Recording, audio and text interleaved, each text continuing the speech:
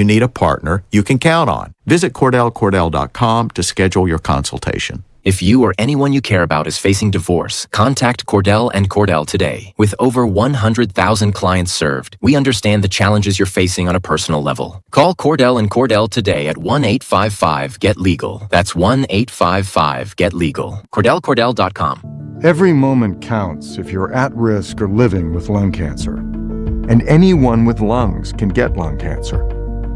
It causes more cancer deaths than breast, colon, and prostate combined. It can feel like a race against time. And while there may be moments where you question your next step, it's essential to know that you don't have to confront lung cancer alone. Through it all, Go-To for Lung Cancer is here for you. From screening, treatment, and survivorship support to finding the right care close to home, we are your community. As your friends, your guides, your teachers, your advocates, and your support system, Go-To is your go-to. Confronting lung cancer starts here. Visit goto.org today. If we continue to consume our natural resources at the rate we do now, by 2050, it could take 3 Earths to meet our needs. The Earth can't speak up when it needs help, but we can. Be the voice for those who have no voice. Visit worldwildlife.org. I'm Boomer Esiason. My mom died from cancer. She was only 37 years old. She didn't have life insurance, and that was devastating for my family. That's why having life insurance is so important to me. Ethos makes it fast and easy. Get a quote in seconds, apply in minutes, and get same-day coverage. You can get up to $3 million in coverage with no medical exam. Get your free quote at ethos.com/play. That's ethos.com/play. Paid spokesperson. Time spent on application may vary. Online health questions required. African Americans are the most likely to die from colorectal cancer. So please, get screened starting at age 45. Now, Medicare and insurance companies are required to cover not only colonoscopy, but also less invasive exams like virtual colonoscopy. Talk to your doctor about your options. For more information on virtual colonoscopy, visit radiologyinfo.org/virtual CT. Furnished by the American College of Radiology and the Radiology Health Equity Coalition. I lived alone in this apartment, and I'd had trouble with my landlord. Basically, he was a creep. He kept coming on to me, and I kept saying no. Then one night, I'm sitting on my couch watching TV. My door, of course, is locked. But then I hear, it's my landlord letting himself in. Hey, get out! You can't keep coming in. What's wrong? I hear your refrigerator needs fixing, and I figure while I'm here, maybe you can do something for me. Out! Get out! I'm offering you a good deal. Out! And I'm reporting you. All right. I'm leaving. Don't make a federal case of it. A federal case? Yes, sexual harassment in housing is against federal law. It's called the Fair Housing Act. If you are harassed, file a complaint with HUD. Go to hud.gov/fairhousing. That's hud.gov/fairhousing. And if you fear for your safety, call 911. Fair housing. The law is on your side. A message from the U.S. Department of Housing and Urban Development in partnership with the National Fair Housing Alliance. For all 106.7 The Fan contest rules, log on to thefandc.com/rules. Live from the LindsayCars.com studios in the nation's capital. Young driving, gets under the basket, and it's scored! WJFK-FM and WJFK-HD1, Manassas, and WPGC-HD3, Morningside. This is your flagship home of the Washington Wizards. Trae Young, his first three, ends up on the deck and one. That was filthy. Oh, Trae Young put on a show. Sports Radio 106.7, The Fan. An Odyssey Sports Station. It's the Sports Junkies. Just hear me out. Speaking of fans, let's go to the phones. It's funny. 106.7, The Fan.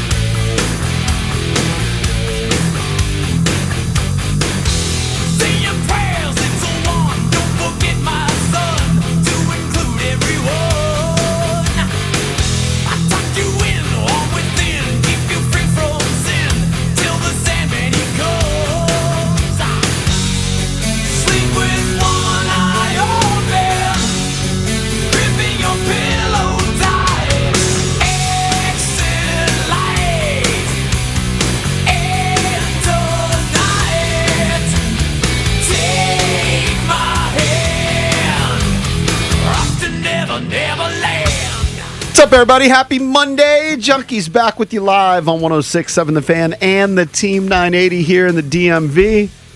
910 The Fan, 105.1 FM in Richmond. And you can watch us on the Monumental Sports Network all year long, celebrating 30 years of the Junkies, presented by Main Street Bank. Cheer local, bank local. Main Street Bank is a business-focused community bank, proudly serving the DMV since 2004.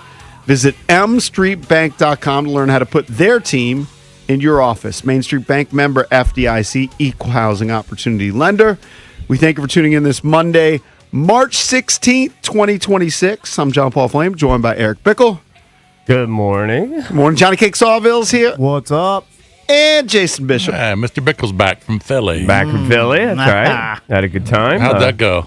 You know what? It was a roller coaster overall in terms of results, but the girls had a couple big wins, really near big win. But we lost early on Sunday, so I got back like around 1 o'clock, which is actually kind of nice yesterday. You didn't go see the Liberty Bell? No, I didn't go see Independence Hall? I have gone to Philly for probably 10 years now for volleyball tournaments every year. And I have done the obligatory Liberty Bell walk. Sure. I heard it's cracked. There is a crack There's in a it. crack. Yeah. Yes, it's somewhat exciting to see it, but it fades about 2 seconds after you see it. I've forgotten why it's cracked or how it got cracked. No idea. I guess should know that, but no idea. It's faded. I have done that. My buddy always hits me up and goes, I guess I'm not a connoisseur of it. He says, have you gone to Angelo's yet? Have you gone to Angelo's yet? He keeps hounding me. Is it a cheesesteak place? Yes. Okay. And I'm like, no, it was a mile and a half away. I wasn't going to get my car out of the parking garage, and I wasn't going to pay Uber to drive to Angelo's. They have other places that have steak and cheeses. Of course. And they are good. And they're all good. Let's not act like getting a cheesesteak, a good cheesesteak, is hard to do. Especially, it doesn't have to be in Philadelphia. Doesn't have to be in Philly. If a cheesesteak is your culinary claim to fame for your city, but I will say this: your city's not doing so great, in my opinion. So when you go to these events, and you guys have done this with your kids for whatever sports you guys are involved in, and when there are a lot of kids, you kind of take over a city. It's hard oftentimes to find restaurants. Yeah. Right? Because you want to do a team dinner. That's kind of a thing. You do one team dinner where you're there for a weekend, whatever, blah, blah, blah. But then you have to eat other times. And sometimes it's difficult if you have a large group. Of all places, and I forget the name of it, it doesn't matter. We found a sports bar that, I'm telling you, it had the best food of a sports bar. Really? I mean, it was like good food. Okay. And good prices. Yeah. And what was great about it is when you walk by on the street, it looks like just a bar, right? And you go, well, there's no room here for kids. It's just a bar, very thin. But then if you really investigated, there's a back dining room, empty, right? Okay, so it's the perfect spot. Okay. Empty dining room, front-loaded bar, no one knows it exists. Dollar wings, okay? All day, every day. 24/7 wings. Pretty solid. So that's a good start. How many did you put down? $12. We had a variety of different things. We did 12. I shared with my wife. 12 wings. A variety of different dishes. Dollar wings all the time? All the time. Wow. What a steal, right? I mean, as long as they're pretty good, if they suck, they're not worth the money. I mean, it's hard to mess up wings, right? Well, I mean, it's some places hard, probably can. But they weren't but you could have tiny wings. Yeah, they weren't the most ginormous wings. I'm sure. Yeah, I would say they were probably on the smaller side. But I think wing purists, they don't want the big, ginormous wings. Because that right? It makes them less crispy and less tasty. They were like probably, I would say, mediums. Yeah, I think medium is perfect for wings. Yeah, but dollar wings, a variety of other. It actually had a little Asian flavor to it. There were some Asian type of dishes. Right. And then it had a steak and cheese for $12. Might have been the best steak and cheese I've ever had. Really? Okay. How's that place making any money? I have no idea. It's a hidden gem. Alcohol. And it just Most looks like places do. a place where the boozers go. And then the back of it, though, you can sit down and eat, and that's now my new favorite spot. Carlos was there. Carlos Boozer was not there. His kids. Hopefully he's a Wizards draft pick. But that was probably my favorite meal of the... And that's always kind of the thing is, where are we going to eat? And is there going to be a line? Right. It's always like a line in the morning to find coffee. The last thing you want to do is be behind 27 people at the Marriott to get your coffee. Don't want that. So friggin' annoying. Need that Joe in the morning. So, yeah. Good time. Yeah, my buddy's from Philly, and he told me the best cheesesteak place. I don't think he Was said it Angelo's? He didn't say Angelo's. Gino's, I don't know. Is there one Pat's. that's famous? Yeah. I assumed it was Gino's and Pat's are the famous. Those are the two famous. Those are the famous. I don't know. I'd have to text him, but I think it might one have of been them that one. just expanded down into Baltimore recently. Really? Yes. Yeah. Open up a spot The there. one I went to was just what made it good was obviously it wasn't steak-em, right? Like what we normally get. Can't like have a if you steak. You can't have just flat frozen sheet of meat. It was some sort of thicker meat. I can't remember off the top of my head. All right. And it was just delicious. Yeah. Very simple and just delicious. Okay, good. Personally, I think Jersey Mike's makes some mean cheesesteak.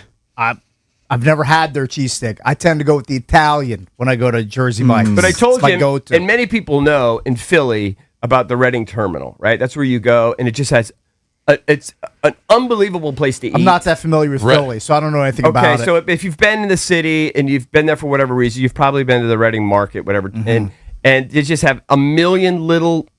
They're not kiosks, but a little, a pretzel place, and a place where they make crepes, and a place where they make burgers, and a place where they make steak and cheeses and pizza, everything you could think of, raw meat, raw seafood. It's just an open market, but it's under this building. Yeah, I've been there. Everybody goes there and gets the pretzel with like the sausage wrapped pretzels with cheese. Sounds so good. They are so good. I'm cakes. sure they're delicious. And I was craving it on Sunday, and it was closed on Sunday, and I was catatonic. I was distraught about it. I was crestfallen when I went to the Amish market about a month ago, and they have a pretzel place that has pretzels wrapped around hot dogs. Yes. And I was like, I'm definitely going to grab a bag of probably a half dozen pretzels on the way out. Yeah. They're so good. Yeah. The line was 30 people long. The line's outrageous.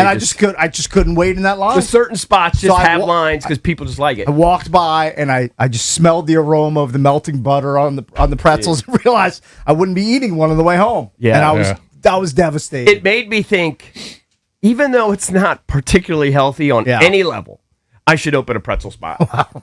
I mean, I really should. I don't think they're ever going out of business. I've heard worse ideas from you. Yeah. I don't think it's ever going out of business. Probably not. It's just so delicious. Who doesn't love a hot, delicious pretzel slathered with butter and salt? Everybody loves that and then item. wrap it around a turkey dog, just a sausage, and dip it a in hot cheese. dog, dip it in cheese, barbecue sauce, honey mustard, whatever you want. Of course, it's great. I mean, how can you go wrong? We're gonna open up a pretzel stand together. I don't know how you could go. I don't know how you could go wrong. It was by far the most popular Here's how you spot. go wrong. Auntie Anne's had about 100-year head start on us. Is that the they problem? do, of course. But you open up your own mom and pop. There's not there's not tons just of one them. burger place. I mean, Okay, let's draw this Is up. that Reading Terminal? That's right in downtown. Yes, Yeah. right across the street from the convention center. So you go there all the time. I think it's pretty close to. There's a Lowe's hotel not too far from there. I stayed there for a wedding. There's a million which hotels. isn't that far from the U Bar. I'm surprised you didn't trek down a couple blocks to the U Bar. If I had known where it was, I would have walked by it. You should at least walk by. In fact, I could have walked by it and didn't know. Right. I'm fairly oblivious when I'm walking around the town. Yeah, I should have texted you where it was. I don't pay that much attention. Yeah, not really my thing. Stunned. I go from point A to point B. I understand. Yeah. So Philly was good. It's fine. Yeah. It's fine. When's the It's next time there. you're going to Philly? Next year. Next year. Yeah. I was in your stomping grounds for a soccer tournament, Richmond, since you went to the University of Richmond. I know it was Richmond. brief, but unlike a volleyball tournament where you're in a convention center and you're kind of downtown, I stayed at a sleep in. If they say that was Richmond, okay. Wasn't really downtown or What is that? anything. Not And then I familiar with just a bounced from sleep-in. high schools to high schools. I don't know, but a sleep-in sounds a lot like- it's like a kinda comfort inn or like a something. Days Yeah, Inn. it's the bottom of the barrel. Yeah, like a value hotel, maybe even bordering on motel. Like pretty close. It's pretty Is it close. A hotel, like your cars, right? You get the exhaust coming through your door. But no, it was a 4-story building. But it's around. It's probably close. It had an elevator, a Nubs elevator. Oh, yeah. Did it smell like food in the elevator? That's always gross. And the shower it was a small shower with just a curtain. What was it, So about you know 100 that the $100 a water night? leaks out all the time. I don't even know. It was 90 team bucks a night? hotel. Yeah. You know, the team sets What it up. tilts me But is you're when right. Every restaurant is packed. Somehow one of the moms set up a team dinner. Yes. And she got to the dinner at 4:30. Everybody else was supposed to be there at 5:30 because you couldn't reserve the area. So they had the whole back room and it was 2 teams. So it was like 50, 60 people. Very difficult to find a place that can accommodate that. That's a very difficult task. It's a big ask. It's a big ask. Yeah. I don't like to be a part of that. I can understand. My wife will dabble. She'll get involved. I do not like to be a part of that. Tell me how much I owe, and we'll chop the check. That's another pain in the ass. Always how to figure out the bill, 20 who you're going to different Venmo. credit cards. Yeah. Use the kid's jersey number associated with the parents. I mean, we've done it every way possible. It's no credit card roulette. No, not for that. No, maybe with the boys while they're having a beer or something, but no, not with the team dinner. That's not going to happen. $500 bill. Phone number's 1-800-636-1067. You want to get in touch with us throughout the show. A lot to get into, from the World Baseball Classic to the Oscars to the latest Commanders signings. A little underwhelming at wide receiver, but we'll get into that throughout the show. Plus, we'll talk some college hoops. Jerry Palm, longtime college basketball bracketology expert, will join us as we talk about the field of 68. And Chelsea Janes is going to join us, MLB insider. We can talk World Baseball Classic with her, maybe get into the Nationals and more. That's at 9 o'clock here on the Junkies. DC's FM Sports Talk, 106.7 The Fan. Dribbles it down the court. Just a few seconds left. Pass to the corner. 2 to shoot. It's up. And it's good. This season, head over to Giant to get game day ready with all your favorite foods and snacks, and let Upside dish the assist with a $10 cashback bonus on your first grocery purchase. Upside is a free app that helps you earn cash back on everyday purchases like gas, groceries, and dining. Simply claim an offer in the app, pay like usual, and start earning real cash back. You can cash out to your bank or turn into gift cards. Right now, get a $10 bonus on your first grocery purchase at Giant. Download the free Upside app and use promo code DC1 for a $10 cashback bonus. That's promo code DC1 for a $10 bonus on your first grocery purchase. Remember, that's promo code DC1. Offers vary by user and location at participating merchants. Go to upside.com for terms and conditions. Everyone's talking brackets, buzzer beaters, and game winners. Well, here's yours. It's your boy Bish here for my guy Josh Cochran and his team over at Bayer Subaru in Alexandria, where now, when you stop by the dealership, they'll dish you the rock and let you shoot your shot for some silly savings. Knock it down and score $500 off any new Subaru or $250 off any pre-owned vehicle. Do what I'm doing. Run with my guy Josh Cochran and the 1 seed at Bayer Subaru. Check him out on Richmond Highway in Alexandria or start online now at BuyerSubaru.com. Hey, what's up? It's Danny Rouillet here. Selecting the right real estate agent is crucial. In fact, choosing the wrong agent could cost you thousands. Just ask Grant, who said Debbie and Sarah Reynolds are the best I've ever worked with. They came in with a clear strategy, professional staging advice, and top-notch marketing that made my home stand out immediately. Within days, we had multiple offers, all over asking price. Selling a home can be stressful, but Debbie and Sarah made it feel effortless. This is common when you call the Reynolds of Power Home team with Keller Williams. They sell a home every 5 hours, and they net their sellers $30,000 more on average. That's because of their exclusive database of over 16,300 pre-screened buyers that are ready to buy a home today. They're so confident in their abilities that if your home doesn't sell, Debbie and Sarah will buy it at a price agreeable to you. That's their guarantee. Take it from me. Call now at 844-654-SOLD. That's 844-654-SOLD, or visit DebbieHasTheBuyers.com. That's DebbieHasTheBuyers.com. Xfinity Tech Support, Matthew speaking. Hi, I live in a pretty remote place, like Jurassic Park remote. No! Wow. Will Xfinity Mobile work out here? Yep, the combination of reliable Wi-Fi and 5G makes it so that you can stay connected in all kinds of places. Plus, you get access to ultra-fast speeds and coverage, whether you're poolside or out live streaming with a T-Rex. Hold still, you're about to go viral.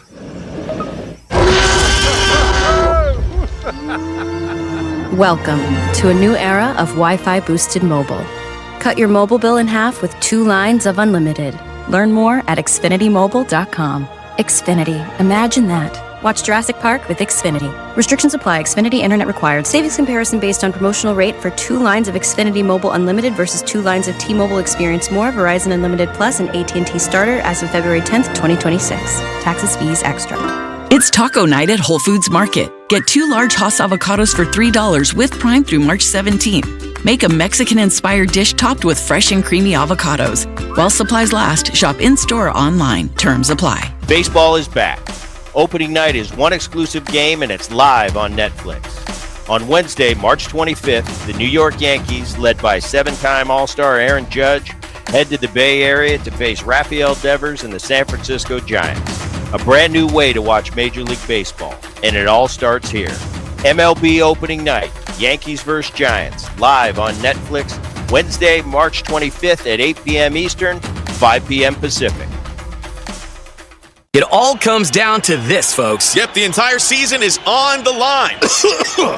But my throat has officially thrown in the towel. Sounds like you need Vicks VapoCool drops. They're max strength and vaporize sore throat pain.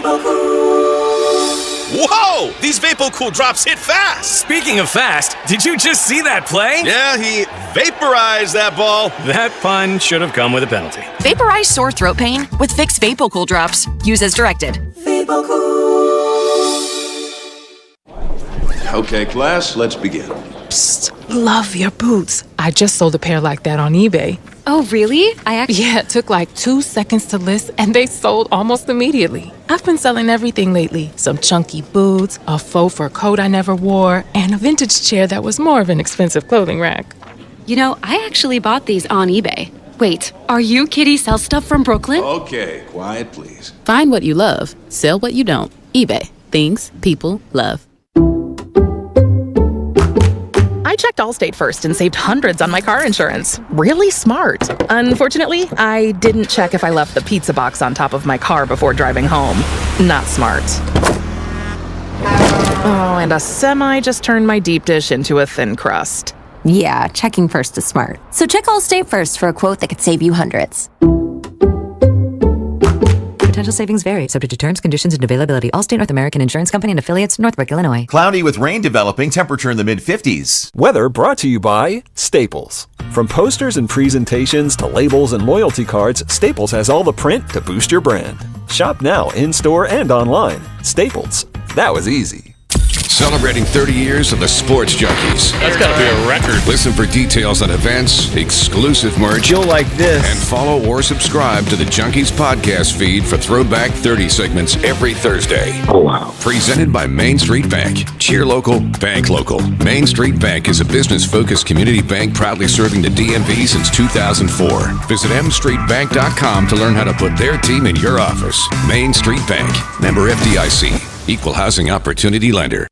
It's the Sports Junkies. All right, I'm going to give you real quick. A good reason to listen. On 106.7 The Fan, and always live on the free Odyssey app. Yes, so crazy right now. Most incredibly, it's your girl, B, it's your boy, Young. Welcome back. Junkies come to you live on 106.7 The Fan and the Team 980. So last night, I was enthralled with the World Baseball Classic. Mm-hmm. But I did flip it over to the Academy Awards for 4 minutes, maybe. Okay, you spent during a commercial break, and then I realized I'd forgotten to flip it back to the World Baseball It seemed Classic. like it was early. Like, right? Did it start before 8? Oh, it started like 7 o'clock. I think it's 7. That's it started up blinky early. I feel like that's early. The only thing that I saw was a performance of Golden.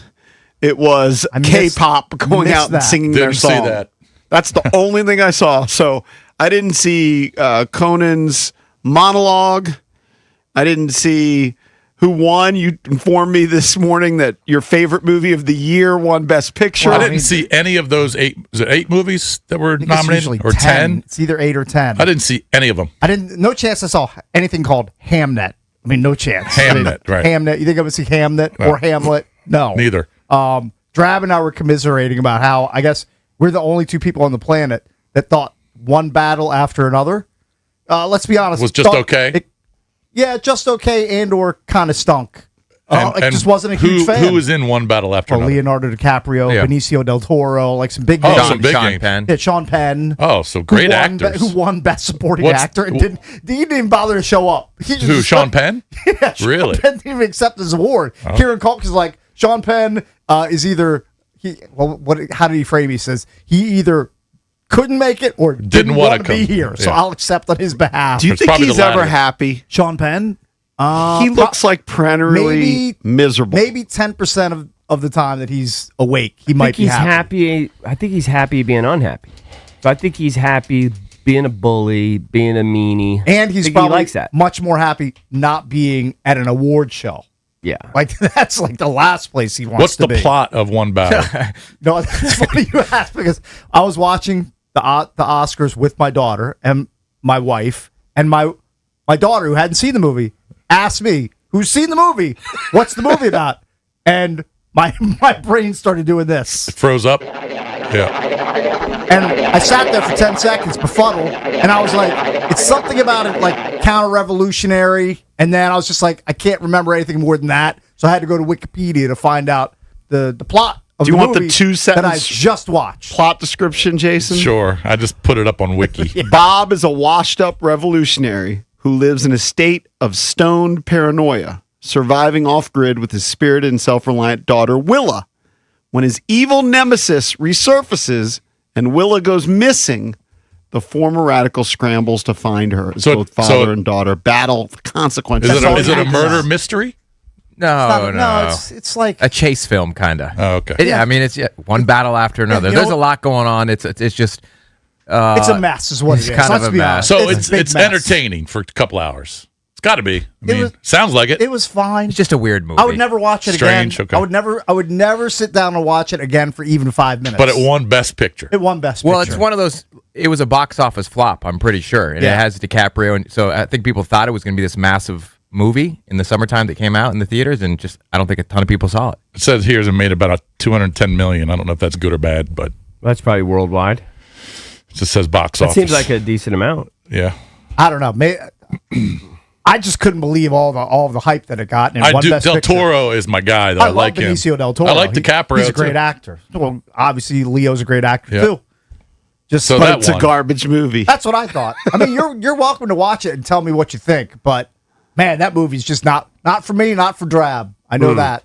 I do know. I think Conan was talking about the theme of what's going on in Hollywood right now is that so many of the movies, like Hollywood is dying. Right. The movies are not being shot there anymore. They're being shot all over the planet. Yeah. And Hollywood's entire industry of like shooting movies and sets over there. Right. They're shooting less movies now in 2026 than they did during COVID year. Okay. Of like total film it's just days drying and up. everything. Like Okay. it's dry. Like Hollywood is in a crisis right now. And then you have AI coming that's going to replace cheaper. everything. Yeah. Right. So yeah, I think that was like it's not like a great time in Hollywood to be celebrating. I don't think right now. Right. I saw Ben Affleck sold some sort of AI film company for hundreds of millions of dollars. Did he? Wow. Yeah.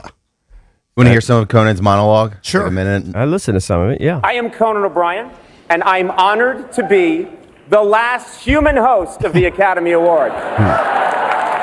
Yes! Yeah!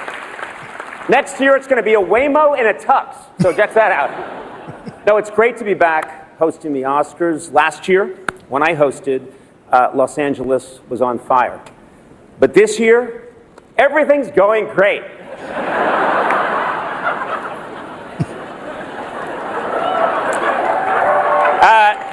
Oh, you applaud that? That's weird. That's weird. Security is extremely tight tonight. I just got to mention that, yeah.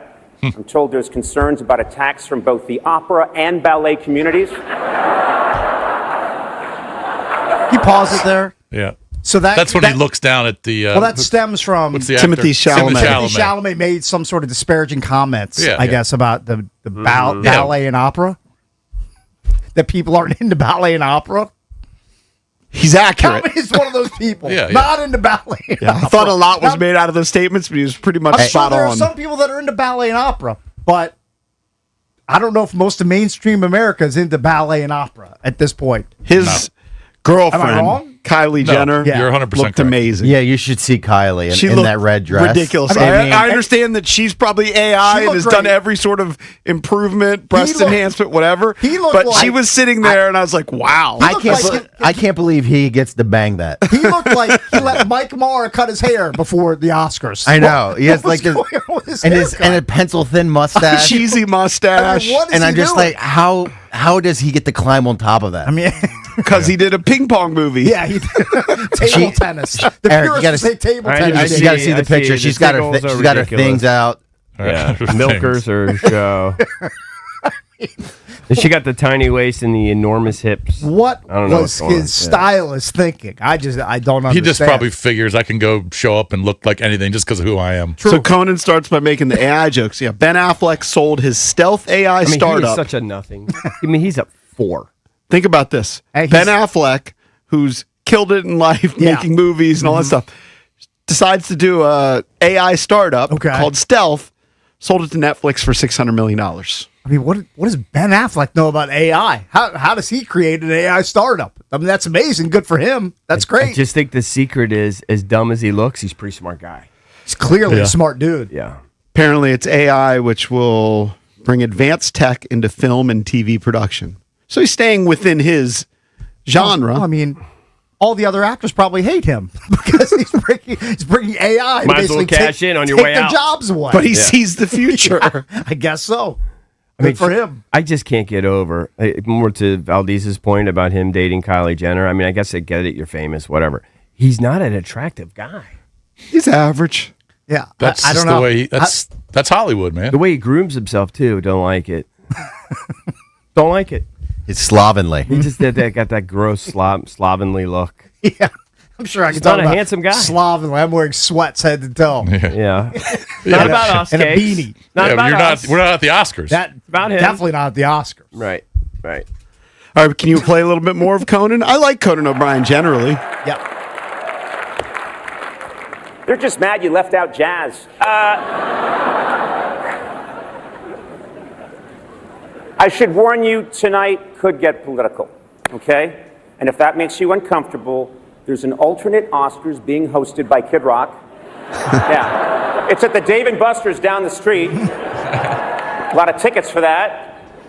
Netflix, this is exciting. A lot of cool people are here, and some of them behind the scenes. Netflix CEO Ted Sarandos is here, and this is exciting. It's his first time in a theater. That's a good joke. That's a good joke. Not Ted getting it. Sarandos. Because he's a Netflix guy. He's Netflix, yeah. All the movies go straight to your living room, not a theater. Gotcha. It's a good joke. It's a solid joke. I know It's a him make from you think E! joke, clearly. Yeah. Dovetailing on that, a Netflix movie, Frankenstein, was winning a bunch of awards. Now I feel like I need to watch the reboot of Frankenstein, starring some dude I've never heard of, Jacob Elordi, I think. I think that's his name. Who's the lead? You never heard of him? He's Jacob Elordi. I may have heard his name once before.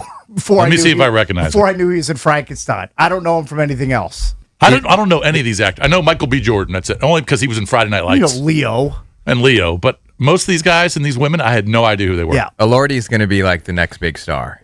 He's He like might he's already like be- the hunk of the century Yeah, for women. They're obsessed with him. He might the already guy. be the. Okay. Yeah, he's in some romantic movie that now, came out. He's Wuthering Heights. I think Wuthering with- Heights. Okay. Yeah. with Margot Robbie. Yeah, with He's- Margot Robbie. Now No look at him. buckle fat. He looks handsome compared to Chalamet. He looks like the guy that should be banging Jenner. Yeah, Kylie like, Jenner. if I were him, I'd be pissed they put all the makeup on me for Frankenstein. What's the guy's Made me look name? ugly. Jacob Elordi. I see him and I go, How do you spell his last name? ELOURIDI. Sure that's not how you spell it, but- ELORDI. Okay. He's Aussie. He just got a silly jawline. Yeah, he's tall. classic. He kind of has a Handsome. similar look, but he's better looking than Yeah. Chalamet for sure. Yeah, but he's got. Well, they like, definitely- like you say, he's they- got stronger features. They definitely, spoiler alert, they ugly him up for Frankenstein. He doesn't Oh, I look like bet. that in the movie. By the way, the I guess, makeup person that got an award said he sat in the makeup chair for 400 hours. Who did? Him. During the filming. 400 hours in the makeup chair throughout the filming of the movie. Oh, my God. Can you imagine? No. I think. He's probably getting paid handsomely. I'm sure I think he did there's, well. there's rumors that he was slamming Margot Robbie on set of really? Wuthering Heights. Wow. Yeah. Okay. That's kind of scandalous. Isn't she married? Yeah, because Yeah. he gave her like a promise ring. Gave her a promise Like- ring. like- Was he in middle school? Yeah. Like Like in real life, he gave her a yeah, promise yeah, ring? yeah. He went into her dressing room, gave her a promise ring that was engraved and everything. Yeah, and then now he- everyone then thinks he- that he's slamming her. So I do might- know might have good Michael B. reason. Jordan won for Best Actor. Yeah. Who won for Best Actress? Is it anybody? that Jesse we know? Buckley, whoever that is. Jesse Buckley. Hold on. I think it's Jesse Buckley. Yeah, I just went through them all. An Irish actress. Was that for Hamnet? Yes. Jesse. Yeah. I'm just Let me wiki pretty sure her. I'm never going to watch that. Best supporting was Amy Madigan. Oh, you definitely didn't see that movie. You definitely didn't see Weapons. Best actress was Jessie She Buckley. deserved Best Supporting Actress for that because she was terrifying in that movie. She was? Yes. She was great as Aunt Gladys in Weapons. That's one of the few movies I saw that I saw. Oh, you did see that? I saw Weapons. Is a really good movie. Is it really? Yes. Okay. Yeah. I don't know if it's your cup of tea. It's a but scary movie, though? Oh, it's definitely scary. It's not horror. It's just a scary it's movie. horror, all right. It's a horror film. Yes. Cakes liked it because the kids run like he does, palms up. Yeah, they do kind of run. It's just a weird little bit. I'd forgotten she was married to Ed Harris, like Hollywood Harris. power couple. She was the I don't know, supporting actress in Field of Dreams years Okay. ago. She was also in Uncle Buck. Yeah, I mean, she's been acting for a long She time. looks familiar. Jessie Buckley, I don't know who she is. Right. How is Bish missing all these movies? I don't Weapons? see. He doesn't do movies I don't anymore. see movies much. He used to anymore. do I just Tuesday watch- matinees all the time. Now he just I know, doesn't. but even Weapons, that was on Netflix or one of these. I don't know. No one told me about it. I just slept on it.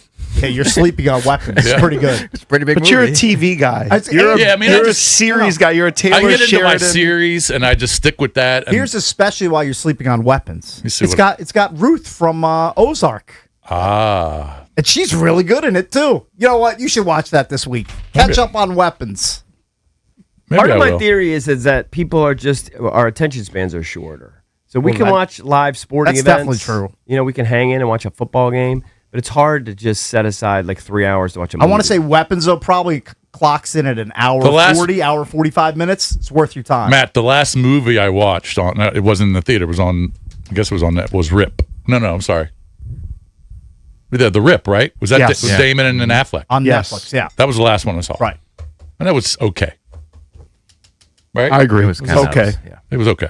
I'm glad I didn't go and Pass spend the time. $25 But it's on nothing that you're gonna think about 10 years from now. All right, but I'll watch Weapons if Yeah. you tell me it's good. Yeah, give me your review. Tell me how many parlays you give it. All right.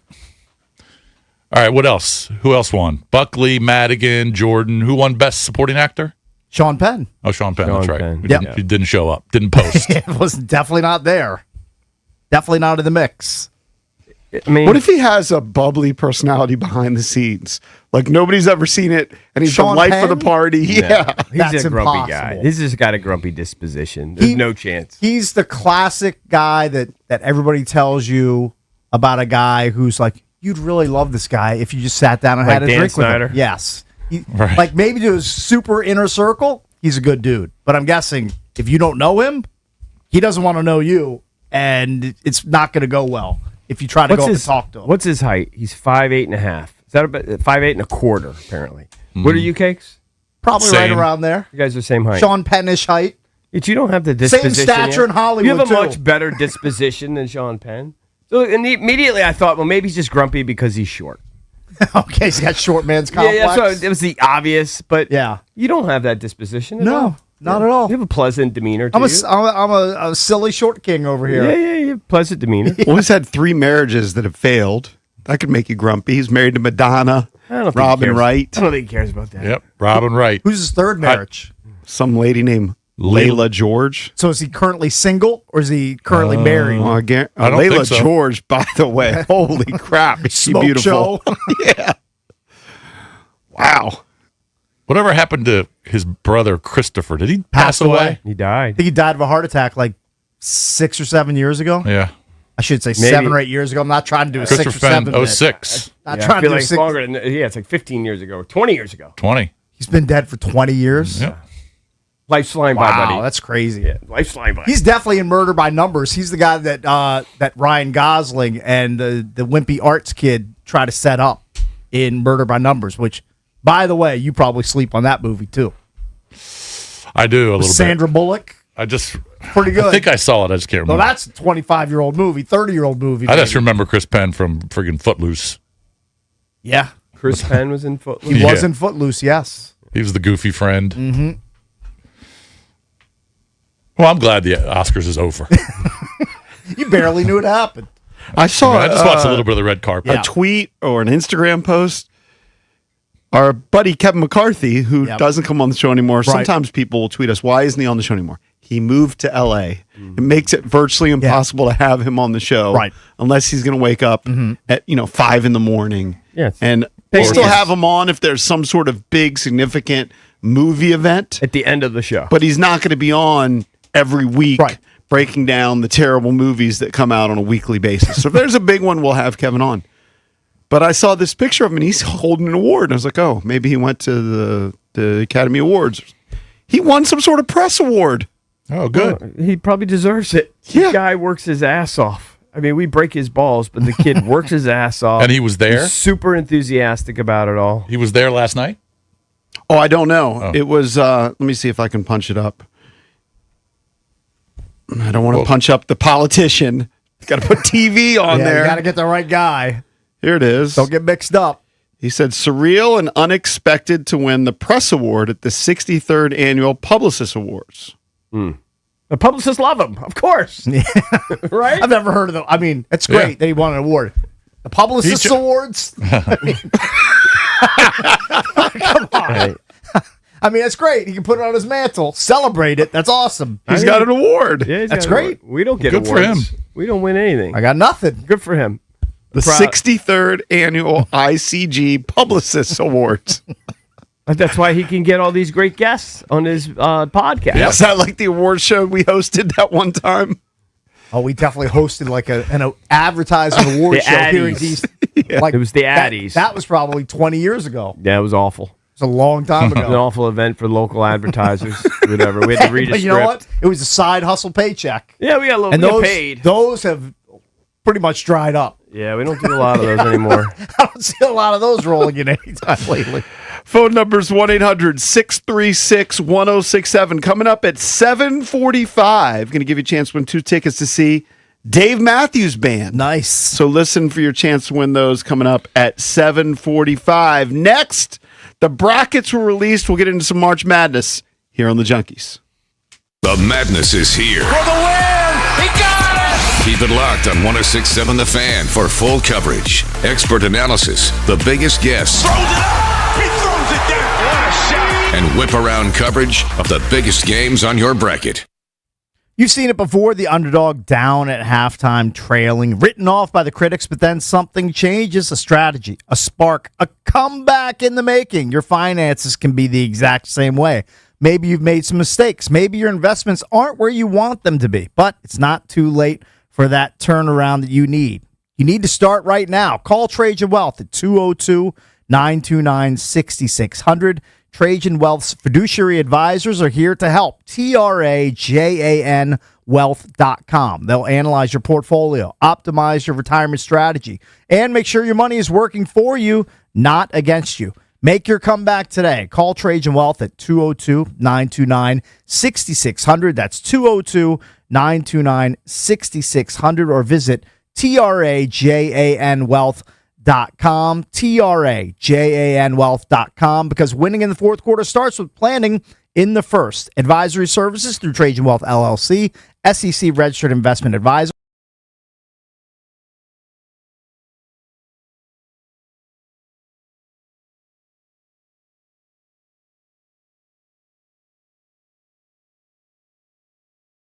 Built and tested to keep going. American Standard Heating and Air Conditioning, built to a higher standard. Visit MidAtlanticComfort.com and bring home a new American Standard heating and cooling unit, rated the highest in customer satisfaction year after year. Built to a higher standard, American Standard Heating and Cooling, and MidAtlanticComfort.com. That's MidAtlanticComfort.com. The sun is out, the birds are chirping, and the open road is calling. Bring on the spring at the Honda Spring Event and take that road trip you've been dreaming of. Now's the time to check out the Honda Civic and HR-V from Honda, the 2025 Kelley Blue Book's KBB.com Best Value Brand. Contact your local Washington area Honda dealer for a great deal today. Based on 2025 Consumer Choice Awards from Kelley Blue Book, visit KBB.com for more information. Running a business means wearing multiple hats. So if you're like me, you probably started out using your personal phone, taking client calls and texts nonstop. As my business grew, I needed something smarter. That's when I switched to Quo, the #1 business phone system. Quo works right on your phone or computer. No carrying 2 phones, no clunky landline, just one easy app you can try for free. Your team can share one number and handle calls and texts together like a shared inbox. Any teammate can jump into the conversation, so customers get faster responses. And Quo's AI assistant summarizes your calls and responds to customers 24/7, so you never miss a lead or opportunity. All this starts at just $15 a month. That's basically 2 coffees. You can even keep your current business phone number. Find out why 90,000 businesses trust Quo. No missed calls, no missed customers. Try Quo for free at quo.com/fan. That's quo.com/fan to try Quo free. QUO.com/FAN. Attention home builders. Are you searching for a reliable trim carpentry partner? Look no further than Ace Trim Carpentry. Ace Trim has been the trusted choice for many of the nation's leading residential production home builders for over 20 years. All managers are OSHA certified, guaranteeing safety at every step. They understand the demanding schedules of production home builders and are committed to meeting deadlines without sacrificing quality or safety. Experience excellence at every detail with Ace Trim Carpentry. Visit acetrim.com for more information. Ace Trim Carpentry, the home builder's trade partner. Carpal tunnel syndrome, heart failure that doesn't improve with common medicines. These are some signs and symptoms associated with ATTR-CM, or the cardiomyopathy of ATTR amyloidosis, a serious heart condition with symptoms that get worse over time. Amvuttra, vutrisiran, is a prescription medicine given by a healthcare provider that treats ATTR-CM in adults to reduce heart-related death, hospital stays, and urgent visits. In a clinical study, Amvuttra was proven to help people live longer and have fewer heart-related hospital stays and urgent visits over 3 years compared to placebo. Amvuttra lowers the amount of vitamin A in your blood, which can affect vision. Other side effects include pain in the arms or legs, pain in the joints, and shortness of breath. These are not all the possible side effects of Amvuttra. For prescribing information, call 1-833-256-2748 or learn more at amvuttra.com. Ask your doctor about Amvuttra for ATTR-CM. Are you looking for a podcast about pro football that doesn't put you to sleep with an avalanche of analytics or insult your fandom with brainless hot takes? Well, hi. I'm Dan Hansis. And I'm Mark Sessler. Oh, hi, Mark. And we're the hosts of Heed the Call, the NFL podcast you've been waiting your whole life for. Heed the Call covers every game, every storyline, everything that matters, and we do it all with a touch of mirth. Football is fun. Why shouldn't your football podcast be the same? Follow and listen to Heed the Call NFL podcast wherever you get your podcasts. It's the Sports Junkies. You're on the air. Listen anytime, anywhere on the Odyssey, iHeartRadio, or TuneIn apps.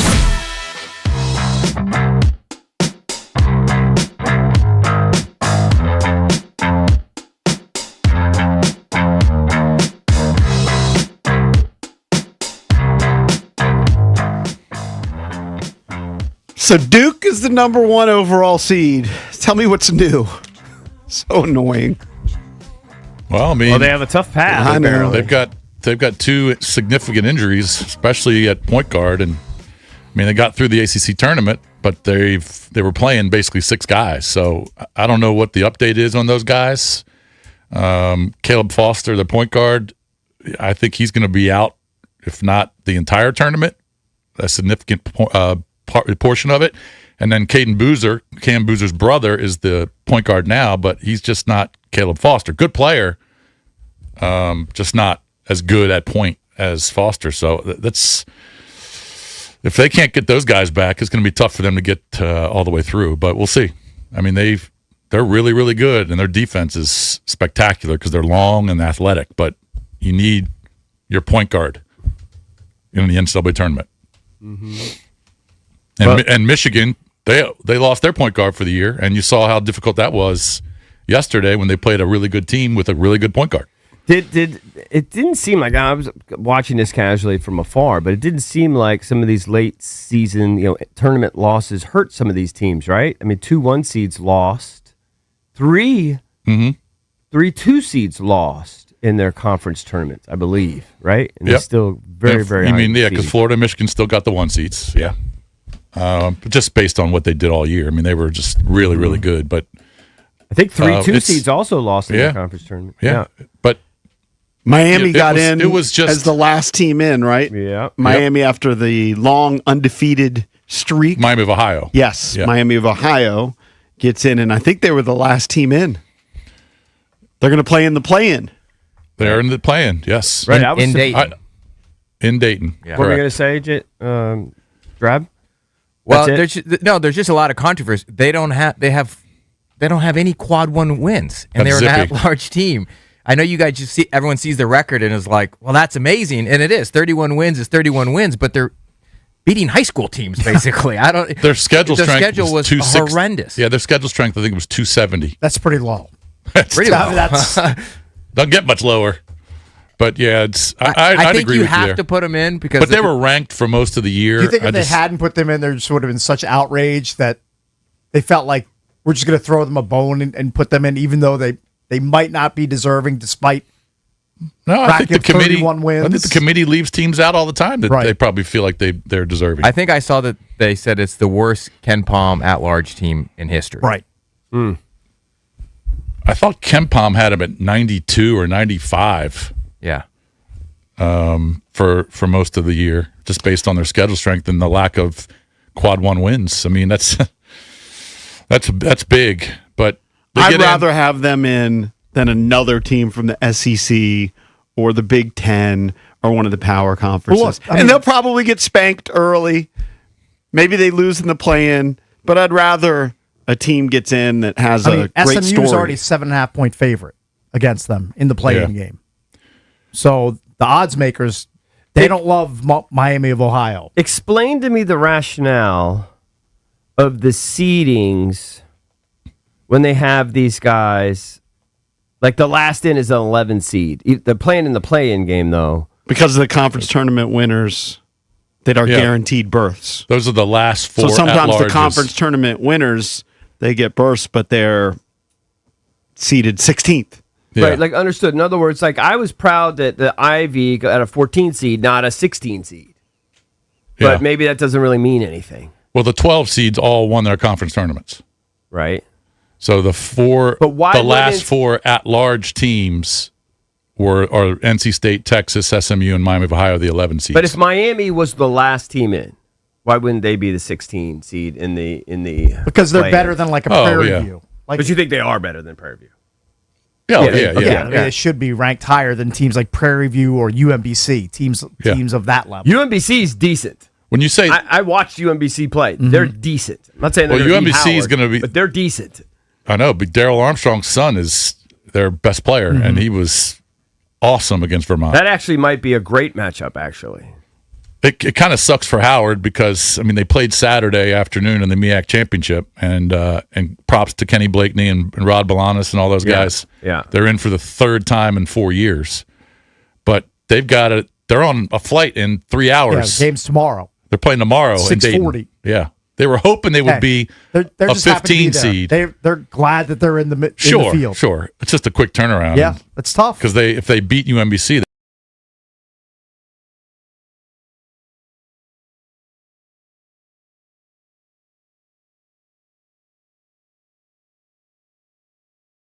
teams. But it's going to be interesting, man. It's Arizona looks unbelievable. I'll tell you who was really impressive. I mean, really impressive. All right, Darius Acuff for Arkansas. He was so good. If he was 3 inches taller, he'd be the number 1 pick in the draft by far.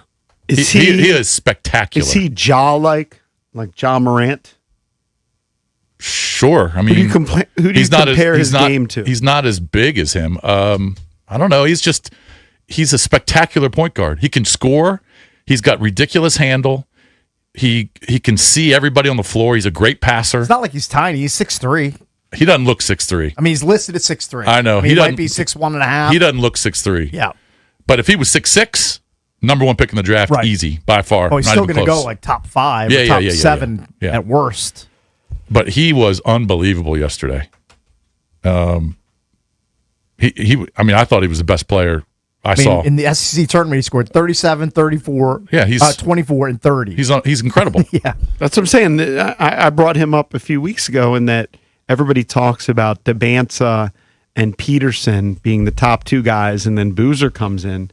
But this guy has been awesome. I know. He's really, really good. When they get boned and don't get a top 3 or 4 pick and pick like 6th, maybe they'll pick Acuff. Well, if you get Acuff, he's going to be good. Right. He's going to be a good pro. And again, if he was a little bit taller, he'd be even better. Yeah. Who are the like the sexy first round upsets that people are getting excited about, like potential? You always got to look at 11s and 12s. Yeah, I know. Those are too easy almost. I mean, right? Texas Tech's got, because JT Toppin's hurt. Everyone says Akron can knock off Texas Tech. I'm not so sure. Like Northern Iowa over St. John's, that's not happening, I don't believe. I think St. John's goes pretty deep. You always got to look at those. I don't think McNeese has beaten Vandy. Patino's he's won the last 2 Big East championships, right? It's incredible what he's done. He's beaten Hurley head-to-head in the last 2, right? Yeah, he likes beating Hurley. I actually watched him in that game. It's just incredible what he's done there. I'm rooting for McNeese State to lose by 1,000. Because I hate Amir Khan, the Aura kid, who's coming out with the boombox again.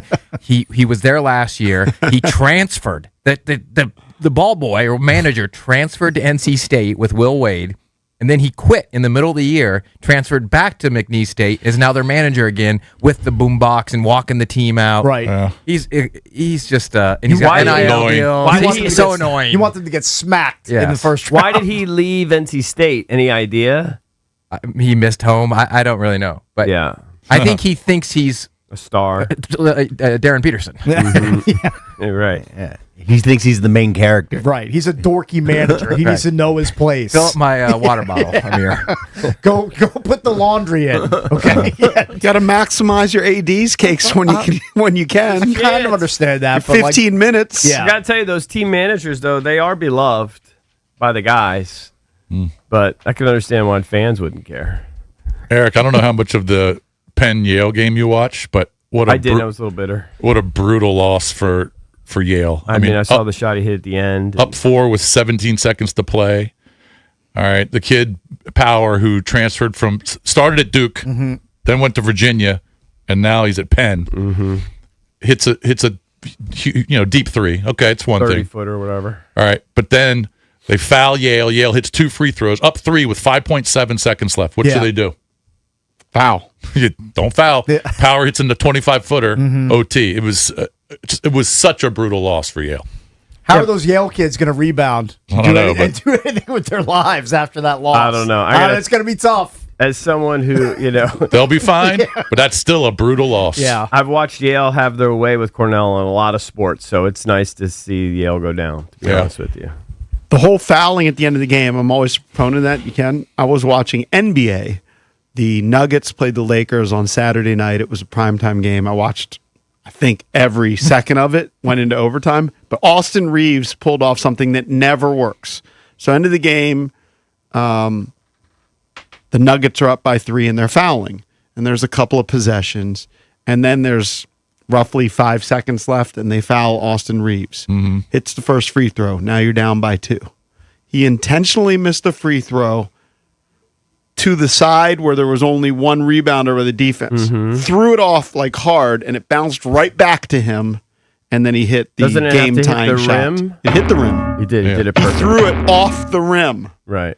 Like so that it would come right back to the left side where he ran. Perfect. He threw it off, caught it, then shot a little runner. And then they ended up winning in overtime.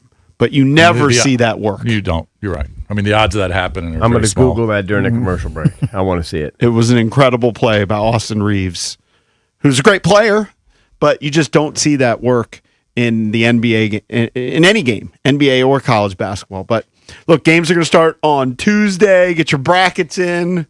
I'm sure you've got all kinds of bracket challenges. Is there like March Madness Survivor? Oh, yeah. I've done that for years. I don't know if I'm going to do it this year. This conference tournament pool I did, it was so much work. It was a slog. It was just a lot of work because... Who won it? Who took it down? This guy, Chris. He won. Right. And then it was fun because it gave you incentive to kind of watch the lesser conferences, the lower conferences. Shouldn't say lesser, but the mid-majors. They're lesser. But it's so much work. Just collecting everyone's money and sending out updates and emails. You know what? This might be the last year. Tracking points. But you love it. Deep down, you love it. You're doing it. I like it. You chose to do it because deep down you like it. I like it before I start. I like it before I start doing the work. Right. Once I start doing the work, I'm like, oh. You love the concept of it. Every single day is just brutal. The It's just- execution it's a you're chore. not a fan of. Yeah. So I'm not sure if I'm going to do the Survivor pool. The death of the Survivor If pool. someone else wants to run it, I'm all in. Yeah. Later in the program, we'll talk more college hoops. Jerry Palm, longtime college basketball bracketology expert, will join us as we go through the field of 68. Chelsea Janes on the World Baseball Classic and the Nationals at 9 o'clock here on the Junkies. DC's FM Sports Talk. 1067 The Fan. This is an Odyssey Sports Minute. Team USA has punched its ticket to the World Baseball Classic Championship game with a heart-stopping 2-1 victory over the Dominican Republic. It was a heavyweight duel between Paul Skeens and Luis Severino, but Gunnar Henderson and Roman Anthony provided the fireworks with back-to-back homers to erase an early deficit, and USA moves on. I'm Drake Toll. All right, guys, EB here. You know us. We're always out there trying to keep up. I was out on the golf course yesterday hitting balls for like an hour and a half. But, of course, I'm sore afterwards. Injuries happen. You get back spasms, bone, joint pain. It slow you down. That's why I trust Vantastat. Whether you need urgent advice after an injury, help understanding symptoms, or you just want a connection to over 400-plus CAO orthopedic specialists, Vantastat is there for you. Their urgent ortho helpline is open 365 days a year. Don't wait. Call this number, 844-VANTA-365. That's 844-VANTA, V-A-N-T-A 365. We've seen how much of a difference it can make. At Liberty Mutual, we love helping people with things like customizing car insurance, just like how we customize a song for you. Catered country tune. Liberty Mutual, saving you bucks by protecting your truck. 'Cause Birdie told me to only pay for what I need. Thank you, Limu. I always trust in Limu with Liberty, Liberty, Liberty, Liberty. Find your favorite brands at Whole Foods Market. Save 30% on all Siete items with Prime through March 24th. From savory tortilla chips to bold seasonings, get everything you need for a Mexican-inspired meal. While supplies last, shop in-store or online. Terms apply. Diabetes, high blood pressure, anxiety meds, everyone's on them. If you're a 40-year-old male, maybe a bit porky, and you may even have type 2 diabetes, $1 million of term life insurance may only cost you about $100 a month. Call Term Provider. Speak with Big Lou at 800-770-0850. Big Lou will find a term life policy for you even if you have type 2 diabetes, are overweight, or have high blood pressure. Term Provider has helped thousands of people like you who think they can't afford term life insurance. To buy $1 million of affordable term life for you, all you need to do is call Big Lou at 800-770-0850. Lou will make sure the scales are tipped in your favor. Call 800-770-0850. Big Lou will answer your call and work to fit you into a term life policy that you can afford. Remember, Big Lou's like you. He's on meds too. For affordable term life insurance, call 800-770-0850. 800-770-0850 or biglou.com. If you're thinking about improving your outdoor space, you've got to play the long game with Long Fence, who uses only the finest materials that last. And for Long Fence, it's not a game, it's a commitment. For a free estimate on the highest quality fences, decks, and pavers, go to longfence.com. Matt Valdez from the Junkies here. Are you in the market for a new or pre-owned vehicle? Visit my friends over at Ted Britt Ford in Fairfax and Chantilly. At Ted Britt Ford, they don't play games. The buying experience is simple, seamless, and comfortable. I'm the newest customer at Ted Britt Ford and just purchased my Ford Bronco Sport. The sales staff cares about your needs and budget and will find the perfect ride for you. Check out their inventory at Ted Britt Ford in Fairfax, off 50 where I got mine, or in Chantilly, and they're a click away at tedbritt.com. Love college basketball? Gear up for another exciting season of college ball with a special offer from BetMGM. Sign in to your BetMGM account and enjoy a college basketball odds boost token to snag even more winnings on your next bet. It's easy. Just log into the BetMGM Sportsbook app, add any college basketball bet to your bet slip, and activate your odds boost token. If you win your bet with your token activated, you'll score extra winnings. It's that simple. 3 quick steps and you could be on your way to extra winnings if your next bet hits. Log in and enjoy our odds boost token to help you create another memorable season of college ball.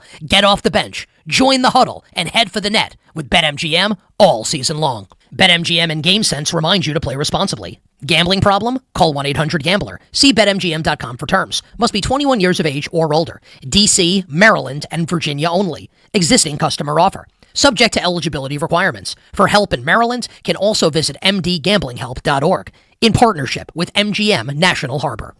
Live from the LindsayCars.com studios in the nation's capital, WJFK-FM and WJFK HD1 Manassas and WPGC HD3 Morningside. Back to the air, deep left center field, going toward the bullpen. The sounds of spring training See you later. are on your flagship home of the Washington Nationals. Bang! So back-to-back go the Nationals. Sports Radio 106.7 The Fan, an Odyssey sports station. 106.7 The Fan, Sports Flash. The World Baseball Classic, United States defeats Dominican Republic 2-1 in the semifinals on homers from Gunnar Henderson and Roman Anthony. Paul Skeens 1 run allowed in 4 1/3 innings with 2 strikeouts. The game ends on a questionable third strike call. USA takes on the winner of tonight's Italy-Venezuela matchup Tuesday. NCAA men's and women's basketball tournaments are set. Duke, Arizona, Michigan, and Florida are top seeds. Virginia against Wright State Friday. Howard against UMBC Tuesday. VCU against North Carolina Thursday. Miami, Ohio against SMU Wednesday. Navy, GW, and George Mason make the NIT. The women's tournament, Maryland, Virginia Tech, James Madison, Howard, and Virginia are all in. Cavaliers against Arizona State Thursday, Terps against Murray State, Hokies against Oregon Friday, Bison and Ohio State, Madison and Kentucky Saturday. Cameron Young birdies the 17th, wins the Players' Championship on the final hole. Dallas Goedert stays with the Eagles on a new one-year deal. From the Crop Metcalf 5-Star Sports Desk, Byron Kerr on The Fan. It's the Sports Junkies on 106.7 The Fan. Man, these guys are so classy, you know? Pretty damn good. And always live on the free Odyssey app.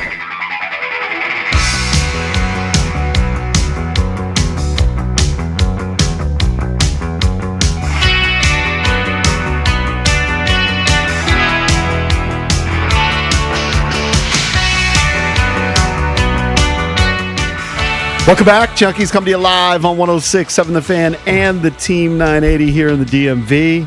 And Richmond, appreciate you listening to us on 910 The Fan or 105.1 FM. You can watch us on the Monumental Sports Network all year long, celebrating 30 years of the Junkies, presented by Main Street Bank. Cheer local, bank local. Main Street Bank is a business-focused community bank proudly serving the DMV since 2004. Visit mstreetbank.com to learn how to put their team in your office. Main Street Bank, member FDIC, equal housing opportunity lender. It's Bish, Cake, CB, and JP. Coming up later this hour at 7:45, give you a chance to win tickets to see Dave Matthews Band in concert. They're hitting Jiffy Lube Live June 13th, so we'll give away those tickets at 7:45. Eric, you weren't here on Friday. Mm-hmm. What do you think the word of the day was from Cakes? I mean, I would have no idea. It had to do with a daytime party.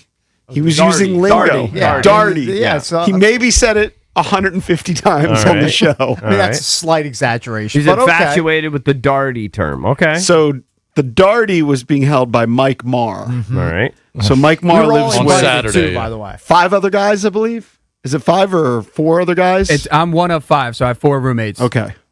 5 guys. House party. We were all invited. I was in Richmond. I would have gone had I not been in Richmond. You were in Philadelphia. I'm sure you would have gone.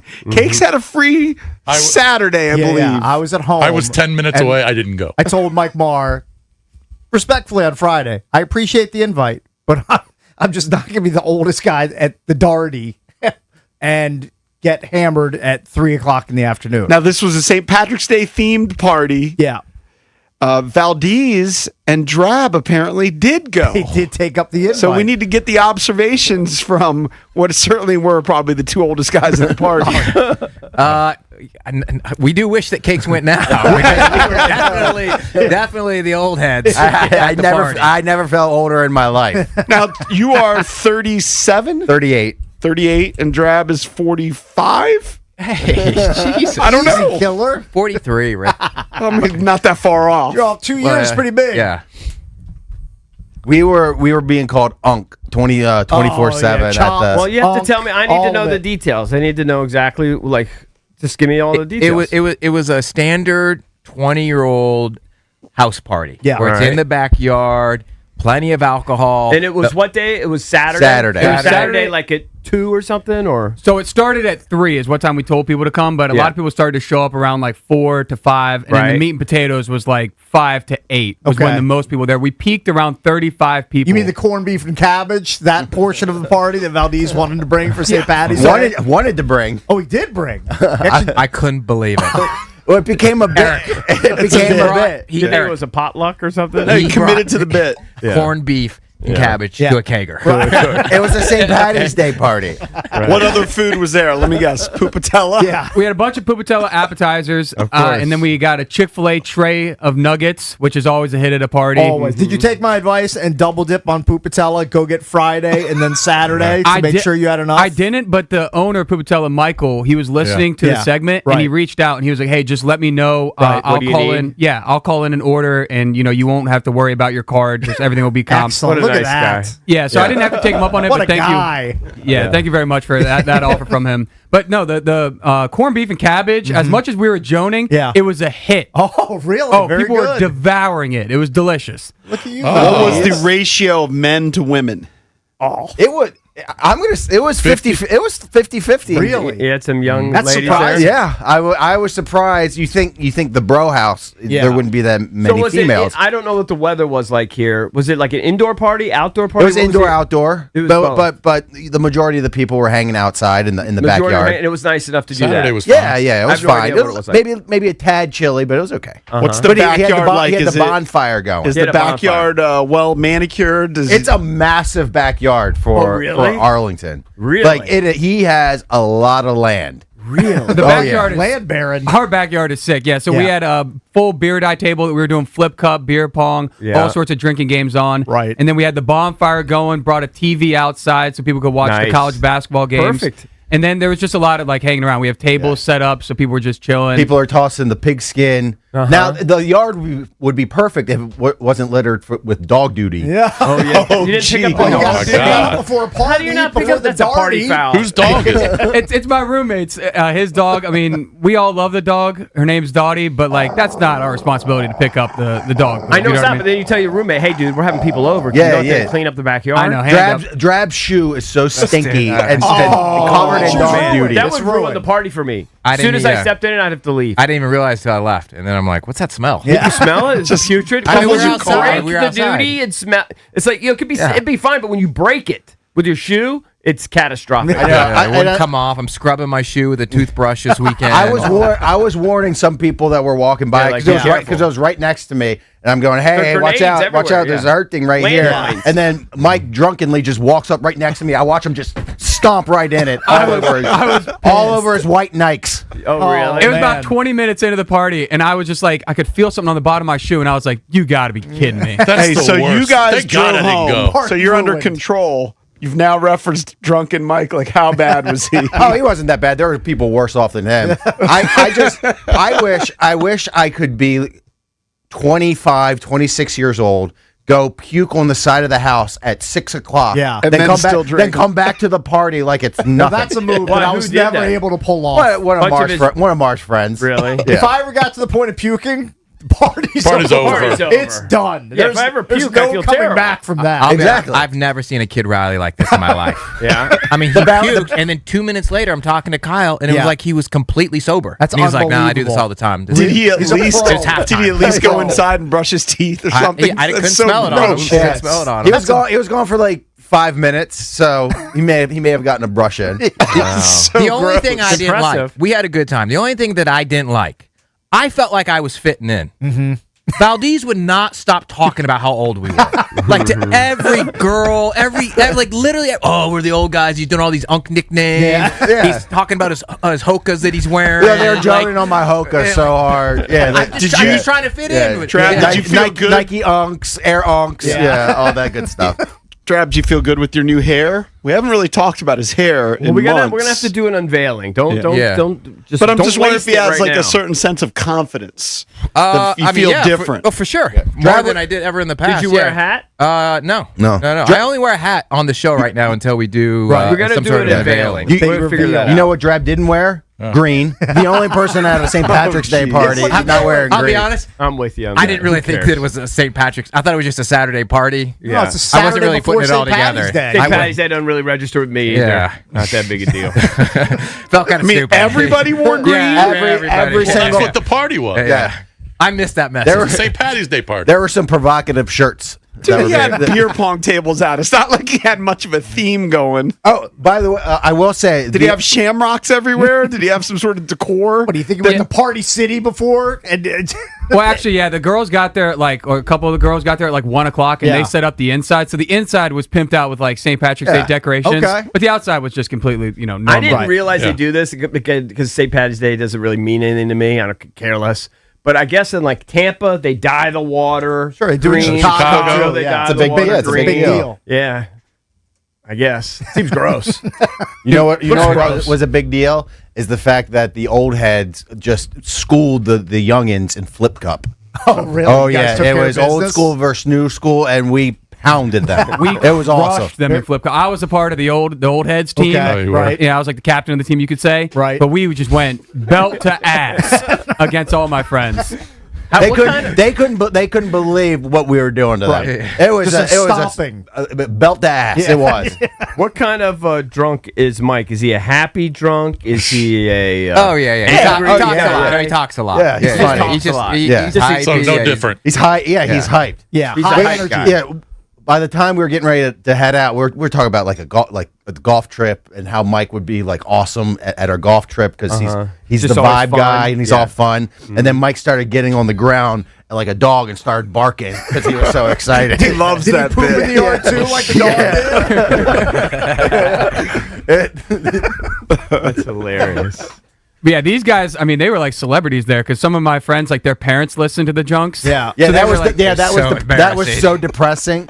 Well, imagine if you're in 55 like us. Thank God I didn't go. Hey, just think about this. Me and Drab were hanging out outside, and all of a sudden, a smoke show comes up and goes, "Hey, oh my God, Valdez, Drab, can I get a picture?" We're like, "Yeah, of course." She takes a picture and goes, "I can't wait to send this to my dad." That's happened to us many times. That's believe me. That was the first time I think it really ever. That's the first time it's happened to we're you. cooked. Yeah, Right, yeah. sank in. Yeah. We've been hearing that for a decade. I've been hearing that a long Plus. time. I go to a basketball game and some student says, "Hey, my dad listens all the time." Yeah, it happens. But were you doing the bit where you were asking people, because this would be fun, who's older, you or Drab? Did you do that? No, because I already know I would lose. Yeah. You didn't want to touch that one. I wore a master's hat just to cover my gray hair. The green master's hat. I did that this years is ago. Because that's make you look old. Valdez wasn't even the oldest friend there. Valdez has brought his friend Jack. Yeah, Wacky Jackie. And one of the kids goes,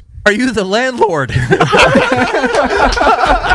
Well, Jack doesn't, I he would've doesn't just turned look that around. old, does he? I mean, he looks like a regular guy. And he's got gray beard coming in pretty good. I would head straight for the car if somebody called me the landlord. Yeah. Darty over. Wow. Is he older than you? Is Jack? Yeah, he's same age as Drab. He is. Oh, okay. But these guys also threaded the needle because they got out at the perfect time, maybe 9 o'clock or 10 o'clock, because that's when there was a bar crawl in Navy Yard, and around 10:30, 11, just all those drunkards came wandering over at 11 o'clock. From the Navy Yard? Yeah, and it was 10 or 15 of them, and they were just stumbling in. It was kind of a show. Someone told me that there was 14,000 people who signed up for a bar crawl on Saturday in D.C. Really? 14,000. That sounds insane. Well, we've done those before. We've had epic moments at those bar crawls. I know, but I don't think I've People ever. like booze. Not on St. Patrick's Day. We've a done pre one St. before. I think Halloween. Yeah, and people were doing the whole the thing in a box. You remember when that was popular? DC must have been a poop show on Saturday. Yeah. I'm way more into day parties though, rather than the bar crawl. Do The your bar crawl- neighbors get upset? Or is that something you have to be conscious of? No, so when we first moved in, we kind of just set the tone and went up to them. We're like, hey, if we ever have any problems, just let us know. Here's our numbers, and we never have. I mean, one of our neighbors, she's old, lives by herself. We'll shove her a driveway, so we're on her good side. And then the other ones that our backyard bleeds into, we've had parties with them before. So we're just kind of on everyone's good side, but no problems yet. I think the old lady's just deaf. Because the music's butt loud. Everyone's loud. I think she's just deaf. You can get away with that. Now, is everybody gone by midnight? No. No. And People were are you still playing music? No, the music's inside at that point, but there were still people out at the bonfire at like 1 o'clock in the morning. Well, that's fine if they're just chilling. Yeah, they were just. It wasn't many people at that point. What's the age range of your roommates? We're all the same age. 25? Yeah, 25, Will you 26. be distraught once it's over and a couple guys get married off? No. I mean, at some point, the party's got to end. Do you get the vibe he's going to be like Adam, like perennially single until like mid? Well, Adam's not mid-late- single anymore. Understood. I mean, Adam's like a homeowner. Right, but until he was like mid 30s. Yes. The answer is yes. I think that's Do true. you think Mike will be that same way? Yeah. Yeah. I think he's just for the boys. You know what I mean? He loves it. He's got to wait. He loves the boys. Yeah, he loves the He'll boys. He'll do anything for the boys. Yeah, I mean a couple of the boys came out to Par City. Nice dudes. Yeah. I think once we don't re-sign this lease, and then I either like get a studio apartment or just one other friend, then I'll then you'll calm down, settle settle down. Yeah. Beginning of the But end. like, No, but I could say when I was like your age, it was so important to me, vagina. And like for you, I feel like it's like number 20 on your list. He was hollering. Man, I you're think misreading he's- it. yeah. You're totally I think misreading it. I think he's a little sneaky in that department. He just doesn't share it. He doesn't like to talk about it on the show. There's 10,000 levels of difference between AWOT and Mar. Yes. Mar's at the parties talking to girls. He's having great Oh, relationships. so he they is, love he's him. trying to. No, he's got his doing it. Snapchat. He just doesn't But I'm talk saying about it like on the he show. doesn't even ever have a girlfriend. It doesn't. He doesn't want. I appear. don't think he wants a Oh, girlfriend. he just wants different vagina. Yeah, he- I see. Yeah, he's right next. Okay. He's right next to me, and I can hear him rizzing up some chick. Yeah, and I've been in and out of relationships. Now it's been like 2 or 3 years, but I've had girlfriends in the past. Okay. But just Well, what I'm he's doing got right his- now, I enjoy. He's got his Snapchat player. streaks, and he's on all these apps, and he's hollering. He just doesn't broadcast it. My daughter has Snapchat streaks. Yeah, it doesn't mean that doesn't really mean Not anything. all of them. Pounding. Yeah, But I know he's. My daughter has it with her girlfriends. Right. I understand. Right. But he also has them with girlfriends, which I bet you some of them he hollers at. They're old conquests. I don't know. I don't know his streaks. I would bet. He doesn't want to talk about Do you have it. a lot of streaks there that you're maintaining? A lot of streaks. Yeah. Yeah, I do pretty well for myself, but I just like to keep it private. Keep it on the down low. Yeah. But do you ever see yourself settling down and then less? Because I can remember when I was your age, a few years younger, I stopped doing stuff with the boys. I mean, I still loved hanging out with the boys, but it was with my girlfriend, my future wife. Yeah, like I said, that was more important to me, honestly, than hanging with the boys. Yeah, I will eventually settle down. Give me like a year or two. Yeah, once I move out of this house and I'm not living, like ragers every single weekend, then I'll have no choice but to. Right. It's the house's fault. Yeah. And then blame it on the believe me, my house. boys would give me a hard time, but I had different interests. You were boring. I had different interests at that point. But yeah, next party, I need you guys all there. I need all 4 of you to show up, and we get the whole that's whole gonna be band difficult. together. That's gonna be a Appearance tough fee. one. Appearance fee. Mark. Yeah, you guys would have a great time. It'd be a lot of fun. grandpa jokes? No. Hey, I had fun. I'm sure it's fun. Now but that quenched my thirst for day parties for 2026, but I had fun. you have to invite some other grandpas for us to come. We can't be the oldest. Well, first one in, first one out. That would be it. Yes. That would be a Stay thing. till 10 o'clock, no chance. I can't believe they just stayed till 10. Well, they were having a great time. I guess so. Yeah. You guys Ubered there? No, I went with my buddy Trey. I didn't stay till 10. No, I I went back to 1 loud. Oh, you did? Yeah, we I hung was- out with adults. Yeah, I was out of there by 9. What's your spot? Where's your spot in One Loudon? Do you have one spot in particular? Just a bunch of them. No, we move around. I think we went to a place called City Tap Saturday night. There's Lost Fox there. Bunch of divorced moms. Yep. Is that your thing It's now? a good spot. No, we're just hanging out. We're just being trained. No, I did see there was at City Tap like a threesome going on in front of me. What do you mean?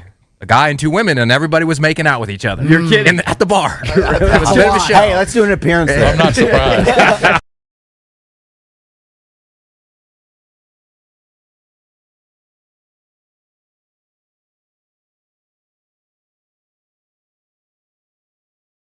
St. One for the Patrick's Day ages. never misses, man. St. Patrick's Day is just one of those holidays that everyone shows up. And then you tee it up again tomorrow for the real St. Patrick's Day? No, shutting it down. No, I've been in a hurt locker ever since yesterday I morning. feel like, I mean, but the bar's got to be open, right? It's got to be a massive day still, course. even though it's a Oh, Tuesday or whatever. I'm sure they're probably opening at 7 a.m. We did a big St. Patty's Day thing in Baltimore when we were on 105.7 back in the day.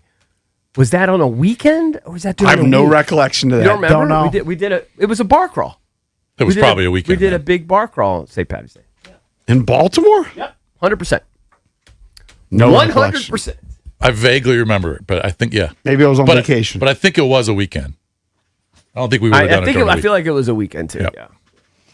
Coming up next, the World Baseball Classic had some drama last night. We'll dive into that here on the Junkies. DC's FM Sports Talk 106.7 The Fan. Opening day just hits different. And C.J. Abrams has a leadoff home run in the second deck. There's nothing like it. The thrill, the cheers, the game we love coming to life again. Declare your natitude Friday, April 3rd. The Dodgers come to town and the party's on all weekend at Nationals Park.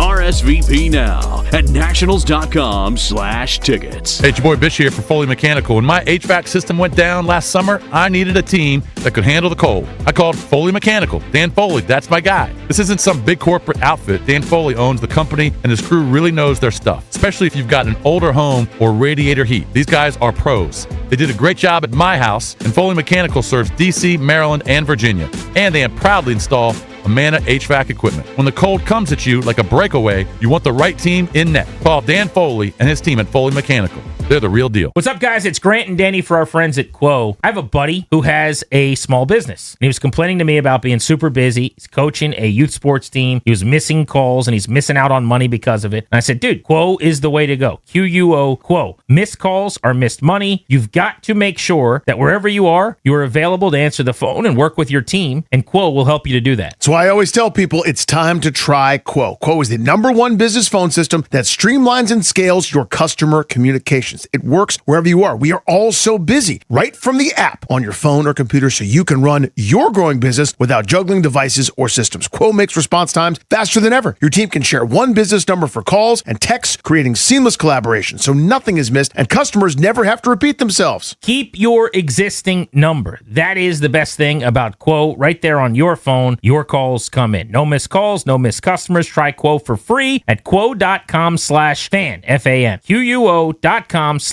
Everyone's talking brackets, buzzer beaters, and game winners.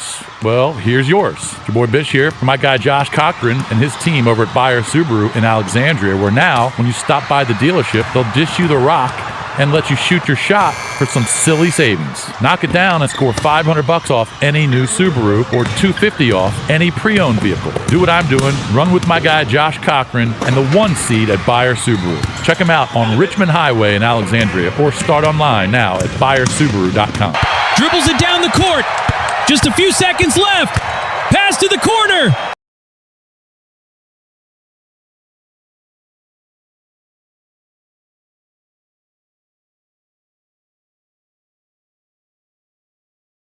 Upside dished the assist with a $10 cashback bonus on your first grocery purchase.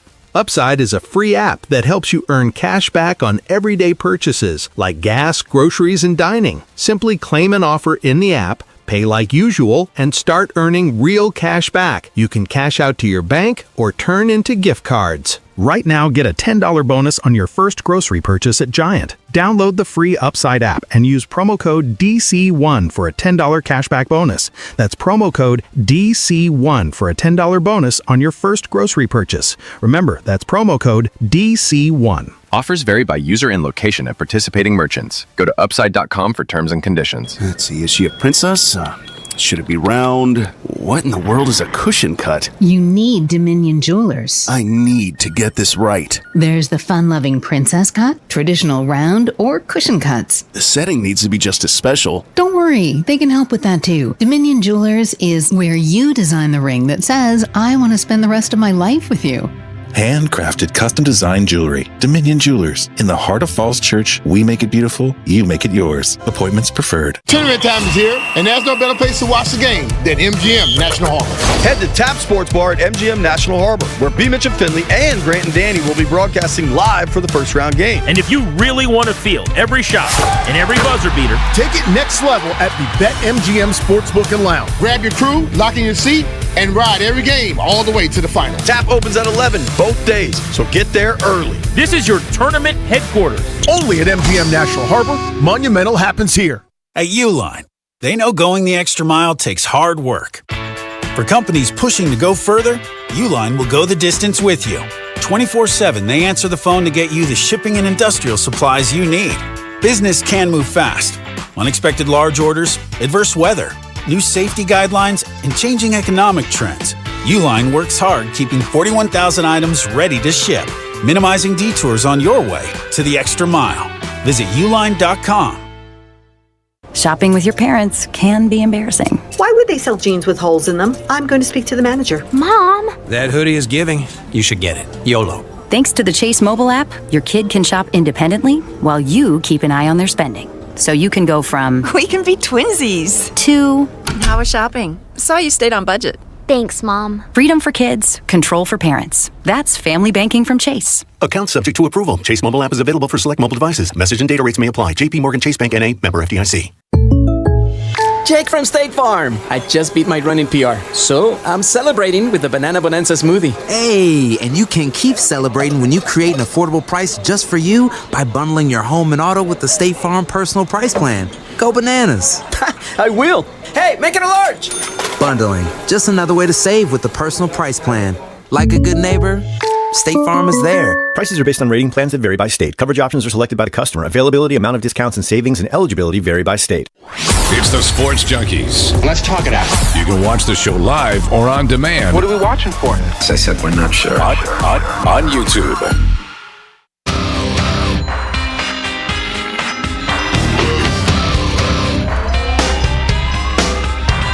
This ain't a song for the broken hearted. Coming up at 7:45, your chance to win tickets to see Dave Matthews Band in concert.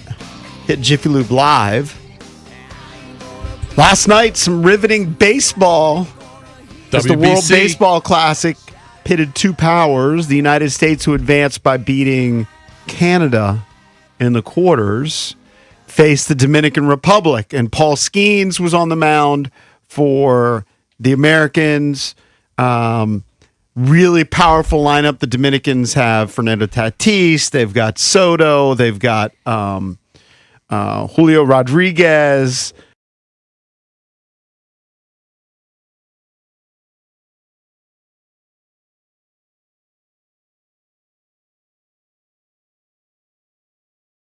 Two from Gunnar Henderson, and then Roman Anthony. Roman Anthony hit the game-winning home run, put him up 2-1, and then there was just a lot of just emotions and tension throughout the game. I thought it was awesome. The Americans ended up winning the game 2-1, so they'll advance to the World Baseball Classic final, where they're going to face either Italy, who upset Japan, right? Italy upset Japan. And Venezuela beat Japan. Oh, sorry. Venezuela beat Japan, but Italy has advanced. They beat Puerto Rico. Italy, they're all American, Italian-American players, because nobody plays baseball in Italy, but Italy is in the semifinals. Yeah, they got a bunch of MLBers. I just saw the highlights of the last inning, but there was some controversy because of the Mason Miller's slider that he was throwing. And by the way, he throws about 110. So Dominicans had a man on third with 2 out. Right, and the sliders definitely looked low. Soto was called out on one where he argued, and then I can't remember who the final at bat was for the Dominican, but those pitches did look out of the strike zone to me. I thought there were just amazing plays. Like Aaron Judge threw out this is amazing statistics. So he's thrown out 2 runners trying to go first to third in the World Baseball Classic. Mm-hmm. In all of last season in the major leagues, he did it once. Wow. But he's done it twice. He also was robbed of a potential home run by Julio Rodriguez, who went over the fence to snag Aaron Judge's potential home run. Yeah, that was Skeens allowed the one run. Play. I can't remember which pitcher was in the 7th inning, but the Dominicans had runners on base a couple times. First and third, second and third, and the American pitchers just came up big. Yeah. Jax, Bednar, Whitlock, Miller. Bednar, that guy delivered. They didn't have the ABS system, which definitely was controversial and played into the end of the game. I mean, it played in big time. It certainly did. I mean, I thought they were pretty egregious misses. I mean, you see it happen all the time. in a regular season baseball game, but with so much riding on the line, it does feel a little unfair, to be honest. I'm glad that the Americans took it home last night. I mean, the Dominicans are a great team, but a lot was made over the weekend about how Americans don't have fun playing baseball like the Latin teams do. We're not dancing. We're not playing music. We're not celebrating. We're not even hyping each other up. And, like, American baseball has this kind of, like, been there, done that before, don't celebrate too early. Right. I mean, we'll pimp our home runs, but it's totally different vibes between the teams. That's one of the great things about this World Baseball Classic is that, like, you have the Latin teams that are celebrating the pregame drums and everything. You have the Japanese team, which is just very methodical. Yeah, and then you have the because it goes beyond baseball, though. That's just cultural. It's cultural, in but that's general. what makes this tournament so awesome. It's electric. It is absolutely electric. Well, the crowd there was, I mean, it looked like an away 37,000. It looked like an away game for the United States. Yeah, oh yeah, it's heavy Dominican. So Venezuela will play Italy tonight at 8 o'clock, and the winner will play But the now United we're States. the prohibitive favorite. Yeah, Venezuela's led by, but I mean, they got Acuna. Yeah, I mean, anybody can beat anybody, but and you won't be able to pitch Skeens. He just pitched. he is super impressive. I mean, we all know He that hit a he's- couple batters yesterday, which was a little surprising. Yeah. I watched 4 innings.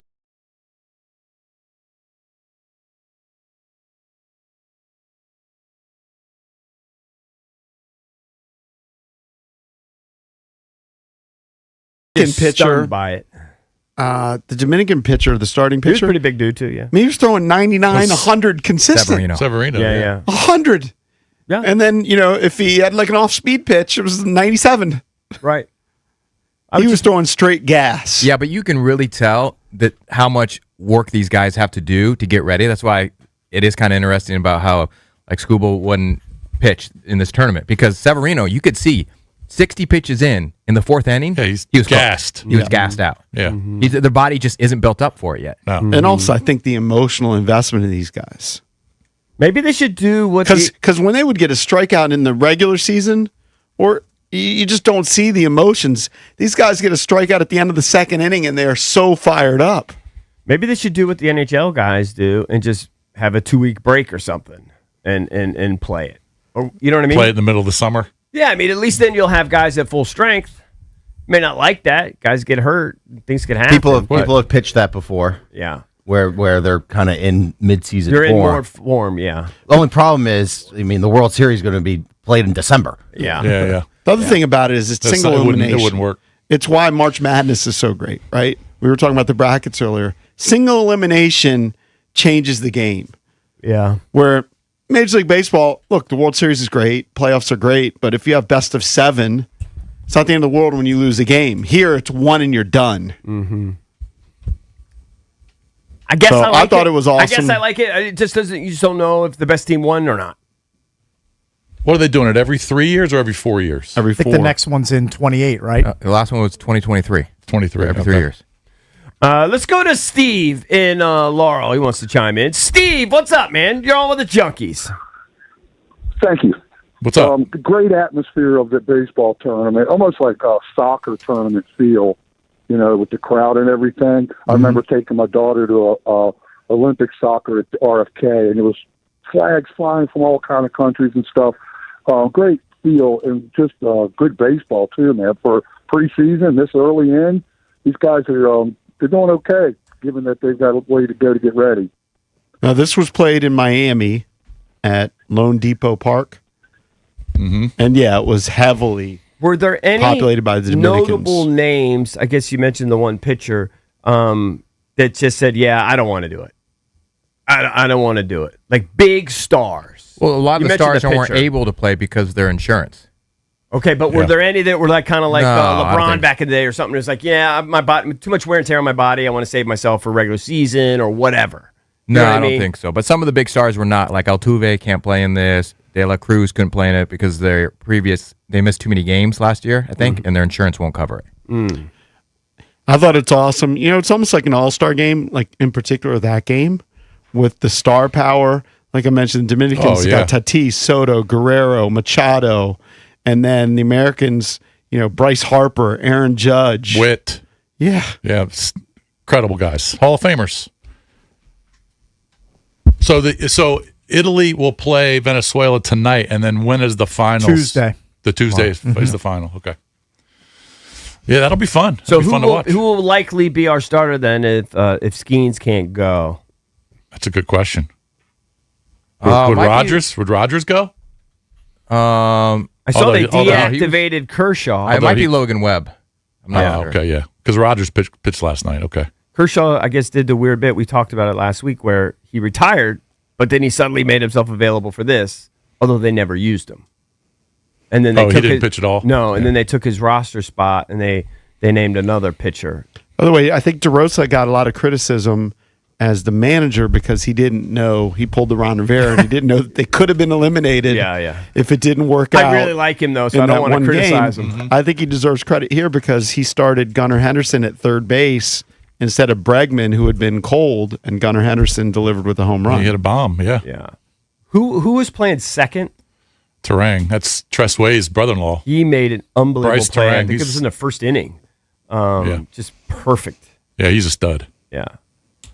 Really good player. Just that.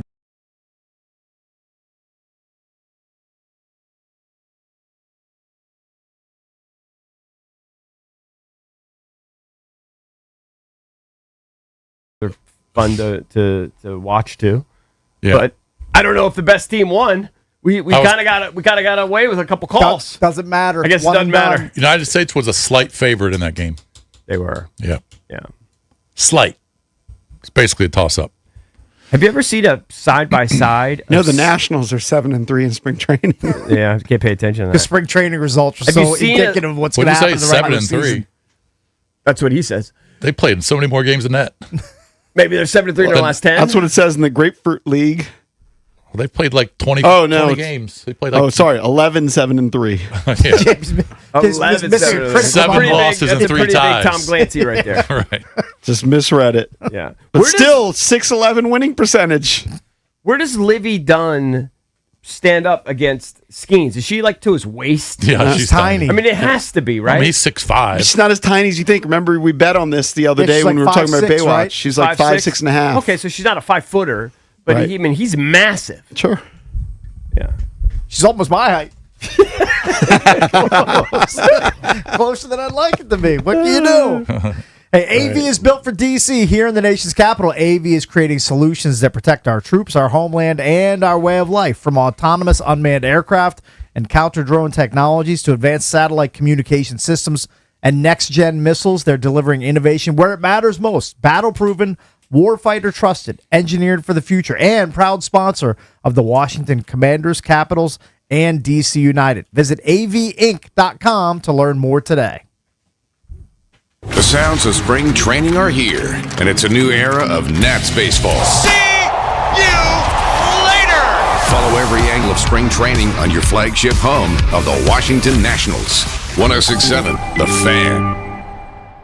March matchups are here, and there's no better place to catch every game than MGM National Harbor. Feel the energy at Tap Sports Bar with mouth-watering game day bites. Or take your experience to the next level at the BetMGM Sportsbook and Lounge, where every shot and every buzzer beater feels even bigger. Grab your crew, find your seat, and cheer on your team all the way to the final. Your tournament headquarters is waiting, only at MGM National Harbor. Monumental happens here. Learn more at mgmnationalharbor.com. Must be 21. Please play responsibly. For help, visit mpgamblinghelp.org or call 1-800-GAMBLER. What if you could have the most reliable Wi-Fi? And get this, what if you could keep it at the same price for 5 years? That's the Xfinity 5-year price guarantee.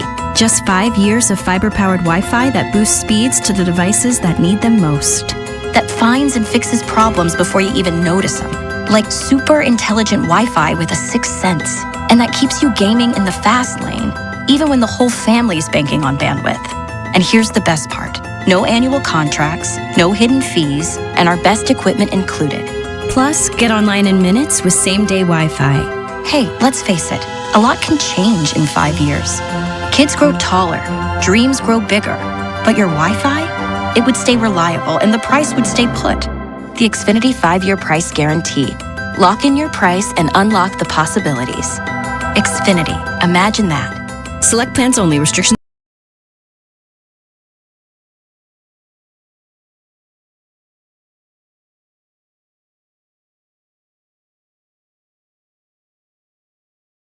doors are past their prime? It's time to head to the bench and bring in some fresh new starters. New windows and doors can boost your home's energy efficiency, comfort, and curb appeal, an all-around upgrade that puts points on the board. Right now, get 10% off each window with a 5-window minimum and 10% off each door. That's a special that's hard to beat. Make the winning call today at paulhenningswindows.com. Your clear home improvement choice. Opening day just hits different. And C.J. Abrams has a leadoff home run in the second deck. There's nothing like it. The thrill, the cheers, the game we love coming to life again. Declare your natitude Friday, April 3rd. The Dodgers come to town and the party's on all weekend at Nationals Park. RSVP now at nationals.com/tickets. If you're running for an elected position this year or represent a political PAC, understand winning isn't about being everywhere. It's about reaching the right voters with your message, often enough to matter. Odyssey DC delivers that advantage with the Triad's top-rated radio brands reaching almost 700,000 voter-aged, engaged listeners, according to Nielsen Research. Odyssey reaches voters where trust is built, during commutes, at work, home, and all points in between. And when you pair radio with Odyssey's digital app and podcast network, your message extends even further with precision targeting and measurable frequency. Eager voters are listening to Odyssey DC right now, and so are you. What would you like to say to them? Get started by calling Odyssey DC 202-971-8007. That's 202-971-8007. 202-971-8007 for Odyssey DC. Ready to get rid of that old car? Donate it today to carsforkids.org. Call 1-877-CARS-FOR-KIDS. Donation is super easy and your car can be picked up as soon as tomorrow. Call 1-877-CARS-FOR-KIDS to donate your car today. That's CARS with a K. Need to sell fast without the hassle? John Leahy of the Fine Living Group with eXp Realty can give you an instant cash offer. No showings, no repairs, no cleaning. You pick the closing date, skip the stress, and walk away with certainty. Go to johnsellsdmv.com to get your cash offer today. Spreadsheets, clunky software, 100 different logins just to run your business? There's a better way. Odoo. One simple, connected platform that handles sales, inventory, accounting, and more, so you can focus on growing, not juggling. Make the switch today at odoo.com. That's ODOO.com. Hola amigos, Brad Evans here. Check out this booming voice and Pat Boyle on BetMGM tonight, covering the biggest sports stories from coast to coast, live and interactive on the free Odyssey app, discussing NFL offseason news and getting you ready for the madness in college hoops. BetMGM tonight with me, Brad Evans and Pat Boyle, live and interactive, Monday through Friday night starting at 6 Eastern, presented by BetMGM. Always live on the free Odyssey app and watch on YouTube at BetMGM tonight. It's the Sports Junkies. I hear what you're saying, and I like it. On 106.7 The Fan. And always live on the free Odyssey app.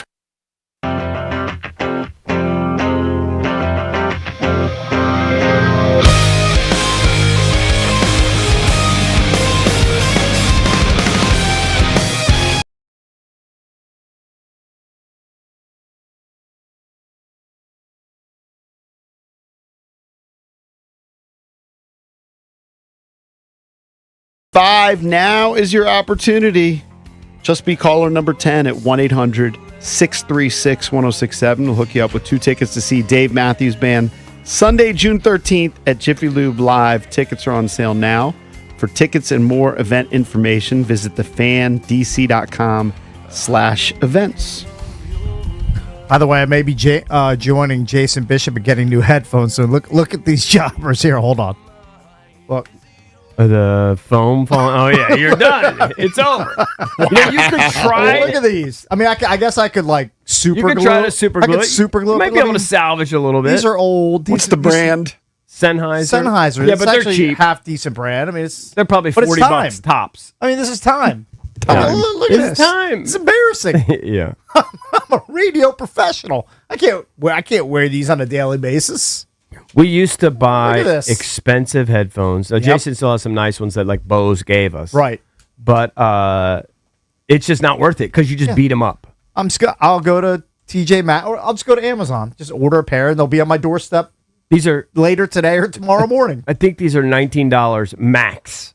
I think you could even get these for $10. I mean, I'll spend more than that, but I mean, I'm not spending $300 on headphones like it's I did hard. back You in the just day. you just beat them up. You just break them. I think the most expensive pair I ever bought definitely got stolen out of my bag 25 years ago. Dude, I had 2 senior moments this weekend. I was grabbing a pizza after a long day in the convention center, and right by our hotel, there's like this pizza spot. I always like to get a slice, in different towns. And I was just sitting there. My wife calls me, and she goes, "Where are you?" She was already up in the hotel. I didn't have a key, and she said, "I'll meet you down in the lobby." And so she kind of disrupted my flow, and I was like, "Okay, yeah, I'll just throw my stuff away and I'll meet you right now." So I just took the crust that I didn't finish and my water or whatever, and I threw it away, and I just walked out of the pizza place. And I'm walking, I don't know, 100, 200 yards to the hotel nearby, just walking and thinking about it. It's a little breezy. It's a shame. I'm thinking nothing of it. And there's a guy, I can hear, he goes, "Hey, sir. Hey, sir." It's not registering with me. "Hey, sir." "Hey, sir." And I finally, as I'm walking up the steps, I look at him and he goes, "You forgot your bag." And it was my string bag that, I'm not kidding, had $8,000 worth of camera equipment. Camera stuff, right. $8,000. Your mind was just elsewhere? I just left it on the table, and literally a good Samaritan. Yeah. And I just said, "You're too kind. Thank you so much." But honestly, I blame my wife. Kind of threw me because she called me and I just threw me. It's my fault. Did you peel them off for a reward out of your wallet? No, I probably should have. Yeah. But I was so startled by the whole thing. Sure. Because the string bag, you wear it over your, like a backpack. Right. So you're normally walking without anything in your hands, and I just left it on the was table. an employee that said something? No, or I think it was just a nice guy that was sitting there with like his wife or whatever. Yeah. And he followed me like 100 yards, and he's yelling in the streets of Philadelphia. Yeah. Which, by the way, it has everything you can think of, every smell, every weird people cursing, walking, like everything you can think of is occurring. I know exactly where you were. And too. I just got to thank him. Yeah.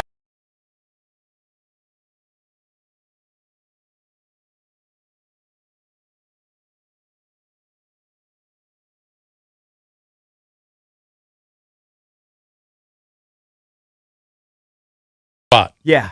Because there's so many people there, and some people leave their jackets to save a seat or whatever. Yeah. But I just, 2 senior moments. Can you imagine how bitter you'd be if if that bag was stolen or? No. If I just lost it, I deserved to lose it. I deserved to lose it. I would have been as upset as I've ever been. Yeah. Because I honestly don't value. You've spent a lot of money on camera equipment over the years. Photography is an unhealthy, expensive habit. And I'm not like, I got back from playing golf the other day, and Squirrel literally took his golf towel and he's like buffing his Range Rover. Like he is so he can't have like a speck of water, like if it was a watermark from a raindrop. It infuriates him. And so he's popping his trunk to put his clubs away, and he's taking his golf towel. He's like, "Oh, I can't stand. I can never get these drops. I can't believe this drop little water." I'm not and like that's exactly how he sounds, too. I'm not like that. Like, I don't care about material things. Like, they're nice for, like, a new car. It's nice for a few weeks, and then it's just like your car, right? I don't really care that much.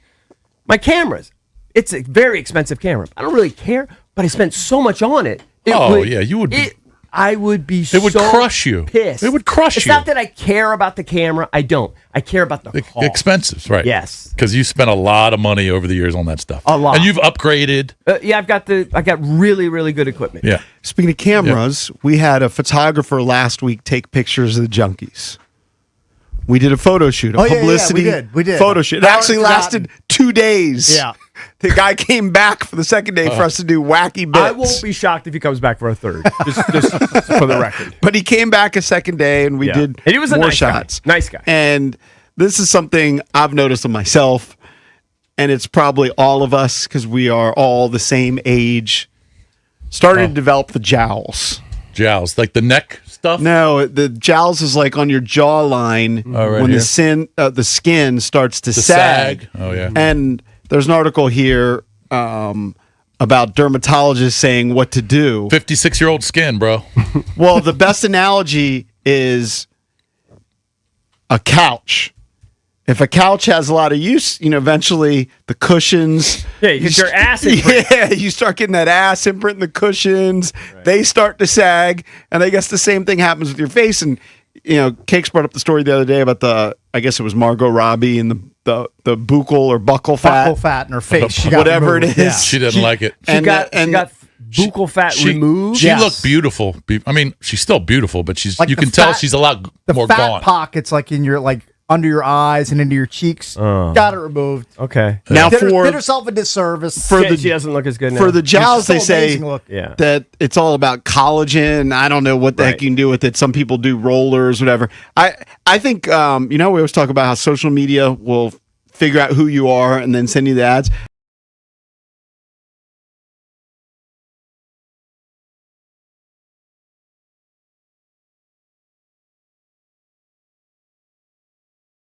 You develop a jawline. It's got to be both. It's an Instagram ad. With all of your flaming, you should have a solid jawline already. I don't know. Got zero on something. Speaking of Instagram, tell me how this is possible.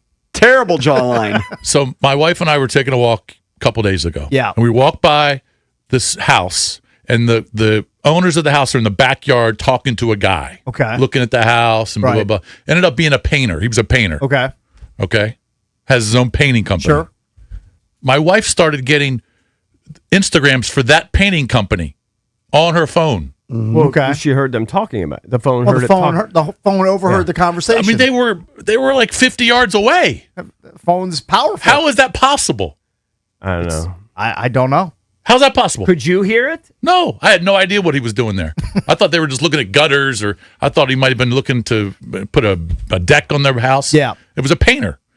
But my wife was getting the guy's company, But the phone Instagram message on her phone. Right. But she had the phone with her? No, you had her phone. No, she was walking with the phone. Yeah. But did you talk about the guy at some point? Well, hold on. If she was talking to the guy and she had her phone on her, the phone just overheard it. She wasn't talking to the guy. She was on the street. We walked by the house. We walked by the house. We were 50 yards away from the guy. You never had a conversation. Didn't talk to him. I told you, sometimes I think the phones they're seeing I could not stuff. believe that. Yeah. I guess if the phones come within a certain range of each other. She's just holding it like this, walking with it, playing music. And no one ever said anything about painting or anything. No. I could. It was shocking. That guy will be painting your house before you know it. He probably will. He'll probably show up today. Hopefully, he does a better job than Jason did for his uncle. Well, I mean, I was fired for that. I mean, a gorilla with a paint a brush blind man would be able to do a better job. True, I mean, come on. But getting back to the joust thing, I think I've talked about this before. My daughter and she and her girlfriends, they use these stones. Your wife might use it. She's got one for my wife. Yeah, I said a roller. Yeah, it's like a stone, and it's just supposed to, I don't know, it's supposed to smooth out whatever crap you have in here. It's supposed to shape you. Right. And she does. My daughter's 23 years old, and she's always constantly doing it. While she's sitting on the couch or before she goes to bed, she'll do the thing. I don't know. My wife has it. She'll occasionally, if she thinks of it. There are things you can do. There's a weird thing I see that like chiropractors or somebody does with people's ears. I don't know if you've seen this before, where they pop something on their ears. They're in this weird contorted thing, and I don't know if it cures them of their migraines or whatever it does. And then there's something people do. I'm sure you've seen it before, where the chiropractor or whatever, a similar type of person, is all in the guy's like pubic bone. I'm not watching the same videos you watch. You're big into the chiropractor videos. I'm into chiropractor videos. I'm not into chiropractor videos. I'm big onto what the humdinger is, right? No. It's not what you think it is. The humdinger is when they wrap towel, like they double wrap it around your neck, and then they talk to you, and you're laying down, they talk to you, and all of a sudden they yank it. And then almost pull your neck off. Almost pull your neck off, and then people literally start crying because they feel 20 years of pain disappears. It goes down to their toes. They just feel it's like you want to try it because they say I guess we've all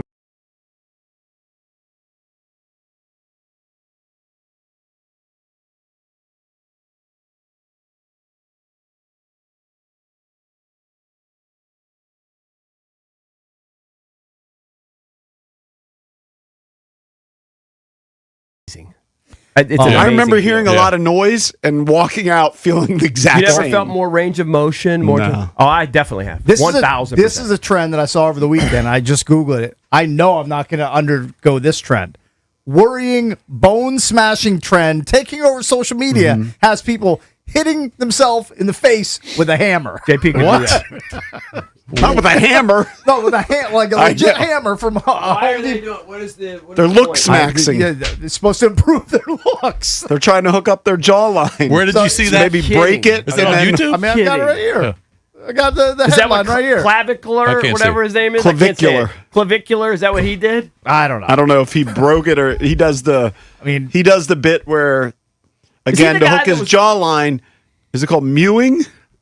Yeah. Is he the guy that was that had the rug on his head? Yes. He's that guy. No.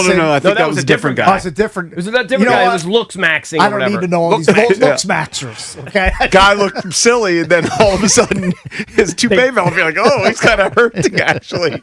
Might have a good jawline, but he wasn't a looker. That guy needed his hair. I think that guy's career went in the toilet like instantly. Instantly. Amazing. Probably hurt your brand. Amazing. Coming up next, we will get back into March Madness and the tournament. Jerry Palm, longtime bracketologist, joins us on the Junkies. DC's FM Sports Talk 106.7 The Fan. This is an Odyssey Sports Minute. The wait is over. Selection Sunday has officially crowned the 4 Titans of the bracket. Duke leads the pack as the number 1 overall seed in the East. Joining the Blue Devils on the top line are Arizona in the West, Michigan in the Midwest, and the defending champion Florida Gators locking down the South. It's officially March. Welcome to the NCAA tournament. I'm Drake Toll. A family office is a team built to handle the 3 biggest financial responsibilities a family faces: wealth management, tax strategy, and estate planning. Most firms only manage your investments and refer the rest out, hoping everyone stays aligned. At Trajan, we built something different. Your wealth, tax planning, and estate planning are handled together inside one firm under one roof. There's no guessing whether your CPA, advisor, and estate attorney are truly in sync, because our team works together every day on your behalf. When your financial life becomes more complex, your advice should become more coordinated, not more fragmented.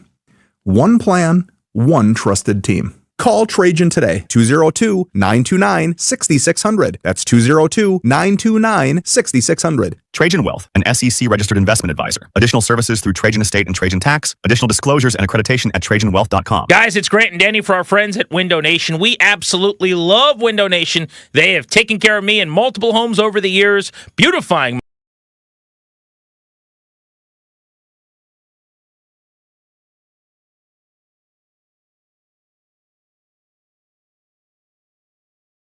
warranty. Simply no better time to upgrade with Window Nation. In March, the more you buy, the more you're going to save, up to 50% off all window styles. Visit windownation.com for your free consultation today.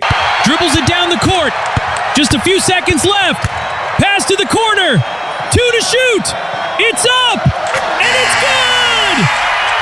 This season, head over to Giant to get game day ready with all your favorite foods and snacks, and let Upside dish the assist with a $10 cashback bonus on your first grocery purchase. Upside is a free app that helps you earn cash back on everyday purchases like gas, groceries, and dining. Simply claim an offer in the app, pay like usual, and start earning real cash back. You can cash out to your bank or turn into gift cards. Right now, get a $10 bonus on your first grocery purchase at Giant. Download the free Upside app and use promo code DC1 for a $10 cashback bonus. That's promo code DC1 for a $10 bonus on your first grocery purchase. Remember, that's promo code DC1. Offers vary by user and location at participating merchants. Go to upside.com for terms and conditions. Longer days, warmer drives, new options. At Dulles Kia in Leesburg, the spring lineup's looking better than ever. Now drive a new Kia K4 as low as $199 a month. A new K5 from $349 $269 a month, or a new Sorrento, just $369 a month. And check out the newly redesigned 2027 Telluride, all under one roof at Dulles Kia's stunning new facility. Come by Dulles Kia in beautiful downtown Leesburg or visit DullesKia.com. Call 703-669-6888 for details about costs and terms. Love college basketball? Gear up for another exciting season of college ball with a special offer from BetMGM. Sign in to your BetMGM account and enjoy a college basketball odds boost token to snag even more winnings on your next bet. It's easy. Just log into the BetMGM Sportsbook app, add any college basketball bet to your bet slip, and activate your odds boost token. If you win your bet with your token activated, you'll score extra winnings. It's that simple. 3 quick steps and you could be on your way to extra winnings if your next bet hits. Log in and enjoy our Odds Boost token to help you create another memorable season of college ball. Get off the bench, join the huddle, and head for the net with BetMGM all season long. BetMGM and GameSense remind you to play responsibly. Gambling problem? Call 1-800-GAMBLER. See BetMGM.com for terms. Must be 21 years of age or older. D.C., Maryland, and Virginia only. Existing customer offer. Subject to eligibility requirements. For help in Maryland, can also visit mdgamblinghelp.org in partnership with MGM National Harbor. Live from the LindsayCars.com studios in the nation's capital, WJFK-FM and WJFK-HD1, Manassas, and WPGC HD3, Morningside. Tip, they score! This is your flagship home of the Washington Capitals. Dylan Strome tips and Alex Ovechkin shot! You get a goal! You get a goal! Back for Wilson, he scores! Sports Radio 106.7, The Fan, an Odyssey sports station. 106.7 The Fan, Sports Flash. This update brought to you by Reynolds Empower Home Team, Keller Williams Realty. The big dance is set for the men's and women's basketball tournaments. In the NCAA men's tournament, Duke, Arizona, Michigan, and Florida are your top seeds. It starts Friday for Virginia against Wright State. Tuesday, it's Howard against UMBC in the first 4. VCU against North Carolina Thursday. Miami, Ohio got in. They'll play SMU Wednesday, not getting in. San Diego State, Indiana, Oklahoma, and Auburn. Navy, GW, and George Mason make the NIT. NCAA Women's Tournament, Maryland, Virginia Tech, James Madison, Howard, and Virginia all got in. Cameron Young birdies the 17th to win the Players' Championship in the final hole. Dallas Goddard will come back to the Eagles on a 1-year deal. Wizards against Golden State tonight at 6:45 on the Fan. Nationals against the Mets at 6 on Team 980. World Baseball Classic. USA beat Dominican Republic 2-1. Gunnar Henderson had a home.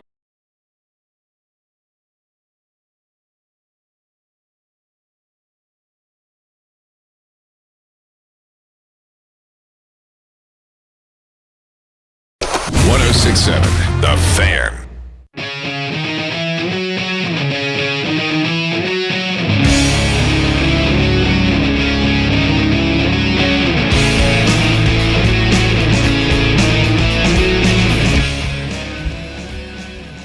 Welcome back. Junkies come to you live on 106.7 The Fan and the Team 980 here in the DMV. 910 The Fan, 105.1 FM in Richmond, where you can listen to MP on the mic after us, our boy AWOD. Of course, you can watch us on the Monumental Sports Network. We're celebrating 30 years of the Junkies in 2026, presented by Main Street Bank. Cheer local, bank local. Main Street Bank is a business-focused community bank proudly serving the DMV since 2004.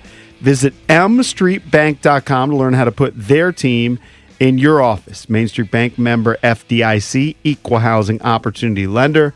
It's Bish, Cake, CB, and JP scheduled to join us to talk some college hoops. It's Jerry Palm, longtime college basketball bracketology expert.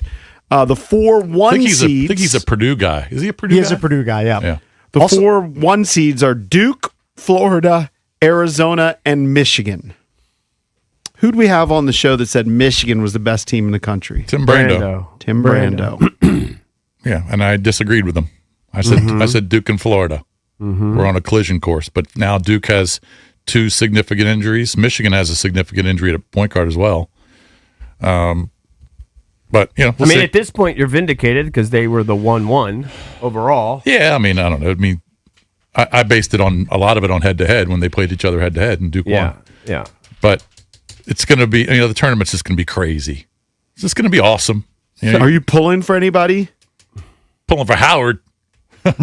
I want Howard to win the UMBC game just so they do play Michigan. And people should understand that's because we went to high school with two of the coaches there, with the head coach. Of course, Kenny and Blakeney with Rod. and Rod Balanis. Who am I rooting for? Kind of depends on who I get in my pools and. I'm most intrigued. I mean, I'm Survivor. such an NBA guy, and with the Wizards potentially having a top pick, I'm most intrigued by watching how Darren Peterson performs for Kansas. They're a 4 seed.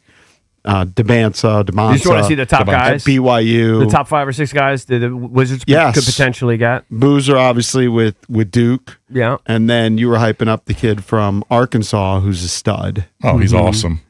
Yeah, I like to see them do well. I saw one of the guys, I don't even recognize some of these guys on ESPN anymore, to be honest with you, saying he thought there was going to be more upsets, but not as many like Cinderella Sweet 16 teams. You know, like one and doneers. You know, that's a scenario you could see. A lot of first round upsets, but not something that necessarily continues, you know, when you have, you know, a Cornell like 2010 in the Sweet 16 or a bigger upset than that. Well, yeah, I mean, now you've had teams like VCU make the Final Four, George Mason make the Final Four. Right. You'll get runs. I think you'll get a team with a run. It's going to be interesting to see. Sure, you'll have one. The ones and twos, maybe a lot, because the ones and twos were just so dominant for most of the year, especially the ones in terms of overall record. But like I said, I mean, Duke having significant injuries, and then Michigan.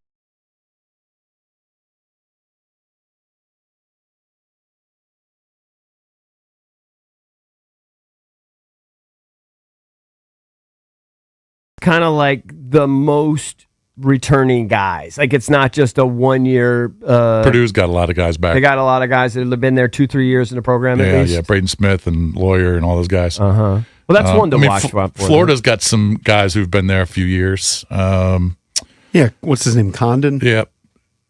Arizona, they've got a lot of freshmen. I mean, Duke's got all 5 new starters. I mean, especially if Foster's not there. Yeah, that might be teams I would. I mean, Houston's got a stud freshman point guard. We already talked about Acuff. No, Florida's got a couple returns because I remember Iowa State's got some transfers. Their leading scorer is Thomas Hoff. Yep, he's been there for a while, and Alex Condon's been there for a while.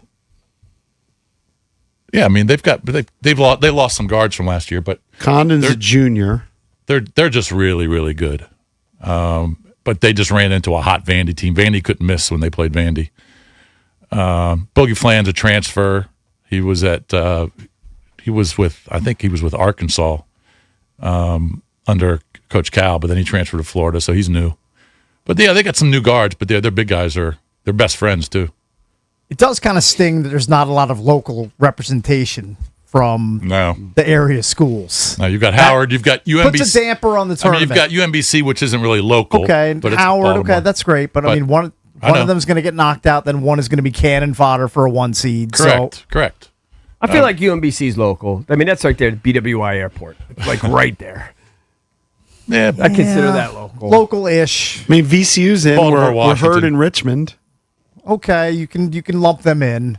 I get what you're saying. You're talking about Georgetown, here, GW, DC Mason, Maryland. Local. Yeah, no, I understand. That was a bad year for them.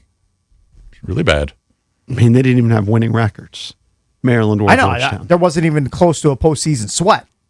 How many people? Georgetown made the semis of the Big East. But then predictably got waxed. Made it interesting. How many people are going to be using ChatGPT and the like to fill out these brackets now? No idea. And how successful will it be? You think the dumb AI knows how to pick a bracket?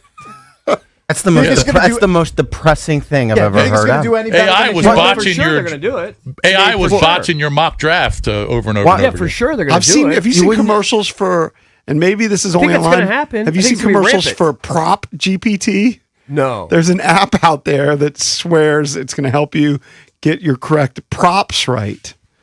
So I mean, why wouldn't you use that? I think I see it maybe gambling? on the NBA channel or something. Of course I would use that. And so, you go to Prop GPT and you get an edge. People are using AI to pick stocks.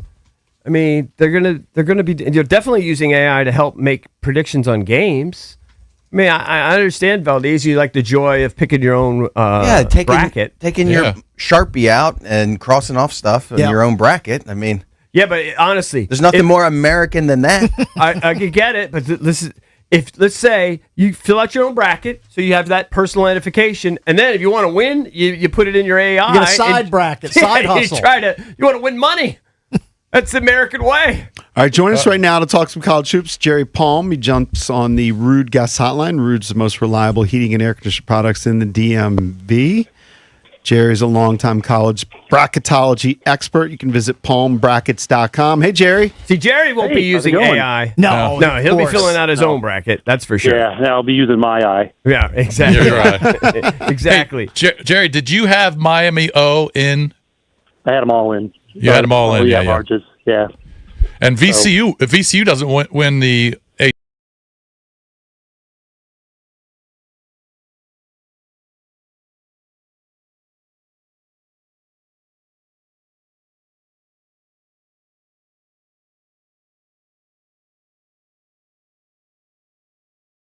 I mean, it's still cool anymore. But it's been a little while. Basically, 5 or 6 tough ones, right?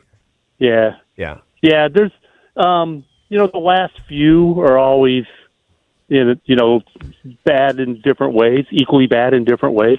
Yeah. So it's just, what is this committee going to like? It helped this year, I think, that we're now more familiar with how important wins above bubble is as a metric when it comes to selections.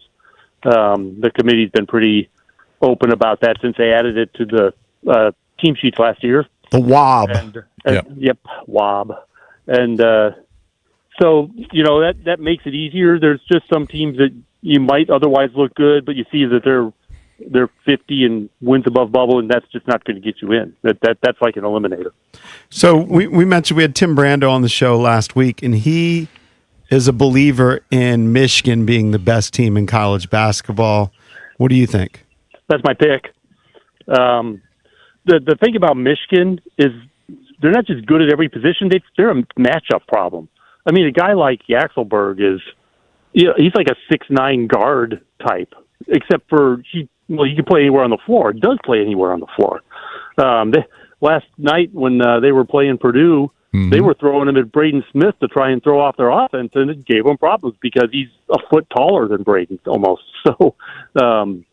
He's a unique guy, but Mara's good, their guards are good, they're just good at every position, and they're kind of a matchup problem. So I like Michigan. I would say this, though, but you're a Purdue guy. Yeah. All right. Kaysen's injury, I think, is a factor. I think Foster's injury is a factor as well in Duke. Okay, but you saw the problems they had with a really good point guard yesterday. Yeah, no question. I might not be as high on Michigan if Duke was 100%. Right. But I might pick Michigan anyway. But I feel better about it with Duke not being 100%. In fact, Duke might not make the Final Four. That's an important guy. Oh yeah. What are you hearing on those two? And Michigan State's in their region, so correct. It's and so UConn's in their region too. Gosh, Kansas, man, what a region that is. Yeah, they're strong. What are you hearing on the Duke injuries going forward? I haven't heard anything about it. So it's not looking good. I'm thinking, I'm going to be surprised if we see them the first weekend anyway. And then after that, they could get Kansas, and Kansas for me is kind of a sleeper because. When they have Peterson healthy, they're different. Yeah. When they haven't had him healthy, then that's one thing. But when he's healthy, they're one of the best teams in the country. And, the problem, of course, is that, he's been more consistently healthy lately, but it's just been a problem for them this year. They're a 4 seed because they couldn't keep him healthy. Hey, Jerry, were you surprised at Purdue's run through the tournament after they dropped 4 of their last 6 in the regular season? And how do you think they fare as a 2 seed in the tournament? No, I can't say I was surprised. They've always had that in them, and it's a team with a lot of grit, and a lot of pride. And most teams have a lot of pride. They were, Michigan, I thought,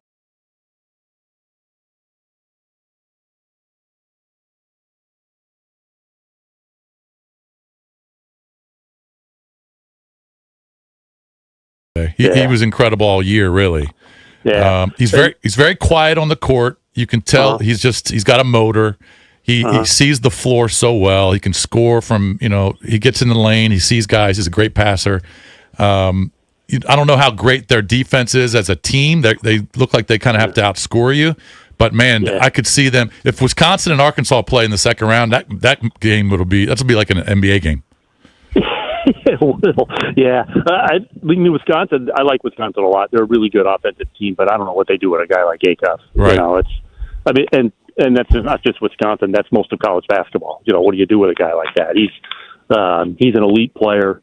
Going to make a lot of money starting next year, but in the NBA. But yeah, he's probably making a lot of money this year. Oh yeah, he's definitely making money. I'm sure he is. Yeah. But here's the thing about the college basketball this year is that there are a lot of teams with guys like that. Yeah, that are one and done college players going to be first round picks in the NBA. And, Boozer at Duke, and it's at Debansa. Peterson, Acuff. Yeah, Flemings, exactly. Yeah, so Caleb Wilson. Caleb, who's going to miss it. Unfortunately, he's out. Yeah. And it's when you got a guy like that in the NCAA tournament and things aren't going right, sometimes that guy can carry you to the next round, and it helps to have a guy like that you can just get on their back and ride them, to a game when things aren't really clicking, and. For teams who've got a guy like that, and there's a lot of really good freshmen in college basketball this year. That's a big boost. So for a team like Purdue doesn't really have a guy like that. Right. Purdue's got several guys that can carry you, but not on their own. Right? It's in the team concept that they have to carry you, and so but if you've got like BYU's, Saunders is out, and that's obviously changed him. But Debansa can carry a team. Now, I don't think he can carry him to a Final Four necessarily. I don't know that the rest of the guys are good enough. And eventually you run into somebody else like you who's a little better. But, I think that's a helpful thing in the NCAA tournament to have a guy like that. We're joined by Jerry Palm, longtime college basketball bracketology expert. You can visit palmbrackets.com. So Rick Pitino and St. John's win the Big East. Mm-hmm. Does Rick Pitino have another Final Four run in him? Well, he might. The problem is, look at that region. And, yeah. Duke, Kansas, and UConn again. They might not even have a Sweet 16 in them. Don't you think it's interesting, Jerry, that they're 3 seeds below UConn after beating them twice and winning the conference tournament? Yeah, well, it's not a 3-game season. But yeah, I know. Yeah, but they were pretty damn good. Yeah, they were. Yeah. Sometimes it's just a matchup thing, and where St. John's is a tough matchup for UConn. But UConn had a better non-conference part of the season. I mean, they're seated. They're each seated where they should be. Okay, so you like St. John's at 5. All right, so you don't like Duke coming out of the East. Nobody seems to. Do you kind of like Kansas? Sounds like you like Kansas if Peterson stays healthy. Yes, okay. I kind of do. Although I can see Michigan State getting through as well. Okay, I just think that region's loaded. It is loaded. I mean, yeah. Any of the top 5 easy could win that. I don't think Louisville. I think we have to draw the line at Louisville. But the other 5 could all win that region. Okay, and you like Michigan coming out of the Midwest. I assume you like Arizona. Maybe you like Purdue coming out of the West. Who do you like there? I picked Arizona. But Purdue. If Purdue gets there, they're a problem. I mean, Braden Smith, running the offense is a problem, but Arizona's a problem too. I mean, we talked about great freshmen; they've got at least 2 of them. So, it's athletically, Arizona concerns me for Purdue, but I don't know that they're that much different than, say, Michigan in terms of a matchup problem, and yet they got through the Wolverines. So, Purdue was preseason number 1, not for nothing. So I wouldn't rule them out. And then Florida coming out of the South? Or do you like Houston or maybe even, I don't know, in Illinois? Illinois is my sleeper for that region. Really? That's a team that's kind of tailed off just a little at the end of the season. But, They've got a great guard in Wagler, another freshman, and they've got really good size. I mean, they're another team that's a bit of a matchup problem. So I could see. I mean, I may pick Florida, but Illinois is a team that I think is pretty difficult to get ready for and short notice, because they're hard to replicate in practice because of their size. Jerry, you sitting on your back deck? You can hear the lovely birds in the background. Yeah, birds. The birds I hear are roosters. Oh, There's nice. a lot of roosters around where I am. Nice. I have a question for you, Jerry. Oh, you live on a farm? No. Arguably, nobody knows more about these teams going into the tournament than Jerry. How do you do in the brackets when you enter? Well, some years are better than others. I did really well last year. You do. And I did really well the year that Purdue went to the Final Four. So that's, I guess, 2 years in a row. Nice. I haven't really entered too many pools, like pools of friends and stuff. But it's a single elimination tournament. Right. There are a lot of vagaries involved in that, and Right. A great team has one bad day and they're gone, and everybody's brackets up in smoke. So I mean, can you imagine how bitter you are that Jerry Palm's in your bracket? Like he's in your pool. You just crumple it up and throw it away immediately. No, it's completely different. People invite me so they can try and beat me. Okay. Oh, they like that. They like the bracket. Gunning for you. I gotcha. Jerry, My friends are competitive. Yeah. Jerry, appreciate the time. It's Jerry Palm. Check out palmbrackets.com. Thanks, pal. Thank you, buddy. All right, thank you. All right, congratulations to him. He got a perfect. He picked all the at-large teams. That's pretty impressive. Yeah. So he also likes Michigan. Tim Brando and Jerry Palm. Yep. Like especially the considering the Wolverines. injuries and just the way the path for Duke just looks a little tougher. Coming up next, an update on what the Commanders are doing or aren't doing in free agency at wide receiver. We'll tackle that next here on the Junkies. 106.7 The Fan. All right, guys, EB here. Right now, FanDuel is dropping bonus bets into everyone's account for the tournament. All you have to do is opt in to claim your bonus. You can use them on your bracket picks, money lines, spreads, totals, game props, even same-game parlays. But don't wait. These bonus bets are only available for a limited time. All you have to do, visit FanDuel.com/local to learn more. FanDuel, it's time to dance. FanDuel Sportsbook is the official sportsbook of 106.7 The Fan. You must be 18 and over, present in D.C. Bonus issued as non-withdrawable bonus bets, which expire 7 days after receipt. Your max bonus is $500 unless otherwise specified. Restrictions apply. See terms at sportsbook.fanduel.com. Gambling problem? Call, text 1-800-GAMBLER.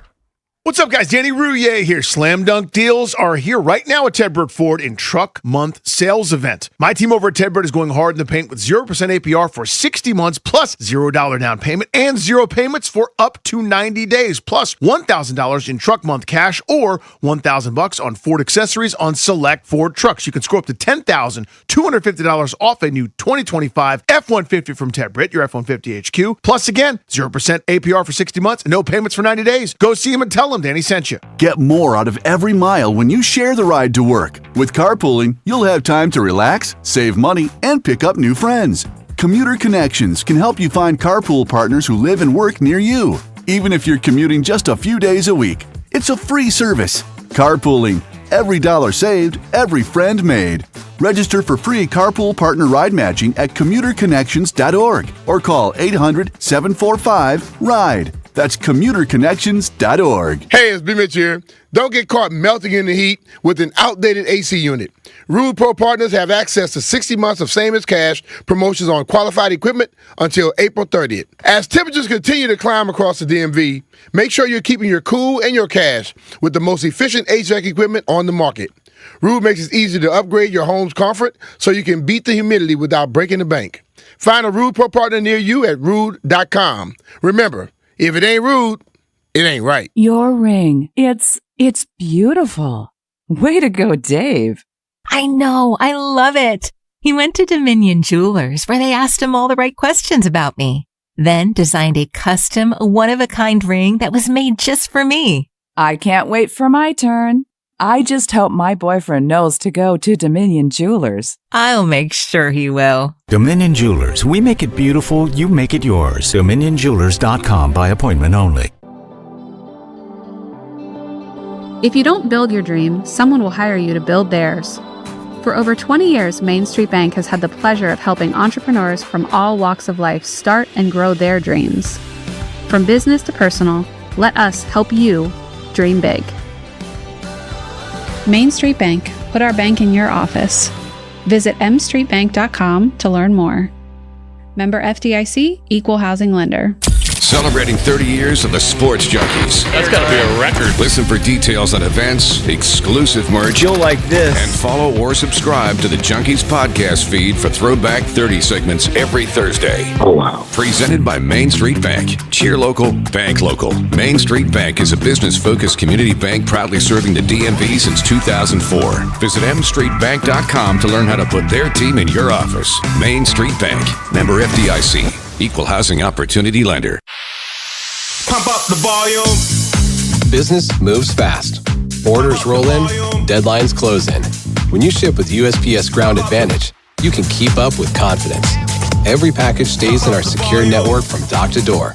And with nationwide reach, dependable tracking, and upfront affordable pricing, you get built-in peace of mind. You run the business. We run the routes. Visit USPS.com/Ground Advantage to learn more.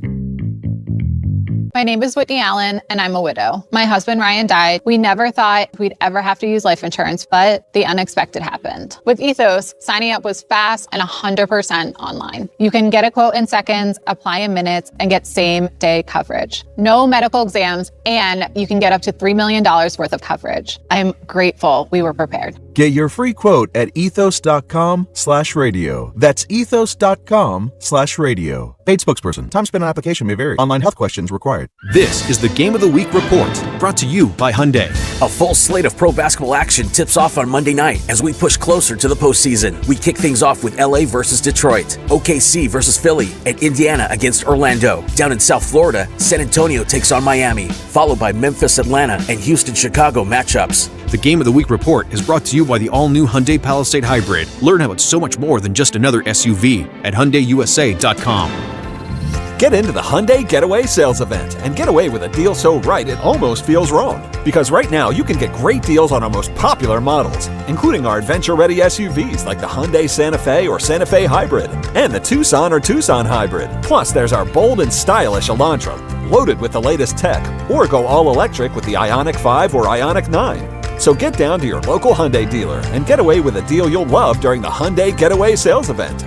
Visit HyundaiUSA.com for details. It's the Sports Junkies. All right, I'm going to give you real quick. A good reason to listen. On 106.7 The Fan, and always live on the free Odyssey app.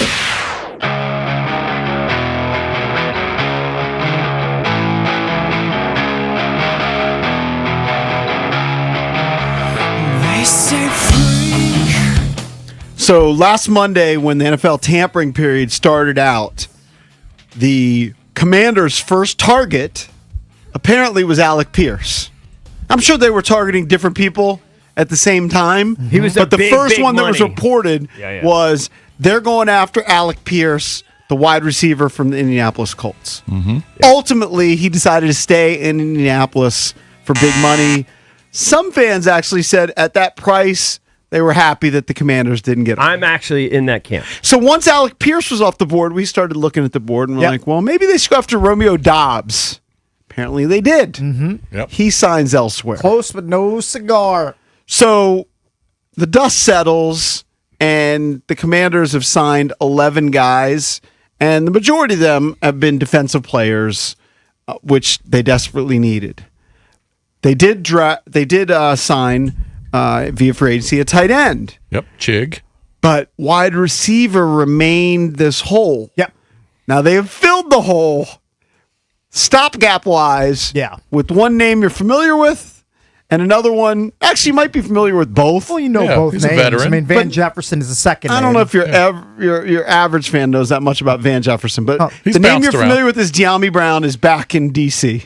De'Ami's back. De'Ami Brown, who left and signed a pretty lucrative deal to be with the Jacksonville Jaguars, is back via free agency. Last year with Jacksonville, he gave you 20 catches. You know what? Last year with Jacksonville, he was De'Ami Brown. Right. Yeah. 20 catches, 227 yards, 1 touchdown. And he was deactivated during the playoffs. In for the Jags. his 4 years in Washington, he did have a career high 30 catches in 2024.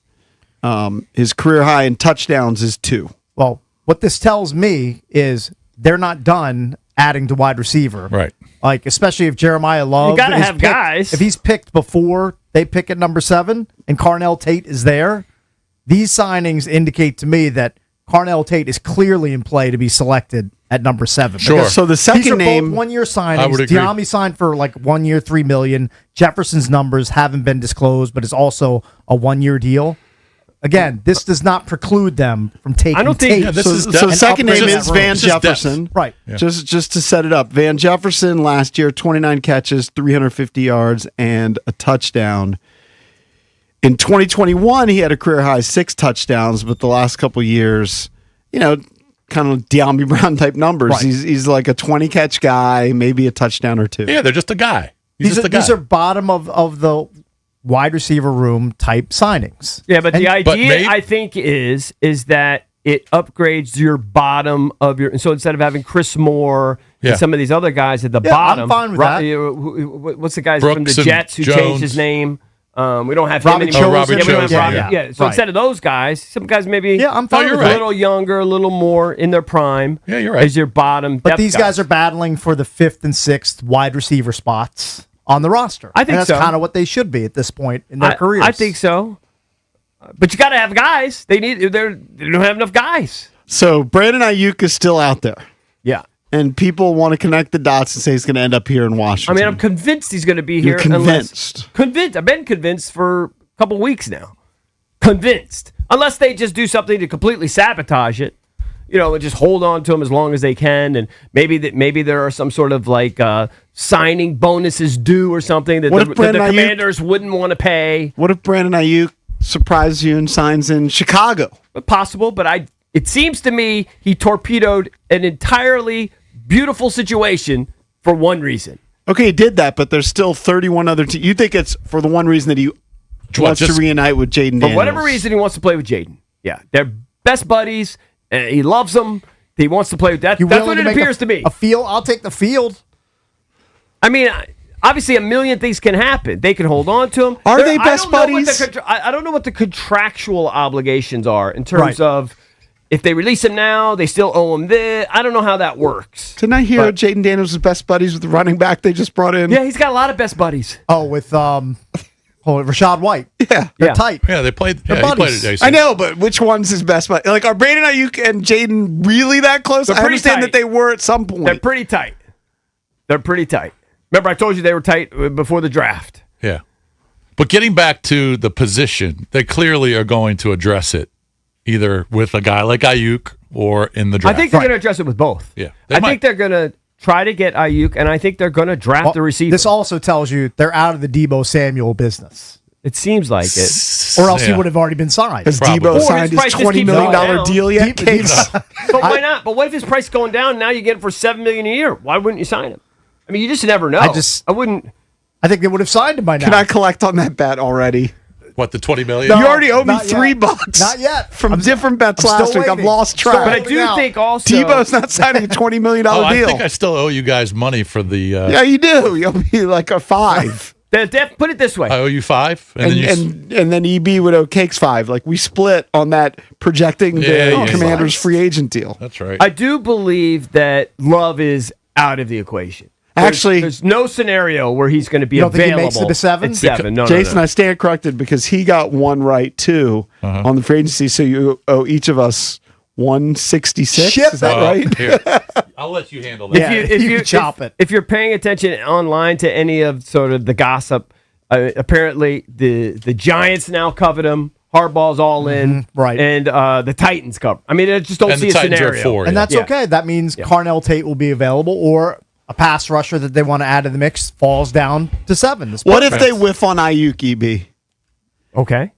I don't. By the Debo. way, I don't consider it a whiff if they miss on Ayuk. I think it's probably. I know you're smart anti-Ayuk, to stay but away if from Ayuk Brandon Ayuk. signs with whoever, Yeah. I threw out the Bears, right? So if he signs with the Bears, because he wants to play with Caleb, who's not necessarily his boy, whatever, but they lost a receiver, they traded a receiver, right? DJ Moore's gone. They got rid of DJ Moore. He's like, whiff on him. I want to go. Here's how they could whiff on him, is they actually get a team dumb enough to give him a 7th rounder, and they trade him to somebody else.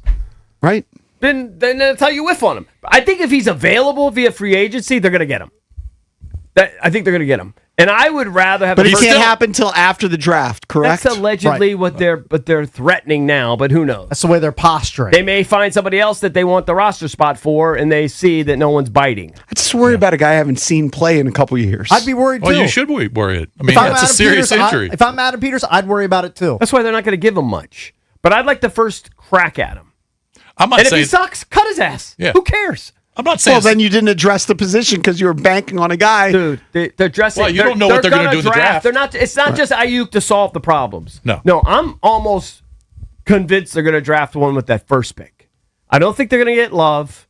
I think they've done a pretty darn great job. They could draft a corner. Yeah. Could draft somebody in the secondary. They still could go Downs. Did you just say Downs? I'm sorry. He said corner. No, corner, but I do think Downs is They could go also Downs. just a dynamite player. How do you feel about the RB position now after adding those two guys? I mean, it's okay. Yeah. I don't I mean, think it's it's better great. than it was. I'd rather have Love. Sure. But I don't think Love's going to be available. But I think he's going to be that sexy White and pick, Ford- the commodity. Ford's a decent player. He's decent. Yeah, he's not bad. And he's been durable. Right. Like I said, and he's not old. He's 26, I think. if you don't have like a Love or a Saquon or somebody that you think is a game changer, I think you can pick up a running back at Harris Teeter. And I think they've kind of done that. I think they've kind of done that. Saying that forever. We should do a bit. No, but we should do a bit. Is I do think that Hold there on, are can we elite do ones. a I do think there are elite YouTube? ones. Can we do a YouTube Mike Mark and we get you with your phone and do a YouTube video bit where EB's like at a Harris looking for Teeter. running back. At a Harris Teeter, you see the sign? Yeah. He goes, I'm looking for running back. And then people Look come at out some of their. young guy in the butcher department. Right. It's right. Yeah. It's right next to the kimchi in the No, just find a guy case. that's cutting the beef. People that they looks come- like he probably played high school football. Yeah. Just say, Yeah. hey, will you sign? Yeah. Harris Teeter. I mean, Like, how fast is your 40? I don't know what Harris Theater you're going to, but the one I go to, I don't see any guys that look like Jerome Ford even, let alone Saquon Barkley. You don't see a lot of But I talent. like the bit. I do like the bit. I mean, I appreciate it. You could use Harris Teeter, any retail Sure, of course. establishment. Go to you know, Best Buy, find a silly. bus driver. I mean, any young guy kind of lost, finding Sure. his way, UPS, whatever. We could find an RB.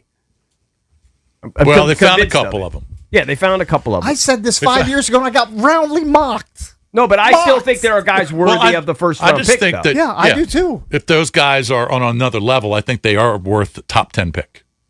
That's Right. That's what I've been I saying think for they- years. If you have a You difference little bit maker, didn't want to take not anybody in the really. first round. You were a little adamant that no no, running my back. position's been crystal clear on this. If you have Okay. an all-around player like Christian McCaffrey, Barkley, not just a two-down plotter that has to come out on third downs, and you think he's a difference maker, you can take him in the top 10. I do think that Love is going to be that guy that people he might be the non-quarterback that somebody could actually trade up. I mean, if he touches the ball 20 times per game between rushing and receiving, he's going to be worthy of that pick, and he's Yeah. as good as advertised. So I think it's a dream to think he'll be there at 7. So then you got to move on. Mm-hmm. And I think the receiving core is middling at best right now. I actually like Diami and think they could find a way to use him as a fourth guy or something and give you 20 catches again and maybe a couple touchdowns. But that's obviously not what the need is. The need is you need a guy that's going to catch A true number 2. 60 to 70 balls, maybe get 800 to 900 yards and 5 or 6 touchdowns. Like, we need somebody like that. Yeah. And I don't think we have that. No. Now, Ayuk could be that. He could be He could that. be. He If could he's- be that at 90%. If he's the guy that from 2 years ago, yes. He could be that, I think, at 90%. So the wideout room, it's got McLaurin as a clear 1. Then if you take Tate, I think you just pencil him in as your number 2 wideout. Right. Then you somehow cobble together number 3 wideout stats from Lane and McCaffrey, because both of those guys are drafted pretty high. Diami's your wide receiver 4 Well, by default. Chig could probably catch 65 balls. They're going to Then split you him just- out wide some, too. Then Yeah. if Ayuk signs, he clearly cracks the top 2 or 3. Oh, he's in the top 3 100%. It's If you just have a matter of- Ayuk, Tate, and But McLaurin, it's this if- guy right here is if you get Ayuk back to what he was a couple years ago. they're not going to trot out some broken receiver. Oh, if he's hopefully not. broken, he'll be cut or he won't be active. It'll be over. Right. I don't think he'll be broken. They're doing their research, no doubt. Yeah. They're not going to sign some guy that's just... Oh, I would agree. I mean, if Ayuk is catastrophe. what he was, even if he's not 100%, but pretty close to what he was in San Francisco, and then you get Tate, well, now you're you're legit. Am I the only one that's seen the video of him post-surgery running routes in like sweats before he had signed? I don't know what was going on there, but it was post-surgery. I didn't see it. He looked great. I mean, I'm not saying he was at 100%. I need to know where his headspace is at. I'm fine with him on the field. You're fine with the physical health. Yeah, I need to know where his brain is at. I think his brain will be, tell him where to go, he's going to go. I don't know. Because the Ayuk I've seen over the last year and a half doesn't seem like that guy. I think he took a very bizarre, ill-advised way to orchestrate himself out of there. Now, if you read other accounts, he felt very slighted by San Francisco for various reasons. And, I think he took an ill-advised way and he blew a lot of money. Yeah, I mean, he basically punted away $30 million. And it's a bizarre way of doing it and an ill-advised way of doing it, but he has his own reasons for why he acted the way he acted. Wouldn't advise it, but I'm not as anti-Ayuk as you are.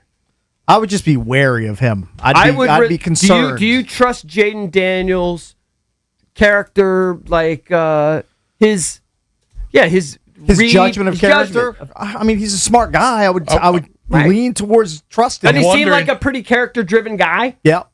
I'm wondering if John Lynch and Shanny are so pissed at Ayuk that they're trying to find anybody that'll give him a 7th rounder just so he can't go play with who he wants to play with. Yes, I think that's exactly what's happening. Possible. Yeah. I think that's exactly what's happening. Phone number is 1-800-636-1067 if you want to chime in on what the Commanders have done and haven't done at wide receiver via free agency. They add De'Ami Brown and Van Jefferson to the mix right now. 1-800-636-1067. We're the Junkies. Coming right back. This is your flagship home of the Washington Capitals. Shooting, he scores! It's a power play goal! And DC Sports Talk all day. Sports Radio 106.7 The Fan. The Chase Ink Business Premier Card is made for people who make things happen, like me. I'm Sam, founder and CEO of Manifest, a product design company that makes everyday products designed smarter. I get 2.5% cash back on purchases of $5,000 or more, plus unlimited 2% cash back on all other purchases, which helps us make more smart ideas into a brilliant reality. The Ink Business Premier Card. Chase for business. Make more of what's yours. Real business owner compensated for their participation. Cards issued by JPMorgan Chase Bank, N.A. member FDIC. Subject to credit approval. Terms apply. Hey, it's JP from the Junkies. Did you know Verizon Home Internet covers more homes with faster speeds across the country than any other provider? Now you can get award-winning Fios Internet for just $20 a month for 3 years. Switch today and enjoy savings you can count on. Verizon Home Internet consists of Fios and 5G Home. Availability varies. Comparison based on FCC BDS data of home internet providers. Download speeds over 50 Mbps. June 2025. Limited time offer for eligible new customers. Fios $20 per month plan.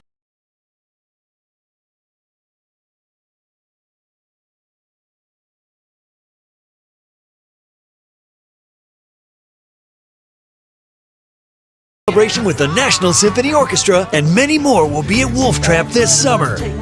Tickets for over 60 summer concerts go on sale this Friday at 10 a.m. at wolftrap.org. Hey, do you know about Virginia Lottery Rewards? It's the greatest thing ever!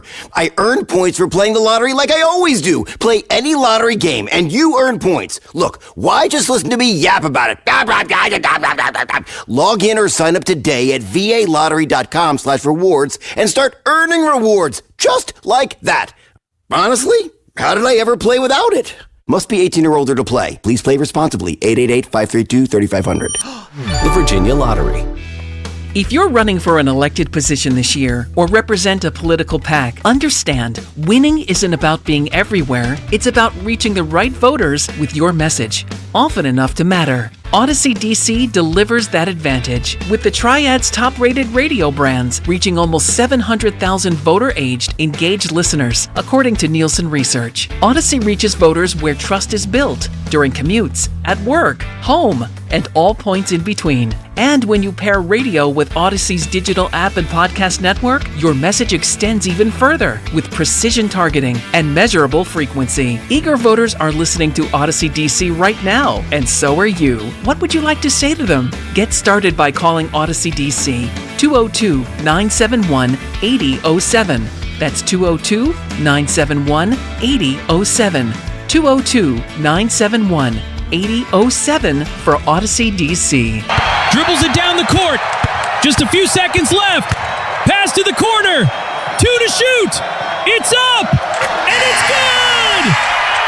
This season, head over to Giant to get game day ready with all your favorite foods and snacks, and let Upside dish the assist with a $10 cashback bonus on your first grocery purchase.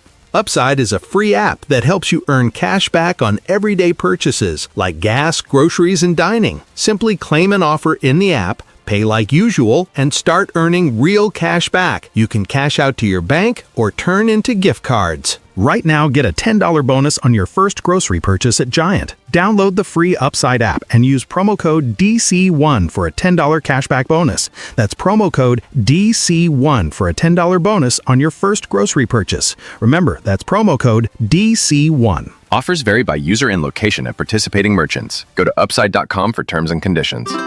Save on delicious produce at Whole Foods Market. Get 4 yellow mangoes for $5 with Prime through March 24th. Dice up this juicy treat in salsas, ceviche, or on its own.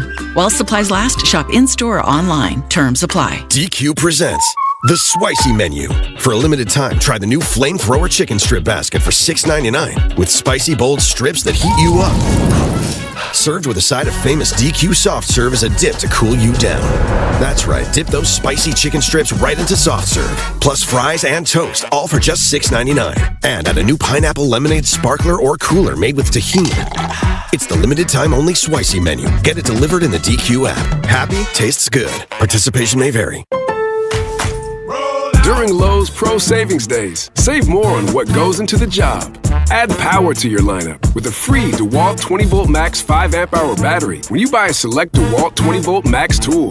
Plus, get up to 35% off select major appliances from Whirlpool, Maytag, and more. Get the job done right. Keep more in your pocket. That's Pro Savings Days. Our best line.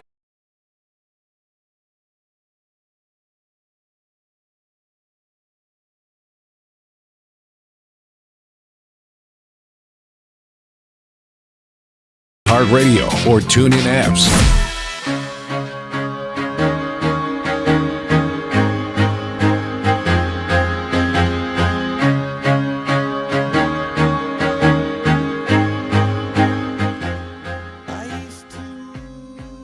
So today is going to be a little hairy, apparently, weather-wise.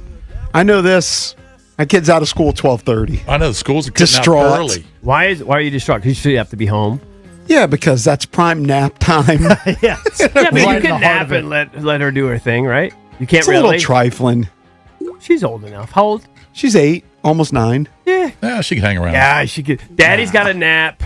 You give her an iPad. Yep. You know, do your homework. Make some cookies. He's gonna make cookies. Eat some cookies. You know, I got no problem. So she's out at 12:30. Early dismissal. I assume that is Montgomery County. We're a private school, but usually go by Montgomery County rules. Yeah, Case school's doing the same thing. I think they're out at noon. When's the last time school systems let out early because of a Sometimes they would do thunderstorm? Not really a thunderstorm. I don't Potential think it's the tornadoes. It's the tornado. It's the wind stuff that's scaring the poop out of everybody. And honestly, even me as an adult who's lived here for basically my entire life, 53 of my 56 years, I've lived here. Uh-huh. And they say, well, this happens like 3 times a year. You get this weird formation where you could have some tornadoes. And I know we've had occasional tornadoes here, and we've had some horrifying ones. The one in College Park years ago lifted the 2 girls over the... I can never lose that image out of my mind. But by and large, we're not a tornado alley. It's not really... You know, I remember we had the derecho that traumatized one of my kids. Well, La Plata got pummeled years and years ago. But that's a different area. It's not really this D.C. area. Yeah, Southern Maryland. I just don't think of this. But I watch all these news and I watch all this. I almost feel like they're doing it for ratings almost. All the scare tactics. The scare tactic, they kind of work even on me. I'm like, man, I don't know. Kate, You're going to be in your basement. I'll probably be in my basement. I'll probably go down at 5:30. Put on Doug camera. Check out what's going on. Yeah, like at 3 or 4 o'clock, I'll probably, What time is it supposed to really be bad? They say around 3 o'clock it's going to start, maybe. The worst. I think the worst of it's going to be later, though. 3 or 4, and then I think after dinner it might be worse than 3 or 4. But I think they're talking about. And then when are you out of the woods? Like 9 p.m. Yeah. But aren't they talking about a max of like 60 or 70 miles per hour? Or no, you're hearing higher. I've heard 80-mile-an-hour wind gusts possible. That's pretty brutal. I don't know what it was last week. I told you last week my 1-block walk. It was super windy one of those days. Yeah, can't imagine 80. Yeah, but that's a gust that just blows through. It's powerful, but it's not sustained, right? So yeah, it's not sustained. I am worried about my big cage I have in my backyard. I have it tied down. If that thing you better put some extra zip ties on it. Do something. I'm going to text my boy DK right now. How bad are the winds going to be today? Was it windy this weekend here in this area? Because I was in Richmond, and when I got home, there were all kinds of branches I had to scoop up from my yard. It must have been. A lot of Adrians. I was a lot of branches. A lot of cliffs. Yes. It wasn't too bad. Wasn't too bad. But like if you the derecho I remember, and that traumatized one of my kids. Like eventually needed therapy. It mowed through like our neighborhood, and like you could see the visible damage. And I think that though was like 150 mile an hour. Like that was like a super thing, right? It wasn't like 80 mile. That was like maybe even like. I don't know how fast derechos. I didn't think it was 150. I mean, it was like super fast, but like a blur. Maybe 100. Like a blur that just blew through. And it was like a one-time thing. It wasn't like something that could swirl around. I don't know. It looks like a big footprint, though, of where you could be in some trouble. I know people were tweeting us a week ago about this. Huh? I know people were tweeting about this a week ago. I'd never even heard the term Category 4, whatever they're saying. Me neither. That's what I say. I feel like as a grown-ass man who's lived in this area for 53 plus years that I should not be sweating this because I can think of maybe 2 incidents in my entire time living here where I've been somewhat traumatized. Yeah, just better hope a twister doesn't roll through your neighborhood because then it's going to get dicey. I'll be stunned, beyond flabbergasted if there's one in I would be Kensington. Too. It would blow me away. Yeah. It would blow you away. Yeah. Did you put all your patio furniture away and everything? No, my wife asked me, and I just said, no, I've never done that before. They say this happens 3 times a year. I've never done that before. Yeah, I guess I should take the chairs and do the old. I guess I'll bring them in the garage. Bring them in the garage. You know how heavy my. That's what I did. Yeah, you're a more responsible homeowner than me. I don't own a home. I rent. Oh, where? Well, these are big. I got big wooden Offenbacher's chairs. Where am I going to put those things? Garage. No chance. That would be a Herculean effort. What? To go all the way around the house with those big heavy. You know what you could do? Chairs? Get some of your 25-pound plates and put them on top. The chairs are big, heavy wooden. Oh my things. God! Now the ones about my dining room table, those are light. Those metal ones are light. Those will blow around. All right, you got to make sure you don't park near a tree. Yeah, especially a dead tree. Pwned. You don't want that thing. You don't want that thing to blow over, or sticks fall, or branches fall. That is worrisome. I've always worried about that because I have massive trees in my backyard. Massive. Old, and I've had people look trees, at them. yeah. They're old. Yeah. I've had people look at them and they're healthy. They're prime candidates to topple over. Yep. Pummel your fence, pummel your golf setup. I have not as That would many be as you. Almost more so than my house. Right. I have 4 pretty massive trees that kind of are on the outside of my lawn, and they might be dead because I'm telling you, I come back and there's always branches all over the lawn. Yeah. That's what's terrifying. If you have somebody that could check out your trees and just make sure they're alive, I think that's helpful. The way I live kind of like on a slope. The way mine are tilted, I think I would dodge it. I think it might hurt others, not hit my house.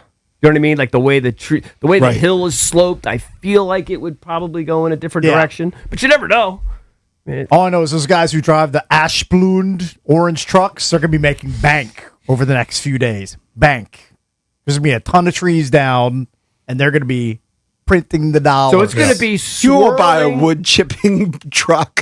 I wouldn't know the first thing to do with it. What would I do with it? You just take the branches and trees and you throw it in there. I'm not manly enough for that job. When you murder someone, you put the body in the Put him in the wood chipper like in Fargo. That's the move. Well, I mean, there'd be evidence everywhere. Right, DNA just everywhere. shooting all over the yard. Can't do that. Earlier in the show, we were talking about the World Baseball Classic. United States advances to the final as they beat. They won 2-1 last night. They beat the Dominican Republic. Sorry. Yep. I need some more sleep. That's the problem with staying up late. Yeah, brain doesn't fire. But got brain fog they over beat there. the Dominicans 2-1 last night to advance to the final of the World Baseball Classic. We'll talk to Chelsea Janes from SNY MLB Insider next here on the Junkies. DC's FM Sports Talk. 106.7 The Fan. This is an Odyssey Sports Minute. Presented by Robinhood. Learn more with Robinhood at Robinhood.com/yourmoney. UConn has officially secured the #1 overall seed in the 2026 Women's NCAA Tournament, entering the dance a perfect 34-0. The Huskies hunting their 13th national title, and they'll get it over UCLA, Texas, and South Carolina. I'm Drake Toll. This is an important message for anyone struggling with $10,000 or more in credit card debt, medical bills, or personal loans. Due to ongoing inflation, job loss, and the rising cost of living, many Americans are facing overwhelming credit card balances. If you're drowning in credit card debt, you may qualify for powerful debt relief options currently being offered by National Debt Relief that can significantly reduce what you owe. You don't have to declare bankruptcy or take out a debt consolidation loan. You could qualify for this debt relief option and only have to pay back a fraction of what you owe. Act now to see if you qualify. With thousands of 5-star reviews online and an A+ rating with the Better Business Bureau, National Debt Relief has helped over 1 million consumers with their debt that qualified for this relief option. So don't wait. Call the Debt Reduction Hotline now. Dial 800-428-5757. 800-428-5757. That's 800-428-5757.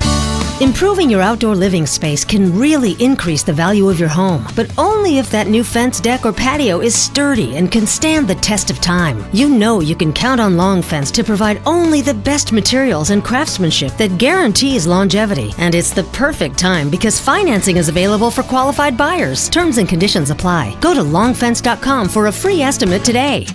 There's a long time name for quality. Long Fence. Xfinity Tech Support, Matthew speaking. Hi, I live in a pretty remote place, like Jurassic Park remote. No! Wow. Will Xfinity Mobile work out here?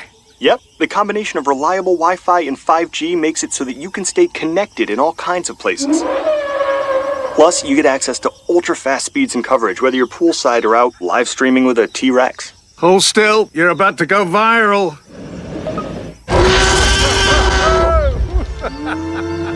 Welcome to a new era of Wi-Fi boosted mobile.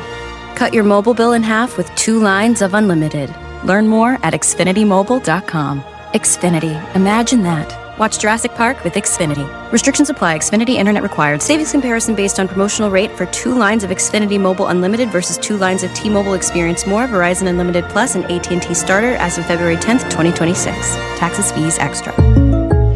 Jake from State Farm. I just beat my running PR, so I'm celebrating with the Banana Bonanza smoothie. Hey, and you can keep celebrating when you create an affordable price just for you by bundling your home and auto with the State Farm Personal Price Plan. Go bananas. I will. Hey, make it a large.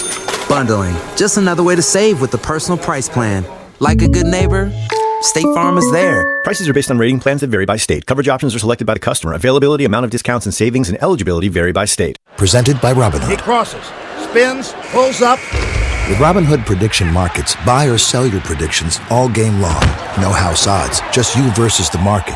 Put your sports IQ to work. Trade every shot, block, steal, run, and moment that shifts the game. With Robinhood Prediction Markets, trade every play. Visit Robinhood.com/predict to start trading. Futures and cleared swaps trading involves significant risk and is not appropriate for everyone. Event contracts are offered by Robinhood Derivatives LLC, a registered futures commission merchant and swap firm. No! It's just a golf lesson, champ. Loosen up. I can't. See that Hyundai Santa Fe? Yeah. I only paid Finish up on your own. I gotta run. Deal's so right, it almost feels wrong. The Hyundai Getaway Sales Event. Get 0% APR for 60 months, plus 0 payments for 90 days on the Hyundai Tucson, Tucson Hybrid, Santa Fe, or Santa Fe Hybrid. Now, during the Hyundai Getaway Sales Event. Hurry, offer ends March 31st. Call 562-314-4603 for details. Live from the LindsayCars.com studios in the nation's capital. Young driving, gets under the basket, and it's scored! WJFK-FM and WJFK-HD1 Manassas and WPGC-HD3 Morningside. This is your flagship home of the Washington Wizards. Trae Young, his first three, ends up on the deck and one! That was filthy. Oh, Trae Young put on a show. Sports Radio 106.7 The Fan. An Odyssey Sports Station. 106.7 The Fan. Sports Flash. The NCAA men's tournament begins on Tuesday for the Howard Bison against UMBC. Friday, Virginia takes on Wright State. Thursday, VCU against North Carolina. Duke, Arizona, Michigan, and Florida are the top seeds. Miami, Ohio got in. They'll play SMU Wednesday. Women's tournament, Maryland, Virginia Tech, James Madison, Howard, and Virginia all got tickets to dance. NIT men's side, Navy, GW, and George Mason are in. Cameron Young gets a birdie on the 17th, wins the Players' Championship on the final hole. Dallas Goddard stays with the Eagles on a one-year deal. Wizards and Golden State tonight at 6:45 on The Fan. Nationals and Mets at 6 on Team 980. World Baseball Classic. USA beat Dominican Republic 2-1 in the semifinals. Gunnar Henderson and Roman Anthony with solo homers. Paul Skeens 1 run allowed in 4 1/3 innings with 2 strikeouts. The game ends on a questionable third strike call. USA takes on the winner of tonight's Italy versus Venezuela matchup Tuesday. From the Crop Metcalf 5-Star Sports Desk, Byron Kerr on The Fan. It's the Sports Junkies on 106.7 The Fan. Man, these guys are so classy, you know? Pretty damn good. And always live on the free Odyssey app.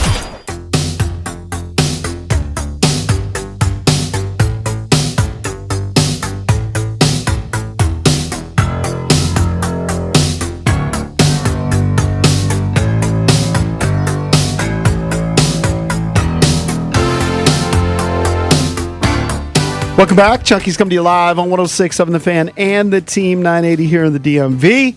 910 The Fan, 105.1 FM in Richmond.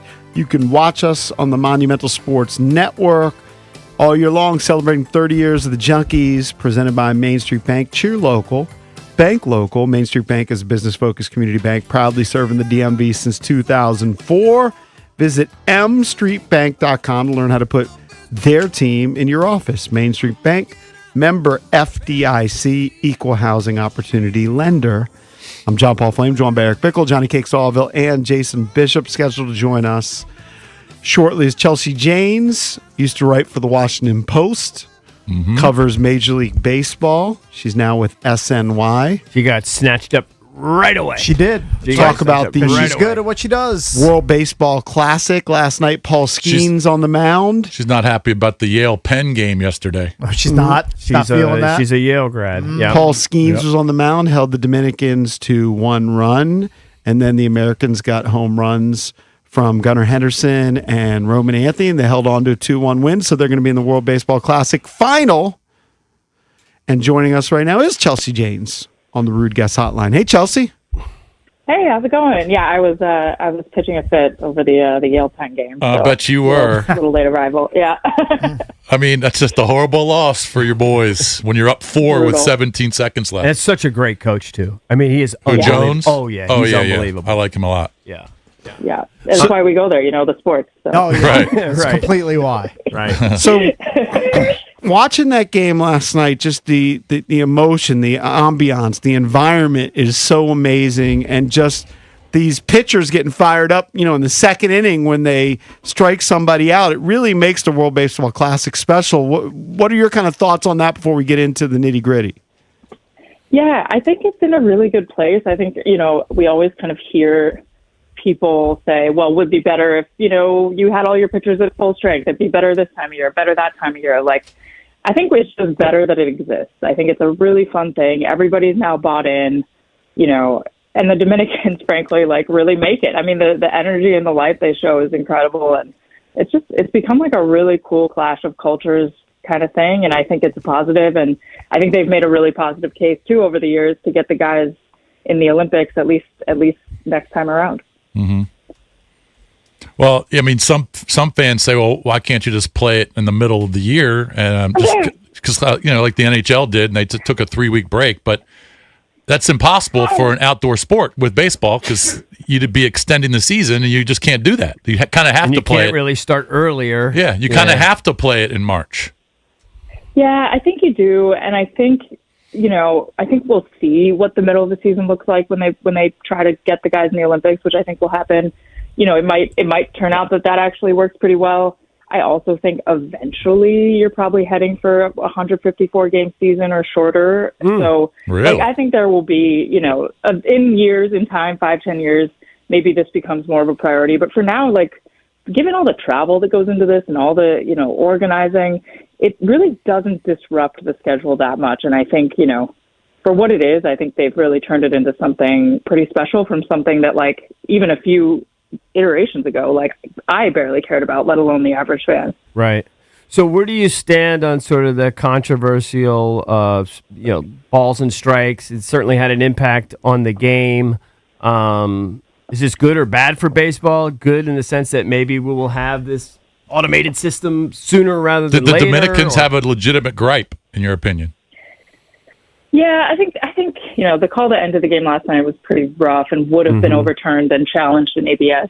I think basically from talking to people at MLB, it was pretty much everyone's nightmare that either the World Series or this tournament would end on a bad call like that before they could get ABS implemented. Right. And I think, that's what happened. So it's going to be fixed next time. I'm sure they'll have the challenge system. That's exactly what it's there for, right? We've seen in spring training a lot of guys challenging things in the early innings. That's going to go away when the games count. They're going to save their challenges for moments like that. It's basically just to make sure that calls late in the game don't change the outcome. And in this case, it would have. So it's frustrating, and I think they're right to be frustrated. But I mean, for 100 plus years, you got to protect with 2 strikes. Maybe not on that call; it was pretty low, but it's not like this is something baseball has never experienced before. It's part of the game right now, and I think MLB will be happy that it won't have to be part of the game moving forward. So who does the United States throw in the final tomorrow against either Italy or Venezuela? Yeah, I think they're going to throw Nolan McLean, who's the young guy for the Mets. He's the real deal. He struggled a little bit in his last outing, but he's pretty fascinating. He's just a really, really good. I mean, he's not even prospect anymore. He'll have rookie status this year and probably be one of the favorites for Rookie of the Year. Just one of those guys you see and you're like, oh, that's a dude. So he'll be good, but we'll see. I mean, it'll be his first real test, and they'll have all the arms they want behind him. Obviously, not Tarek Skubal, who they'd love to have, but that's part of this too, is just kind of figuring out who's available when. And he's a good option. He's not who they'd love to have, but I think he'll be fine. So how does DeRosa? Where does he sit after all of this? I know you know everybody well, but you know him well from his time here in D.C. We've had him on the show, at times, and he's such a charming, great guy. Yeah. I feel bad for the guy. How does his reputation hold up after all this is said and done? I think that's why this was so hard, right? Everyone kind of knows him. Everyone in the media knows him and respects him and knows he's a well-intentioned human. Yeah. Obviously, those are mistakes that, when he said he misspoke or whatever, and then kind of built his lineup in a way that suggested that he did not know the U.S. was going to, be in peril a little bit there. It feels sort of like, one job kind of thing. You got to get that right. But, I don't know. I mean, he did build this team. He oversaw the expansion of this team into something that people like Paul Skeens, Tarek Skubal, Bryce Harper, all these guys wanted to play for. A few years ago, it was like pulling teeth. So I think that's a huge part of his sort of legacy here. But I do think that the tournament now has gained such prominence, and certainly with the Olympics coming up, he probably won't be the one in charge for that. I think it's just, we've heard Dave Roberts say he wants to manage. I think if that's true, he probably has to get handed that opportunity given his track record. So I think we've just moved into a realm now where, it might be tough to have somebody who hasn't managed in the big leagues or, kind of handle that job. But, right. Maybe I'm wrong. I don't know. Tough stretch for him. But I think if they win, all will be forgiven. And his main legacy here will be getting guys to play, getting guys excited about it. And that is a big legacy because it's not easy to get these guys to do something, they don't have to do, basically. So what was Kershaw's deal? I thought he was done, and then he was on the roster, but then they never used him, and then they just, I guess, deactivated him. Like, what was that whole thing? Super weird. I mean,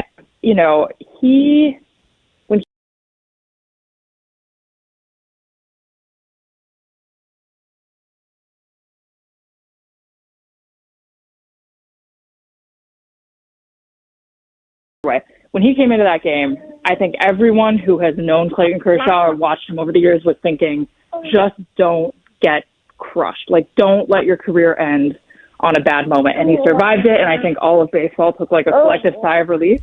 So when I saw him on that roster, I was like, why are we doing this? The stuff isn't there. He's beaten up. It's just like, why tempt fate? So I think it was more like as a figurehead. I don't think they ever really intended to use him in a big spot.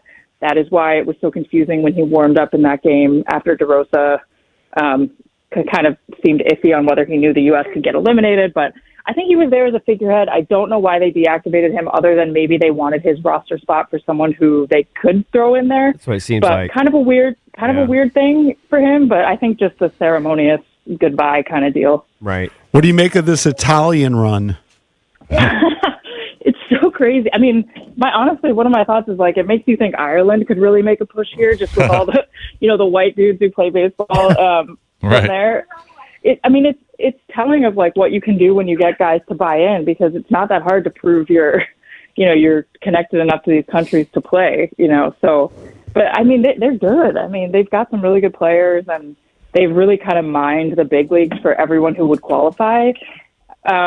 But I think Italy as baseball country doesn't feel like it's right. But I think once you see the names, you're kind of like, okay, maybe this is this kind of makes some sense. But it is fascinating. Like Italy and Venezuela, not necessarily countries we consider on the same like level of baseball powerhouse, and here they are. Yeah, I couldn't believe Austin Wells was playing for the Dominican. Right. So funny. Just because his mom is of Dominican descent. Hey. But he looks a little Dominican. Well, I mean, he's got dark skin. But he's but American. Doesn't matter. He has Dominican heritage. He's been playing catcher for the Americans. It's hilarious. Right. I just think it's funny. Yeah. They've like adopted him as their mascot. It's pretty great. Yeah. He apparently is I've met him actually. He's a really good dude. I would venture to guess Italy has in the entire country less than 100 baseball fields. Right. Probably right. Oh, I'm sure you're right. Right. Where are there baseball fields in Italy? You're asking the wrong They guy. don't have They them. probably have less than one. I mean, I've been baseball to field. Italy. You might be right. Yeah, I don't know. They got a lot more Hey, vineyards. Chelsea, I know that you cover all of baseball, but we can't have you on without getting some Nats take from you. Some people are telling me, even though this is going to be, they're not going to win a lot of games, but this is going to be more exciting when they win 65 or 68 games. How do you feel about that? How is that possible? Yeah, so I maintain this, and I actually ran this by a few people with the Nats when I ran into them in Florida. I think they're going to be a solid 5 to 10 wins better, purely because of the new coaching staff, new front office, implementing clear direction.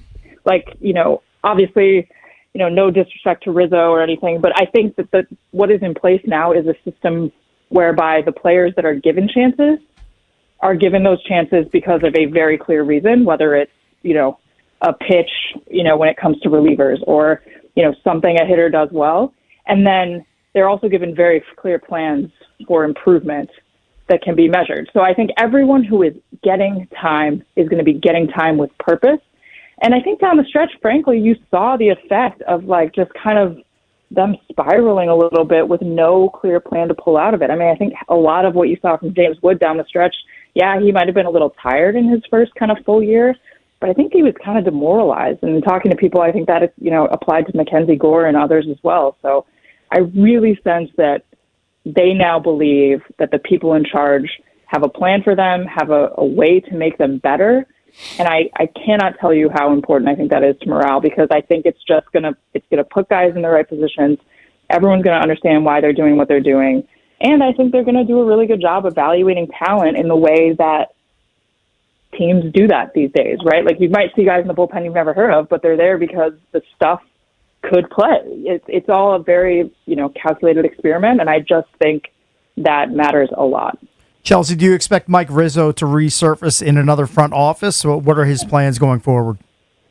Yeah, I haven't talked to him in a bit, but I would expect that he'll get that chance. I think there are a lot of places where, his experience is respected. Certainly his player evaluation and his ability to make good trades. One place I always think of, and others have mentioned to me, is, if the Angels end up going under some changes in the next few years, Rizzo is the kind of old school guy that front office tends to like. So I'm obviously rooting for him to get another chance, and I think if he wants it, that he will find it. It might not be, in the same fully in charge role, right away, but I think he'll get a chance if he wants it. I know I've asked you about this guy for like 2 years now, but it's still not happening. Dylan Cruz hitting 125. Spring training, I know, get it. It's just not happening. Yeah, I know. And I think for a very long time I was very convinced that it's going to happen. I'm not unconvinced now, but I'm more worried because I think at some point you just have to apply the eye test, and the eye test is not giving good feedback right now. But I also think you don't become the kind of player and prospect he is or have the success you do at a program like LSU if it's not there somewhere. So the thing I am curious to see is once they play games that matter, once he can focus less on like proving he belongs and more on trying to win a regular season baseball game, I think he's one of those guys who thrives when it's about winning and not about, like spring training, trying to kind of show you're right or whatever. But yeah, I'm worried too. I'm sure he's feeling it. It can't feel good to see Paul Skeens, in the biggest game of his life in the WBC one night, and you're struggling in spring training when you guys came out at the same time. So I know he's aware of stuff like that, and it's going to be tough. And if he's able to pull out of this, I think we'll learn a lot about kind of the mental toughness there. But they're going to give him every opportunity, and he's earned every opportunity. So, I'm rooting for him to figure it out. I root for everybody. I want to see everybody be successful. Don't want to root against anybody, not at all. But I'm just getting vibes. Who's the third baseman? They swore he could hit. Yeah, he could hit. He could hit. He could hit. He could hit. Yeah. He couldn't hit. Didn't happen. That's how hard the sport is. Yeah. It is tough. I maintain that Dylan Cruz is a different moxie. I know. I've heard that. But we haven't seen it, so it's fair. Yeah. All right, Chelsea. Great to connect with you. We'll talk to you soon. Thanks for having me. All right. Thank you. Bye. Chelsea James. Bye, Chelsea. Now I think she was feeding SNY. a baby or something. That's what I think was going on. You heard those sounds? Yeah. Oh, her baby was definitely right next door. Yeah. We had birds during the Jerry Palm interview and baby. Well, no, he said those were roosters. Is that what he said? He claimed those were birds. They sounded like birds. Sounded like Augusta. They sounded like robins. I was just looking at the projected starting lineup for the Nats. This is on Fangraphs, so obviously things can change, but this projected, their total amount of MLB service time of the projected starting lineup is not even 18 years total. Well, what is like the average? Like you got to put it in context for people. I don't know, but 18 years. It sounds like the bottom third for sure. Sounds very, very look low. at the Phillies. The Phillies probably have, they've got a couple 10-year vets. Guy. Yeah. Just in one or two guys. Yeah, probably have 20 years. Yeah. And they also have a payroll approaching 300 million. I understand. And the Nats don't. I understand that, but that's how young this team is. Right. How young and inexperienced it is. And that's just the starting lineup. I'm not factoring in the Give me the starting rotation right now, the projected starting rotation. It's Cade Cavalli. Yep. Mikolas, who they signed in free agency. Is Josiah ready? He's been pitching in spring training. Yeah. Jake Irvin, I would assume. Okay. Brad Lord. Maybe Lord, or maybe the Foster Griffin dude who they signed. Got some guys. It's something. They got some guys. Nothing overly proven. But some guys you can root for. Yeah. Washington Nationals coverage is brought to you by Main Street Bank. Cheer local, bank local. Main Street Bank is a business-focused community bank proudly serving the DMV since 2004. Visit mstreetbank.com to learn how to put our team in your office. Main Street Bank, member FDIC, equal housing opportunity lender. We'll do EB's entertainment page next. DC's FM Sports Talk. 106.7 The Fan. All right, guys, EB here for FanDuel. Right now, FanDuel is dropping bonus bets into everyone's account for the tournament. All you have to do is opt in to claim your bonus. Use them on your bracket picks, money line spreads, totals, game props, even same-game parlays. But don't wait. These bonus bets are only available for a limited time. All you have to do, visit FanDuel.com/local to learn more. That's FanDuel.com/local. FanDuel, it's time to dance. FanDuel Sportsbook is the official sportsbook of 106.7 The Fan. You must be 18 and over. President DC. Bonus issued as non-withdrawable bonus bets, which expire 7 days after receipt. Your max bonus is $500 unless otherwise specified. Restrictions apply. See terms at sportsbook.fanduel.com. Gambling problem? Call, text 1-800-GAMBLER. Coach Wooten's Basketball Camp, the world's #1 teaching basketball camp since 1961. Your child will learn the game, play the game, have fun, and get an experience of a lifetime at Coach Wooten's Camp. Let your kid be a kid. Down the screen and go do what we do. Let's go shoot some hoops. Early registration discounts available. CoachWooten.com. Hey, what's up? It's Sandy Rouillet here from my friends and trusted realtors, Debbie, Sarah, and Reynolds of Power Home Team with Keller Williams. If you're planning to sell your home, I personally recommend you work with the best. They sold my place. Call the Reynolds of Power Home Team. For over 35 years, Debbie and Sarah have been helping thousands of families sell and buy homes in our area. If you want to maximize the sale of your home, here's why you need to call Debbie and Sarah Reynolds. They already have the buyers. Over 16,300 buyers in waiting. These buyers are screened and looking to buy right now. As a result, they sell their homes 3 times faster and net their sellers 4.27% more money on average. It's over $30,000 more dollars right in your pocket. It's the difference between settling and selling smart. They simply get results. And the best part, if your home doesn't sell, Debbie and Sarah will buy it at a price agreeable to you. Guaranteed in writing. Call now at 844-654-SOLD. That's 844-654-SOLD. Or visit DebbieHasTheBuyers.com. That's DebbieHasTheBuyers.com. Attention home builders. Are you searching for a reliable trim carpentry partner? Look no further than Ace Trim Carpentry. With over 20 years of unparalleled reputation, Ace Trim has been the trusted choice for many of the nation's leading residential production home builders. From start to finish, we offer a full spectrum of supply and install interior trim carpentry services with precision and expertise. At Ace Trim, we pride ourselves on ensuring cost effectiveness without compromising quality. Visit acetrim.com for more information. Ace Trim Carpentry, the home builder's trade partner. Looking for a good edge? BMW of Fairfax has a limited number of I-Series courtesy vehicles with a few miles on them. In golf, I'll take strokes. On a parlay, plus money. Same idea here. Lease an i4 from $349 a month or iX from $499. Visit BMWFairfax.com. You want to feel important. You want to be a part of something bigger, something that matters and can help change things. You want to feel like you belong. We know. We felt that way too. And that's why we did something about it. We aren't just Army National Guard soldiers. We are normal people just like you. And together, we can make a difference. Take on your legacy. Visit NationalGuard.com to find out more. Sponsored by the D.C. Army National Guard. Aired by the Maryland, D.C., Delaware Broadcasters Association and this station.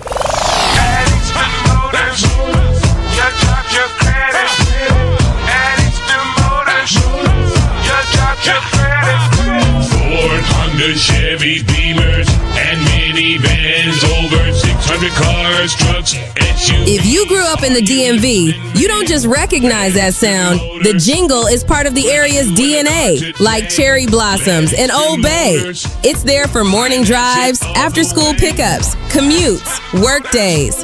For decades, that jingle has been woven into everyday life around here. Some songs come and go.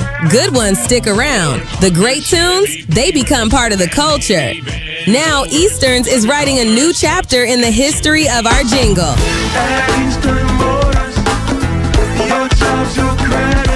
That's just a preview. The full version rolls out this spring. Eastern's Automotive Group. Any car, any way, for everyone. Tournament time is here, and there's no better place to watch the game than MGM National Harbor. Head to Tap Sports Bar at MGM National Harbor, where B. Mitch and Finley and Grant and Danny will be broadcasting live for the first round game. And if you really want to feel every shot and every buzzer beater, take it next level at the BetMGM Sportsbook and Lounge. Grab your crew, lock in your seat, and ride every game all the way to the final. Tap opens at 11 both days, so get there early. This is your tournament headquarters. Only at MGM National Harbor. Monumental happens here. Did you know about 1 in 3 people with plaque psoriasis may also develop psoriatic arthritis, which causes joint pain, stiffness, and swelling? Does this sound like you? Listen to what it sounds like to be a million miles away. Tremfya guselkumab, taken by injection, is a prescription medicine for adults with moderate to severe plaque psoriasis who may benefit from taking injections or pills or phototherapy, and for adults with active psoriatic arthritis. Serious allergic reactions and increased risk of infections and liver problems may occur. Before treatment, your doctor should check you for infections and tuberculosis. Tell your doctor if you have an infection, flu-like symptoms, or if you need a vaccine. Imagine being a million miles away. Explore what's possible. Ask your doctor about Tremfya. Visit Tremfya.com or call 1-800-526-7736. Straight Talk Wireless presents Pickup Truck Wisdom. The smartest way to spend your money is not to. Straight Talk offers free 5G phones for new and existing customers on Verizon's 5G network. So the refund money I don't spend on that free phone is the refund money I get to keep for my family. Smart. Find us at straighttalk.com and Walmart. Straight Talk Wireless. Straightforward. Always. Taxes and fees apply. Plan purchase required for free phone offers. Copyright 2026 Verizon. It's the Sports Junkies. Let's talk it out. You can watch the show live or on demand. What are we watching for? As I said, we're not sure. On YouTube.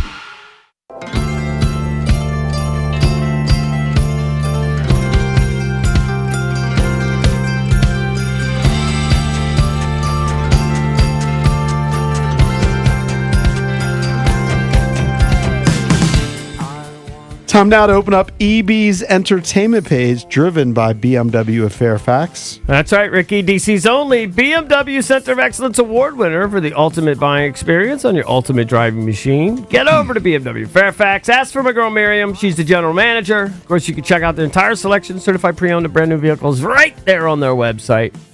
Check it out, bmwfairfax.com. All right, we talked about it earlier. Obviously, the Oscars, the Academy Awards, big deal. Used to be a bigger deal for me. I have to be honest. I can't pretend. But a prestigious award in that business. I thought it started way earlier than I can remember. Maybe 7:30, whatever it was. It was definitely pre-8 o'clock. It was definitely pre-8 o'clock, and I don't remember that. It was 7, I believe, because I was a little surprised when I was going through my menu. Like, it already said the Academy Awards. I expected, like, Academy Awards pre-show or red carpet. It was, it already started. I think I turned on right as Amy Madigan won Best Supporting Actress. It could be in criticism. That was the first award. Yeah. It could be in response to criticism. Remember that it would just last so long, people up so late. I'm fine with it being that early. I think this one lasted long. Yeah, but maybe at least if you start earlier, then you're not up until midnight or whatever. They're doing the UFC bit. UFC pay-per-views start at 10, now 9. Whatever. Earlier the better. They get big deal. You win an Oscar. It's a pretty good trophy to have on the hood of your car. It's actually the best. Yeah. Aside from like winning the Stanley Cup. Best supporting actress. Would you rather have an Oscar or Grammy? a Nobel Peace Prize? Oscar. Okay. The easiest thing ever. Ooh. I mean, I think there are some biggies out there that you're sleeping on. Somebody walks into your house and they see the Oscar. PR machine. They don't have to ask what it is. They see the Oscar. They don't have to ask what that is. They see the Nobel Peace Prize. They're going to have to go, I don't know what a Nobel Peace Prize looks like. Do you? I'm going to have to look at it. It'd be a pretty good flex. I'd have to go up and look at it and read Nobel Peace Prize. Isn't it like a medal? Except you don't wear it around your neck. Because I don't know. I think you're right. Yeah, it's the Heisman's a good one. Heisman's a great one. Yeah, I think I might take the Heisman over Oscar. Heisman great. Your Mount Trophy more. Heisman, Stanley Cup, Oscar, Green Jacket, Grammy, Green Jacket. Green Jacket's not a trophy. What's the Grammy? Oh, it's a trophy. What exactly is the Grammy? What's the Grammy Grammy's a look piano. like? It's like a grand piano. It's a pretty good one. The little thing. Yeah. With the, like a gramophone. It's like a speaker almost. Like Yeah, right. The horn. What would be the fourth? The Grammy's trophy? very recognized. The Grammy I would take over Oscar. Really? I think it's more sick to be a sick musician than it is a Grammy. Yeah, but I feel like it's a little diluted that some people have like 30 Grammys. Definitely. Nobody's got 30 Oscars. They're all PR garbage.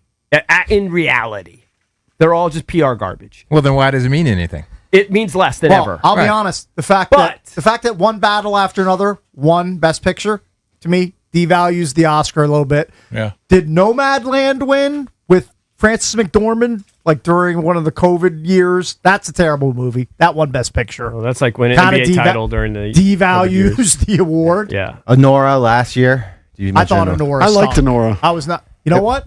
Man, Movies movies aren't for me anymore. It was a. I haven't seen any of those. It was an entertaining movie, but you're watching it. You're going, this is the best picture movie. There's no real gravitas to the movie that Hollywood has to offer. Like, it's entertaining, but when you hear Best Picture, there's usually a aura with that movie. So Best Picture was One Battle After Another. Best Supporting Actress, Amy Madigan, Weapons. Best Animated Feature, K-Pop Demon Hunters. Best Supporting Actor, Sean Penn. Best Original Screenplay, Sinners. Best Director, Paul Thomas Anderson. I only know him because he did the movie with the guy with the big dong or whatever. Boogie Nights. Yeah, Boogie Nights. It's the only reason Didn't why I he know do Paul There Thomas. Will Be Blood? Diggler. I'm sure he's done a million. I don't know if You think he's super famous. He's super accomplished. And all I remember is Dirk Diggler. All right, so look. I'm just going back to Best Picture, list of Best Pictures. Okay. Didn't see One Battle After Another. Yeah. Didn't see Anora. Didn't see Everything Everywhere All at Once. Nope. Didn't see Coda. Coda's pretty good. Didn't see Nomadland. Terrible. Didn't see Parasite. Really good. Didn't see Green Book. Green Book's very good. Man, you've seen all these. Shape of Water, no clue. Haven't seen it. Moonlight, no clue. Nope. I saw Moonlight. That's the first one that I've seen. That was good. Hold on. There were Spotlight and then Moonlight won?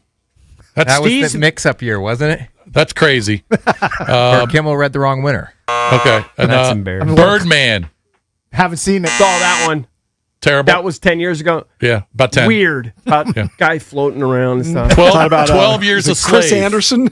Haven't seen it. No, it wasn't about him. Argo. All right. Argo's the last one I've Argo's seen. good. That's the last bet. What year That was was in 2012. All right. 15 years. You're When out on was- movies. When was the one I saw? 2014? That was 14, yeah. Yeah. Birdman. All those others, if you had told me they all came out this year, I'd believe it. I mean, I just don't see any movies anymore. Hey, promise me this week, within a week, you're going to watch Weapons. And I want an I can't on-show promise you. review. I will make an attempt. I can't promise you. But I think, the whole controversy about Timothy Chalamet crapping on the ballet and stuff like that is, he's basically saying he doesn't want movies to become like that, but it is kind of becoming like that because of Netflix and series and, all the best actors used to crank out movies. They're doing, Sylvester Stallone does, is it called Mobland? Taylor Sheridan? Yeah. I actually think there's great TV out there. No, Stallone's not in Mobland. What's the name of his show? Tulsa King. Yeah. Tulsa King. Mobland is not Taylor Sheridan. Timothy Chalamet's onto something. Every time I watch Jeopardy, Guy and I Ritchie. watch it every night, whenever opera is one of the categories, I go, ugh. It's like an audible sigh. Because it's something that it's impossible for me to get into. Well, it's just not that popular. Right. All he really said is, I don't want the movies to be like these great forms of art, which aren't popular. And he also said, he sorry, hit I don't on mean to something. offend you, just giving you my opinion. What he said was non-controversial. Yeah. It was stupid. What he said is actually accurate. Yeah. It was non-controversial. They made a controversy out of nothing. I mean, when's the last time anybody in here went to an opera or a ballet? Raise your hand. Well, you would go to see your niece or something. I don't think I've ever been to an opera. You've saw He was still taking a shot. You guys would be bitter if some guy on SportsCenter said, I don't want to be working in sports radio someday. We keeping know this We've been thing taking alive. shots at radio forever. We know this is We already had low But self-esteem. he's taking a shot. You can't say that Chalamet wasn't taking No, a shot. he was taking a shot, but it was a shot everyone would take. And it was pretty That's fair. innocuous. Yeah, yes. I mean, But he still thinks he's better than those people. Or more talented. And he is. And again, I don't know if he is. I But respect those art forms. I don't You have think to what be he said was talented- controversial. You have to be super talented to do ballet or opera. It's just not something I'm Especially ever gravitate considering towards. he couched it saying, hey, I'm not trying to take shots at you. Right. It is what it is. You know what I mean? He was just being honest. And I think Conan O'Brien was right in his monologue when he said, toss jazz in the mix. Totally. Yeah, he did. Throw it right in the Cakes mix. murders jazz. I have a little bit of Well, if you love aimless music that never ends, it doesn't have a point, I have a then little you're into empathy jazz. for jazz, having played the saxophone in high school, and jazz is Right. part of that history. Your Whatever. brother played with one of the Marsalises at one Yeah, point. I have a little bit of empathy for jazz, but it's not like I listen to jazz. Winford and Brandon? Yeah, if you love Yeah. jazz so Well- much, put it on your playlist. I'm not saying I love Put your money it. where your mouth Well, you'd is. I rather said listen I to have jazz some than empathy opera. for it as an art form. I would rather listen to jazz and opera. That's true. Yes. But they're both last resorts. So you're telling me when you used to drive home from WJFK back in the day, Yeah. and they played cool jazz after the Sports Junkies, I mean, no disrespect. you weren't tuning into I it? believe it was You know what Shirlita. it is? Shirlita was the jock. No Shirlita, disrespect to her, but Yeah. Jason No. had a thing for Shirley. I would not. I would listen to Pharrell. She was cute. No, she was. Yeah, she was. That would be great soothing music to put you to sleep. I think, possibly. Sure. I should download jazz. Maybe You it'll help me. should- you maybe should it'll help listen me to fall it. asleep quicker. Smooth jazz. Smooth jazz, right. Valdez is making a big deal, and a lot of people are making a big deal about Leo. Now, when I saw the story just by the headline, I did see the picture, and it actually didn't. I guess it jumped. I guess I noticed it, but I didn't think it was that big a deal.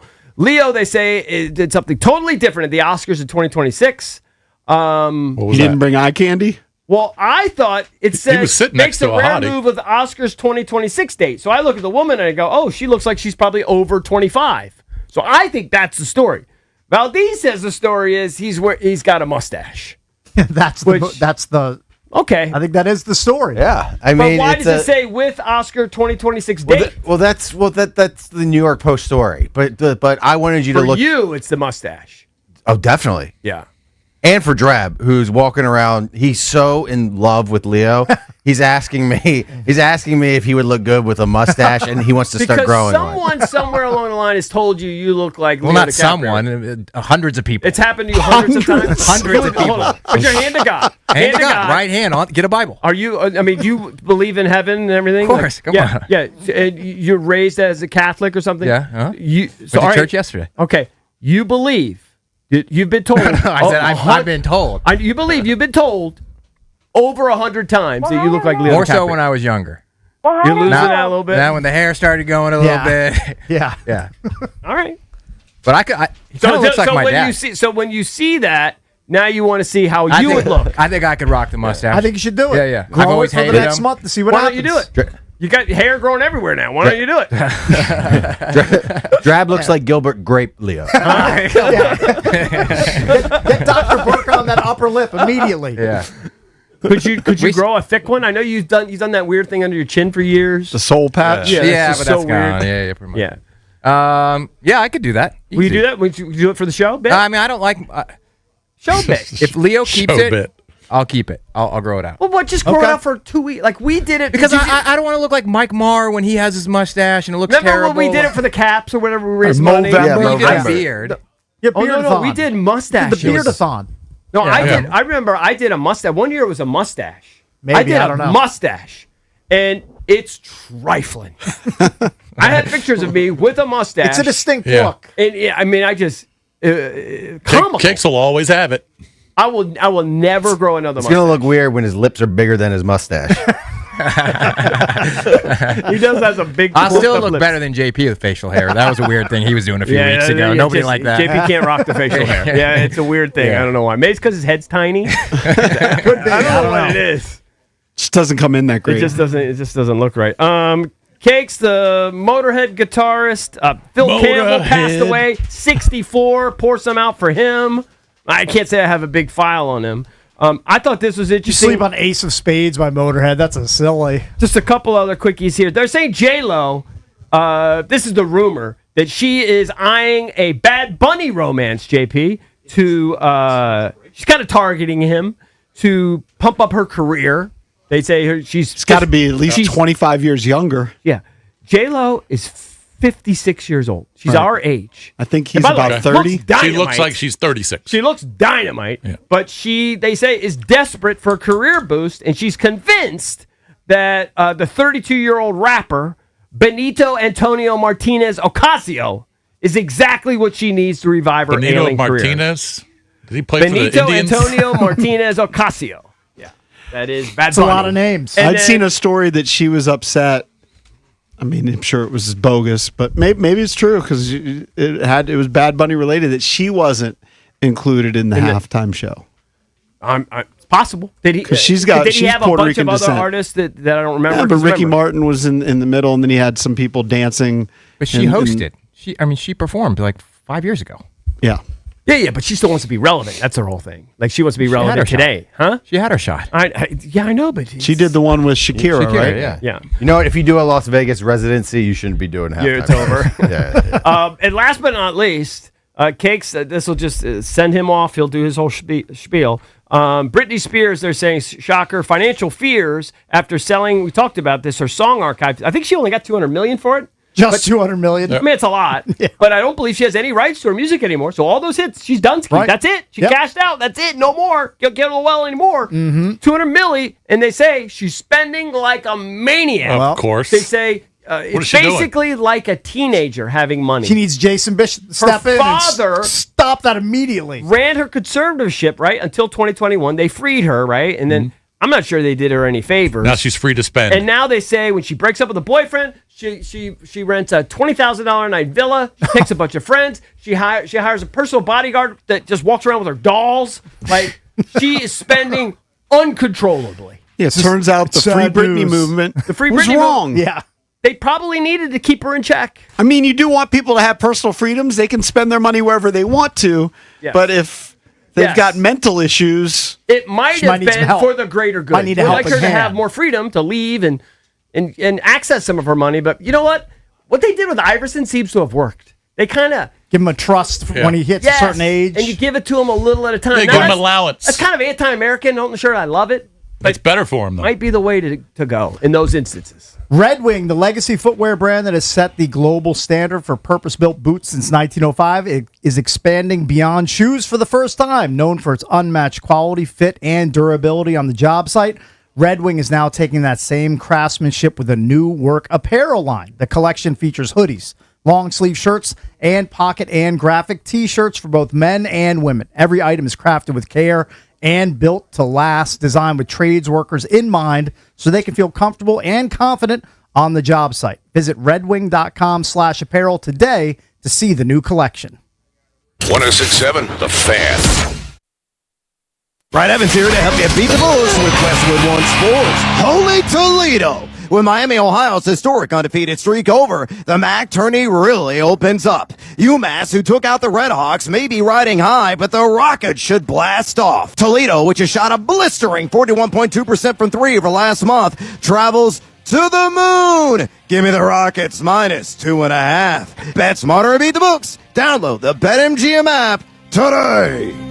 I'm Boomer Esiason. My mom died from cancer. She was only 37 years old. She didn't have life insurance, and that was devastating for my family. That's why having life insurance is so important to me. Ethos makes it fast and easy. Get a quote in seconds, apply in minutes, and get same-day coverage. You can get up to $3 million in coverage with no medical exam. Get your free quote at ethos.com/play. That's ethos.com/play. Paid spokesperson. Time spent on application may vary. Online health questions required. Get more out of every mile when you share the ride to work. With carpooling, you'll have time to relax, save money, and pick up new friends. Commuter Connections can help you find carpool partners who live and work near you, even if you're commuting just a few days a week. It's a free service. Carpooling. Every dollar saved, every friend made. Register for free carpool partner ride matching at commuterconnections.org or call 800-745-RIDE. That's commuterconnections.org. Every day can be game day when you're a Washington Capitals season ticket member. With one membership, you get year-round perks, exclusive access, and unforgettable experiences on and off the ice.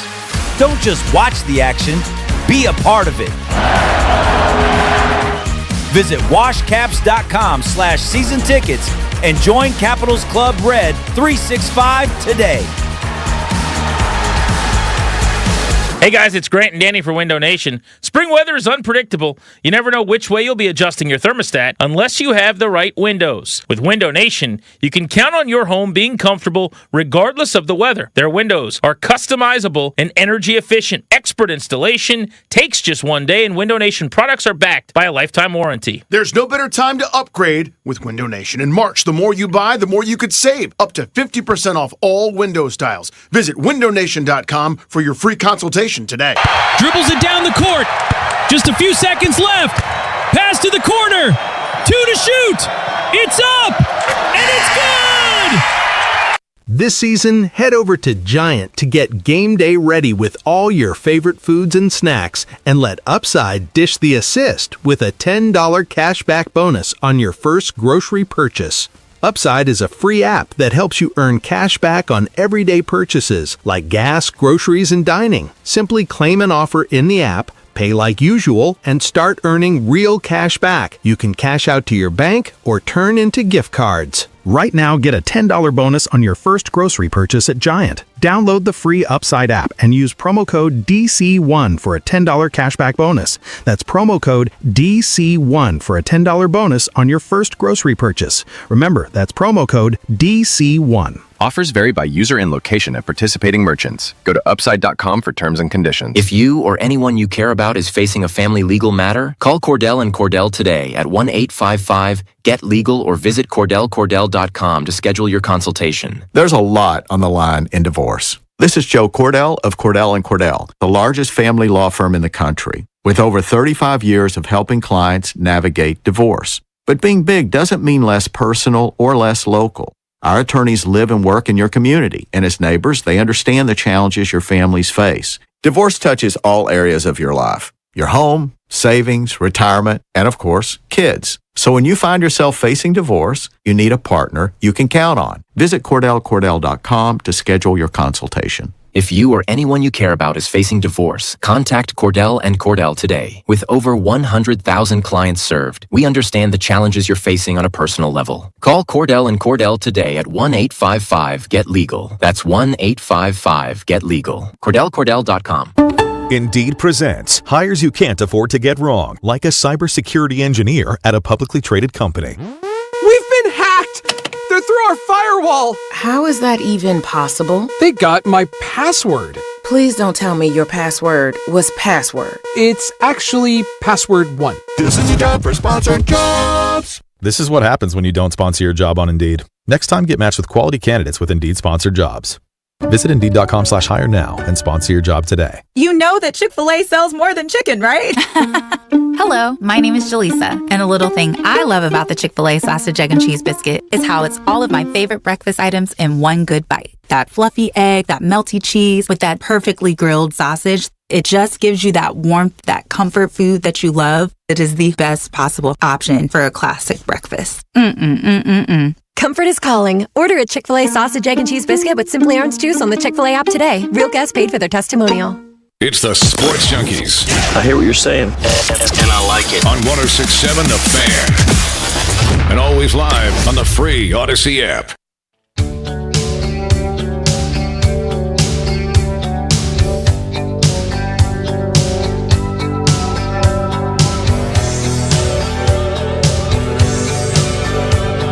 Quick shout out to my buddy's kid who plays for the 10U Loudon South Eagles. They won the St. Patty's Day baseball tournament. Nice. They won 5-0. I remember those days, man. I wish my daughters were still playing 10U travel. You're hearkening back to the glory days. Yeah, you send me pictures of team photos and trophies, and man, those are the days, buddy.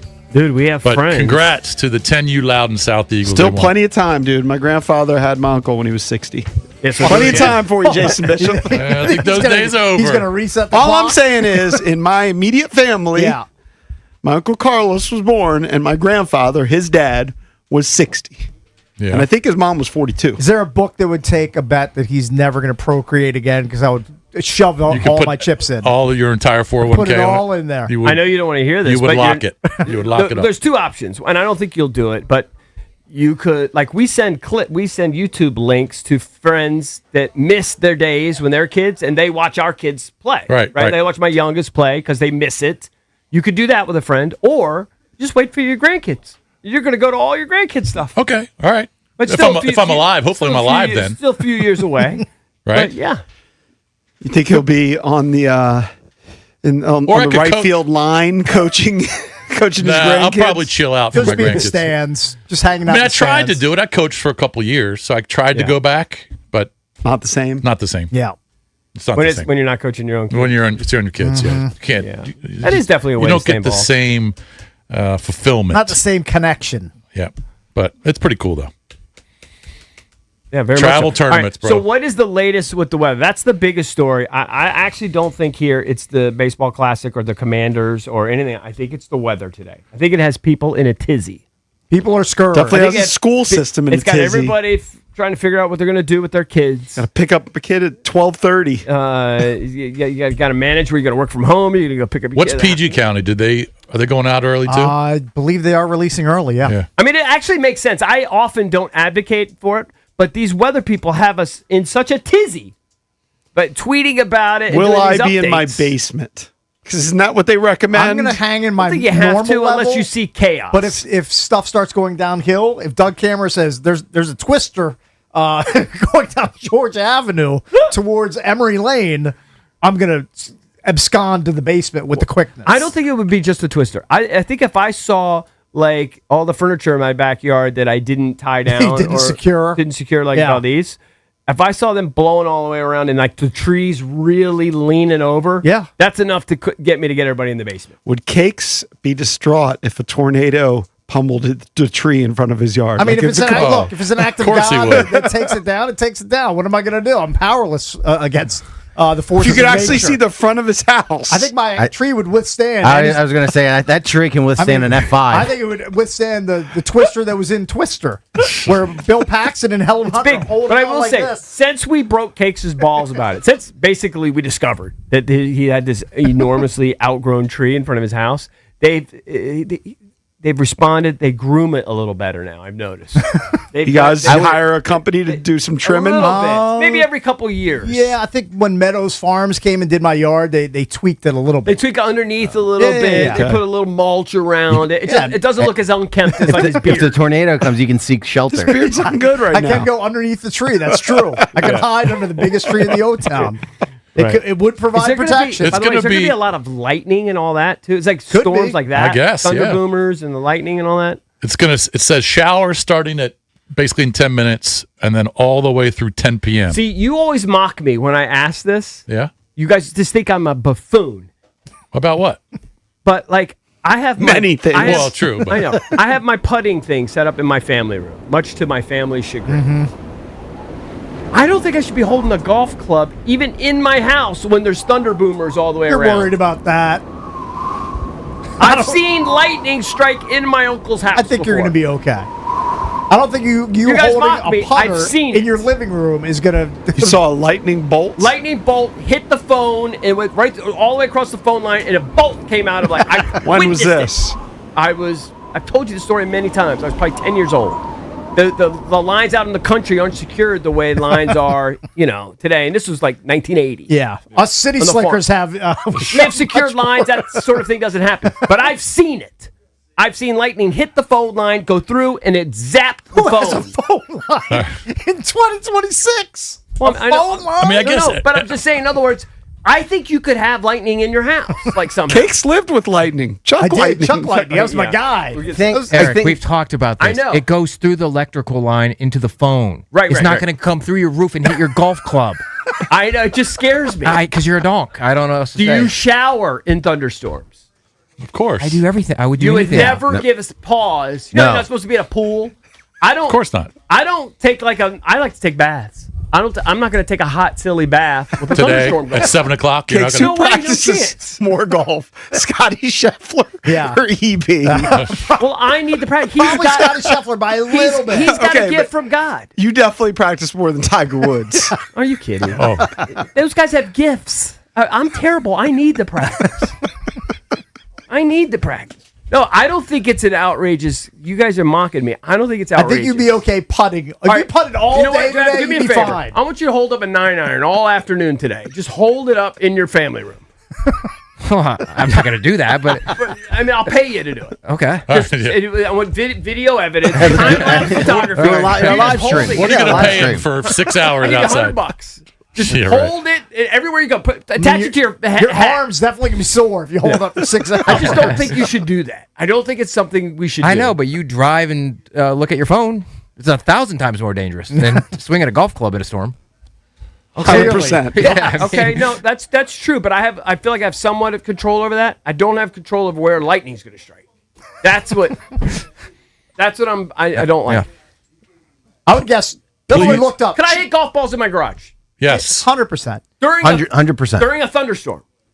Yes. You would do that? With the door closed? Yeah, with everything Yes, you're fine. enclosed. Yeah. You don't think it would attract it somehow? No. It's looking for the high point. But you're not on the tee box. Your golf club inside your house is not the high point for lightning to come down and strike.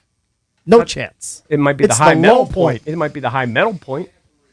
with all the metal on people's houses Yeah, you're that's higher enclosed. than your golf club. I know. But when he follows through, then gets up here. All the geezers that live in your neighborhood with antennas on the roof. Have fun today. All right, we got to get out of here. B. Mitch and Finley next.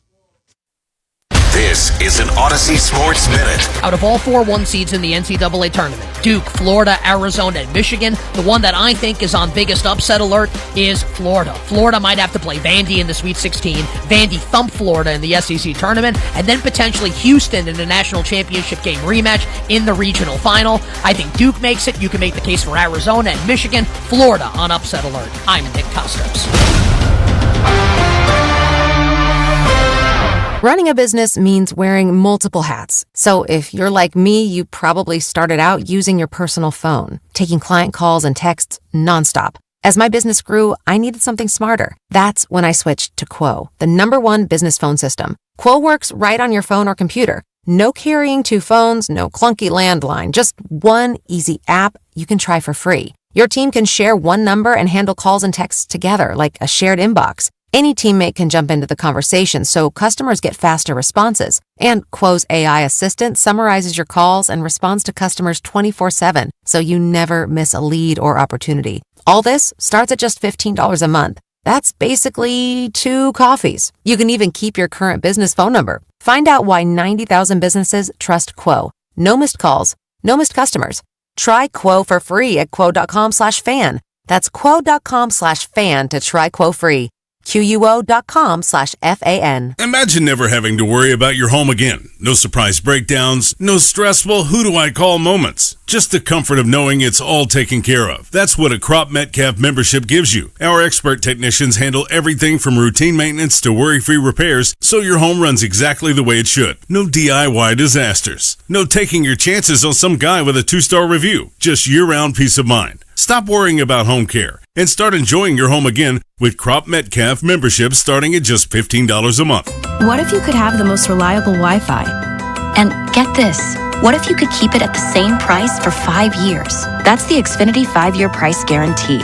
Just 5 years of fiber-powered Wi-Fi that boosts speeds to the devices that need them most. That finds and fixes problems before you even notice them. Like super intelligent Wi-Fi with a 6th sense. And that keeps you gaming in the fast lane, even when the whole family's banking on bandwidth. And here's the best part. No annual contracts, no hidden fees, and our best equipment included. Plus, get online in minutes with same-day Wi-Fi. Hey, let's face it, a lot can change in 5 years. Kids grow taller, dreams grow bigger, but your Wi-Fi? It would stay reliable and the price would stay put. The Xfinity 5-year price guarantee. Lock in your price and unlock the possibilities. Xfinity. Imagine that. Select plans only. Restrictions apply. Powered by fiber. Connected to the premises by coaxial cable. Actual speeds vary.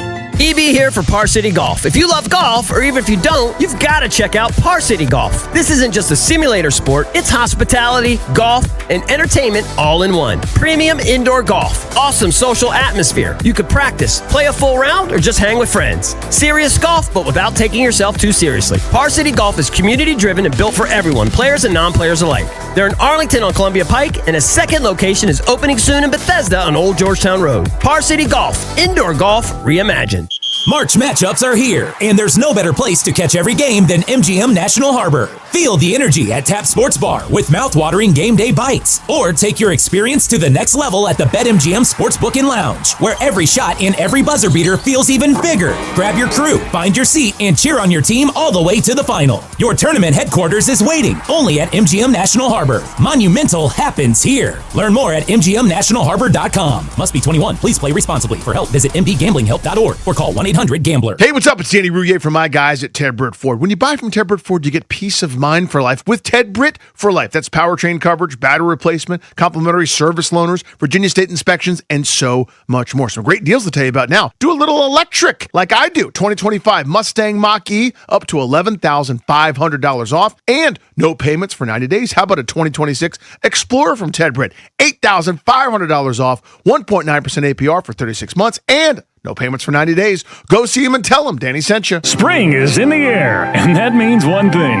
It's time for spring training baseball. Tune into The Fan for everything you need to know. Roster battles, breakout stars, live reports from camp, expert analysis, and insider interviews you won't hear anywhere else. Spring training coverage presented by Main Street Bank. Cheer local, bank local. Member FDIC, Equal Housing Opportunity Lender. 1067 The Fan, your home for baseball all season long. Is your everyday congestion preventing you from enjoying life's big moments? Try Vicks Sinex Saline today and get yourself back in the action. Vicks Sinex Saline instantly clears everyday congestion with a gentle, ultra-fine mist. Sinex Saline's drug-free, no-mess formula instantly moisturizes and soothes dry, irritated nasal passages for quick and effective relief. Get back to enjoying life's biggest moments to the fullest without having to worry about everyday congestion holding you back. Just Sinex. Breathe. Use as directed. Pump up the volume. Business moves fast. Orders roll in. Deadlines close in. When you ship with USPS Ground Advantage, you can keep up with confidence. Every package stays in our secure network from dock to door. And with nationwide reach, dependable tracking, and upfront affordable pricing, you get built-in peace of mind. You run the business. We run the routes. Visit USPS.com/Ground Advantage to learn more. USPS, official shipping sponsor of the NHL. Brad Evans here to help you beat the Bulls with Westwood One Sports. Holy Toledo! With Miami, Ohio's historic undefeated streak over, the MAC tourney really opens up. UMass, who took out the Redhawks, may be riding high, but the Rockets should blast off. Toledo, which has shot a blistering 41.2% from three over last month, travels to the moon. Give me the Rockets minus 2.5. Bet smarter and beat the books. Download the BetMGM app today. WJFK FM and HD1 Manassas and WPGC HD2 Morningside. Sports Radio 1067 The Fan, an Odyssey Sports station. 1067 The Fan, Sports Flash. The World Baseball Classic, United States defeats Dominican Republic 2-1 in the semifinals on homers from Gunnar Henderson and Roman Anthony. Paul Skeens 1 run allowed in 4 1/3 innings with 2 strikeouts. The game ends on a questionable third strike call. USA takes on the winner of tonight's Italy-Venezuela matchup Tuesday. NCAA men's and women's basketball tournaments are set. Duke, Arizona, Michigan, and Florida are top seeds. Virginia against Wright State Friday. Howard against UMBC Tuesday. VCU against North Carolina Thursday. Miami, Ohio against SMU Wednesday. Navy, GW, and George Mason make the NIT. The women's tournament, Maryland, Virginia Tech, James Madison, Howard, and Virginia are all in. Cavaliers against Arizona State Thursday, Terps against Murray State, Hokies against Oregon Friday, Bison and Ohio State, Madison and Kentucky Saturday. Cameron Young birdies the 17th, wins the Players' Championship on the final hole. Dallas Goddard stays with the Eagles on a new 1-year deal. From the Crop Metcalf 5-Star Sports Desk, Byron Kerr on The Fan. What's up? This is Terry McLaurin. You're listening to B. Mitch and Finley on 1067 The Fan. Yes, sir.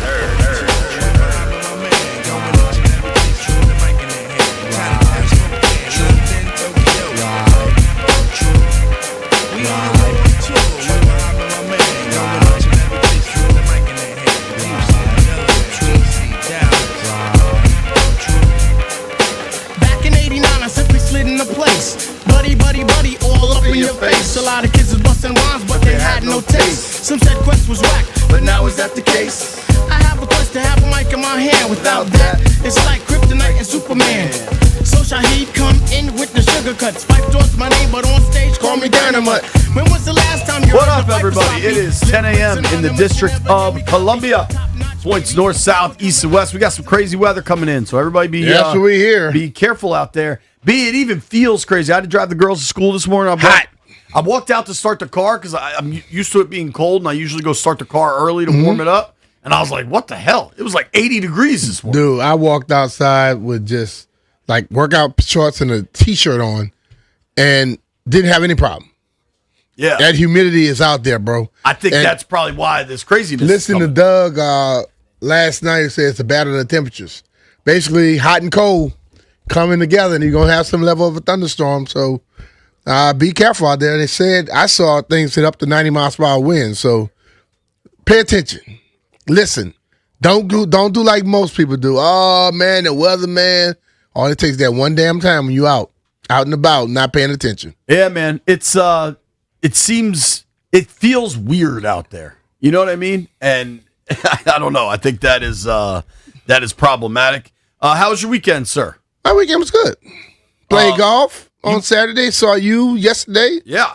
Yeah, we had fun, man. It's a good thing. So it was cool. Friday night I went to the Spirit game.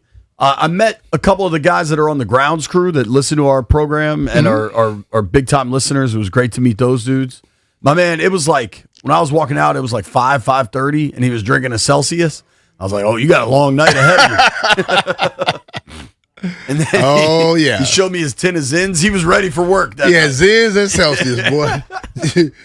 You're a man after your own heart, Jay. Saturday we had a bunch of sports. Field hockey has started, Brian. Lacrosse season has started. Little girl had 2 goals in lacrosse yesterday. Really? Yeah, man. So Uh-oh. little one who is left-handed. She fires it, don't she? Yeah, 2 goals yesterday. Older one who is not left-handed decided she wanted to try to be left-handed at practice and then was surprised she didn't score any goals. I was like, Shelby, why don't you just get really good with the right and then we'll see what happens with the left later on. And she's like, but Daddy, the best players do both. I was like, yeah, they're in college. You're in 4th grade. Hey, man. Just get good with one. Jay, you got to start early for some stuff, man. She just want to get it out there. She's ahead of it. Yeah. Obviously, tell her call Uncle Brian. He'll help out. We're going to try to monitor this weather, keep our eyes on it. Lauren Ricketts is going to join us at 1:30. NBC meteorologist, kind of give us You might say Lauren Finley. Finley is going to join us, man. Lauren Finley is. I can tell us about the weather. I can't. Oh, they said it's going to be bad. Watch yourself. There is zero scenario where she would ever come on this show. Would Monica ever come on? If I tell her she had to. Right, like. Yeah, I dictate stuff. That's what I do, son. Good luck with that, too. Yeah. You better be on here at 10:15 when I say. I'll text her that. Yeah, I'm scared. I'm scared. So you played golf Saturday and won money? Little bit. I played golf Sunday and lost money. And not I'll just say this. Not a little bit. A little friend of mine named Kenny Strachan and also Miss Peter Bondra, 2-0 against him. Peter Bondra? Myself and Kenny Jenkins, we're 2-0 against them. They get rematch next year whenever they want it. Rematch. Just double the price every time. Don't call it a comeback. That's what it'll be if they ever. At the 18th hole, just destroy them for some reason. 18th hole destroyed me. Tell you that much. I had a couple. I just wasn't. It was my first round of the year. I expected to be rusty, and I certainly was. But I had a bad swing on 9, par 3.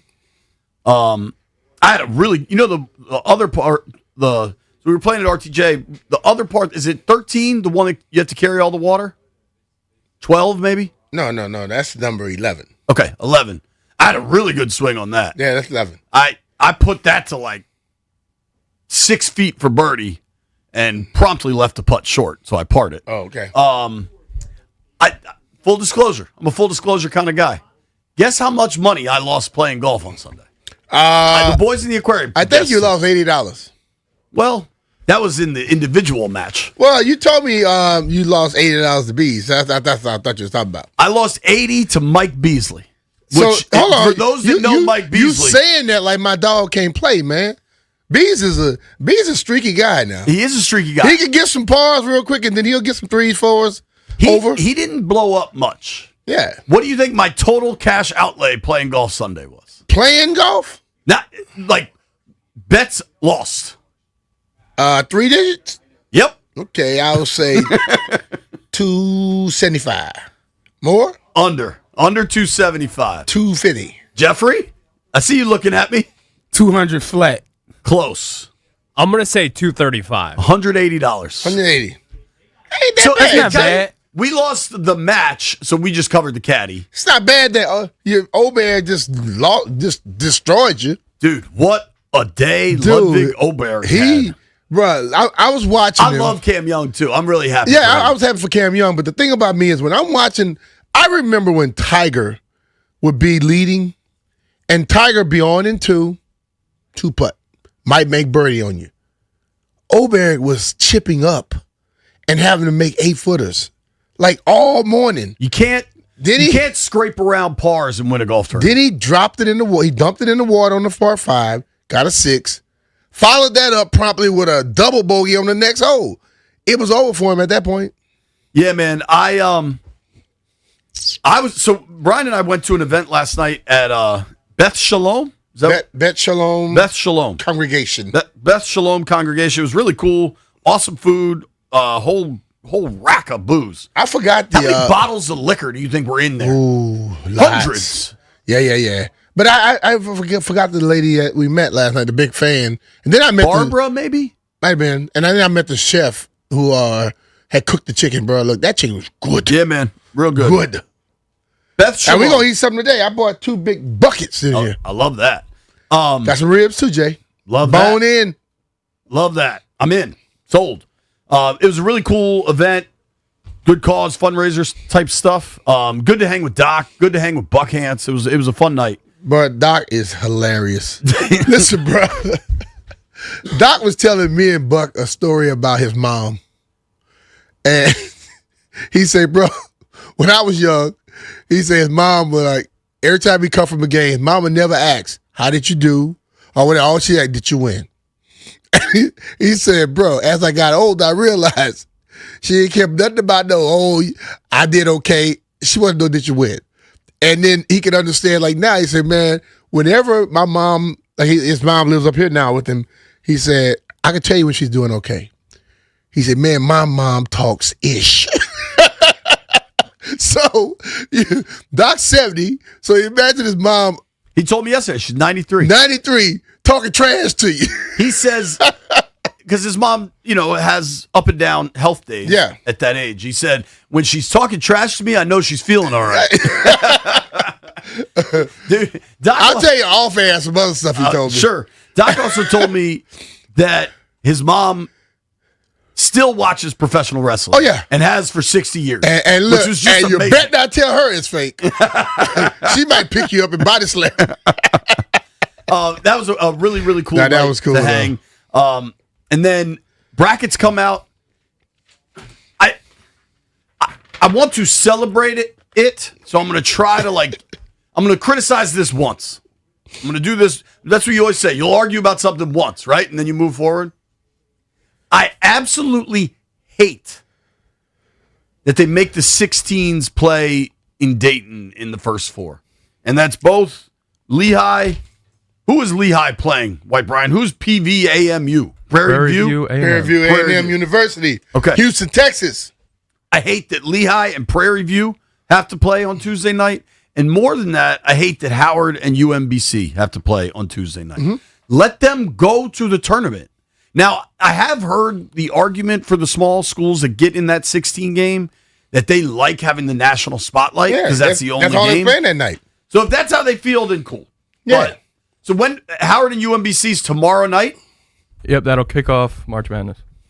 Those are obviously Howard's right here. I mean, Howard's 15 minutes away. Mm-hmm. I imagine as the crow flies from where we sit in the Navy Yard, UMBC's closer than UVA, right? Probably so, yeah. And probably closer. Who all quasi-local is in? VCU, UVA, UMBC, certainly Howard. That's it, right? Howard, men and women. That's cool. Howard, men and women. MEAC. The Maryland women are in. They're a 5 seed. Did you see what the Maryland women got? Mm-mm. So, granted, they're a 5 seed, and the way the NCAA tournament, the women's NCAA tournament works is the higher seeds get to host. So the Maryland women are going to Chapel Hill.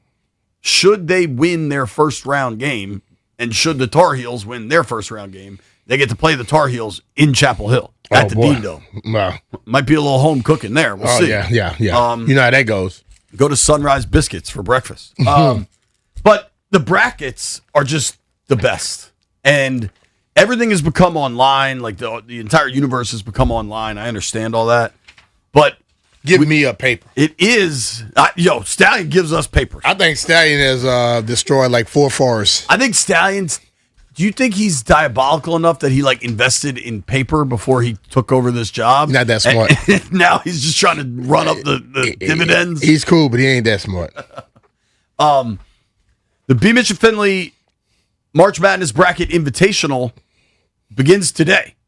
Now, it's an invitational, so you cannot petition for invite. It's just who we decide. All right? Yeah. It's $20 American. You said that last year, didn't you invite every damn body? Well, we get to invite people. And you accepted everybody that petitioned. Didn't we not let Wildcard Scotty in? And he was like, he kept texting us both. I thought we eventually let him in. All right, well, we might do that again. As of now, we're not sure, Scotty. $200, Scotty. You got to pay a surcharge. So the 5 of us are in. I lost enough money to Bees. Bees is in. He can afford it. Biaggi. You trying to act like my man Bees can't play golf, man. He washed you up, dog. He played all right. I played poorly. You lost front, back, and overall? I won the back. Why you lost 80? Because we had 3 presses on 18, and I. Oh, you had 3 presses, and he just washed you up. So you choked. No, I think he bogeyed it. I hit 4 trees. All right, but you choked. I had a putt, so I went right off the tee, smashed the hybrid. Jeff, find me a choking sound. He don't understand. When you lost that last hole, you hit trees. You choked. Definitely. I'm not arguing that.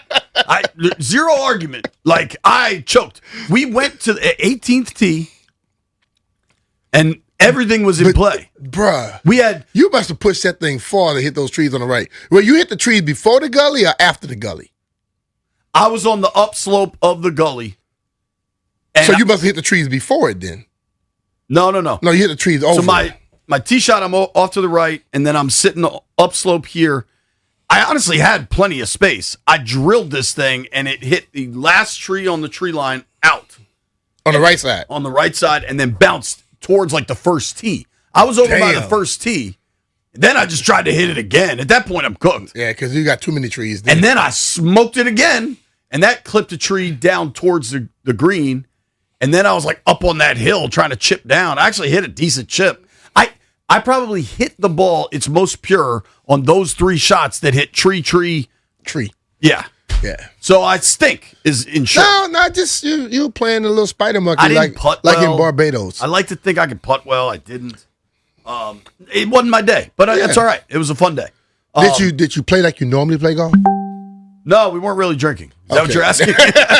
Yeah. Because normally you good. Did that back 9, boy? I don't know what the hell happened. No, because we played early, and I was going to we were going to the synagogue, and I wanted to be like respectful and like not roll in there after a long day of golfing. Little did I know there were going to be 800 bottles of booze at the synagogue, but trying to keep it all together.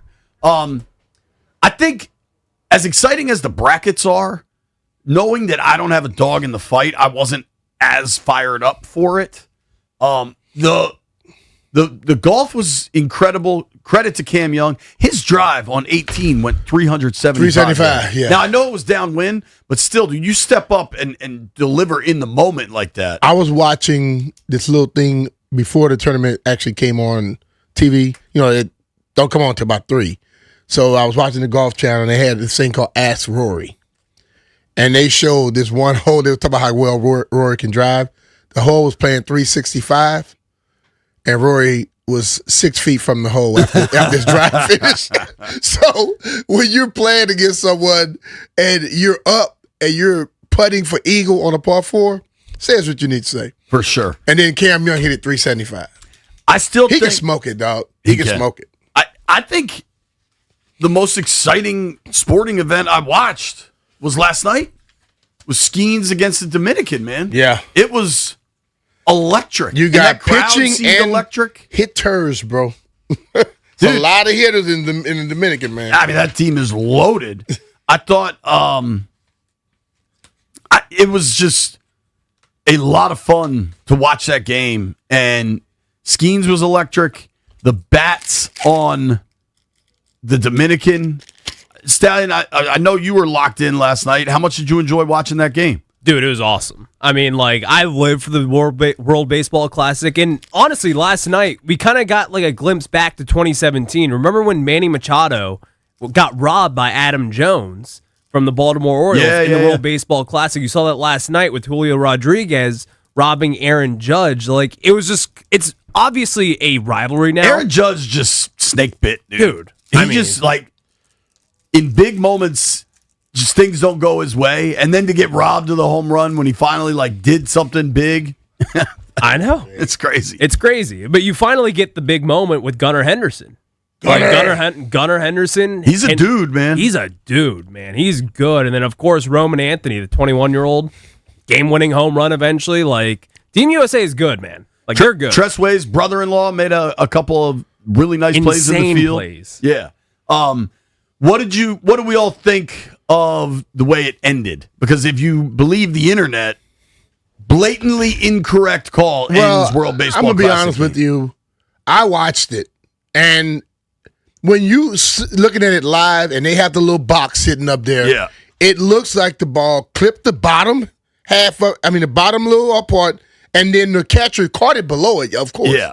Okay, but it looked like when it crossed, it hit it. So, and then again, let's be real. You caught this thing on Fast, the butt, right? And the two batters, it's on right there. That's two perfect. batters before, he was calling them that low anyway. So once you see that he's calling them that low, you might want to swing the damn bat. Listen to this headline from USA Today. USA Dominican Republic World Baseball Classic thriller ends on blatantly incorrect strikeout. In real time, it maybe looked a little low, but I would have a hard time in real time watching it saying that was blatantly incorrect. Okay, this is my question. Why is he he's not tossing it back and running to the base if he really thought it was if he thought it was a ball? What was the count though? Would it have been? It was 3-2. Okay. So I'm a left-handed batter, and if I think it's a ball, I am running towards the first base. He's walking to the dugout. So I don't know. See, I read body language. He was hoping, but nah. Then after he steps across back, now he acts like he's surprised. Come on, man. It's also like it's where it crosses him. You know what I'm saying? It's not where it because whatever that is, a sinker or whatever, like it's dropping down, but where it came past his legs sure looked strike zone to me. Yeah. It's a tough way for an awesome game to end.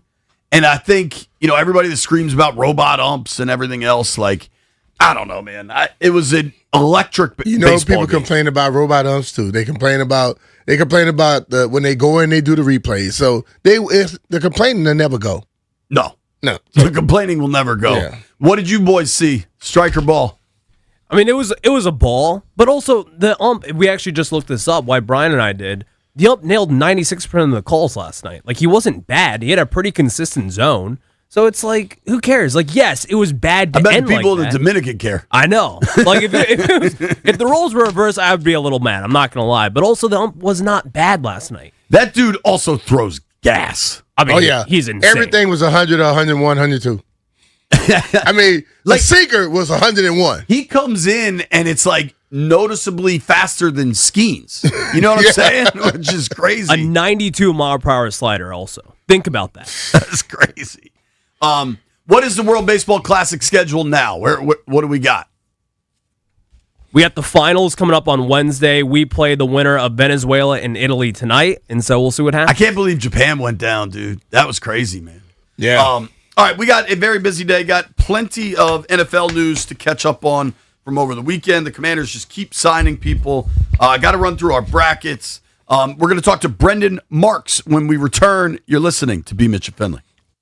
B. Mitch and Finley are presented by John Leahy and the Fine Living.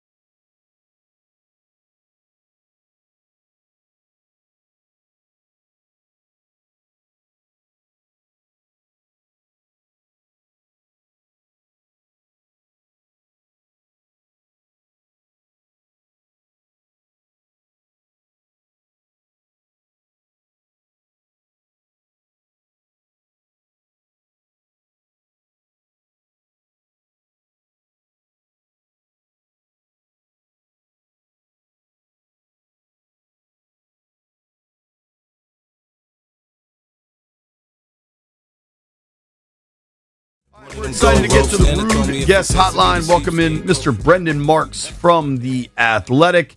Brendan, you're a busy man right now as a college basketball reporter. How you doing, dude?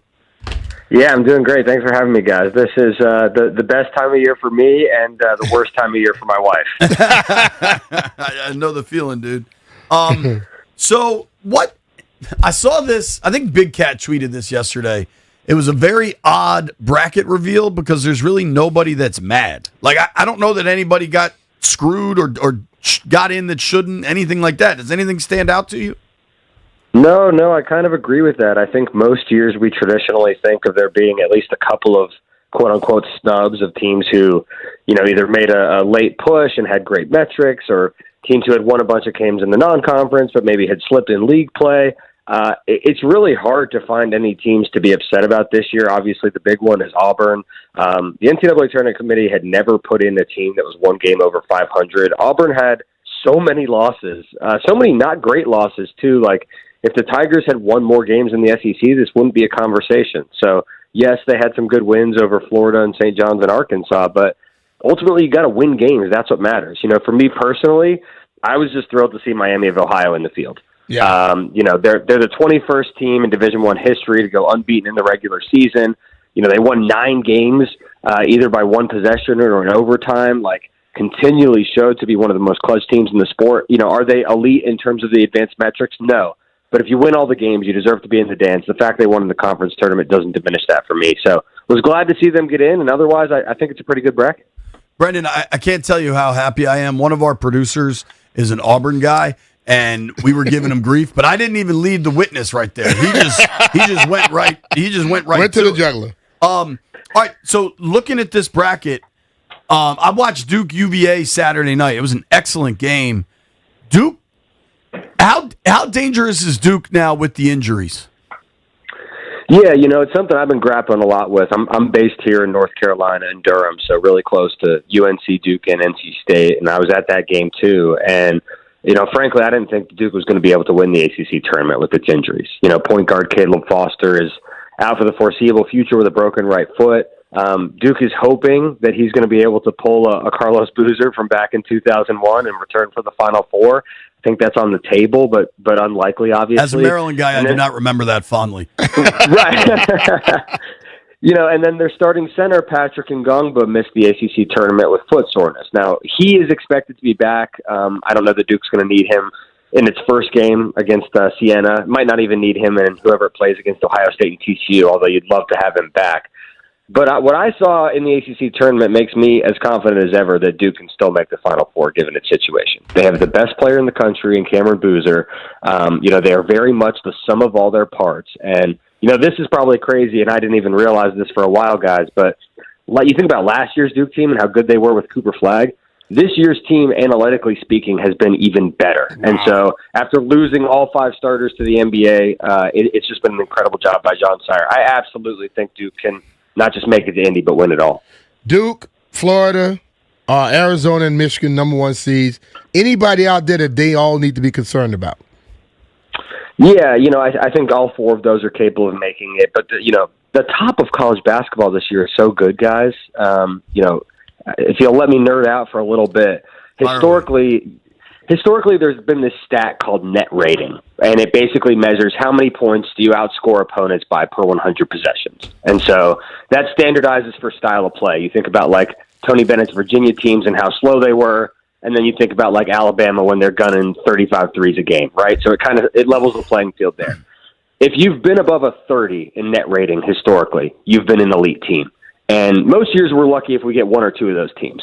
When UConn won their first title in 2023, there wasn't a single team in the country that passed 30. But in 2024, we had 3 of them. And 2 of them, UConn and Purdue, met in the national championship game.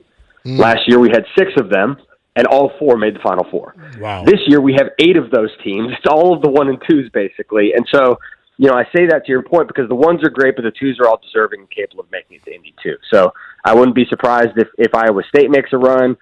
Houston, Florida could be a great Elite 8 game. I even think that Purdue, obviously winning the Big Tech tournament, they proved they're not left for dead yet, too. So the top of the sport is just so good. It's hard for me to go too far down and start picking Cinderellas, but outside of the 1s, any of the 2s are good options, too. Dude, for talking with our friend Brendan Marks here from The Athletic, you can give him a follow at Brendan R. Marks. Does a great job covering college hoops for The Athletic. Dude, when I look at the East region, it is loaded. Duke, UConn, St. John's just won the Big East. Kansas is in there with maybe the number 1 overall pick. Tom Izzo's in there with Sparty. I mean, that bracket, that quadrant is loaded. It's the region of death if we have one this year. I don't think it's particularly close. I was calculating this last night. I don't have the number in front of me. I think of the coaches in the East, between John Shire, Rick Pitino, Bill Self, Tom Izzo, Mick Cronin, and Dan Hurley, you've got like 23 Final Four appearances between them. Wow. I think it's the second most ever for a single region in bracket history. So, yes, it's whoever comes out of the East is going to be as battle-tested as anybody. And a lot of, frankly, again, I wouldn't be surprised if it's a lot of those teams. Like, again, I've already talked about Duke. UConn has been, in the top 6, I think, the entire season. I'm not going to be so stupid as to doubt Dan Hurley in March. I'm also not going to doubt Rick Pitino. I'm not going to doubt Bill Self with Darren Peterson if he plays. Dude, you could get Kansas St. John's as a second-round matchup. Yeah, it's incredible. I mean, that could be an Elite Eight game easily. Yeah. So the East by far is the toughest region. And again, if it is Duke who comes out or UConn or whoever, they're going to be as battle tested as anyone. They can be battle tested or beat up. You know what I mean? So you like everybody gets so excited about upsets and Cinderellas. Like, you got anybody that could go on a crazy run here? Like, I don't know, Vanderbilt beat the hell out of Florida. That impressed me. I'm curious if there's any teams you got an eye on. Yeah, it's, like I said, the top is so good this year. I think there are double-digit seeds that can win their first-round games. Like, I like South Florida over Louisville, for example. I don't really trust the Cards right now. I could see Hofstra with Speedy Claxton giving Alabama a run for their money. I've got Santa Clara over Kentucky. I think VCU is going to be a nightmare for North Carolina. Like, I can see a lot of those sort of first-round double-digit wins. But as we start getting into the second round, the third round, the Sweet 16, it's just hard for me, just with how good the top of the sport is, to see a lot of them making it. I do think South Florida has a chance. Louisville and Michigan State they have the goods. They have the American Conference Player of the Year.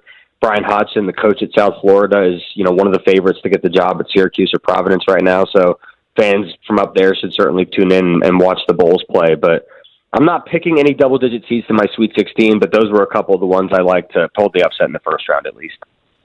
Who do you have as the Final Four, man? When you look all the way out? Yeah, guys, I hope you like chalk. For the second straight year and the third time ever, I've got all 4 1 seeds. And again, it goes back to that point that I was telling you about the top of the sport has never been better. And some of that is NIL, and it's the fact that teams who have the most money are able to pay more. They're able to consolidate talent. Some of it is the transfer portal. A lot of the guys who would have been starring on some of those VCU or George Mason teams that we all loved, they've ended up transferring. They're already at the high major level. So between those two things, just the consolidation of talent at the top is so good. And really for me, Duke, Michigan, and Arizona have been in a class of their own all year. If you wanted to say that Illinois makes it or Houston makes it out of the South, I can get on board with either of those. But I've got all 4 number ones, and I think that would be, potentially an all-time Final Four. It'd be pretty loaded, man. I'm just looking at this, like, Houston, Gonzaga, and Arkansas. Like, there's a lot of good teams, dude. What is up with, especially Arkansas is good, too. If you're down in the triangle, what is the status with Caleb Wilson for the Tar Heels? He's done. He's out for the year. So, he was trending well. But I thought they were talking about him coming back. Nah, I think last week they came out and said he wasn't playing. He had been trending well.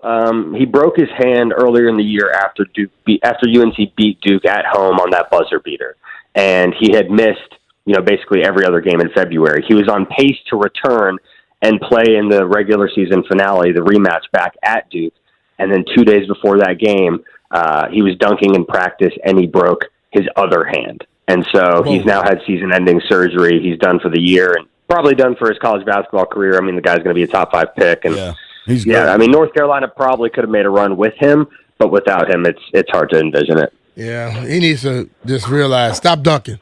Just lay it up. Just finger roll. George you broke Gervin one style. hand, you dunking in practice and break the other hand. Don't dunk anymore. Lay it up, finger roll like George Gervin. Yeah, he was leading the nation in dunks, so he knows one thing. He's going down the same way he's lived all year. Can Utah State beat Villanova, please?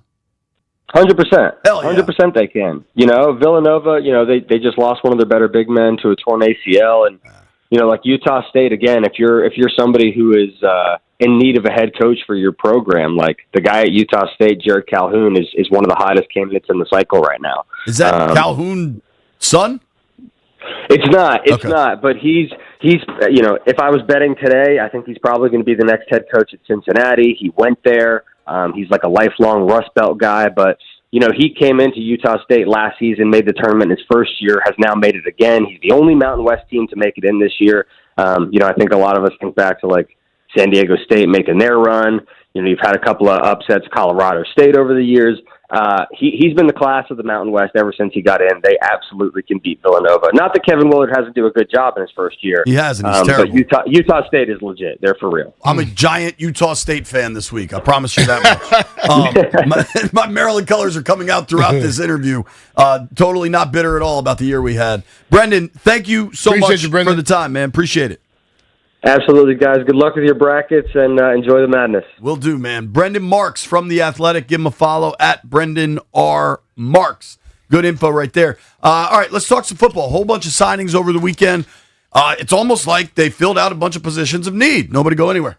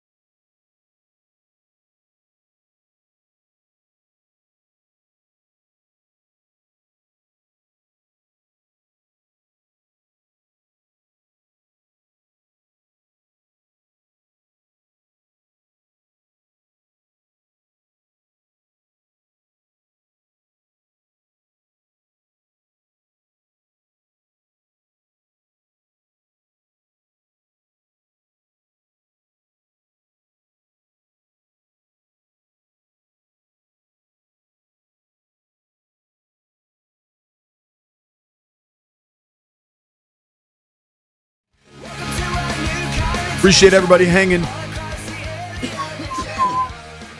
on the YouTube stream. Appreciate everybody hanging on Monumental Sports Network. Everybody listening in their car, on the Odyssey app, in their AirPods, in their Beats by Dre headphones, wherever you are. We appreciate you. Yeah, we do.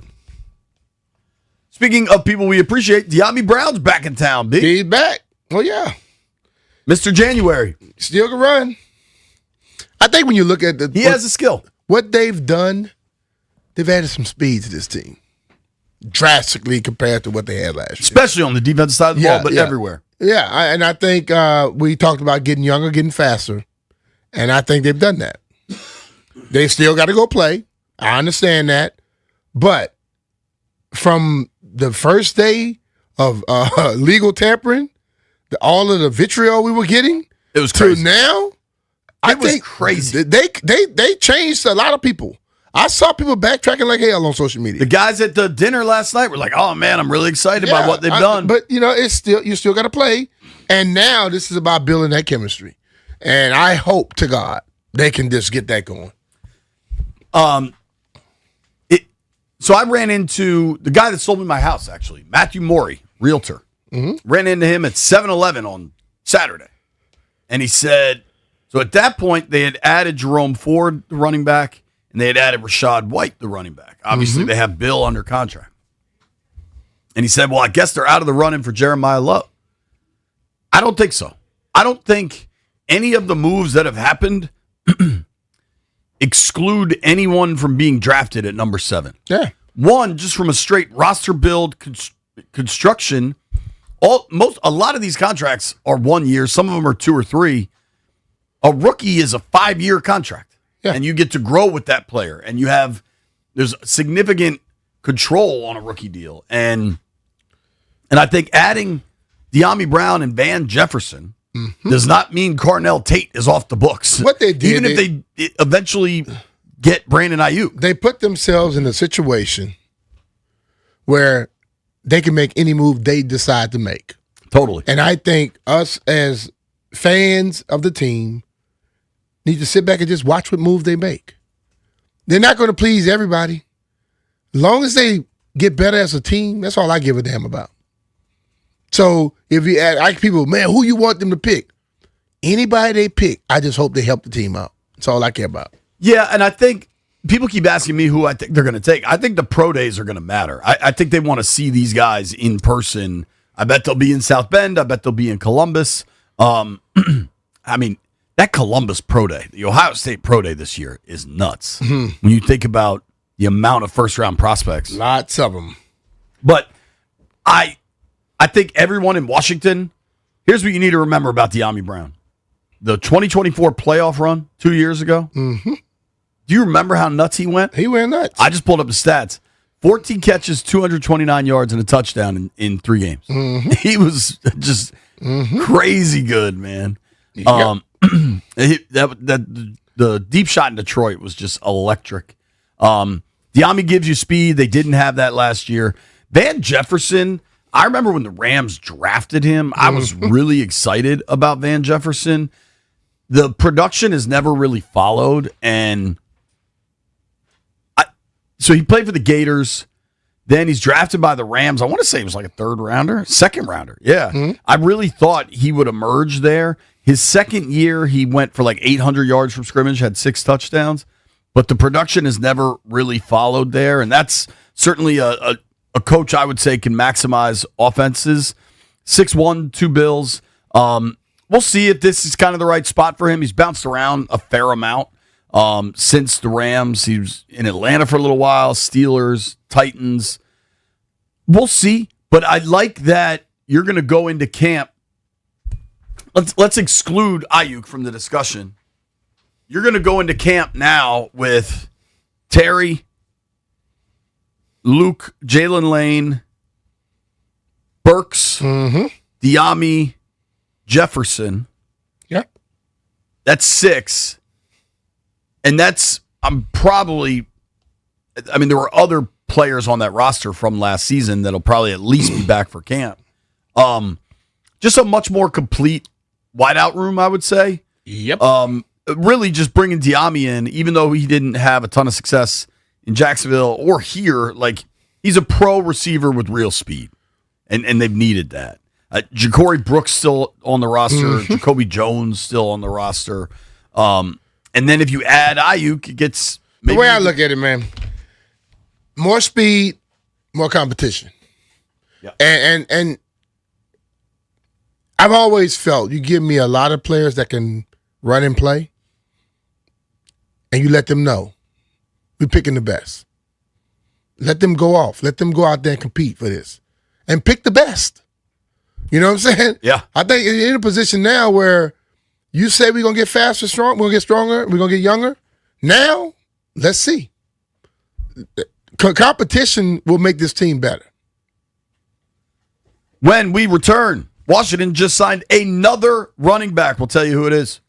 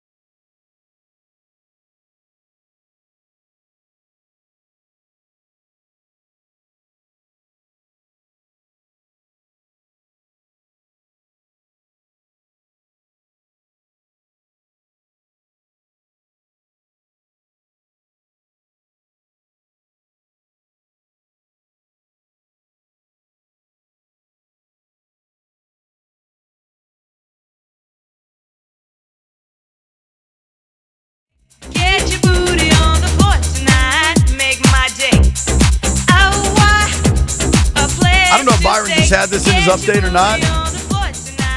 I saw it from Nikki Jabala first. Commanders have also brought back Jeremy McNichols. That just happened in the last 5 minutes or so. J-Mac, certainly a capable runner. Good out of the backfield, catching passes. Really good in pass pro.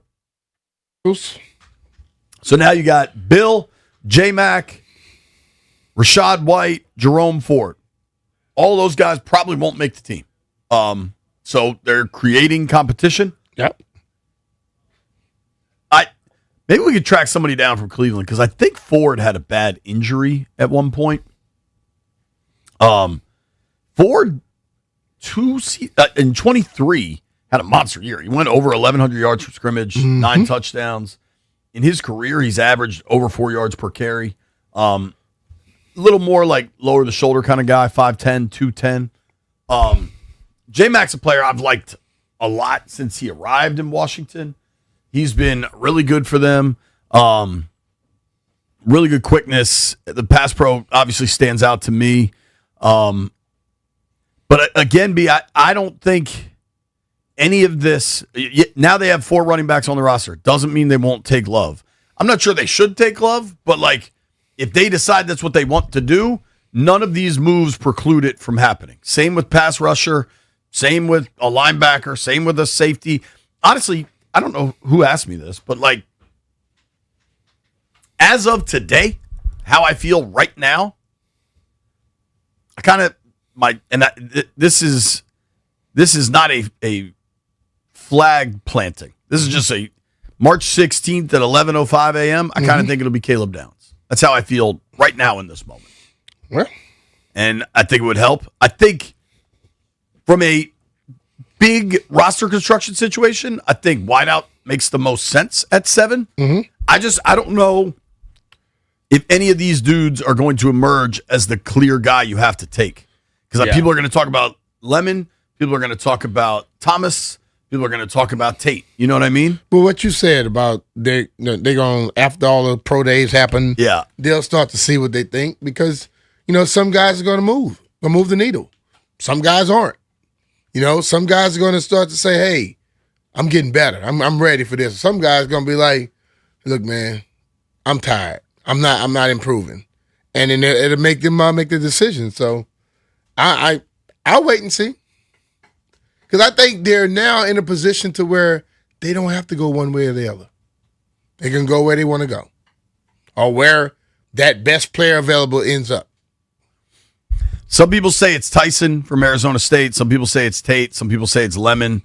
You know what I do think this free agency has helped them with is if they get a trade down offer, which I'm not entirely convinced will emerge, but if they get one, I do think you're not as desperate to try to add a blue chip player. You know what I mean? Or you want to add a blue chip player at 11 instead of 7 and maybe recoup a second or an additional third or something. So, but of the folks they've added, who do you think has the best possibility to kind of have a breakout season? On a team? Yeah. It's kind of hard to do that because like you got defense and offense. You have different guys, but I just think, like I was talking to Ryan about this. I said, Ryan, if Jaden bounces back, a lot of people will have better seasons. Sure. So, but if I just go with a guy, breakout season or bounce back season, which one we want to go with this? Either one, dude. Bounce back. If somebody's bouncing back, they're kind of breaking out too. Yeah, but Terry had already broken out, but I think he's going to bounce back tremendously based off of last year. He just needs to stay healthy. Yeah, I mean, and I think if he's there the whole time, I think he will be healthy because that's typically what he's been. Diami, what he had done at the end of the year, I think he can, if he becomes more than just a deep threat and become a guy who can run some different routes, with speed and route running, you can completely change up what you are, what people see you as. And you already know Jaden likes him, trusts him, so he'll go to him. So he can be that guy. For me, it's Chig Okonkwo. Mm-hmm. I think if you're looking at a guy that could really break out, I think he's done pretty well with really subpar quarterback play in Tennessee and offensive systems that have just been messy and sloppy. I think he has a real opportunity in Washington to emerge as a 65, 70 catch guy. Mm-hmm. He's been durable. I mean, he's been putting up. I think he's got, in 4 NFL seasons, I think he's gone 50 catches or more in 3 of them. Yeah, dude. In the last 3 seasons, he's had at least 52 catches. I think that will continue to increase, and I think he's going to be in a system that'll really kind of help him. I want to open the phones for this. 800-636-1067. 800-636-1067. Later in the show, we're going to get packed. Plus, Matt Mayoko from San Francisco is going to join us at noon, talk through this Brandon Ayuk stuff. But who do you think the breakout guy is? For me, I look at Chig Okonkwo for the last couple seasons. I mean, the Titans quarterbacks in his career are like Will Levis. Maybe Ryan Tannehill was involved at one point. Like, it's been bad down there. Yeah. And I think he's got a huge opportunity here.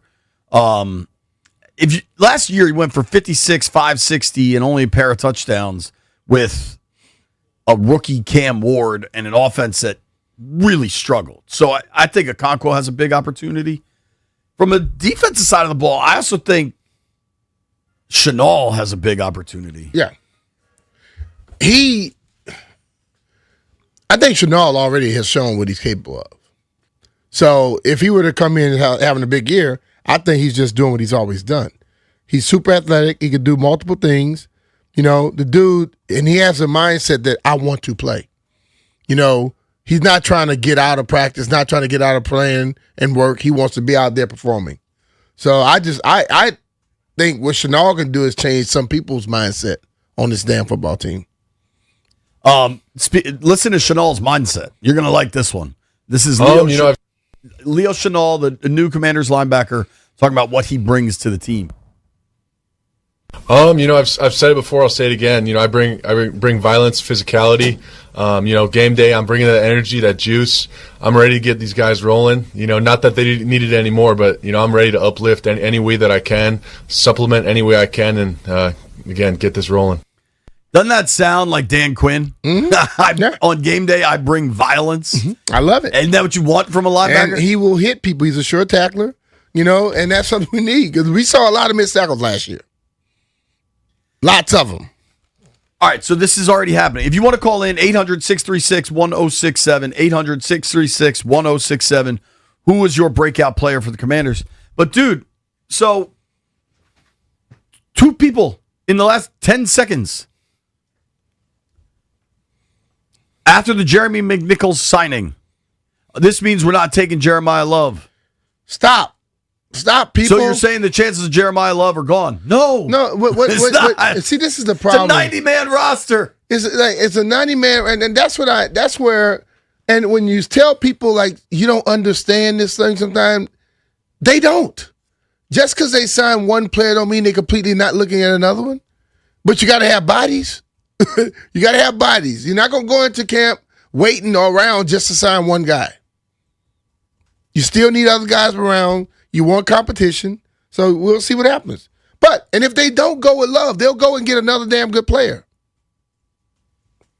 Like, all these running backs they've signed are 1-year deals and probably close to minimum commitments. Like, one thing has nothing to do with the other. I don't know if they're taking Love, but this does not preclude that.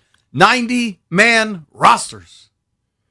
How many play? You always say, when is the game? September? Yes. They have 47 people active in September. Totally. And the rosters are currently 90. Like, relax. You have to fill out a roster. Stallion, who's your breakout candidate? Can you turn on the mic, Stallion? Could that just dumb as a brick? Well, now we got it on here. Leo Chenal, that's my guy. I love this signing so far. I watched a lot of him with the Chiefs. Like, the guy is violent. He lines up anywhere also. Like, give me someone like that who's kind of like that hybrid Frankie Louvu type, but I do think he will be kind of more middle linebacker-ish, and I just think he's going to be a stud in this defense. I'm with it. I think he could be really good. Louvu's first year was phenomenal. I don't think Frankie had the year he wanted last year, but I don't think anybody did. I just got this one from BM. He says, if healthy, Treylon Burks has potential for a breakout. What do you think of that one? I would love to see that. Listen, man, I wanted to see guys try and go out there and reach their potential. And when Treylon Burks came out of college, people were talking about how great this guy could be. Get to it. Let's try. And if he does, he's had injuries. All it does is make the team better. He goes into a year and he don't have injuries, he can have a better year. I'm with it.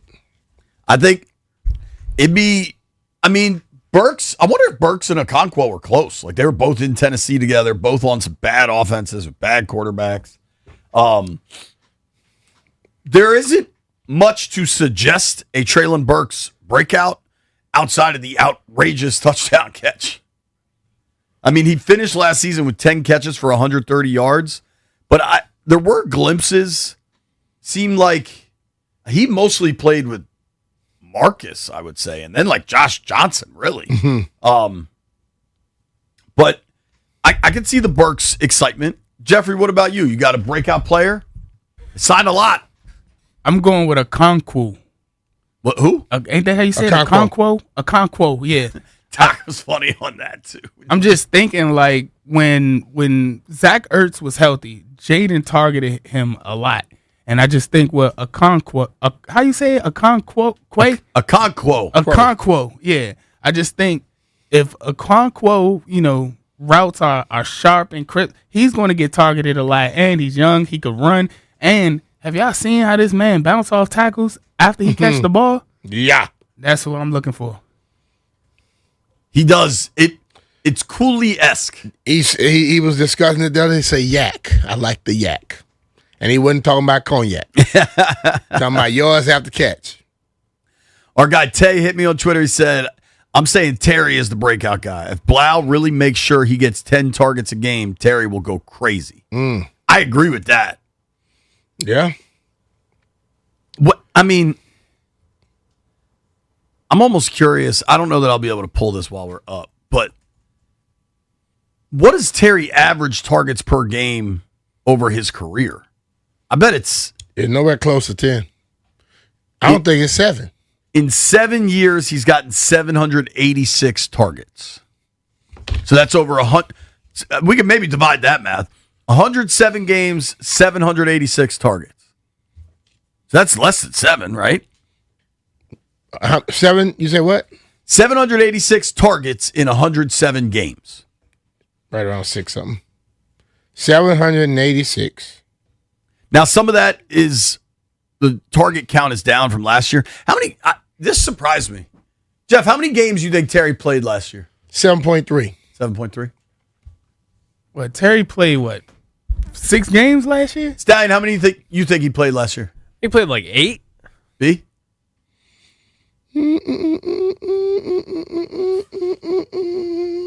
7. Dub B? 9. 10. 10? It's kind of surprising, right? Now, but some of them went in for a play, ran, and then it was the Raiders game where he got hurt again, right? Like he started and then got hurt again. That's a higher number than I would expected it to be.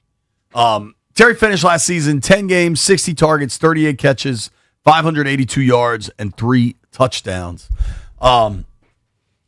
It'd be very interesting if Terry is a breakout guy, because last year just went so sideways on a million different levels, that I think it would be quite important.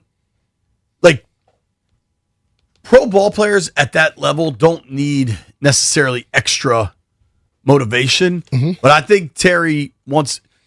That's his mindset. At That's Locker his Cleanout, he talked about, I'm just excited to have a regular offseason. Yeah. That's what I mean? That's Terry's makeup. Terry's going to be ready to go. Got this from C-Dub. He says, Mikey Samerstill has to be a big potential breakout candidate. A former defensive back as his defensive coordinator with an aggressive approach.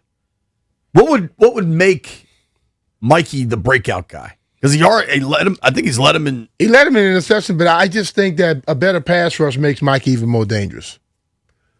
I mean, quarterbacks had time to sit back, pat the ball, do whatever, and it's hard for any cornerback to cover at that point. But if you make guys throw it a little sooner, hold on to it a little longer, Mike is a playmaker. He's a ball hawk. He will get more. He'll get more interceptions. Let's take our boy Zeke is on the line. Zeke, who's your breakout player? Oh man, I got to go with the Maryland grad from Maryland, tight end. Conquo. Conquo.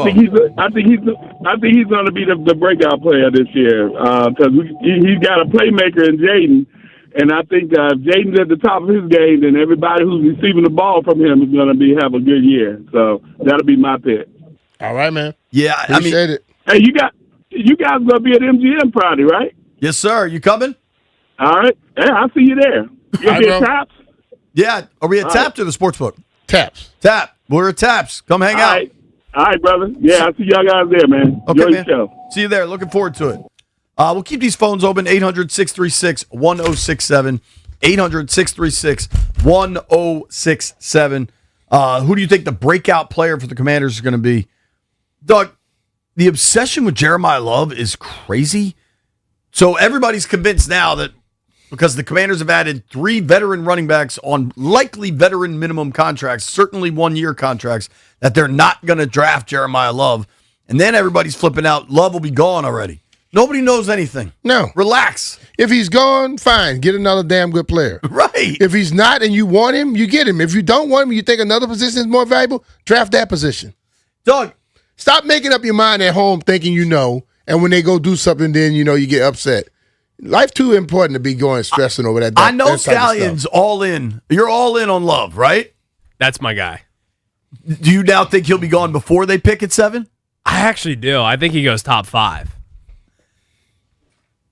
It is bananas to me in an NFL world where the running back position has been so devalued that there's now like this race to declare when and where you want Love.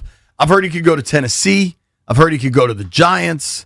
You know what happens for Washington if he goes that much higher?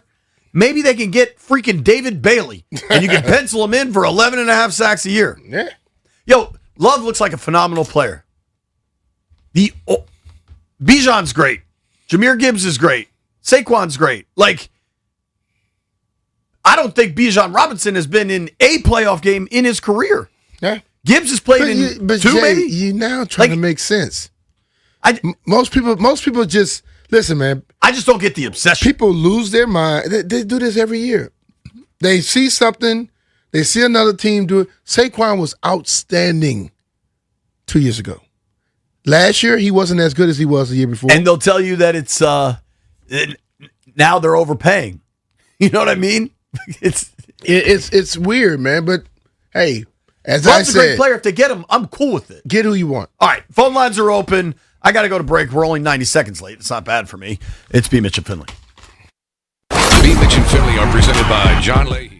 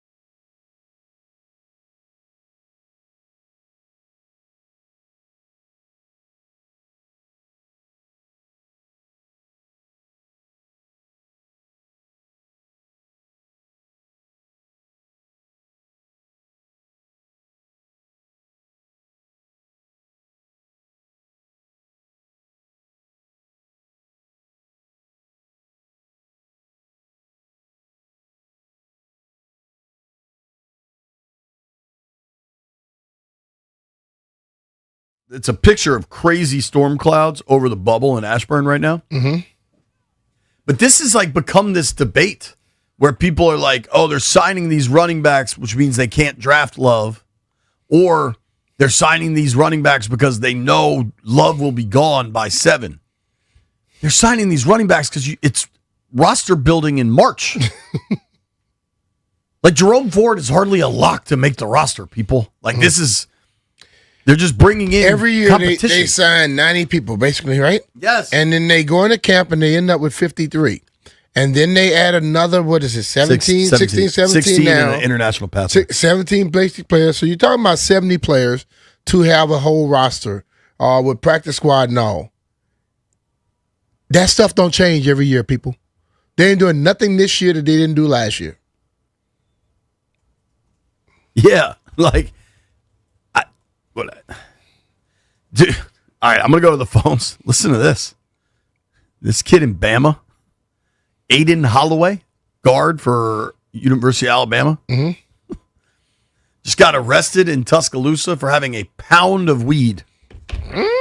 The volume that a pound of weed requires. Once upon a time, I may have seen a pound or two. It's a lot, dude. You can't just be walking around with that. He probably was just walking around with it. Probably got stopped. And then he looked in the car and they found it. In the legal weed days, why does any one person need a pound? Just go to the store. Probably he just got it from.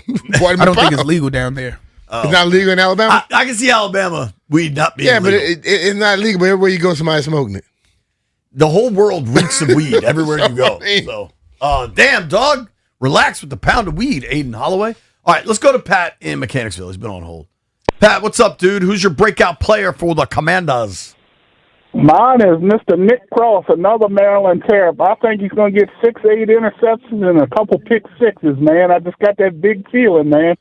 I like the guy, and give me Jeremiah Love in the draft or Styles. Sonny Styles. All right. Yeah, man. I like All it, right, Pat. brother. Y'all have a good one. Thanks for the call, dude. I think I can't stress enough that I think the free agency movement does not have to do with like what they're going to do in the draft. I think because you're picking 7, you're so far from dictating the terms of that. You know what I mean? Yeah. Like you're just going to have to see how it goes. So you got to just build your roster right now. But if people, I got this from John on Twitter. He said, this applies to any position on the roster. The amount of people that don't understand this is baffling. You got people saying, well, you can rule out Reuben Bain and David Bailey because they signed Kalavon Chason on a 1-year deal. No, they can still draft an edge rusher. But you know what? Let those people think what they wish. Because they're the smartest people in the world. And then as soon as something don't go the way that they said, they're going to be pissed off. Unless the person you bring in plays well, then they're going to say, see, I knew we could have had him. They just changed the subject and keep moving forward. Correct. Have you seen kind of elsewhere around the league all the movement? Quarterbacks? Jalen Phillips look like Bruno Mars. Who? What? Don't he look like Bruno Mars? Jalen Phillips. He kind of look like Bruno He has like Mars. He has that look. The curly hair. Yeah, I kind of see it, especially with the mustache. But you can't say no. I don't know if he can or can't. I don't want to rule that out. What do you make of Kyler Murray to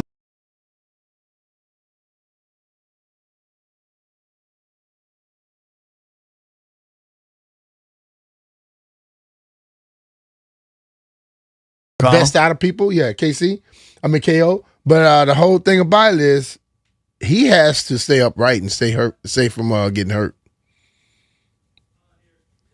Totally. Listen, man, the dude, he can throw the damn football. But they're going to have to get him on the edges and things of that nature. He's not going to be able to drop back in the pocket and just sit and pick people apart. I think O'Connell is smart enough and capable enough to move things around and to play to Murray's strengths. It just seems like a very different offense, but I think the other part of it is Justin Jefferson. When you have, and Jordan Addison's a good player too, but when you have a Jefferson, I think that helps any quarterback And Brian, I just wonder for Kevin O'Connell famously, and I would argue correctly, said more organizations fail young quarterbacks than young quarterbacks fail organizations. He said that. And now they're just moving on from JJ. I think his play must have been that bad. His ability to grasp the offense must have been that bad. And they're going to say it's a competition. For him to move off on, to be ready to move off of him, yes. He probably is not. See, these coaches, fans are just looking at stuff. The coaches know the steps they need you to be taking. They need their understanding. They know how they want you to understand stuff. When they have a conversation with you, you make a mistake in practice, they ask you a question. Your answer tells them everything they need to know. So when you give me an answer that is completely asinine, I know you didn't understand what the hell you were saying. And then the next day you come back and you repeat that. You're not progressing. So I know the tougher things get, you won't be able to catch up. So it's about time to move on. What do you think for Kirk Cousins? Kirk still has the ability to go into a team and help them out. If they got a young quarterback, he can go play. And Kirk has no problem going into your team, playing well, getting paid again. But you know how far Kirk's going to take you. That's been proven. Do you think Kirk ends up going to Vegas? Honestly, doesn't Mendoza seem to have a little Kirk to him? Like, don't you think those two could be a really good pairing? I don't know. I just mean kind of like the choir boy image. I don't know if he's choir boy. If I believe Mendoza's my guy, I don't bring Kirk down. Who would you want? He's going to start from the day one for me. Sure, but I think you got to have a veteran. I mean, you get a veteran player, but I don't need a guy who still think he's the guy. What's funny is Kirk still think he's the guy. I agree with that. I'm very glad Washington kept him. I thought Mariota made a ton of sense for Vegas. Mariota? I thought he would have made a ton of sense. Mariota is a type of guy where he understands his position and he will be there to help guys out. Kirk still wants to be the guy. But the thing of it, like, let's be real, man. There are guys that come into this league and they get it right off the bat. So you draft the guy number one, I need you to be playing. In this day and age, I need you to be playing. How long, if you're the Steelers, can you wait for Aaron Rodgers? I wouldn't wait for him. I mean, Aaron Rodgers is a year older. They keep doing it. He's going to be a year older. I'm not going to keep waiting on you. But they do that to certain people. That's why I always tell people, the quarterback position is a vitally important position. But once that quarterback understands, especially Aaron Rodgers, understand that he can play you like a puppet, your team going to be screwed up eventually. He's not getting younger. So Justin Fields gets traded to the Chiefs, which is interesting. I don't know what that offense looks like if Mahomes goes down, but if you're kind of screwed if Mahomes goes down anyway. Yeah. So you've got this batch of starters, backups available. Kirk, Jimmy G is out there. Joe Flacco. When was the last time Russell Wilson. When was the last time Jimmy G took a snap? I will answer that question for you. Actually, maybe. Wait, Brian, can you answer that question for him? My computer's being funky. Who are you most interested in from the value bin? Kirk, Jimmy G, Flacco, Russ Wilson, Tyrod. I hate to say, but Flacco and Tyrod are the two guys I would trust the most. I think Flacco might be at the top of the list. Flacco will still throw it. And Tyrod is very, very serviceable. He comes in, he does what he needs to do. He's not going to lose it. Probably not won't win every one of them for you. But you're not going to just go out there and be an idiot. Kirk was pretty good late last year. The Falcons won a couple games late. Jimmy G threw 41 passes 2024. Was he backing up Stafford? Yep. Okay. 24 passes? You say 44 passes? 41. Didn't throw any last. How many completed? 27, 41, 2 touchdowns, 1 pick. Okay. In 24? 4, you're saying? Yeah. In 24. Okay. Nothing last year. So Kirk, down the stretch for the Falcons, he started, the last 6, 7 games? It wasn't great. For Kirk, who's always been a really high completion percentage guy, when those numbers start to really dip, it kind of makes you ask some questions. But, 10 touchdowns over, how many is that? 7 starts, 5 picks, couple fumbles. You'd go Flacco over Kirk? Yes, because it's cheaper, and I know Flacco's going to come in. He's here to fill in if he needs to. He's not going to think he's the guy. Point blank. Kirk still wants to get paid semi-starter.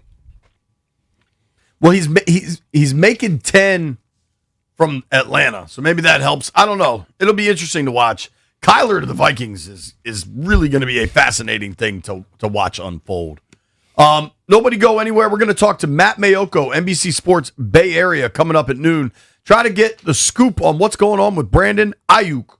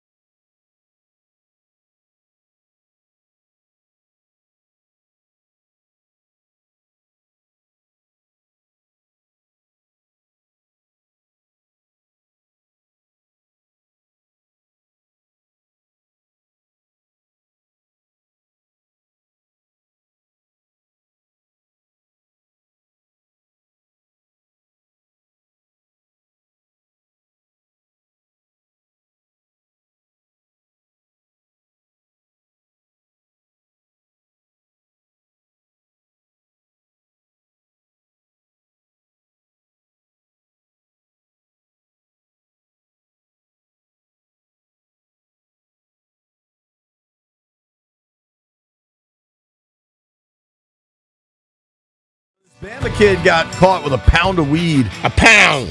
They can't let him play, right? Basketball player? Yeah. I thought you were talking about a football player. No, I was worried about said- the draft. That's funny. I said guard. But no, damn. like a shooting guard. He'll play. He's their second leading scorer. He'll play. You think he plays this week? I mean, don't they play Thursday or Friday? Oh, he Nate playing. doesn't have an ethical compass. He'll play. I mean, he's the dude that brought in the G League guy, right? Who don't have the ethical compass? Nate Oates, their head coach. Nah, you don't. Let Brandon Miller play in a murder investigation. Oh, yeah. That was last year, right? He didn't do nothing. So guess what, though? He aided. It ain't just Nate Oates. It's Alabama. Roll and Tide. Let's be real, man. Roll Tide. You remember Alabama used to talk all that trash about, like other schools are doing this, that, and the other? Everybody on their team drove a damn Dodge Charger. And I damn sure know everybody can't afford one. And who had a Dodge Charger place? Saving and who else? Come on, man, please. Try that elsewhere. Big pop culture moment last night. The Oscars award show for the best movies of the year. Didn't see it. Lot of self-congratulatory activity from Hollywood about just how great they are, which is great. Good for you. Mm-hmm. Stallion has a quiz for us, B. Oh. I know Michael B. Jordan won because I saw a video of him. Yeah. Hey, bro. In and out. Hey, bro. Let us just give you the test. Okay. Let us just give you the I test. thought Stallion had to. Where's Jeff? Stallion had the test. Jeff's But the host. I'm proctoring the test. Okay, Proctor. So let's get it. Proctor and Gamble, fire away. What movie won Best Picture at the 2026 Oscars? Sinners. No, that is wrong. Nah, fella. it was it's two names. Something. Forrest Gump. No. Top Gun. It was like a movie that nobody Air saw. Bud. Nobody saw the damn movie. I know I didn't. What's the name of it? Say it. The name of the movie is One Battle After Another. Yeah. And no, I've the not seen DiCaprio that. Nobody saw that. It's not two words. Okay. I almost started it on a plane. You didn't. But you did didn't not. start it though. No. So you didn't watch it. But I just like nobody almost else did. started it. Yeah, and I almost saw it. All right. Who won Best Actor at the 2026 Michael B. Oscars? Jordan. Michael B. Yes. That's my Because he guy. played two Nailed it. different roles. I love that dude. I met him once. Couldn't have been cooler. Who hosted the 2026 Oscars? Didn't know that. I think I know this. Conan. Nailed it. Which film had the most nominations? Sinners. JP? One battle after another. Sinners is the correct answer. B-Mitch got it. Okay, which film had the most Oscar wins in 2026, and how many did they take home? Ah, man, how do I get this answer? I gotta have more and more. All right, it was 4 they took home. No. 5. No. 7. 3. No. Damn, took home more than that. 6. Yeah, 6. They There we have go. him for like And it was Sinners.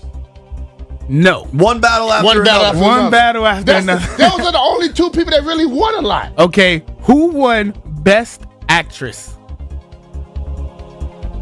Selma Hayek. Jessica Alba. Isn't that lady, which comes girlfriend or wife?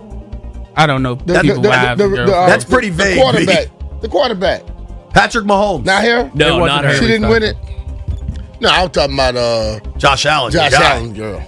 Taylor Swift. I don't know who. Jesse Buckley. Yeah. I don't know who that is. We just told you we was at an event last night tasting bourbon. I damn sure don't know who won that. She's an Irish actress. I've never seen this woman in my life. I'm not gonna lie, I've actually never heard of this person either. I thought it would be Haley Steinfeld, but What movie did Jesse Buckley win for? Hamnet? Hamnet. Yep. What the hell is Hamnet? I don't know. Kind of Is that agree a with fake me out Hamlet? I don't know. I It couldn't was tell some you. kind of Shakespeare spinoff. Man, come on, bro. All right, last That's question. that's just like all the stuff people wear in these fashion shows that nobody ever buy. Hold on, B. Nobody saw that damn movie. I'm going to read this to you and tell me how interested you are. Hamnet is a 2025 historical drama film directed by Chloe Zhao. No. The film dramatizes the family of William Shakespeare and his wife Anne Hathaway as they cope with the death of their 11-year-old son, Hamnet. Okay, now Hamnet Shakespeare? When you put that death thing in there, you know, it'll have me probably being a little feeling bad for him and all, but no. I'm out on that. Never saw that movie. All right, last one. Is Never Anne heard of it. Hathaway an actress? He's married to her? I have no idea. Shout out to Bill Shakespeare. All right, Jeff. All right. How are we doing so far? Bad. Really bad. First of all, and guess what? I guess somebody text me down. Listen to y'all talk about the Oscars. It's painful. We're a sports show, damn it.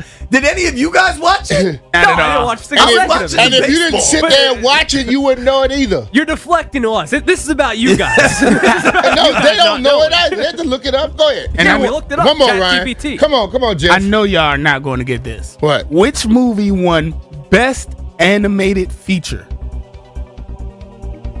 JP might. I I don't know. don't think so. Is it like a movie Some my kid kids stuff. would have watched? You don't strike me as an anime guy. Anime? Yes. I damn sure don't strike you as it. My daughter's 20, 23 on up. But anime's for like adults. It's like adult cartoon ninjas. Yeah. That's but my best description. It's either geeky old people or geeky young people that watch it. Let's be real. Ain't no cool adult watching it. JP, you should know this. I should know this? Yeah. K-pop Demon Hunters? You looked that up. No, kids are into that. As I just said, kids. My kids weirdly aren't, but a lot of kids are. But Did I get that? You said You nailed it. Yeah, he you said got it. adult. You got it. Ain't I no wouldn't have damn thought about it adults until White watching Brian that. said that.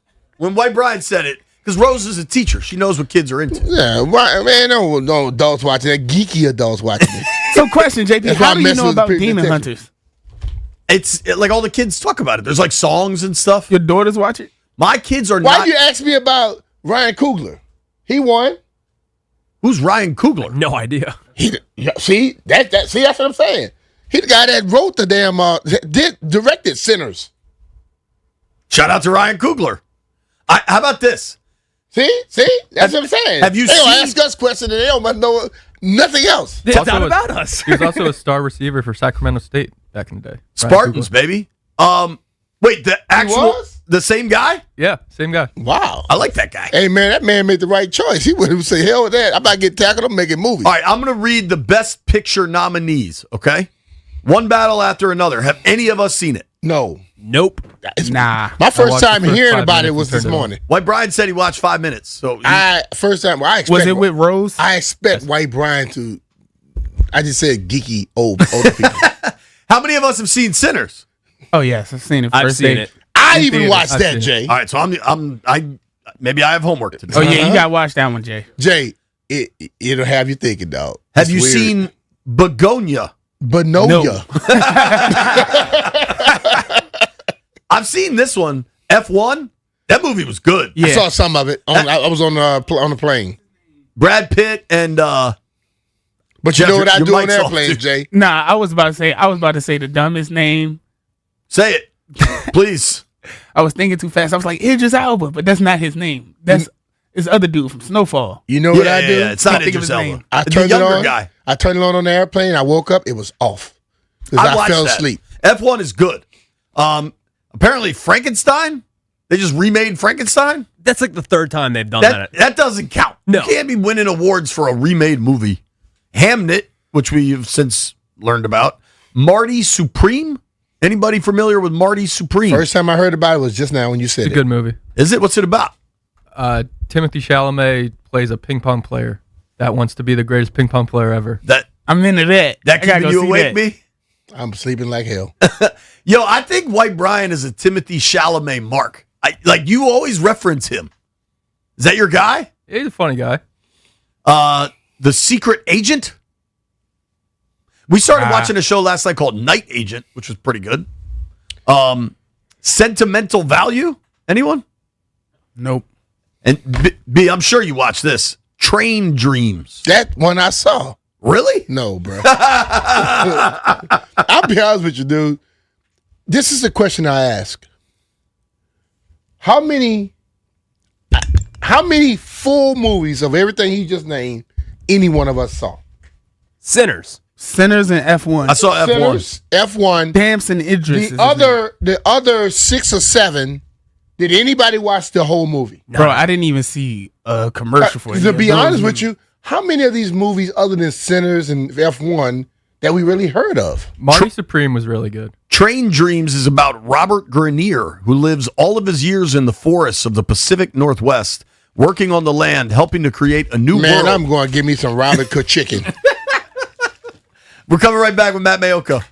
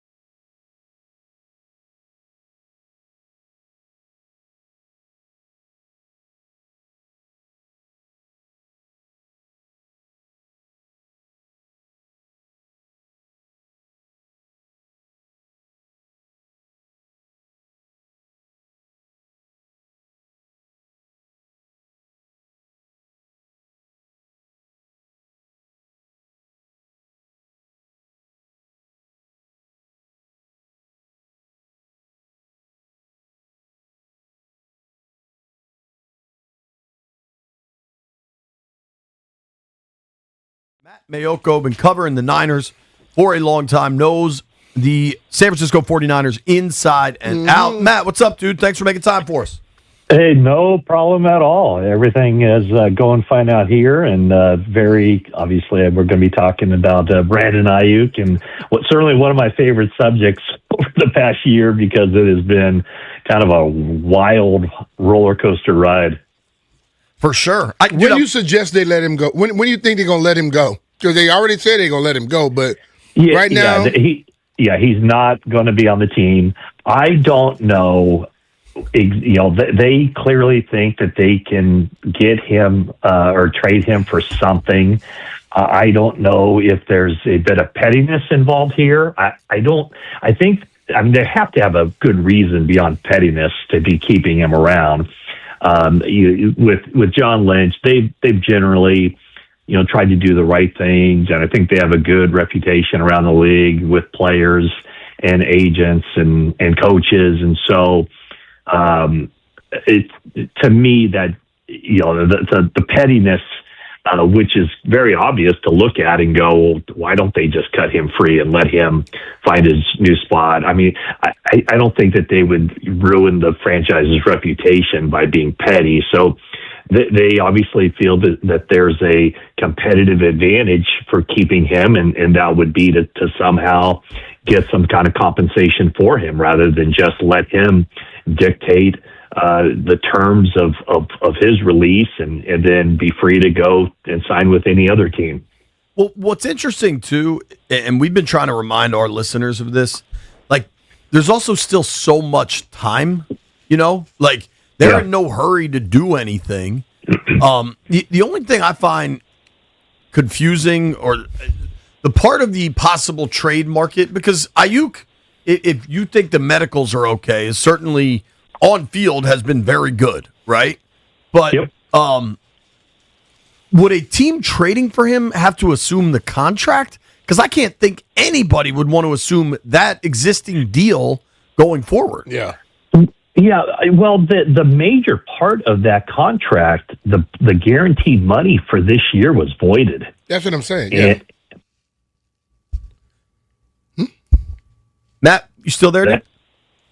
Big deal, because it's basically $27 million that he, for lack of a better term, just forfeited. Said, I don't want it, or else he would have been showing up. He didn't even fight it.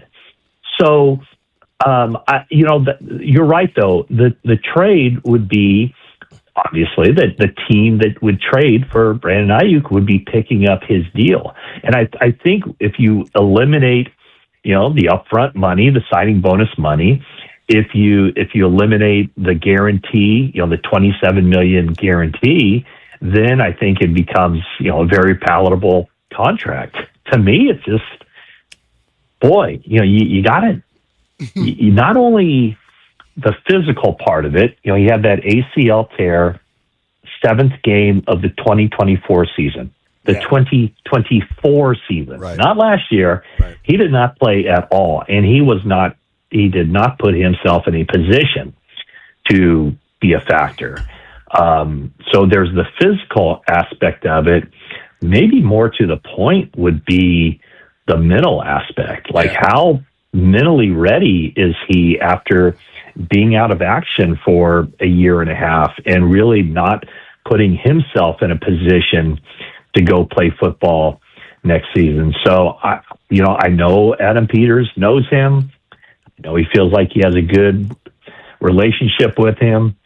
Obviously he and Jaden Daniels are very good friends. In fact, the first time I ever saw Jaden Daniels in person was the 49ers had a Christmas night game against the Ravens in 2023, and on the side he had just won the Heisman Trophy, and I saw him and I was like, basically, what are you doing here?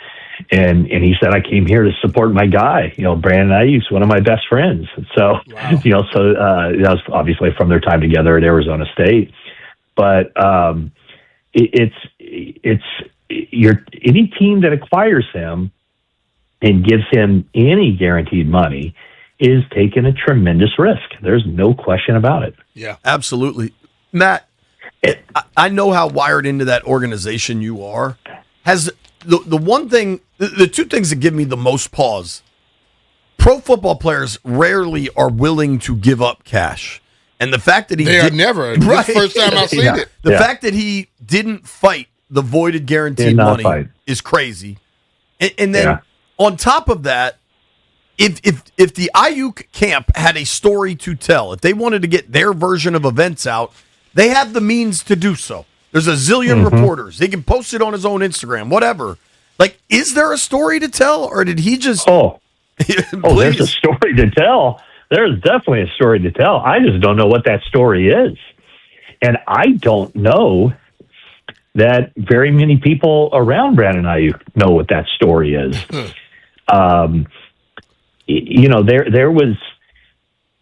There was some, theatrical performances that he would do during training camp where you all saw the videos of him, getting out there when he was rehabbing and he was, running on air and, during drills and, he was right in front of the cameras.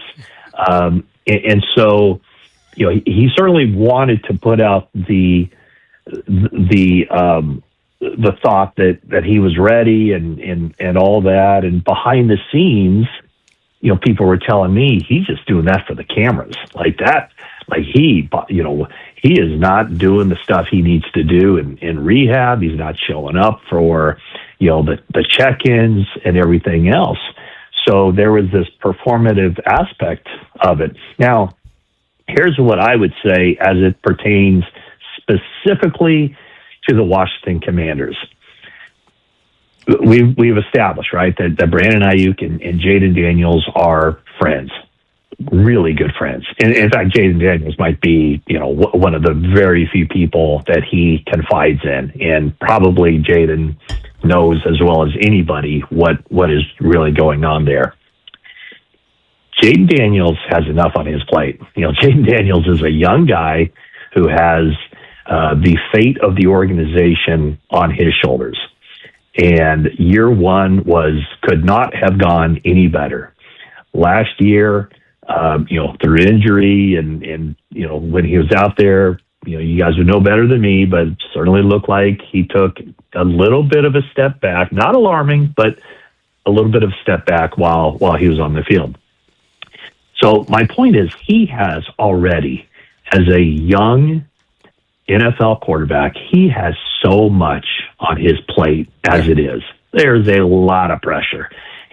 Why does it make sense then to put even more on his plate where not only does he have to worry about himself and get himself ready to play, but now he would be taking on the responsibility of being Brandon Ayuk's guy. And any misstep that Brandon Ayuk makes, that's kind of a reflection on Jaden Daniels. If he's the one who's, hey, I want this guy, let's get him here. Now he's taking on where he doesn't even have to worry about himself. He also has to worry about, a guy who, there's a lot of questions about right now. So, there's nobody better maybe to answer that question or to determine the situation than the general manager of the Washington Commanders, Adam Peters. But man, if you're the Commanders, you have to think long and hard whether you want to do that to Jaden Daniels, who wants it. There's no question in my mind. He wants to have Brandon Ayuk as his teammate. But at some point, you have to kind of go, hey, let's save this kind of sticky situation from unfolding. Yeah.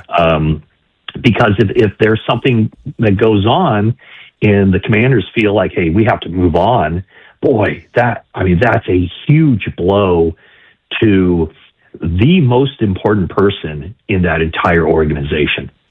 Yeah. Yeah, I basically said that a few weeks ago where he should be, because he has to worry about him. I got friends. I had friends in the league too, but I didn't want to put their issues on me. I'll sit there and talk to you and support you, but I'm not putting my whole career on it. No, not happening. Yeah. Yeah, because I mean, if and who knows, maybe the Commanders would get the absolute best version of Brandon Ayuk, which is a really, really good version. But once things start to go sideways, now you have to loop in Jaden Daniels and go, hey, what's going on here, Jaden? Why is your guy doing this, or why we need him to do that? And Jaden Daniels has enough to worry about, right?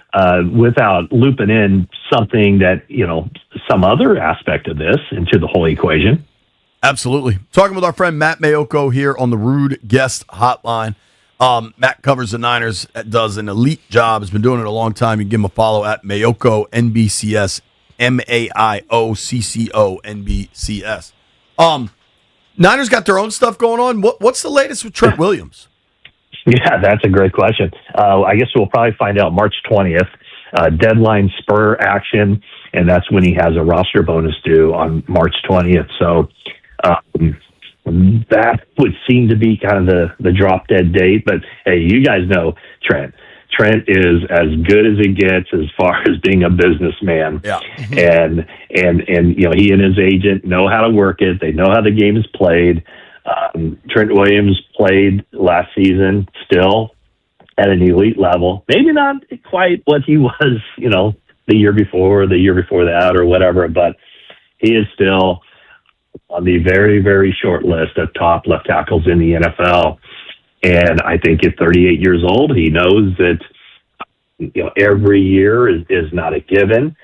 There's zero guaranteed money on his deal up until coming up here. He will have some guaranteed money.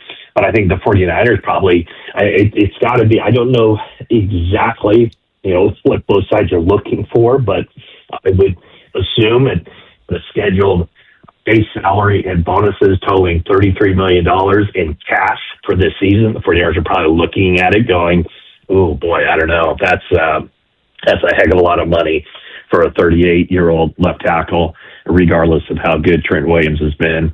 And then Trent Williams is looking at it like, hey, that's what I should get paid. And not only that, but that money should be guaranteed. So those two sides have been going back and forth, and I would think that there would be a resolution this week. But I know a lot of talk here, and help me out with this one, Brian. I kind of view everybody here is like the 49ers do not have a succession plan at left tackle, and I'm kind of thinking no team has a succession plan at left tackle, because if you had a left tackle worthy, a starting worthy left tackle on your bench, he wouldn't be on your bench. There aren't enough left tackles out there. It's kind of like no team has a succession plan at quarterback either. Now, especially if the guy is good. If the guy is real good, you don't. Like I remember here when was it Samuels had the neck injury? Yeah. I felt they should have had a succession plan, because this dude had a neck injury that if it went wrong, it could go wrong. But they had nobody on the roster when he decided to walk away in this neck. Yeah, but I guess my point is like if you're drafting a tackle to be your successor, and I would almost I'd put left tackle and quarterback kind of in the same realm, where there just aren't 32 teams satisfied with their left tackle. There just aren't 32 teams satisfied with their quarterback. And if you had a guy on your roster that you envision as he's going to be the guy, then you know what? He should probably be the guy right now. Yeah. What's crazy for the Skins, as bad as things were for a long time, they had Chris Samuels from 2000 to 2009. Then they drafted Trent and had Trent for almost another decade. And look at the 49ers, too. 49ers have been so lucky. They went from their succession plan when Joe Staley retired was, geez, do you think there's a possibility of getting Trent Williams? And they were able to get him. So that was a pretty good succession plan that all came together, a couple days before that, they had a 2020 NFL draft. My man Bruce Allen doing Bruce Allen thing. I thought your guy. Yeah, I thought Christian McCaffrey was phenomenal last year. The stats maybe weren't what they've been, but I thought the level, like the physicality he played with, I thought he really carried that team. I thought Kyle was masterful last year to go on that big of a run with that injured of a team. But when I look at the Niners, I do see an aging team with a lot of guys that get beat up. And then you add Mike Evans with real money on that thing. What do you think of the Evans signing and kind of the Niners' outlook at this point? Yeah, I mean, I think this is it. As far as the recognizable names making one last push, this would be it. I think all those guys are, descending, I guess, to a degree. Players, I mean, they've all reached their peaks, and they're all still really good players. And talking about McCaffrey and Kittle and Trent Williams and Fred Warner and so on and so forth. They'll be getting some guys back healthy. Their first round draft pick, number 11 overall, Michael Williams, Nick Bosa, Fred Warner. The 49ers had somehow beaten Seattle, and I don't think any team was beating Seattle once the playoffs started last year. But, if the 49ers had made it to the NFC Championship game, Warner would have been back out there. So I think with Mike Evans, the 49ers are getting a guy that is just ready to go. And yes, he's 33 years old, so there's some risk involved with that, especially coming off of a season where he had the first injuries of. I think that they feel like he's in a position to age better than most wide receivers just because of the style of play. I think that there's an element for him of excitement, hearing from Kyle Shanahan himself exactly how he is envisioned to fit into that offense and how they can use his route running and lining up, as the X receiver on the boundary side and having a quarterback who can put the ball right where he needs it on time, whether it's back shoulder throws or going up and getting it, or just, using that power forward frame to box out smaller cornerbacks. So, I think the 49ers view this as, there will be more changes next year. They're really, last year was a year of change with a lot of turnover.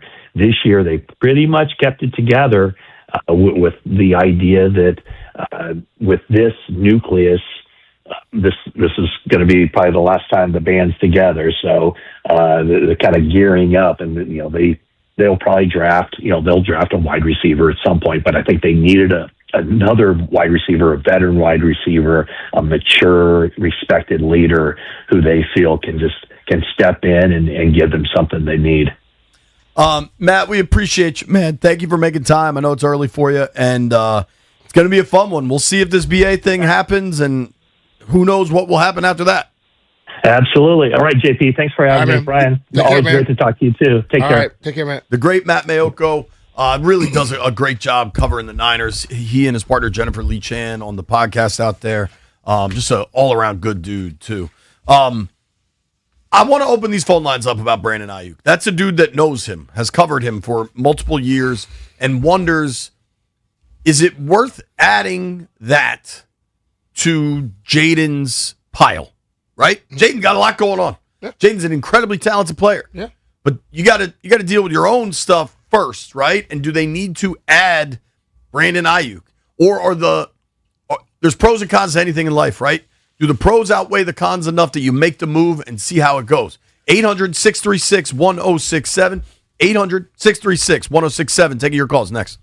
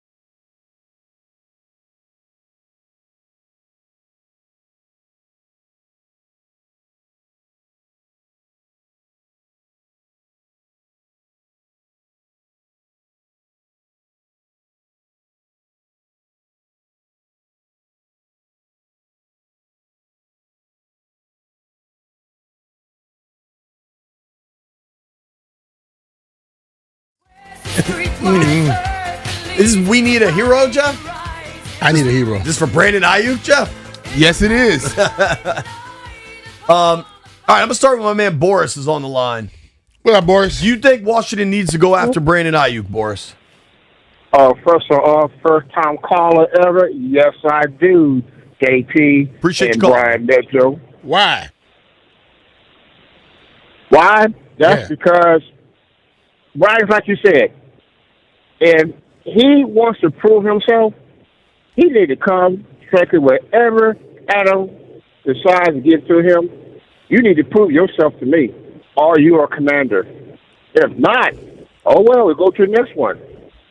But yeah, I would like to have him, but you got to prove yourself. We don't need you to do what you did with 49ers. Not down here, just because you're Jaden's friend, and we already know. We had people that be for our friends, and what happened to us? What happened to when you get them a job? Mm-hmm. They don't act right. Hey, yep. So, Brian and JP, I appreciate everything. I just want to let you know, representing Dallas down here, and we got a club down here. If you ever come down here, all drinks are on me. Hell yeah. Come to Austin Avenue. All right. And Plano. All right, man. We got a club for the Commanders. They got to. I got you. Appreciate you, Boris. Hey. Take care, man. You better realize that could be a lot, me and JP. Thank you for the call, dude. All right, that's one vote. Go get Ayuk. I thought what Matt Mayoko said about what an acquisition of Brandon Ayuk puts on Jaden Daniels' plate was really pretty interesting. Jeff, play that for me if you can, please. Yeah, he's not going to be on the team. I don't know. They clearly think that they can get him or trade him for something.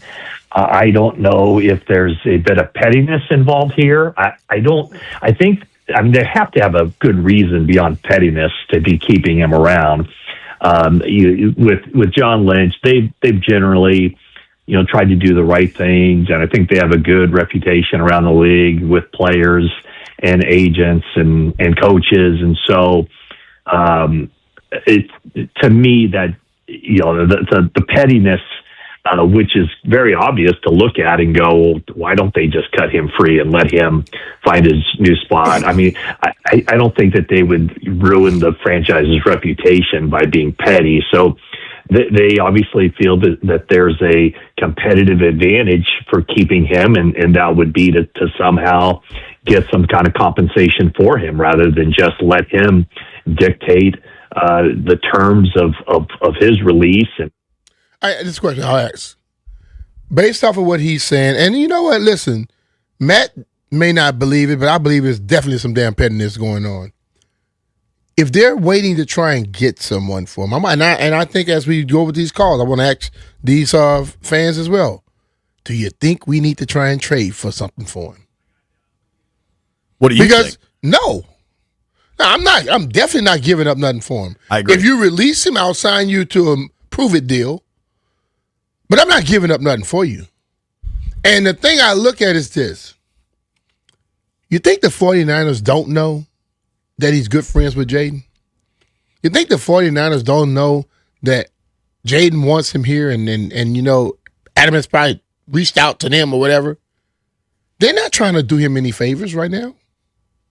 So if some team comes up and want to give him a deal, hell, they'll do better going to another team and say, hey, we'll work this deal out with you. Right. You go get him and we'll get him from you. You know what I mean? I agree that the trade aspect of this makes it that much more complicated. Even if you're talking a conditional sixth or something. Yes. For a team that doesn't have a ton of picks. Let's go to Alex is in Vienna. Alex, you trade for Brandon Ayuk? Trade, no, but sign them, yes. Receivers are divas, and quirky, diva-ish personalities come with the territory. We've been spoiled in this town because Terry McLaurin is not like that. He's a model professional, quiet, keeps himself, does his business, no drama, except for getting paid.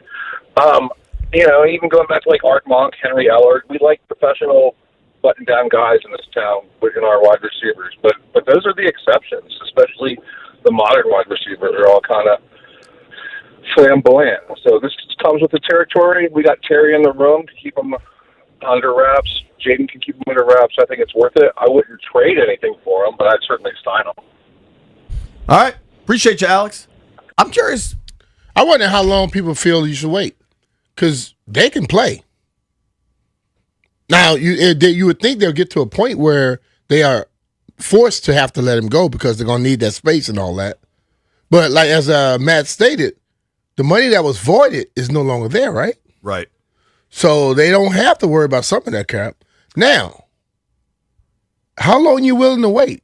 I mean, I understand the talent. I'm not a fool in that aspect, but I'm not putting my whole team on hold for nobody. Agreed. Got this tweet from Daryl. He says, Jaden is not the GM. He shouldn't have any qualifying input for bringing in Ayuk. That should be Adam Peters' headache to deal with. We don't need anything that mirrors a LeBron GM situation like they have in LA. I don't think that's the case, but players advocate for other players all the time. All the time. Even if it's just like... That's not the first time. When Dan was here, they did it all the damn time. Didn't you start getting more carries at running back because the starting defense was saying you were a problem and they were telling Coach Gibbs to give you work? Richard Pettibone was doing it. Yeah. Like, players... A football team is certainly a hierarchy, but people are allowed to express opinions. Yep. But I don't think Jaden is calling the shots either, which, to the point of the LeBron thing, I agree with. The players shouldn't be calling the shots. I also wonder, I think Rachaad White helps this football team, period. Next paragraph, you can also kind of say, hey, Jaden, sorry it didn't work out with BA, but we got Rachaad. That's your boy from Arizona State, too. Mm-hmm. Like, we hear your input. You know what I'm saying? Yes. Like, they can tangibly point to hearing their input. But, like, you can suggest, and I can check it out. But that needs to fall into the lap of the person that makes those decisions. Right. Adam has to think about that, too. Like, if I do get him, and it goes wrong, they're going to look at me. You can't pass the buck. You know what I'm saying? Yeah. If I meet one of your friends, you're like, man, B. Mitch Hooker, he's a good dude, my friend. I'm expecting him to be based off what you told me. Right. Then he comes to me and he does something stupid. Although you didn't do it, I'm gonna be like, well, you introduced me to this dude. You know what I'm saying? And I think people are 100%. like, listen, I like know if you bring somebody to a party with you and they don't know anybody at the party and they start a fight or it's gonna come back to you. Yeah, dude. And I think people have to understand, like, no, it shouldn't be certain ways. But once you vouch for somebody, what they do normally falls back in your lap. Point blank. All right, a bunch of people on the phone lines here. I'm going to go to Toothpick real quick. Pick, what up? What up, JT? What up, Big Head Demons? All right, Two-Pace. For me, man, see, I knew it was coming. That's why I had to get you first. For me, it's a no, right? It's a no on trading for Brandon Ayuk. If I understand what they're trying to do. You're trying to get a younger wide receiver because that's what we used to do, right? Quarterback, left tackle, wide receiver, they can all grow together. If you need a young wide receiver, let's call Jacksonville and see what's up. Like, if we want to improve it, that's a fast wide receiver that's on the market. That's what I would trade for, and then wait for Brandon Ayuk to prove himself as free agent. As a free agent, I'm not giving up nothing for him. If I'm giving up anything, I'm giving it up for Brian Thomas, for your boy down in Jacksonville.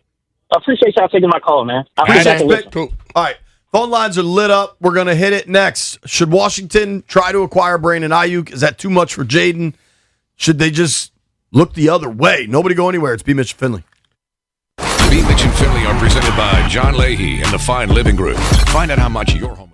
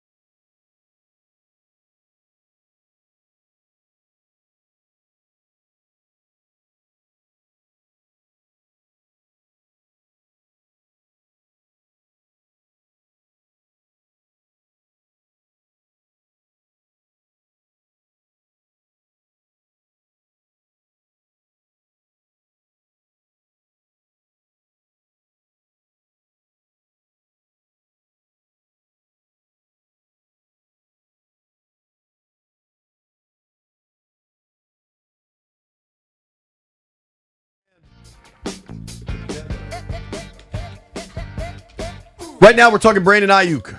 Should the Commanders be trying to go all in and get Brandon Ayuk on Washington?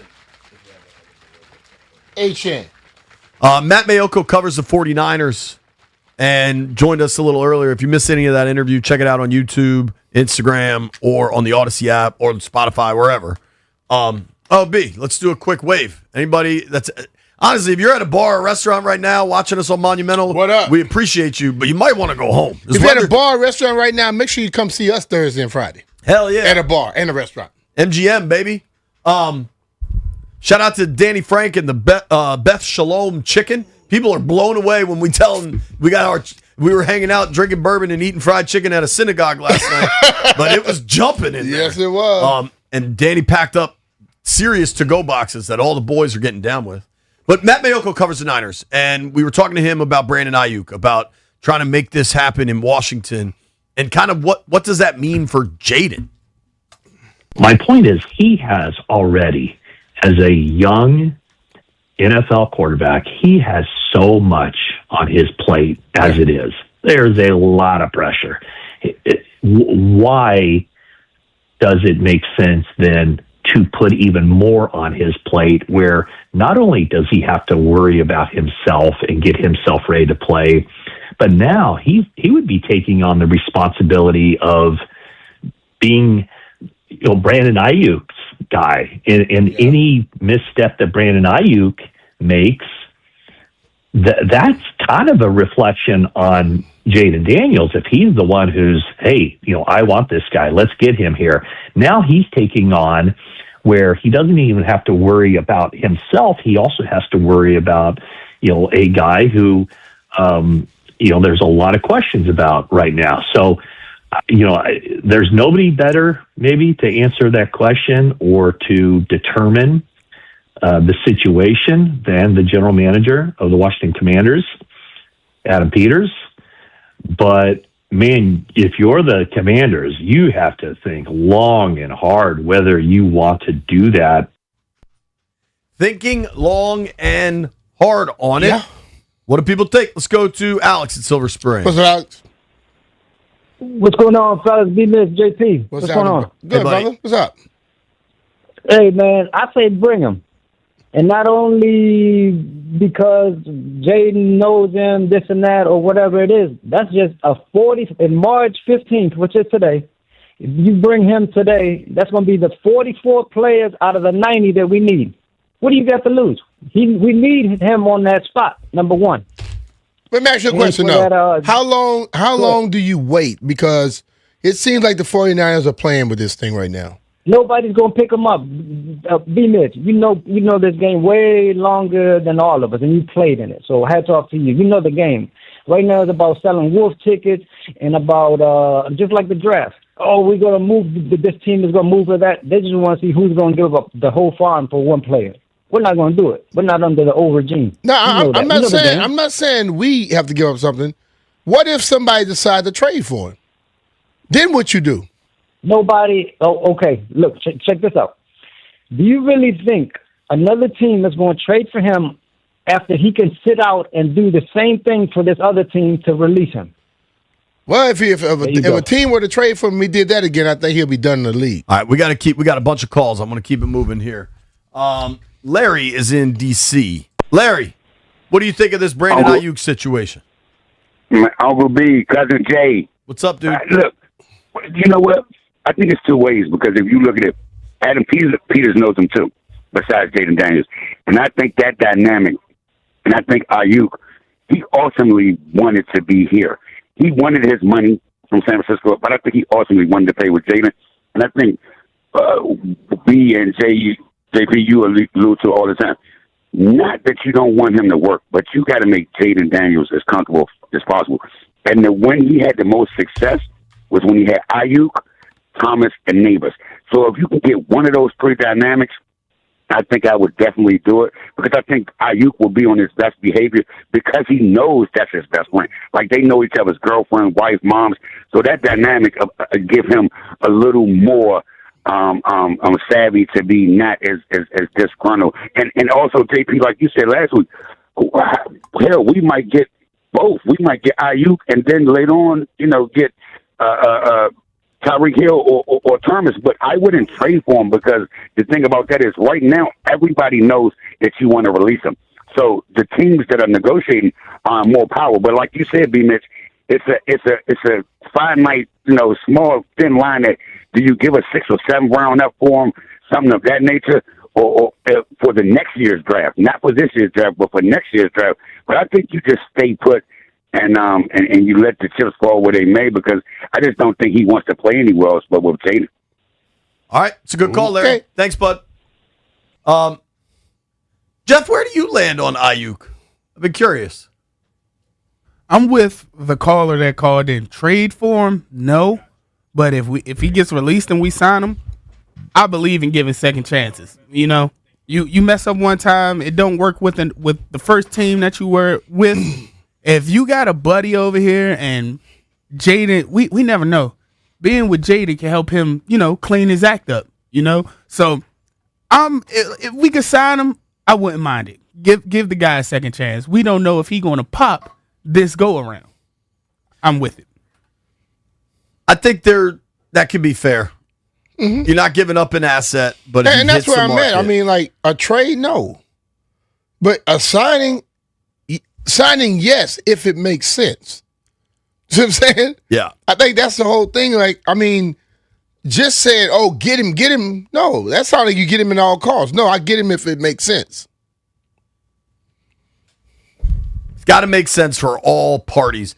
If you're on the hold, stay there. We're coming right back at 1:30. Lauren Ricketts from NBC4 will join us for a weather update. This looks like it's going to be pretty serious. Jeff showed me a video from La Plata. I don't know if that's real, but that looks scary. Wildcard Scotty sent me a video of the Chesapeake Bay. Looks like the damn North Sea right now. So there's some real weather stuff going on. Everybody be smart out there. Nobody go anywhere. Be safe. Mitch and Finley.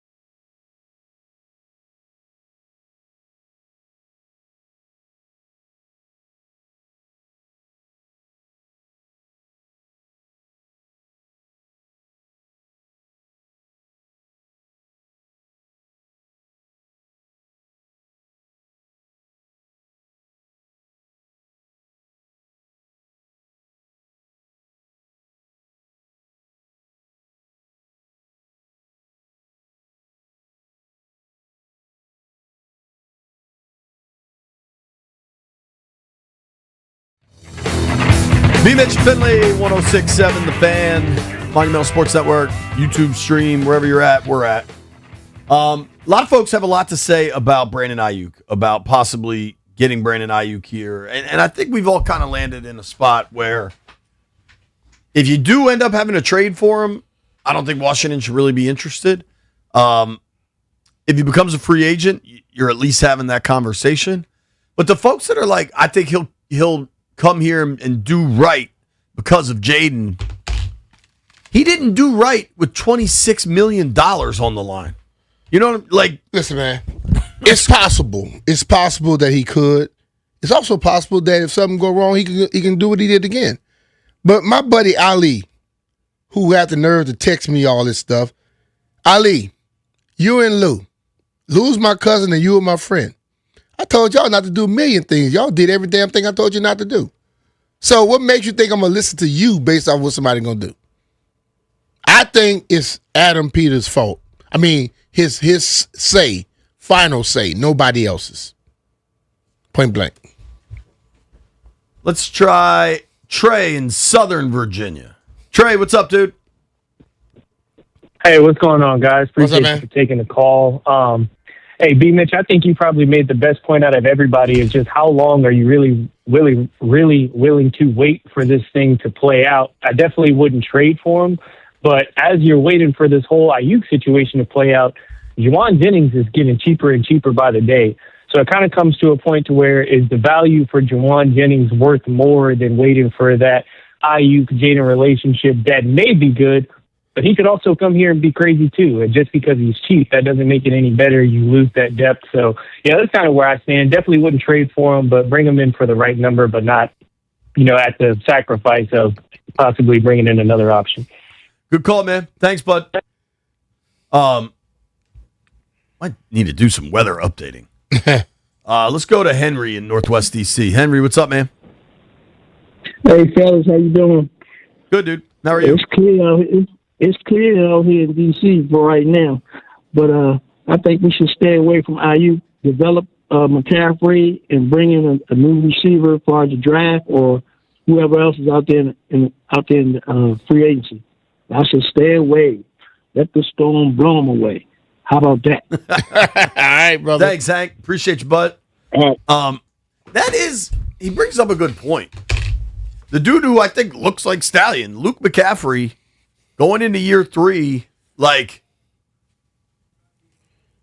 could he emerge? And does bringing Ayuk in? What's crazy, when I was growing up, I'm old enough to remember when people said wide receivers need 3 years before they kind of break out. That used to be the thing in fantasy football, was a third-year receiver could break out. Now you got rookies coming into the league going nuts. But do you think Luke can take a step forward and then you don't need to bring in Ayuk? I mean, he could, but this thing just seemed to have taken its own little course, where it went from when he said he wanted to play, he said that last year, I think everybody completely lost their minds that, yes, he wants to just come here. But if you listen to people around football and you say he walked away from what? And they actually, and we all know it could be a story. But the question is, I'll ask you that question. How bad does the story have to be for you to walk away from that? So, you got people right now trying to make things work at their job, and they're making $27,000, $2,700 for it. $27 million? And you walked away from it? And also, he hadn't played since week 7 of 2024. And last year, I heard most of these callers wanted to get rid of Terry. And now a guy that hadn't played that's not going to come in, may not come in with the same level of being in shape. And you mean to tell me that you just all of a sudden now you do anything you can just to grab him when the guy that had been here for you doing it every year, you didn't want to keep him? Yeah, man. It's amazing how people's mindsets just change.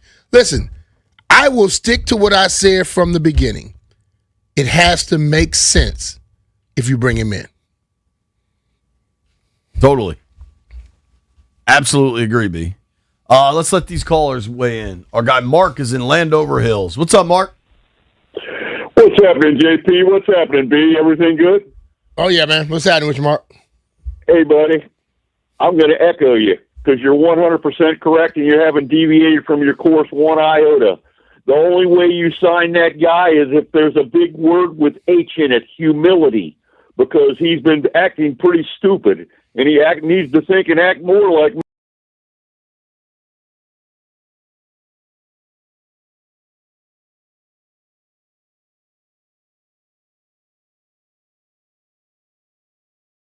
It's getting a little wild. All right, man. Guys. You do the same, brother. Appreciate you, Mark. Take care, dude. Be safe. Let's take one more call. My man Drew, where the weather is nice in Key West. Drew, what up? Hey, guys. Hey, they made me say I was in Key West. I wasn't going to say it because you gave me a hard time about it last time. But where are you? But just right now, I'm on the corner of Duval and just leaving lunch at Blue Heaven. So not bad. So you're about 3 drinks deep? He's at Duval. No, I'm starting slow. I've been out here too long to do that every day. Okay. But so Ayuk, look, if we get him, that'll be good. But we don't want to go crazy to get him because he's crazy enough, right? So we just, if he ends up on the team, good, and if not, our plan needs to be a plan without him. So, but look, I hope he comes and I hope he does good, but I'm not counting on it, and that'll just be like a cherry on top if it works out. All right, bro. So that's kind of my Ayuk thing. Right. But earlier, you guys were asking about who's going to break out. I want the whole team to break out. I want a good year. So that's what I think we need to see happen. All right. I think we all want a good year, dude. Last year sucked. Thanks, Drew. Yeah. Enjoy Florida, bro. All right, Drew. Take care. It'll be interesting. Now, one of the things that will help break out whatever is just getting the team back like in just a better functionality. You know what I mean? Mm-hmm. And I think when you listen to the players that they've signed, that have, almost all of them have already spoken, it's interesting. And I know, Stan, what are the cuts we have for the culture stuff? I think you said Chenal, Settle. Settle's a great example of a dude. Settle was here. Right. And saw what was going on and now sees things a little different. What he thinks might be damn good. Let's hear from Tim Settle talking about why he's returning to Washington. I was blown away. Everything looks for the better. I feel like they have all the resources that's gonna benefit the players and to help us perform at a high level. When it comes to the weight room, nutrition station. I haven't even gotten in the locker room yet. It looks different because you used to see the locker room when you walk downstairs, but now it's a door. So I'm It's looking very forward to different, getting up dude. in there. Yeah, it's different. I haven't been in the training room yet. They got rid of the green field. Oh my goodness! That was so funny. Oh man, that field was so messed up. It was so. When gross. you were walking on it, you were worried because it had like little slits in it that It you was might trip so on gross, something. dude. Yeah, It was so gross. and the duck poop. How much of a difference do you think what has really been an overhaul this offseason will make? Like, what kind of impact do you think this is all going to have? With the team? Yeah. You hope it does everything they want. Like last year, when you look at it, they hired.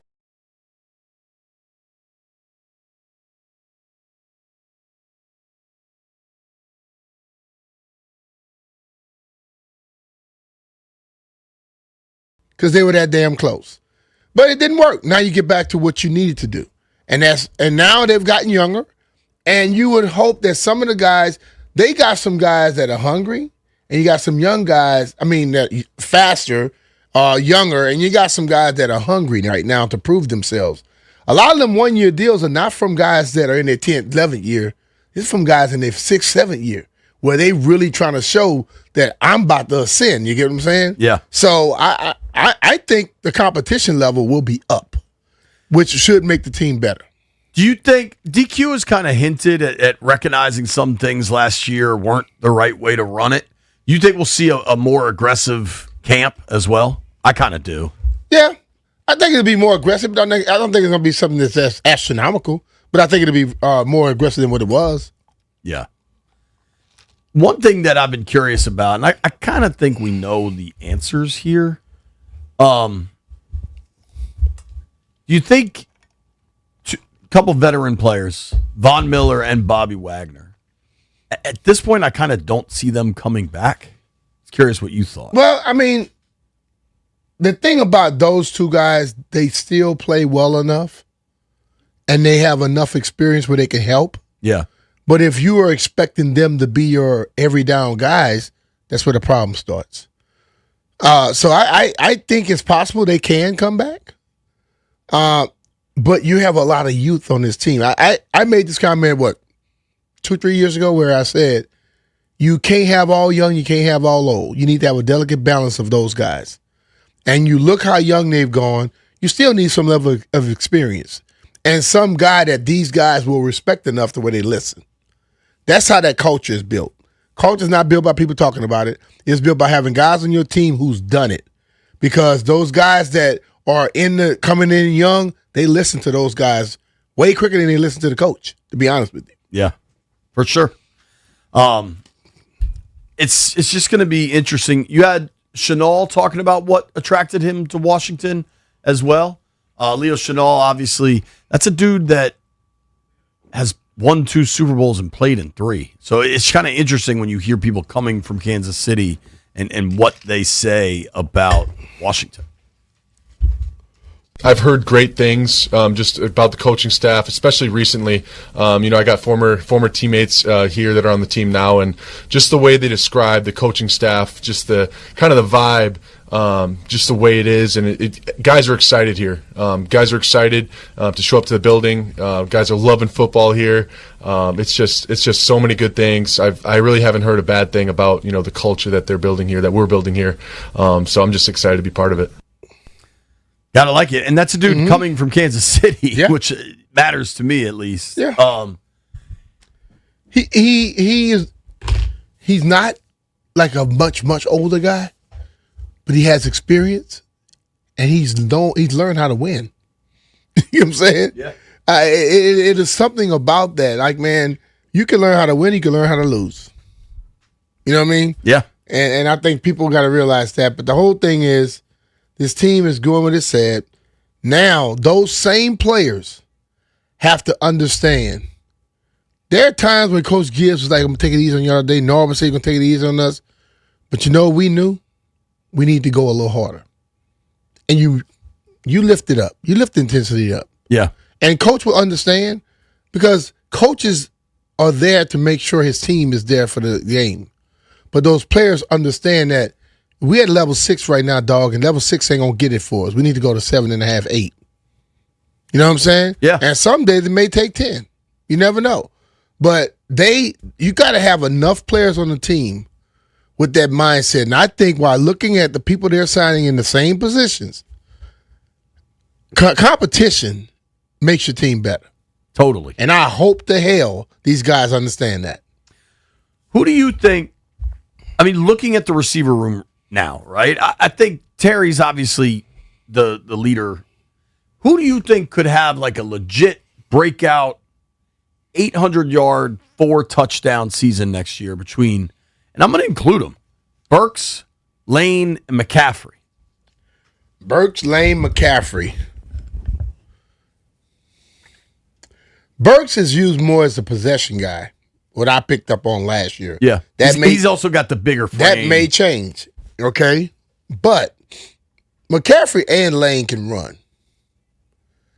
And I just think having a tight end now where those safeties can't play over the top on them, because there were chances when Luke was coming open just a little bit later, but Jaden got off of him.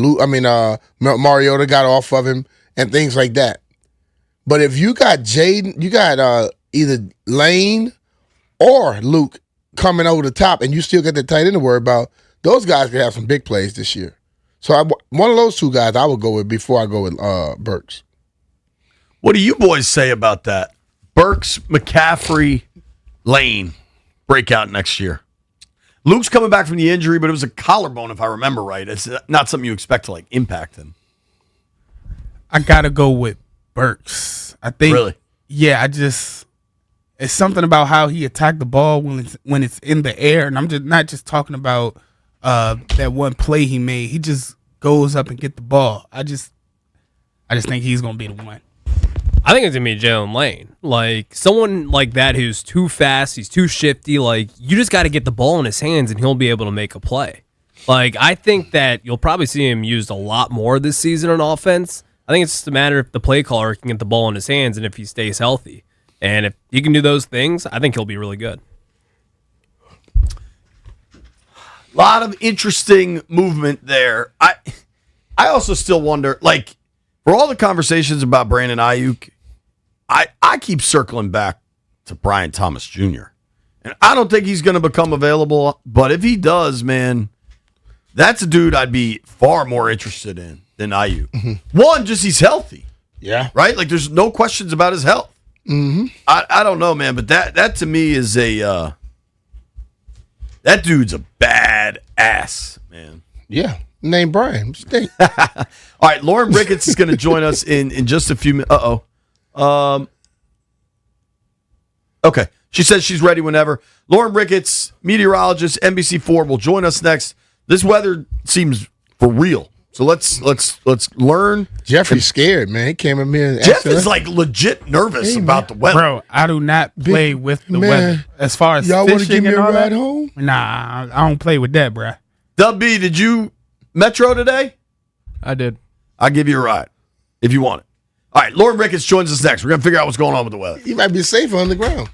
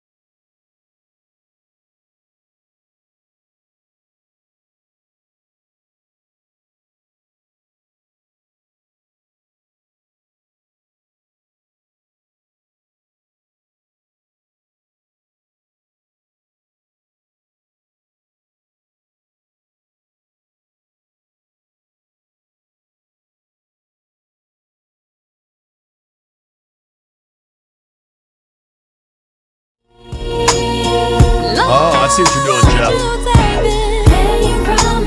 All right, we got serious weather in the DMV, and to help us understand how serious, our friend Lauren Ricketts, NBC4 meteorologist. Hello, Lauren. How are you? What's up, guys? How you all doing? I'm just sitting in traffic. Why is traffic so bad? Russell said the same thing. Yeah, because I think all the schools got out early, federal government got out early. I'm in D.C., but it's a nightmare. There's tons of people, I think, just trying to get ahead of the storms. Mm-hmm. Where you are is where I am hopefully going, kind of Massachusetts Avenue, Northwest D.C. Is it bad right there? It's bad. I'm on Foxhall right now. It is not good. It is not good. What the hell? But is it going to hit where? What did that be? Where is it hitting? Because I know Doug was mentioning earlier it may hit like further east and below D.C. It may not be as bad as we thought, but a lot of people are starting to send pictures and it don't look good. Yeah, I don't look at. Yeah, now listen.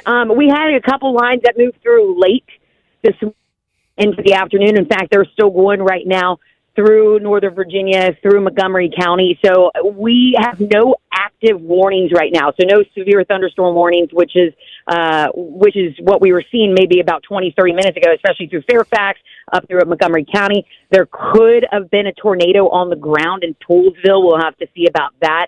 There's been a handful of tornado warnings through the greater Washington area. But this was just the first little appetizer that came through. What Amelia Draper and I are going to be watching this afternoon on NBC4 is after 3 o'clock.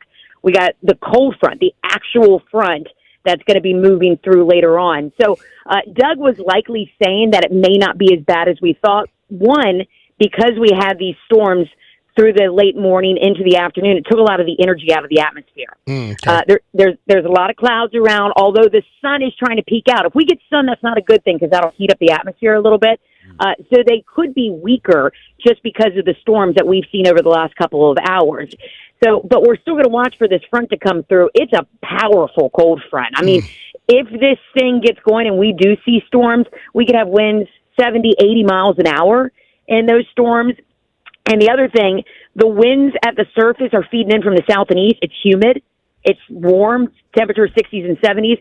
But just about 8 to 10,000 feet up, winds are going southwest. So they're going in a different direction. So what happens is as these storms grow taller, they want to rotate because of the winds in different directions. So that's where we get the tornado and the tornadic activity. So it's kind of rare for this time of year, but we've got that tornado watch for everybody until 7 p.m. tonight.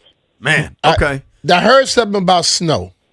Where's that possibility? Because I've heard all kind of stuff. I'm done with crazy. Snow. Yeah, so that cold front it's a cold front, exactly what it said. So behind this, temperatures tomorrow are going to be in the upper 30s and lower 40s. Oh, Lord. So temperatures, once again, are going to drop as we continue into the overnight and through tomorrow morning.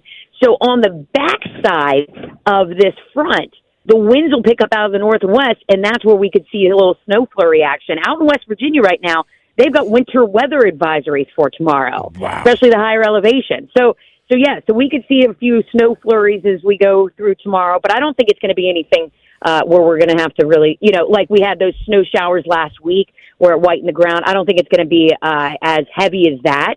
But again, we could see a few flakes flying around tomorrow morning. Crazy. I just told B. Mitch I was apartment shopping in Florida because I'm so done with this weather. And now you're telling me it's going to snow again. I'm done. Welcome to D.C. I want it gone. I think it's your fault because you were talking about Mother Nature the other day. I told you Mother Nature get the last word. She heard you. She might have. Talking with our friend Lauren Ricketts here on the Rude Guest Hotline. Rude makes the most dependable HVAC equipment in the DMV. Ricketts, we were talking about this earlier. The derecho storms, probably 2011 or whenever those hit.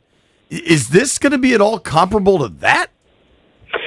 In terms of the winds, but not in terms of the terminology. Now, derecho has to stay together with these straight line winds for hundreds of miles as it trucks across several states. So there's a different definition of a derecho as opposed to this that is just coming with the cold front, and that's the culprit for causing this. Now, again, we could see winds up to 70, 80 miles an hour.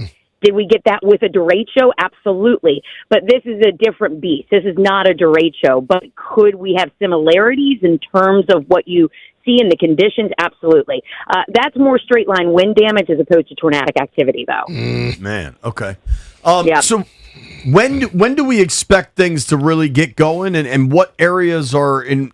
You know, because folks are listening to us from all over, Southern Maryland, West Virginia. Like, what's the heart of this thing?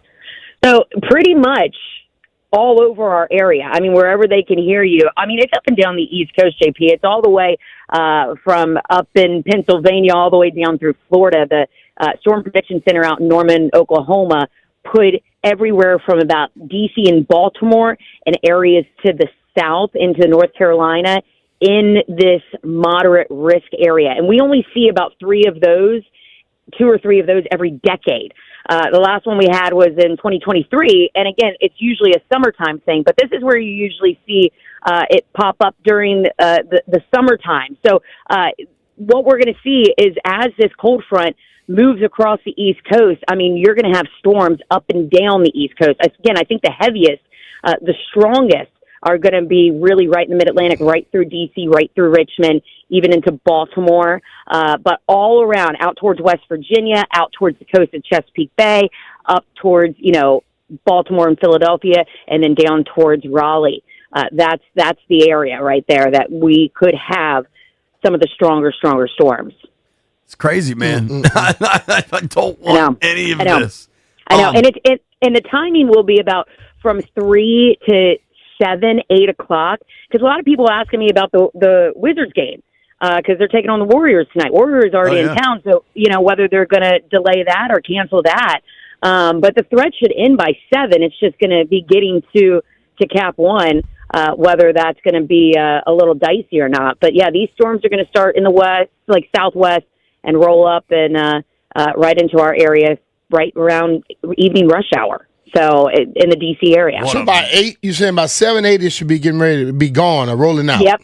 It should be east of us by about 7 or 8 o'clock. East of I-95 by 7 or 8 o'clock. Cool. Does it head to the beach then? Like, will the beach get smacked around? It'll keep going all the way out to the ocean. Wow. So it'll keep that line will continue to move to the northeast as we go through the rest of the evening. And then again, temperatures drop and those winds pick up and then some snow flurries. So there you go. Great. JP's favorite. I'm so done with it, dude. I'm just so done with it. So should we? Cameron's on vacation, right? Should we be blaming Doug for this? Absolutely. He's been on vacation the last 2 weeks. He was out there when the temperature dropped. And again, I'm not supposed to be working today, but I'm getting called in because of all the crazy weather that's going on this afternoon to help my girl Amelia out. So yeah, this is all Doug's fault, and I'm going to make sure he knows about it. He's like on a cruise or something. Doug and JP. How am I involved? Because I told you when you said negative stuff about Mother Nature, I say, dude, shouldn't have done that. You know what? I will say though, Ricketts, I imagine you and Amelia are going to get plenty of airtime tonight.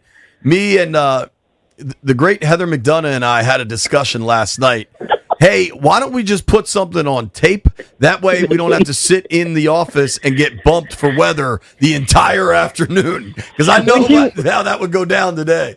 Which you will be, because Amelia, I think, has been on air at least wall to wall since 10:45 this morning. So she's already been on air all morning, and so I don't know how much sports we're going to cover tonight. Ricketts, I will be honest with you. I'm going to drive by 4001 Nebraska Ave and just keep on cruising. I'm not coming in. You guys, I wish you all the luck in the world. It's going to be a big signing, Brandon Ayuk signing. You're going to get it in tonight, dude. If they trade for Brandon Ayuk and then I have to drive to the station in the middle of a tornado. Ricketts, seriously though, you are a massive Burgundy and Gold fan. What do you think of the Brandon Ayuk stuff? Oh man, I love it. Bring it on. You want to go? You want him? Yes, I do. I know you've been excited by all the other signings. What's that? I know you've been excited by all the other signings. Ayuk is just it's a more complicated one, I would say. More complicated one, but no, dude, I'm pumped about it. I'm pumped. Bring it on. I'm pumped for this season as well. I mean, last season, obviously, a little bit on the the downer side. But yeah, I'm ready for it. I haven't been listening today because I've been watching weather stuff. Is that not a popular opinion? No, a lot of people want him. But I'm just saying it has to be the right price. You can't lose your mind. Yeah, well, that's the other thing. Yeah. Yeah. Also, Lauren, I don't know if you want to take this to the air or not, but per, I'll tell you I'll out my source here. Per Ben Strober, who's the video editor for Grant and Danny, he says there was a tornado in Poolesville. Well, yeah, that's what I've been reading about Poolesville, just around the Poolesville area. Of course, they won't know today until the National Weather Service goes out and surveys it. So they'll do that tomorrow, the National Weather Service, which is in Sterling, Virginia. So they'll go out. Any tornado warnings or anything that we may get that could cause a tornado, they'll go out and they'll take a look at it to see if it actually was a tornado. But from everything I've seen, especially radar, it looked like a tornado did hit the Poolesville area. What is the difference between a tornado and a funnel cloud? Well, a funnel cloud can form and not turn into a tornado because maybe it doesn't have the winds, it doesn't exactly touch down. So you get the spin of the clouds maybe up in the atmosphere, but you're not exactly seeing that come down to the ground and pull down to the surface. Because, again, tornadoes aren't attached to the ground. They're attached to the clouds.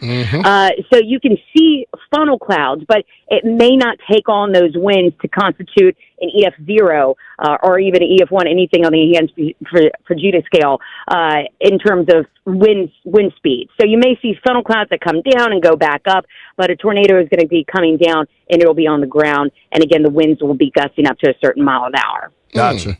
Well, I know you're going to be busy. Thank you for making time for us. Thank you. Everybody give her a follow. Lauren, spelled with a Y, Ricketts, on Instagram and on Twitter. You're going to be busy. Get some soda, some caffeine, some coffee, a Celsius, some Zins, whatever you need.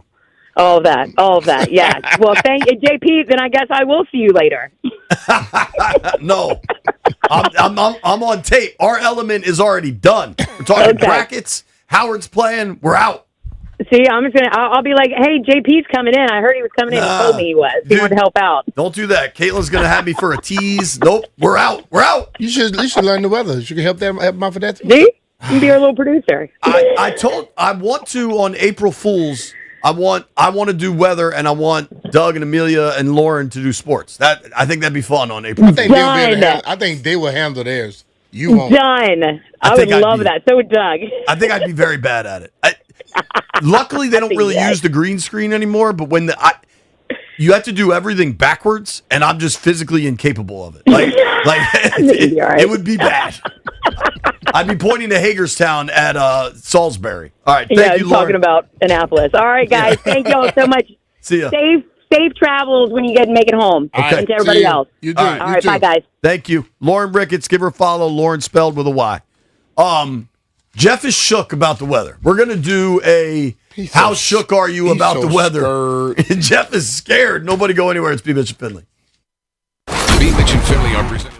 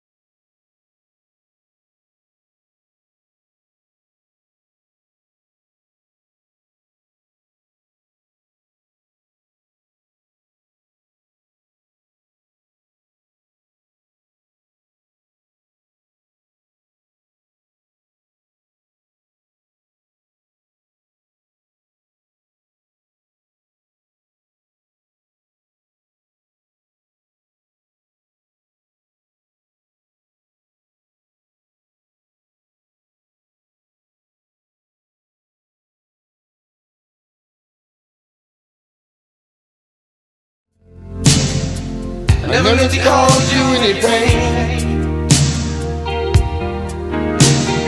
You crazy. I'm the one who wants to see you laughing.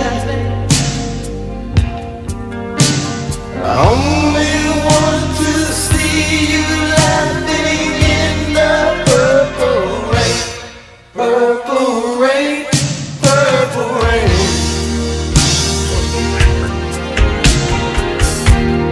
Purple rain, purple rain. You look like Leon. He does look like Leon. Jeff, keep this playing.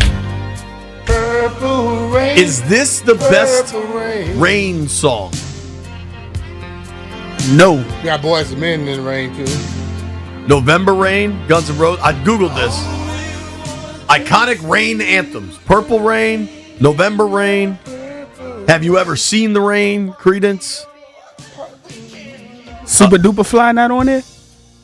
No Rain, Blind Melon. Fool in the Rain, Zeppelin. Is that the Missy song? Yeah. I can't stand the rain. I don't know. This might be it, though. That's a bad song. Man. That's a bad one. All right. Bad meaning good, Jeff. Not bad meaning bad. Rob is in Florence, Alabama. Florence. And apparently dealt with the weather already. Oh, it went through there. Rob. It went through North Carolina as well. What's the word? Oh, boy. It got interesting last night, say about 9:30, 10 o'clock last night. We had all the tornado sirens going off all around us, and winds were kicking up. They were probably pushing close to 70. But we never got any damage on where I stand here. But I know there was a lot of bad stuff going on around us. So, but how about this? You're going to love this. Yesterday, 78 degrees here, right? Outside doing yard work in shorts, T-shirt, whatever. Right now, it's 35 degrees. Damn. So that's what we're going to be dealing with. So, yeah, that's what you got coming. Oh, that's what you got coming. Boo! So, thank you for the call, Rob. But this should be the last of it. This should be the last of it from what it looks like going forward. So Appreciate you, bud. I hope so. Hey, Rob, you still there? Yeah. Yes. So you're in I'm here. Alabama, correct? I'm at the Tennessee-Alabama state line. Yes, sir. Is marijuana legal in Alabama? They are working on it. It has been legalized. It's just for medical use. Oh, all right. A little bit behind it's a little bit behind the times down here. So yeah. So the Bama basketball player got caught with a pound of He weed, needed which means medical he's stuff. selling it. Nah, medical, man. Yeah, He's making sure his no leg was ready for the game. All right, appreciate you, Rob. Take care, dude. Now I did check in with a Bama source, and the word was the cop was an Auburn fan. Good man. All right. Well, I know RP got caught with a big trash bag. And they say, what you going to do with this? He said, I'm going to smoke it. Robert Parrish. That's a lot of weed, dude. And this is back when it was legal. Right. I'd like to check in on Jeff. Jeff is worried. Like, I want to be cognizant of this. This seems like a real enough threat that I'm not trying to minimize it. Mm-hmm. But Jeff is like visibly worried about the He's a weather. little shook. Bro, What's up, Jeffrey? I'm brave to a lot of things. Like animals don't scare me, spiders, snakes, none of that scare me. But when you constantly hear the TV going out here, and when you when you look at weather, wind is scary. I have a Jeep, and one time I was driving and the wind blew my Jeep. You know how many people drive in little cars and sedans, bro? In 75 miles, I don't even know if I ever witnessed 75 miles per hour wind. Weren't you down a window on your car? No. But something was broken. Oh, yeah, I fixed that. I fixed that the day it happened. All working windows, everything's good. Yeah, Everything works. Somebody flew through that thing, opened and hit him. Bow. Yeah. I want everyone to be safe, be smart. Are you scared of this, B? What? The weather. I'm scared of the weather. No. Now, don't get me wrong. I'm not scared. Like, I'm nervous for this because You seem scared. This does not usually happen. Yeah, I never seen you look like this. Yeah, seriously. dude. I don't Stallion, play are with you weather. scared of the weather? Not gonna lie, like when I was living at home, Yes, because my parents have 2 massive trees that are on a hill, and there's one way for it to go, and it's going to be tumbling on that house.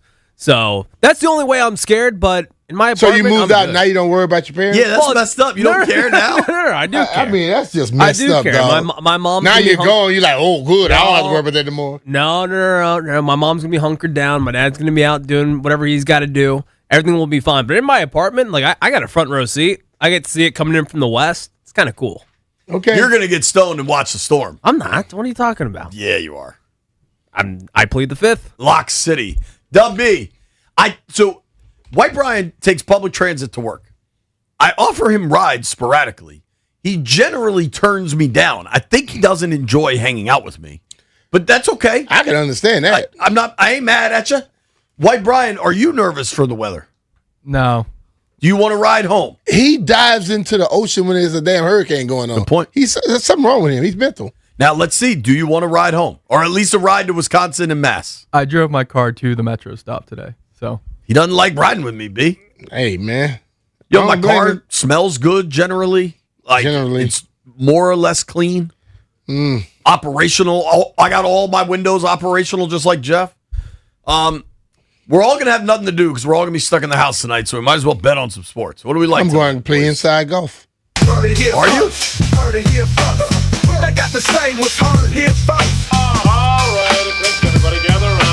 here first on Dean Mitch and Finley. Gather around. What they got to say was heard here first. Tonight might be there's nothing else to do but get wasted. Yeah, situation, nothing right? on here. NBA?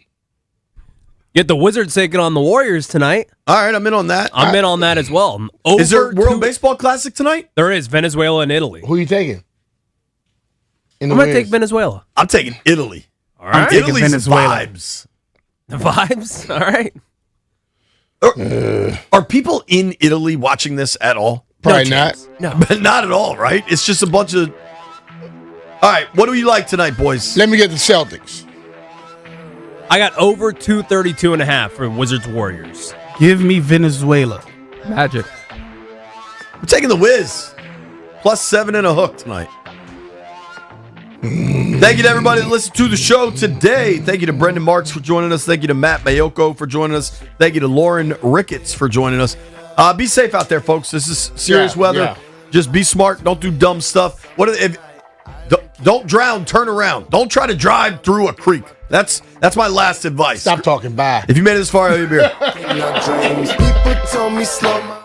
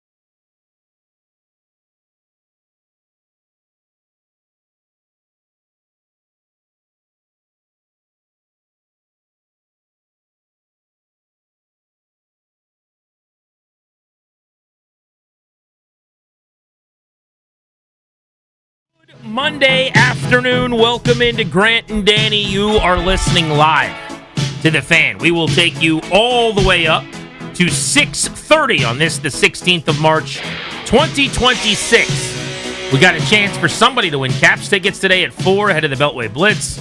And at 4:45 today, you're going to be hearing from Josiah Gray. 8 Days of Nats kicks off. We'll be having a Nats interview for you every single day leading up to opening day a week from Thursday right here on The Fan. Danny, what's up? How are you? I'm good, dude. I don't know if I've got the cold that you had or a cold that my kids had or a cold that maybe one of our other producers had or a different kid had. I don't know what I got, but I got it.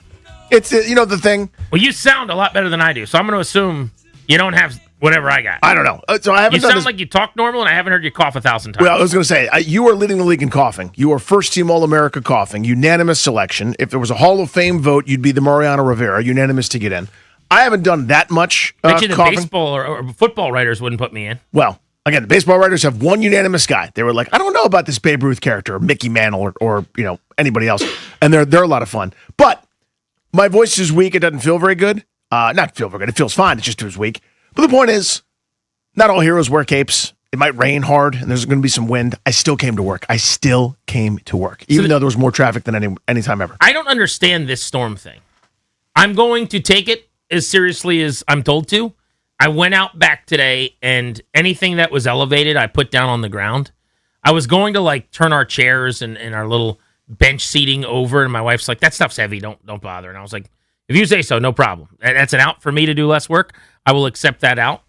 But I don't know what else you want me to do other than that. I'm going to just go about my day and hope everything goes well. I've gotten a lot of texts from people checking in that are from other places. And I'm like, yeah, so far, a little bit of wind and some rain. And I'm sure there's going to be some serious stuff that happens.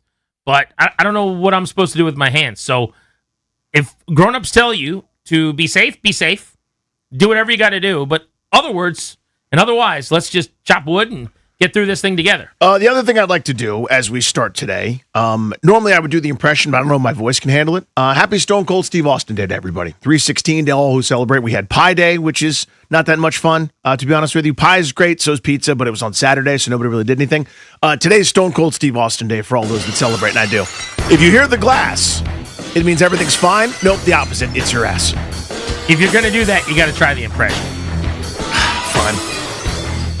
Happy Stone Cold Steve Austin Day. This is a real grind. The next 4.5 hours are going to suck because I'm blowing out what I have left of my voice. What? There you go. Somebody throw this guy a beer. Let him clank a couple together. Let that beer pour down all over his chest. Couple of Steve Weisers. I've earned it. What? I took the kids to Pupatella Pizza to get their pie fix in on Pie Weekend, I guess. Going back a couple days ago. They couldn't understand. They're like, I don't understand. Are they going to have pie there? And I'm like, no, we're going to get pizza pies. And my daughter's crying on the way. She's like, I don't want pizza pie. That sounds gross. I'm like, no, it's just pizza. It's just pizza. It's the same pizza you always eat. She's like, well, why is it a pie? I'm like, people call it a pie. No one calls it a pie. I call it a pie. So many people do. It was the worst idea. It took more explaining than it should have.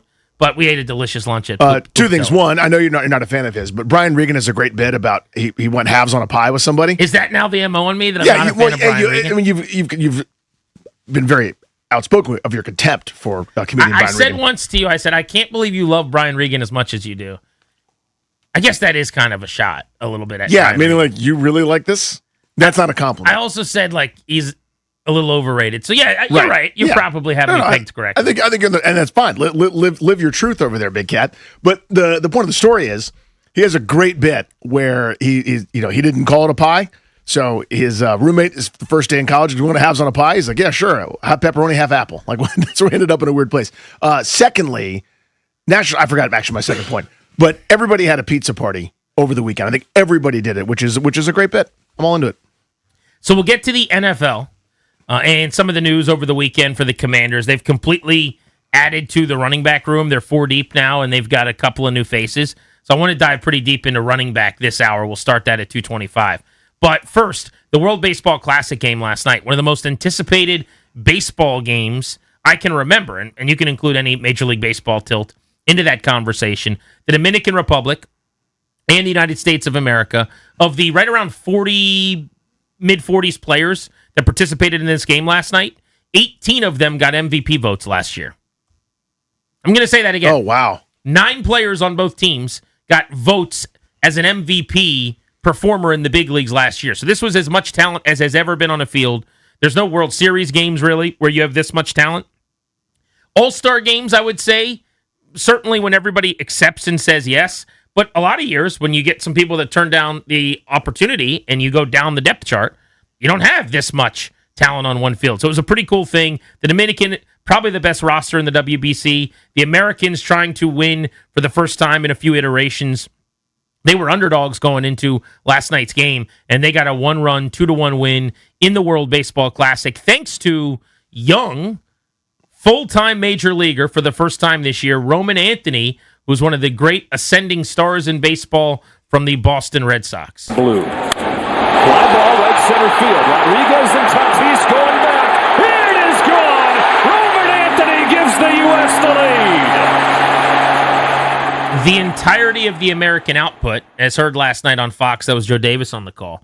These 2 solo home runs smack dab in the middle of the game in the same frame. And that was kind of it, as they won 2-1. There was another opportunity to score where Aaron Judge almost hit a homer, and Julio Rodriguez made this great leaping catch at the fence. But the theater was awesome last night, and the game was terrific. Really, really good. It felt like, to me, watching, and I know you guys make fun of me as a pessimist sports fan, but when the U.S. had second and third with 1 out with the best hitter in the world, Aaron Judge at the plate, that was the chance. That felt like once they squandered that was going to come back and bite them. And then the Dominican had their turn much later. I believe it was after Soto, it was Machado and a couple other guys left. I can't remember exactly who it was. But anyway, they left a similar opportunity. But by the wayside, you go, maybe it's going to come down to that. It's going to be a 1-run type ball game. Because it felt like the floodgates would open once they got to Paul Skeens or once Skeens left the game. And it was a great bullpen effort by the United States, especially Tyler Rogers coming and getting that double play ball. The reason I start with the WBC is because of the final pitch last night. And if you're not team electronic strike zone, that's fine. I need you to be team ABS system and the ability to challenge, which is finally, thankfully, coming to Major League Baseball. You guys are going to love it, even the people that say they're going to hate it. Just like the pitch clock, fast forward a couple years, you're going to be perfectly fine with it. Just trust me on this. We just got back from spring training. We saw the challenge system in person. It's really cool in the building when you're in the ballpark and you see it on the screen. But last night, an egregiously bad strike call ended the game with a called strikeout that benefited the United States. So in this case, it worked for my team. That's great.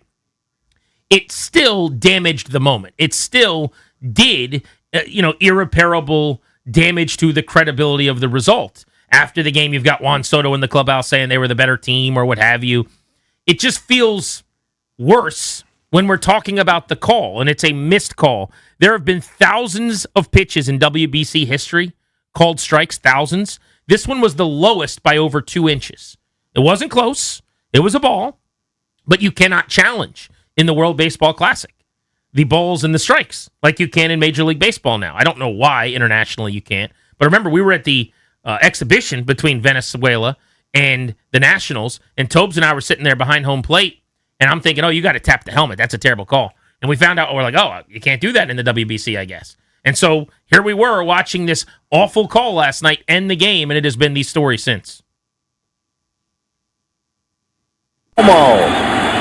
Here it is. Oh, the championship!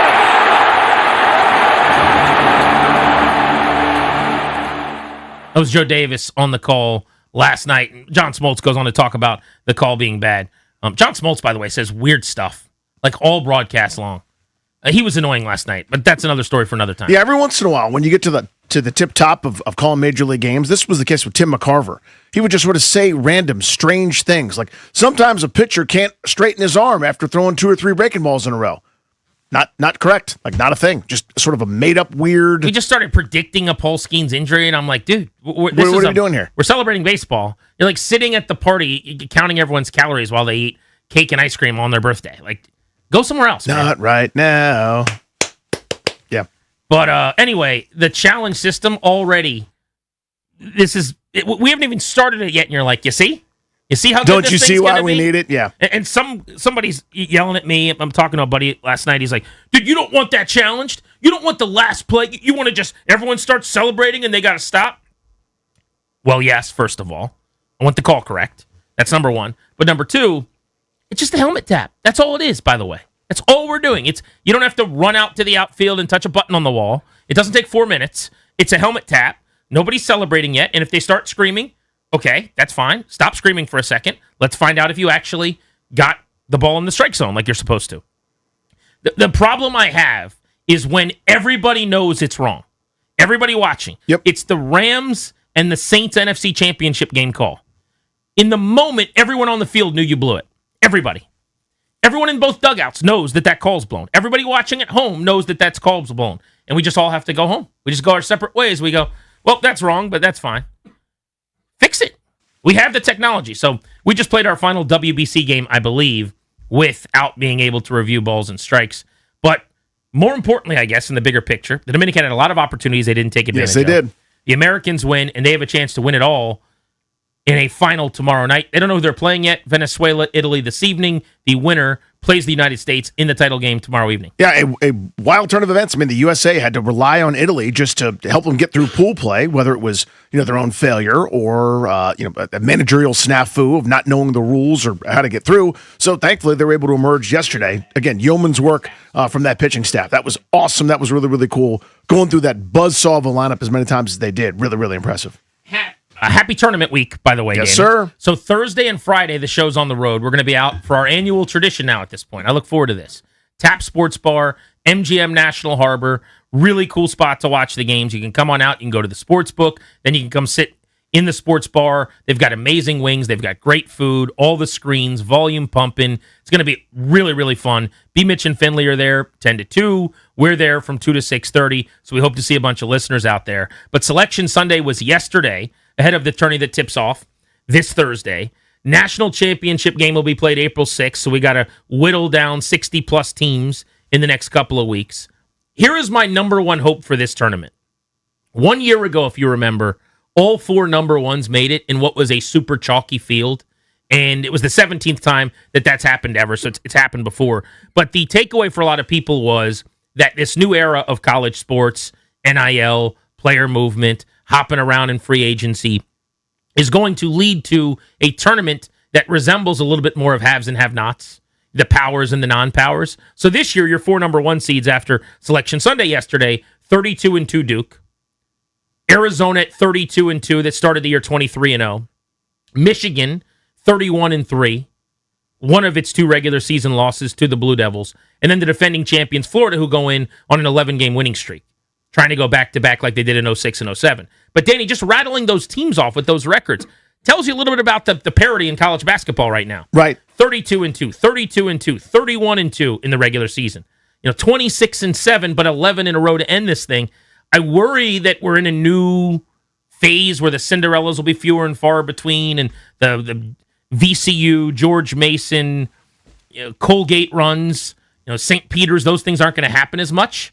But I guess I need more than one result in my experiment, so this year is important to me. Totally. And we are early on here in this, as you said, kind of grand new experiment. I mean, last year it was the blue blood royalty, pretty much, that not just the Final Four, because that usually tends to happen. The stories that we remember of, like Florida Gulf Coast, they were the story of the tournament. They were done after the first weekend.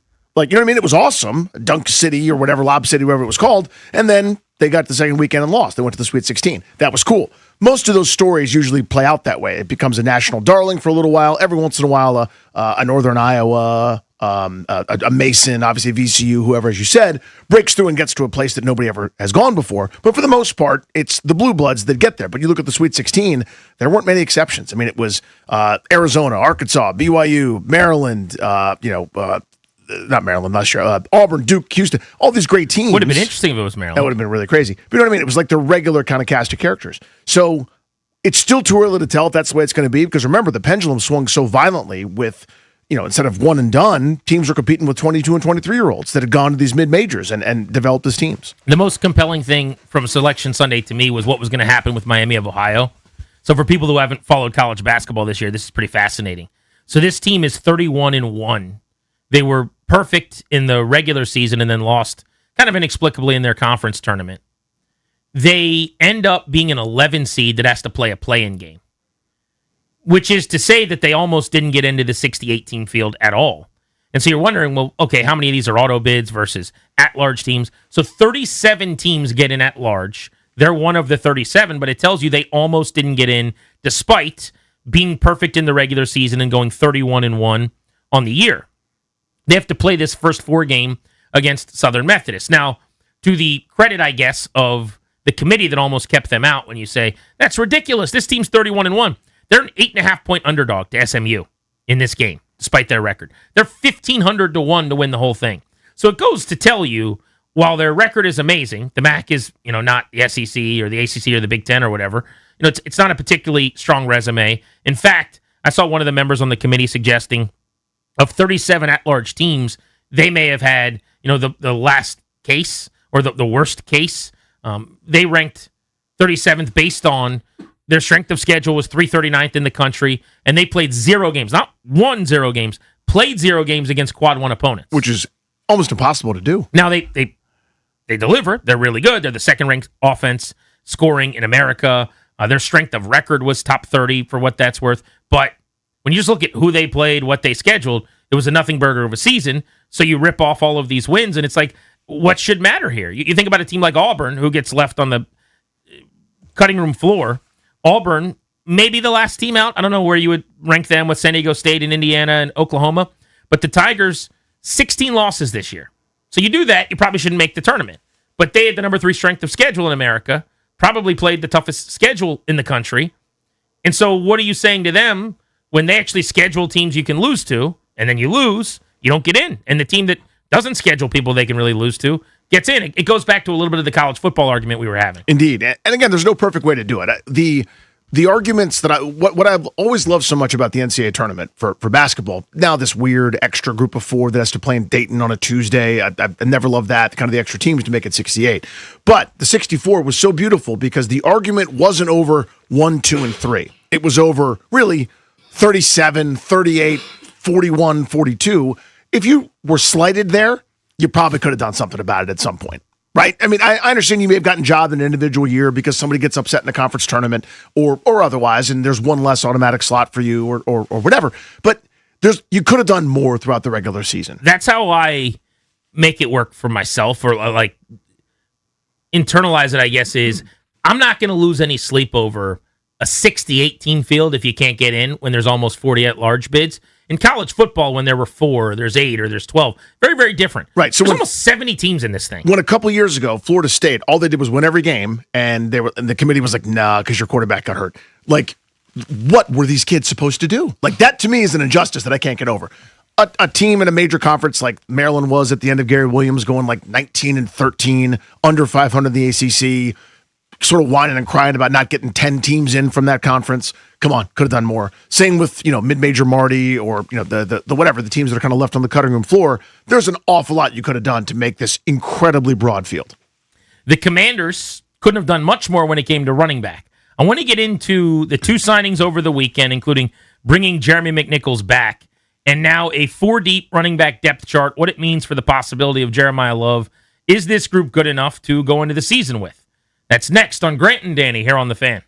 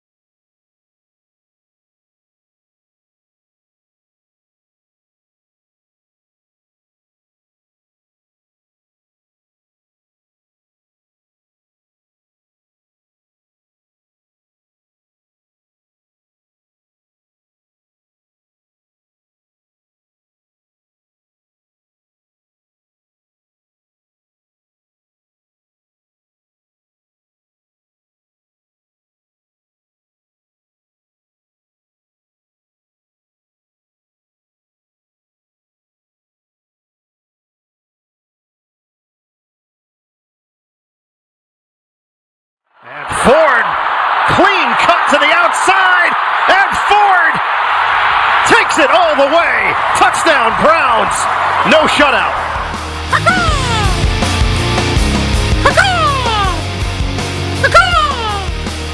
That's Iron Eagle, the Birdman, on the call on CBS.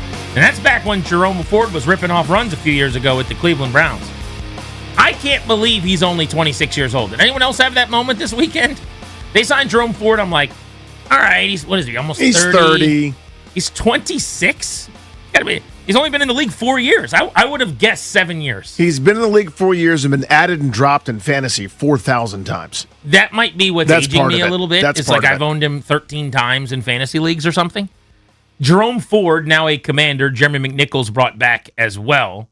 Welcome back, Grant and Danny on the Fan. So the running back depth chart is now 4. End of last week, we were talking about RBs. Bill was the only guy on the roster and under contract for 2026. They have subsequently signed Rachaad White to a very minimal one-year deal. I think the money that these guys are making is important because it tells you there's no real legitimate commitment here, right? But you bring in Rachaad White, the idea is a little bit younger, faster than Jeremy McNichols to do the same thing. Third down, pass pro, pass catcher, average 50 yards, 50 catches per season with the Tampa Bay Bucks the last 4 seasons. So I like that check. Then you go get Jerome Ford over the weekend. This is your Chris Rodriguez if you're trying to divvy up roles, so to speak. This is the guy that theoretically will run between the tackles, a little bit more of a thumper at this point. But man, did he have a rough season last year. I mean, the numbers are bad. 3 yards per carry. In fact, his carries have gone from over 200 to just over 100 to last year in 13 games, only 24 rushing attempts for Cleveland. So he kind of fell out of favor there. But you bring him in, you kick the tires. And then today, they re-up with Jeremy McNichols, who is 30 years old, will turn 31 at the end of this football season.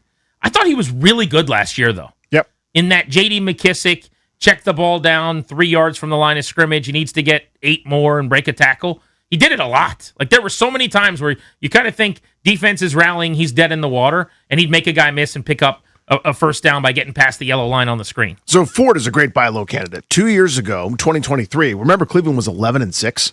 Anyone remember that, by the way? They were 11-6 with Joe Flacco, Deshaun Watson, you, me, Darius, Strobes, didn't matter. You're missing the point of the best defense in the league. Those guys happen to be there too.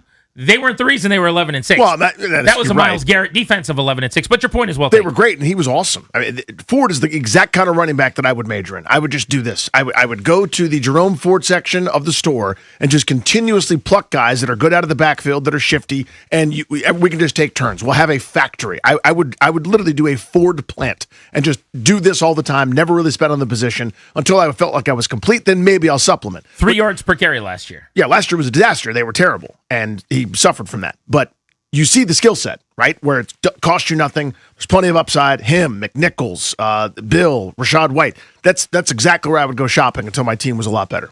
So that's what they've got now is those 4 guys. And the way I feel about running back at this point is this group is good enough to start the season with. This is a super, what I would call low ceiling, high floor position group.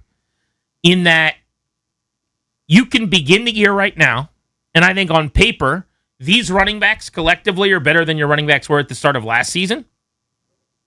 You do not need to do anything else at running back. If you want to, you can. But nothing they've done precludes you from drafting Jeremiah Love if he falls to you at 7. And that's, I guess, what I would want to drive home today is, I saw when they signed Jerome Ford as if signing Ford means that now you don't get Love in the draft. A lot of people said, oh, well, now they've got 3. Oh, they brought back Nichols. Now they have 4. No room for another guy. First of all, 3 of these players, Rachaad White, Jerome Ford, Jeremy McNichols, are all rentals for 1 year at almost no money. So in a world where they didn't make the roster for some reason or you moved on from them, fine. There's no real financial commitment here to these guys. But on top of that, let's say they are here and productive and helpful this season. They're not under contract beyond this year.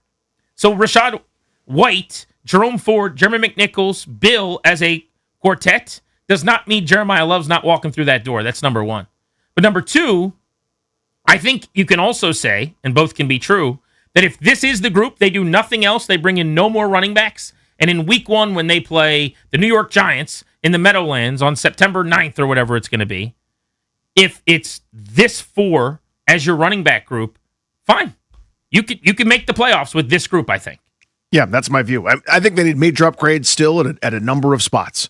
But this, to me, is kind of the way I would shape it. Until I get really good, then I can kind of go spend on my luxury item, my Kenneth Walker in free agency, my Saquon Barkley to try to get one great year out of him, or, whatever, find my Jahmyr Gibbs or my Bijan Robinson, et cetera. Team building. So this, to me, looks like hot hand type stuff. They all are similar. They have some crossover, but there's also subtle differences between them. And you don't owe anybody anything too much if it doesn't work out. If you realize that maybe Jerome Ford isn't the 5.4 yards per carry guy that he was 2 years ago, and he's more Mr. 3.0, you gave him 10 cents and you could help him pack his bags. Like, that doesn't matter, right?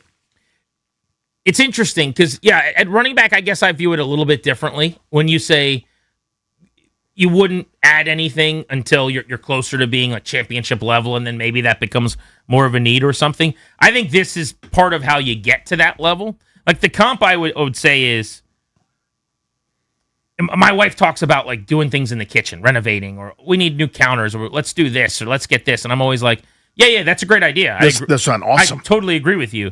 When we have the money, we'll do that. But what is that standard? I can tell you we're never going to have the money to make me comfortable to do that. Or just like, her birthday's coming up. She probably would like a nice bracelet. I'm like, there's going to be a birthday coming up, and we've got money for you to get a nice bracelet. You see what I'm saying? Sure. If I'm waiting for the time will never come. You just kind of do it and you figure it out. You kind of have to make the payments, or now you spend a little more than you wanted on the kitchen counters, and now you just kind of have to work back from that. And I feel that way about running back too. You could play that game at a lot of positions. They don't need another edge right now.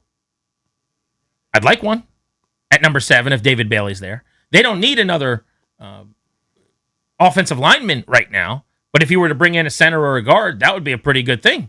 And I feel that way about running back too. So this is, again, the compliment that needs to be paid to Adam Peters. This is what he has done really well for 3 years. The first 2 years, I didn't love their free agency. It's too old. It's too slow. It's too 1 year at a time. You're using this, credit card and kicking the can down the road on putting things on layaway. Like, that's not for me. What they've done this year, I love. I'm thrilled. I'm excited. I'm enamored with how they've spent. You brought in some really good players. You've gotten younger and faster. But here is the compliment that he needs to be paid and has done brilliantly all 3 years. He gets enough things done with these moves before the draft where now you get to operate in a more comfortable way during the draft.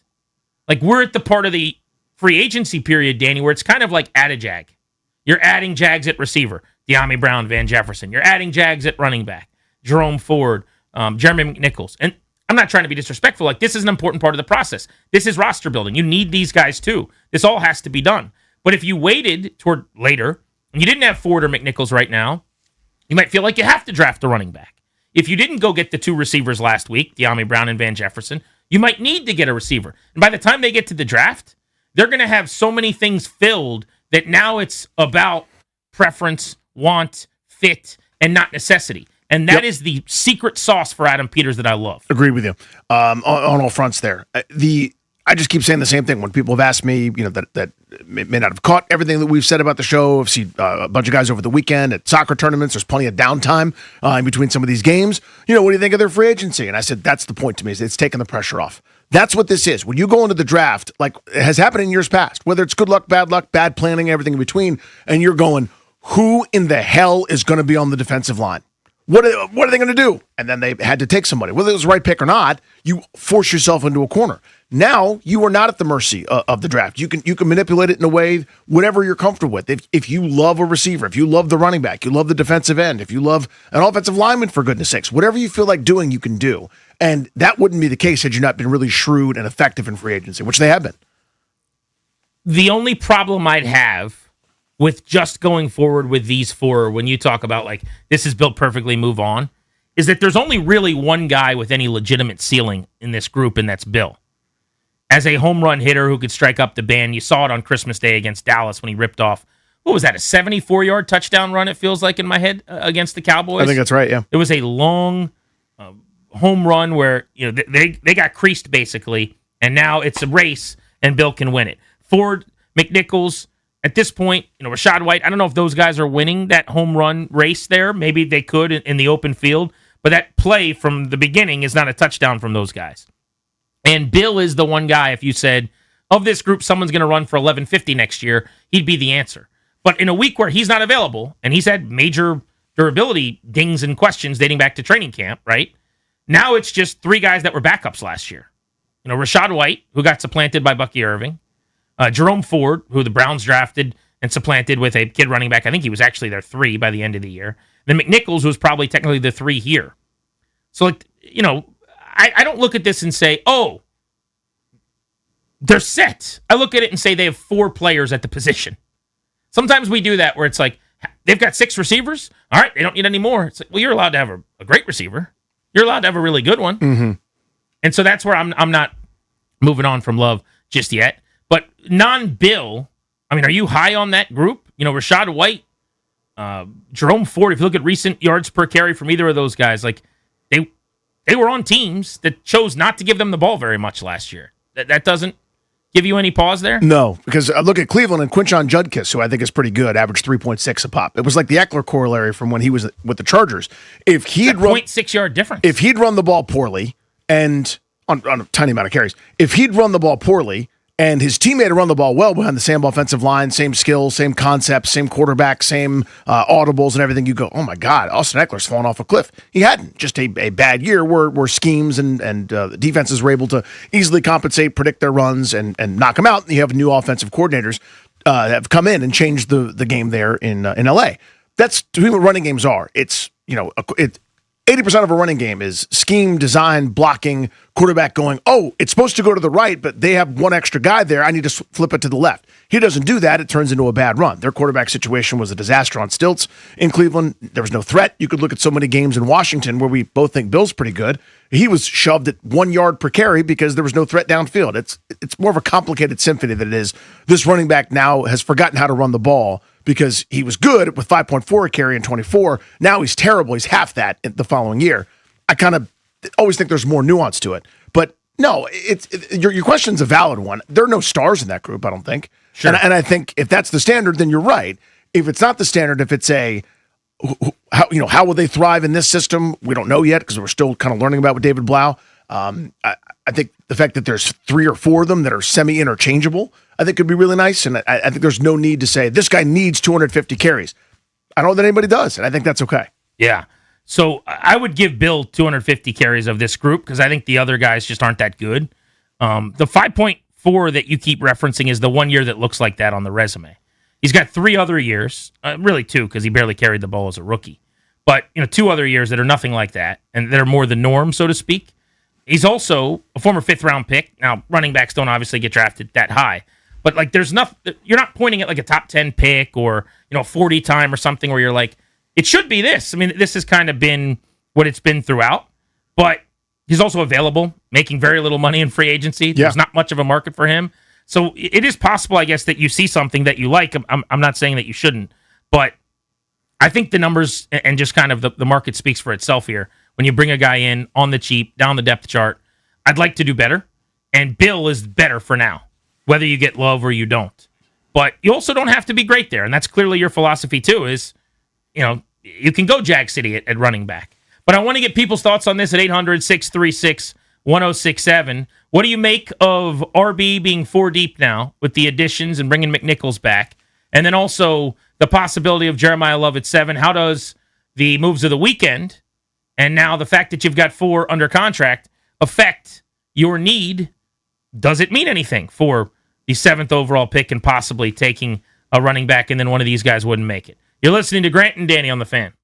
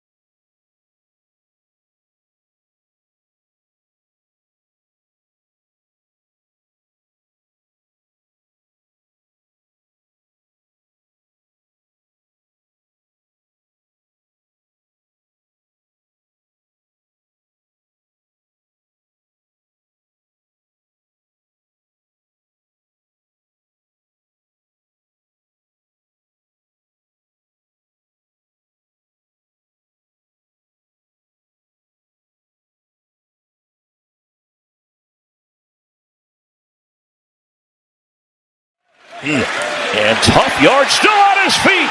Jeremy McNichols. I don't think they're going to get him. And he is in for the Washington touchdown. Chris Myers on the call of a Jeremy McNichols highlight. 60 yards to the house against the Raiders in week 3. I think untouched as well. Blew through the line of scrimmage. He hit the home run. Over. That was like one of those where the catcher runs into one and you're like, wait, who homered? What? He did have a good season. I really liked what he provided last year. They've actually done a good job as an organization, and it's been multiple iterations too. It's not like one front office, but between J.D. McKissick and him, like the pass catching back thing on third down, really since Chris Thompson. Yeah.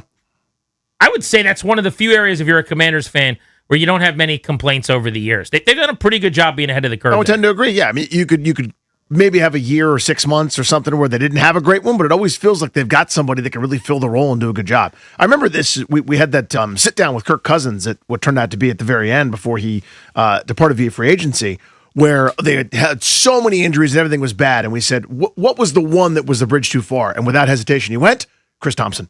As soon as we lost Chris Thompson, we were cooked. Is that indicative of it's easier to find that guy? Yeah. Like I've always felt like, because respectfully to Jeremy McNichols, he's out there, right? There's not a market at 29. He tested the waters. He came back here for very little. I think there's a lot of guys that can play that role. And maybe it's one of those things where you're watching it and it's one of the easier things to do also. Like to catch the check down, to get to the first down marker, to occasionally make a guy miss in space. So we watch McKissick and we're like, wow, what a godsend. This guy's been a great player. McNichols, the same thing. It's part of the conversation about running back to an extent and that role as a running back. But I think it is easier to replace for sure. And if it's Rachaad White this year, then all that means is you got a little younger and a little faster at doing the same thing. But McNichols being back to compete is interesting. I don't know if they keep all four of those. A little redundant, I would think, to have White and McNichols on the roster. So right now, you'd be ticketed for Jeremy McNichols on the practice squad, the other three active, and that tells you got deeper. It tells you you're improved. That's right. Yeah, it's a good way to think about it. I mean, the you hopefully never run into the days of the Quinton Ganther type situation, right? Where it's just you're elevating off the practice squad and trying to figure out who the hell's going to get carries fee that day, et cetera. So yeah, there's some depth, but it's non-committal depth, right? It's the kind of depth where you go, we don't owe anybody here really anything, and if you want to move on from somebody, you're not hung up by the contract. So we're viewing this pretty differently. If you're just getting in your car, Grant and Danny welcoming you back on the Fan. Danny's kind of good and he's set and he's ready to move on and look at other positions. Not going to draft a running back, but you weren't anyway, in fairness. That said, you're like, I got four guys. They're fine. Keep it moving. Yeah, I would do that from fifth round and on. I'd look there. Yeah. My point is they signed four players. In quantity, they have four guys.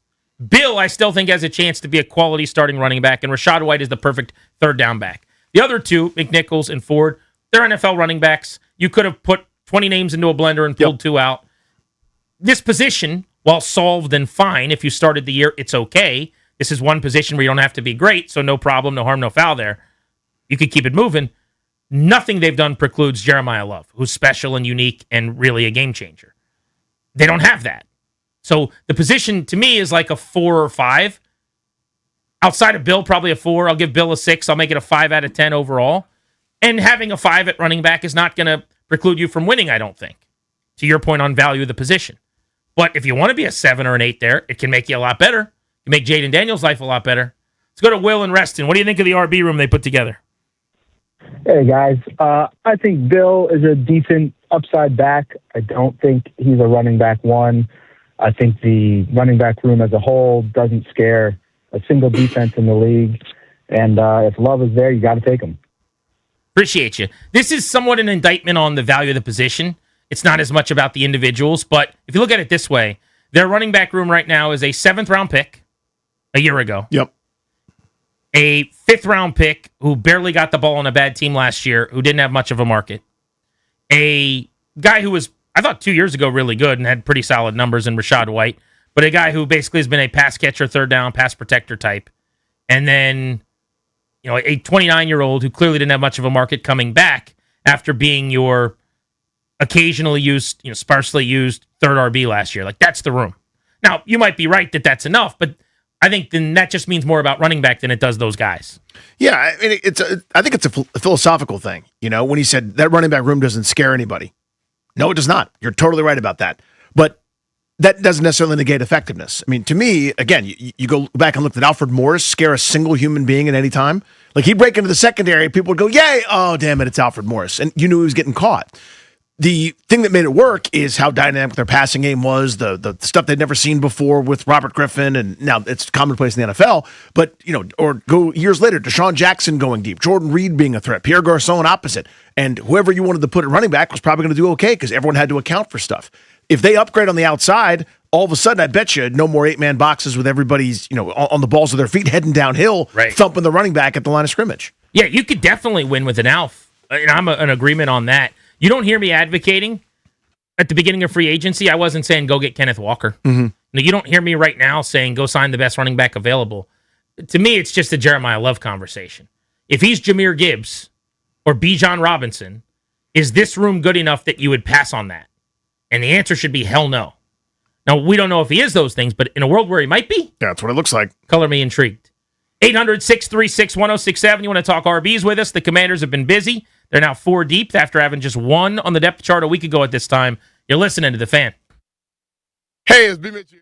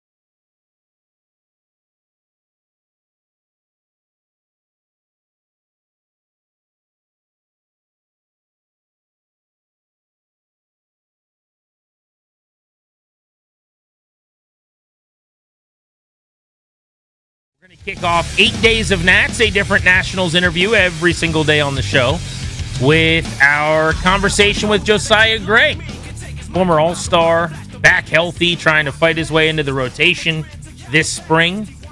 JoJo on the show at 5:45 right here on The Fan. Coming up in 1 hour at 4, ahead of the Beltway Blitz, we've got a chance for you guys to win Caps tickets. You better be listening to Grant and Danny if you want those tickets coming up in 1 hour at 4 o'clock. We've been talking about the running back position. I want to get back into that in a second.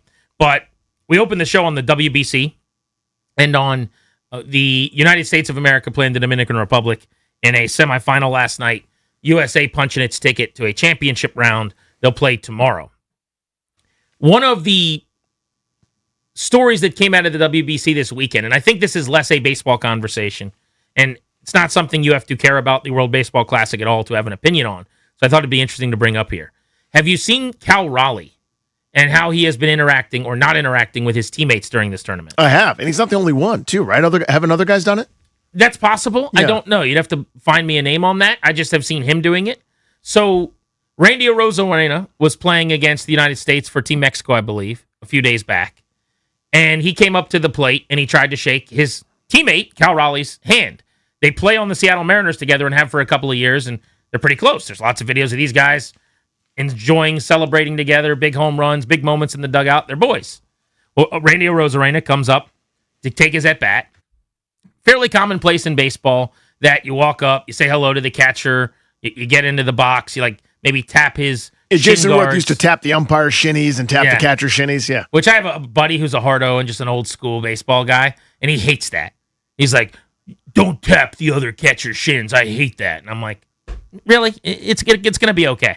But anyway, so Arozarena, again, this is important baseball game. World Baseball Classic is a friendly, it's an exhibition, but you can see that the players care, and both things can be true at the same time.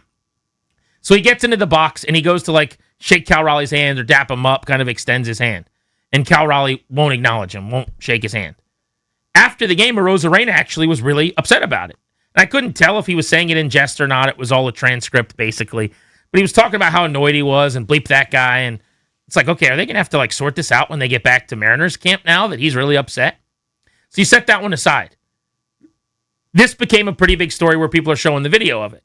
So then, to be funny, I guess, knowing that Cal Raleigh was going to act that way, Josh Naylor, who's a Canadian first baseman, also at the Mariners, also Cal Raleigh's teammate and buddy, comes up to the plate and extends his hand to try to get bones, basically. Oh, right. And he told him before the game he was going to do it. And Cal Raleigh's like, bro, don't do that. Just don't do it. It just puts me under the spotlight. It's going to make me look bad.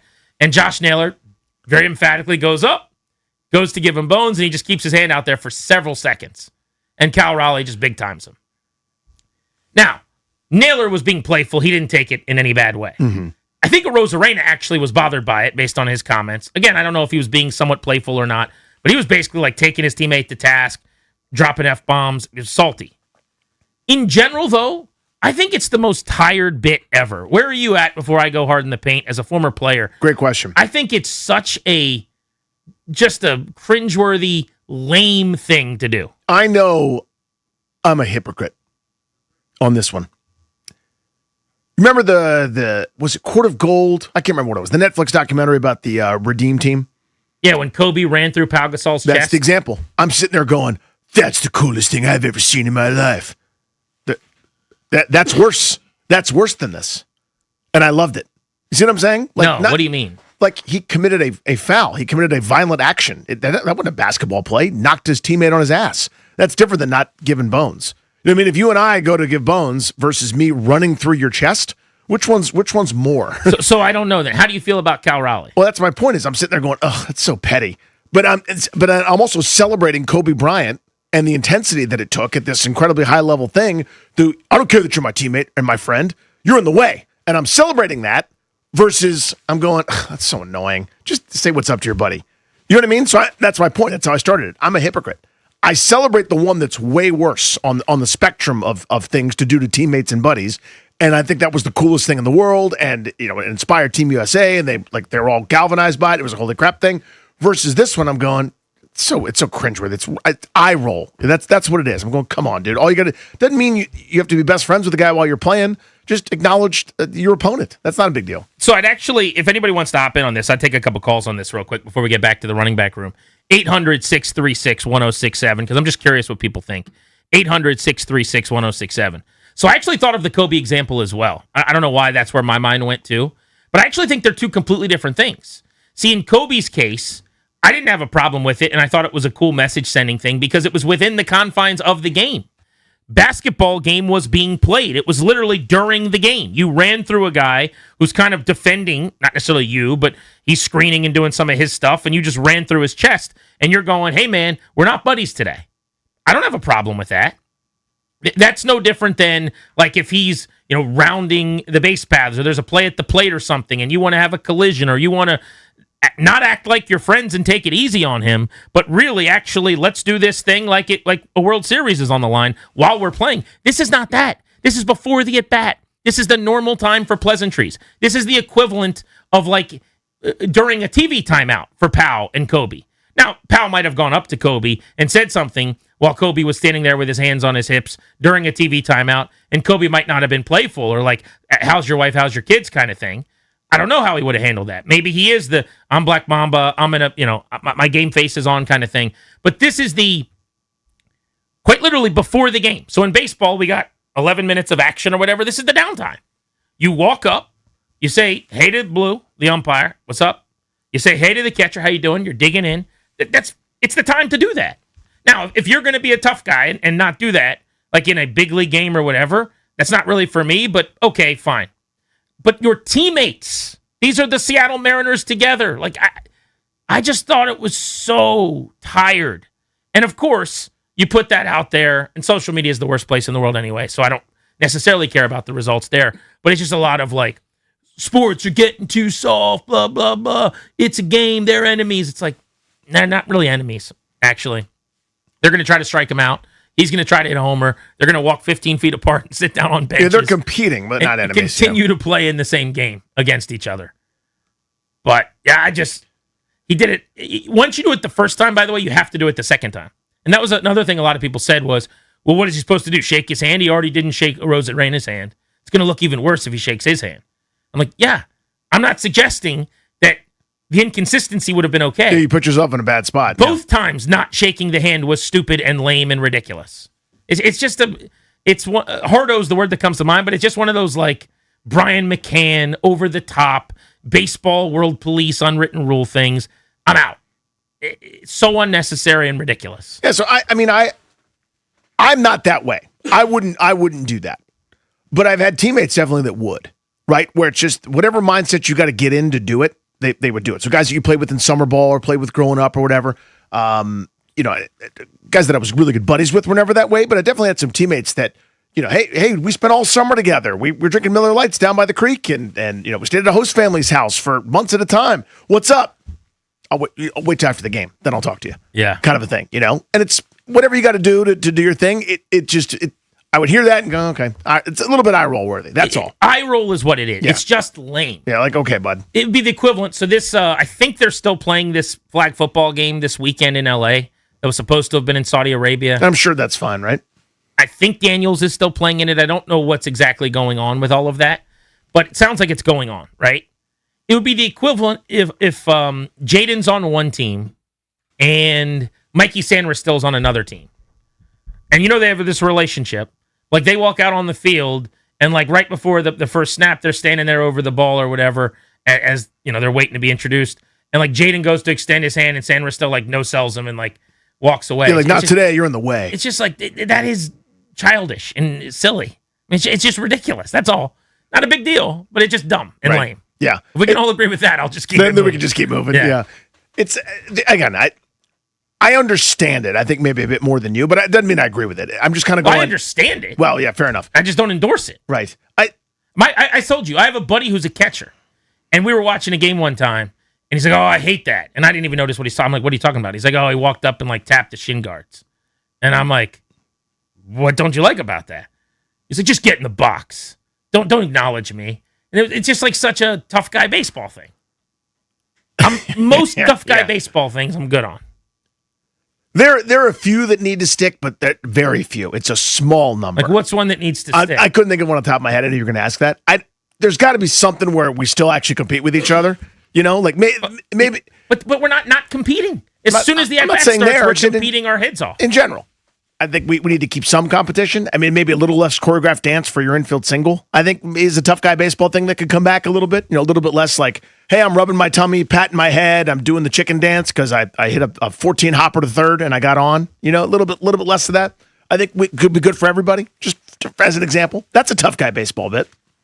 Yeah, I'd be curious. You can hit me up at Grant H. Paulson with what you guys thought. All right, back to the Commanders very quickly to put a bow on our RB conversation.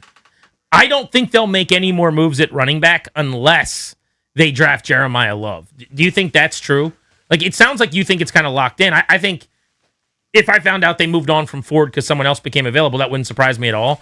But I think you just kind of now don't worry about it. You set it, you forget it, you come back in training camp, and if it's not for Love, to me, I'm not wasting a later round draft pick. I've already got Bill that needs touches, who's a late round draft pick, project, prospect, what have you. So I'm not going to, I also don't have enough picks. I'm not doing it in the third round at 71 if I don't do it at 7 with Love. It's kind of Love or nothing for me. Yeah, I think they have a couple sixes, right? I mean, that's the range to me, where you just throw something at the wall. Guy maybe plays teams, maybe he turns into a kick returner for you, or maybe supplants somebody. So this is Bill and this sixth rounder to be named later that you're bringing up essentially, and then it would be pick 2 of Ford, McNichols, and White. Yeah, with some practice squad mixed in there, with some probable injury attrition rate mixed in there. You could even get the 6th rounder on the practice squad, probably. Probably, yeah. But I'd almost rather draft like a special teams linebacker. I would too, to be honest. Or, like an Ale Cajo 2.0 or something. But the part that I like the most about it is you can count on some of these guys for, as you said, kind of lower ceiling, higher floor, but you also aren't dependent on them. There's no, again, if it doesn't go well, you don't owe them $20 million. It's not like a dead cap hit waiting to happen. There's very little owed to these guys in terms of playing time, money, etc. So if you want to move on, you can move on. If the next Rashad White is available as a training camp cut, it's not like, oh, well, I can't do it. I got Jerome Ford. With all due respect, you can move on from any of these guys. Grant and Danny on the fan. Let's hit the phones. 800-636-1067. Let's go to DC in Manassas Park. What's up, DC? How are you? I'm doing great. Thank you, guys. You're the best. Appreciate you taking my call. Appreciate you, buddy. How you feeling about the running back room? Well, I'm a little concerned because, a week ago, I don't think we were even considering picking a player at number 7. We were looking for more draft picks, 2 or 3 or 4 in the 2nd, 3rd, 4th round. And if Love is still available at number 7, which I'm not sure he will be, but you got the Saints right behind us. You got Kansas City next, Bengals, Dolphins. They would all love to have this running back, and I just think you can get a whole lot more value in the picks. I think our running back core is fine, better than fine. It's very good. I don't understand why all of a sudden now that we're going to pick a player now. I'd still rather him go out and use that number 7 pick for 2 or 3 or 4 players. Whatever. Trade him back. Well, if you could. Well, I think it's 2 things, right? Number 1, we're all talking about the draft right now, in my opinion, with the idea that they're going to make a pick. I think there's another conversation, which is, would you trade back if the opportunity presents itself? I don't think it's going to. But in that possibility, I'd have to know what the ask is. But yeah, Danny, I'm interested in that. I think I'm trade back Paulson. I've long felt like if you can trade back and get more picks when you don't have enough picks, you should do that. The other thing you're dealing with here, in my opinion, is the idea of falling in love with these players. Like, we're all now envisioning, we've studied them, we've gotten to know them a little bit. It's like going to the puppy store and having playtime and the puppy breath getting, licked all over your face, right? We're envisioning David Bailey or Sonny Styles or Jeremiah Love. And so it's getting harder to trade back. That's what happens when you start playing with the puppy. You might walk out with one. But yeah, I think in general, I would guess that this fan base is very open to a trade back. I know for me, I still am at the right price. I would need to add something significant to turn down Sonny Styles, David Bailey, or Jeremiah Love, who are kind of my favorite players. Yeah, so let's just say, for the sake of argument, that old Danny Peters, right? I'm a lot handsomer than I am all of a sudden, and I have a good head of hair. That I still love one of say 2, 3, maybe even 4 guys that I think I can get at 10, that I know I can get at 7. The price doesn't have to be as astronomical for me to move a couple spots. I'm not going to look at the Jimmy Johnson chart and go, oh my God, I'm getting bamboozled, right? As long as I can get what I want plus something, I'm good, right? So you don't have to, it's not like a buy it now price on eBay for me to move back 2 spots. I have to have a second rounder this year or a potential third round compensatory pick. You don't have to necessarily do all that if you are guaranteed, like in a fantasy draft where you go, I'll take any of these 4 players and now there's 3 slots between me and that player, I'm happy with any of those guys I end up with. If you get a situation like that somehow, I mean, the draft would have to work for you, but then you can move back without necessarily having to meet that price. Let's go to Elijah in the city. What's up, Elijah? How are you? What's going on, fellas? Thanks for taking my call. I think because they did such a great job in free agency, you don't feel as bad about the trade back possibility. I didn't know how they were going to go about free agency, so my concern was they're going to have to get cooking right away. But because they did such a good job, I can't turn my nose up at the idea for just getting more guys, as many guys as you need. Now, the running back room is cool. You go get Jeremiah Love. It's like any way that you go, you can't really have a problem. They need a guy. They need another stud on either side of the ball. If they go and get Brisker before the draft or something sneaky, then maybe I'm looking more offense. But it can go either way. So maybe you get a pass rusher, maybe there's a linebacker, maybe there's a receiver. I think everybody's going to eat because of the coaches and obviously the change of having Jaden Daniels under center. I think that's going to help your backs. Yeah, to zero in on the conversation, if you're just getting in your car, Washington signed 2 more running backs this weekend. And so what was just Bill, after the first wave of free agency, I think all signs pointed to they might be getting ready to draft Jeremiah Love. And they have subsequently added 3 running backs, Rashad White, Jerome Ford, Jeremy McNichols. And so the idea of the topic here is, have they done something that would preclude taking Love at 7, or do they just have 4 guys, one of whom has upside and youth in Bill's case, but otherwise they're just place fillers, which is kind of how I feel. They're just keeping the seat warm. The other question is Jeremiah Love even going to be there? Because when we started talking about him a few weeks ago, it did feel like he would. And right now, all the momentum is that he won't. The helium is rising, yeah. I mean, to me, that's how I view these 4 guys. So let's say for the sake of argument, he's not available. You go, all right, we're fine. We got 4. But now he is available. Let's say they're in love, right? We got these guys, but we owe, that's a combined total of $18 and a bus ticket out of town. I don't care. Well, if we love the player, we'll take him. This is my point. When you look at this group and you say, they're set, I look at this group and I go, they have 4 players. Yeah. One of them has a chance to be pretty good. Mm-hmm. The other one has a nice little roll on third down. The other 2 are take him or leave him kind of options, right? I don't know if he gets there because every single mock right now seems to think the Titans take him. I don't know what people know, but it seems like Tennessee's all over Love, according to the people that are plugged in on this. But the Giants in the division could draft him. That would be awful. The Browns, I don't think will. So if you can get him past 5, unless somebody trades up in front of you, I think he probably is there for you. Let's go to John, who's in Rockville on Grant and Danny. What's up, John? How are you? Hey, thanks for taking my call, guys. You bet. I wanted to comment quickly on the Raleigh thing, the Cal Raleigh. Yeah, not shaking hands with his teammates? Yeah, so I played baseball. I went all through high school and then college with a teammate, and then we both went into the minors. And we were at some all-star showcase where we were on different teams. He was a pitcher. We drove to the goddamn complex in the same car, everything. As soon as I got up to the plate, I tipped my helmet towards him. First pitch came high and tight inside. Brushed me back. Did that subsequently at 2 more at-bats. Never looked at me, never did anything. We went out and had steak afterwards. He was just that type of guy, though. Like, it was the competitiveness. It's all that. Like, I understand it. I understand where you're coming from, Grant. But yeah. I also am kind of like, okay, like, there is a different time where he can shake a Rosarena's hand or whatever. Oh, I'm sure he will. After the game, and they'll meet up, and it'll be like they never saw each other at the WBC, although it sounded like a Rosarena might need to be explained to what was going on, because he was not very happy about it. Felt like it was a bad look if he was being serious with his anger. But I think people are explaining that this happens or why it happened, and I understand it. I'm just saying I know that it happens, and it's lame. Like that is my point. It is just a tired thing to do. But yeah, that's funny, and some people are wired that way. I think that guy's lame. You're right.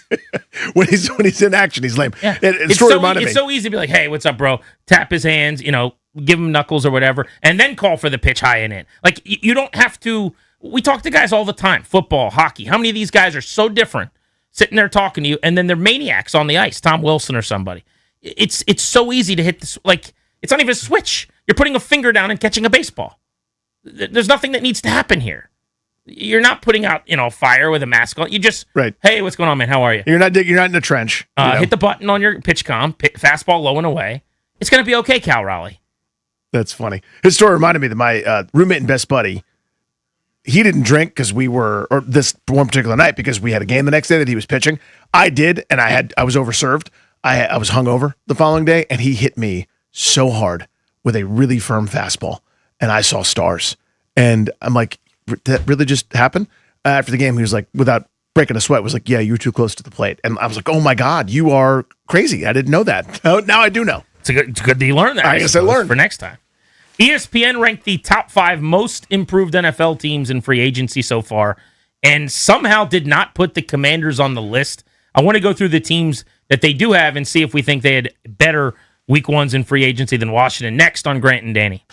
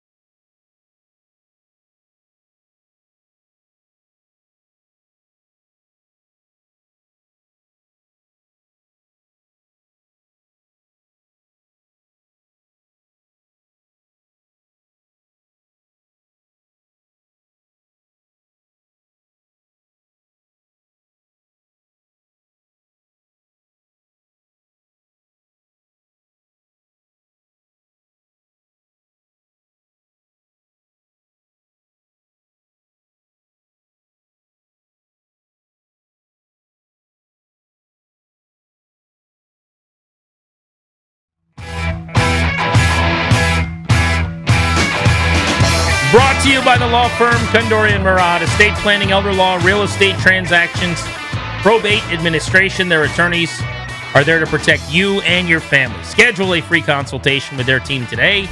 KMLawyers.com. Be sure to tell them we sent you. KMLawyers.com. ESPN.com's Aaron Schatz, who we often have on our show. He was the creator of DVOA, super analytical, deep diver when it comes to the numbers. He put together a list of the 5 most improved teams in free agency in the NFL so far. And Washington did not crack the list. I was all excited. I'm like, let's see how high the Commanders rank. That's all I wanted, right? He's got the Carolina Panthers, the New England Patriots, the Kansas City Chiefs, the Pittsburgh Steelers, and the San Francisco 49ers. Now, the way that they did this was they accounted for the best signing, the most underrated signing, and then kind of other moves that they made that he liked. So in the case of Carolina, their best signing was one of the biggest signings of free agency. It was $30 million a year for Jalen Phillips. He's got a checkered injury history, bunch of time missed, but when he's played, he's been good and ascending. He was great for the Eagles end of last year. He's still 26 years old, one of the younger edges that was available, coming off of a couple sacks and 27 pressures after getting to Philadelphia last season. But if you do a deeper look at this, 28th in sacks, 24th in pass rush win rate for Carolina last year. They were probably as desperate as any team other than Washington to add an edge. Indeed. And then they got maybe the best one out there. Yeah, you're talking about again, this is why I would have made my argument for Washington, a unit bereft of any impact, of anybody that could do anything, and you went and got a big fish. That's kind of my argument for who? Carolina or Washington. So I see why Carolina's there. Well, they also got a huge fish, like bigger than the boat. We're going to need a bigger boat for the fish. At linebacker with Devin Lloyd. So they went 4 and 120, 30 per for Jalen Phillips. And then at Green Dot, at linebacker, it's a deal that's going to end up costing them, more than probably, I would say, any 2 starters at any point cost for the Commanders in guaranteed money over the next few years. But Lloyd is such a good player. I loved him as a possibility. It just seems like 3 years, $45 million, 15 per. It's kind of twice the Leo Chenal deal, essentially. I don't know if Washington was going to swim in those waters. But Seth Walder of ESPN had Lloyd listed with a $22.5 million per year actual value in terms of what he provides. Now, nobody pays linebackers that, but he got 15. But they got maybe the best edge and the best linebacker. Either one of those two guys would have been massive for Washington. They got them both. So I can see, if you want to tell me at the higher end, the Panthers did a better job with spending big-time money, which wasn't Washington's goal. But I like the depth of the Commanders way more. Otherwise, they signed tackle Rasheed Walker, really good player. They brought over Kenny Pickett from the Raiders to be a backup quarterback. They got Luke Fortner, the center from the Saints. John Mechie, a depth receiver from the Jets. Cade Mays, center from the Lions. That's a center Washington would have wanted. So they lost Mays to the Lions. Correct, yeah. To the Lions, absolutely. And then Rico Dowdle to the Steelers. So, they replace their center. They lose their running back. They bring in a tackle. They bring in a backup quarterback and a center. But I don't know. Is that quantity overall better than the completeness of what Washington did? Not to me. Now, it's not to say I don't get why Carolina's not on, or Carolina's on there. I agree with that. They should be part of the conversation. Those 2 headliners, Lloyd at underrated, if there's such a thing for a star middle linebacker making 15 a year, and Jalen Phillips was one of the crown jewels of this free agent class. Now, again, there's not a ton there. If short of Trey Hendrickson, and I guess Max Crosby, if you wanted to pay the freight, this was probably the next best pass rusher, at least the guy that was thought of in that way, and they paid a pretty penny for it, but they upgraded in a major way, so they should be a nominee. Again, I don't know that it's better than Washington, though, in my view. The next team here, top 5 improved teams in free agency, none of them were the Commanders. Kansas City Chiefs. So looking at the Chiefs, big move, Kenneth Walker. That's your headliner, as Schatz points out. So it's no more Kareem Hunt, Isaiah Pacheco grossness. They're not doing that anymore. That's a major upgrade there at a spot, frankly, that they needed. They needed some kind of playmaker somewhere to take the pressure off Mahomes. Probably their biggest need, and the team most obviously a fit for a high-end running back. And then they go 3 for 43 for Kenneth Walker at right around,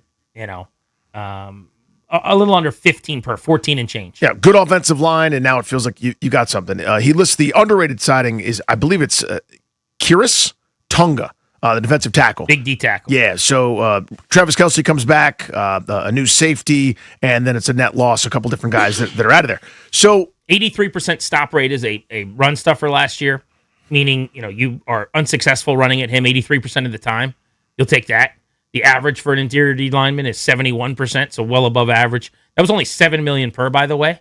But if you needed to improve against the run, great value. He makes a lot of sense. That's a good signing for them. It is.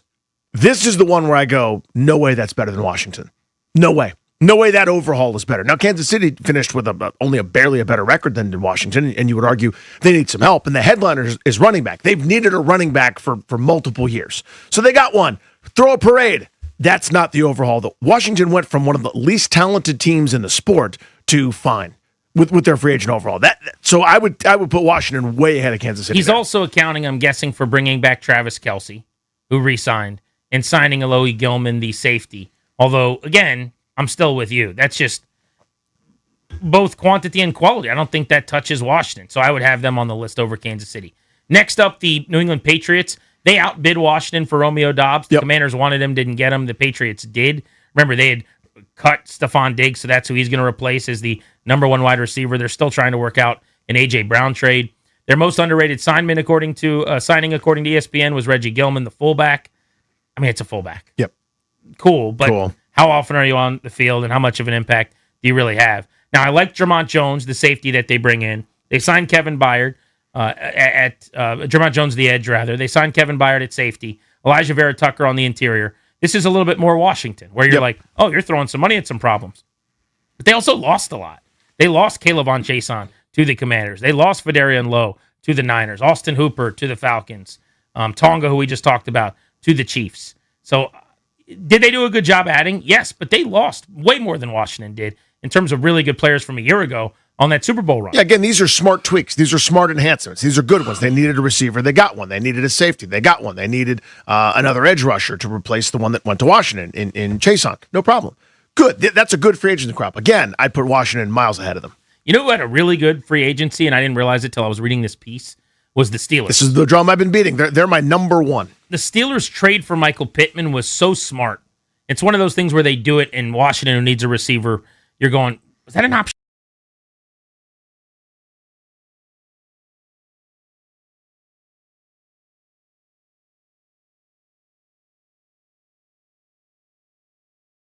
Wide receiver at under $20 million a year to go with DK Metcalf. They brought in Jamel Dean, who you and I both said at corner, one of the better players available, was a target for us. Washington spent a little bit less to get a lesser player at the corner position. And then otherwise, Rico Dowdle's going to help them. You saw him carry the mail for Carolina for a few weeks at a time. I love Jaquan Brisker's game from the Bears. Yep. He ends up in Pittsburgh. Darnell Savage from the Bills, safety, fine depth player. They lost not a ton, if I'm being honest. I mean, their biggest loss is probably running back Kenneth Gainwell, who ended up in Tampa Bay at $7 million per. But Washington did more than Pittsburgh. I would grade Pittsburgh's offseason maybe every bit as high, though. Yeah, that to me was my favorite offseason that any team has had. And no, it's not over yet, just to this point. But again, that Pittman deal, I'm going, I really wish there was a direct phone connection between Indianapolis and Washington. I would have loved to have been involved in that in some way. For a nominal pick, quick extension, you solve so many different problems, take a lot of pressure off. What a great signing that would have been. But they did it. Same thing for Jamel Dean. You could have, for that, that's all you had to do to go get Jamel Dean. That should have been, fire up Redskins 1 back in the day. Let's go get that going. So that frustrated me. They had a couple targets that I really liked. I would have loved Jaquan Brisker as well. So it's more because I like every one of these players at really Brisker good value. as an idea in this defense. Yeah. Like positionless, move him around. Same way Leo Chenal has me licking my lips and salivating. I think Brisker, if Durante Jones is really trying to play some positionless second and third level football, I think he could have been a really fun fit. So that was a bummer that he wasn't in the mix here. Last one they list in their top 5 was the 49ers. Now, I was kind of down on San Francisco because I didn't like the Mike Evans thing as much as everybody else. I know at 6'5", 230, amazing 50-50 guy, still great in the red zone. 11 1,000-yard seasons to start his career speaks for itself. Hall of Famer. But I do think there's a declining skill set and an injury history that worries me with him.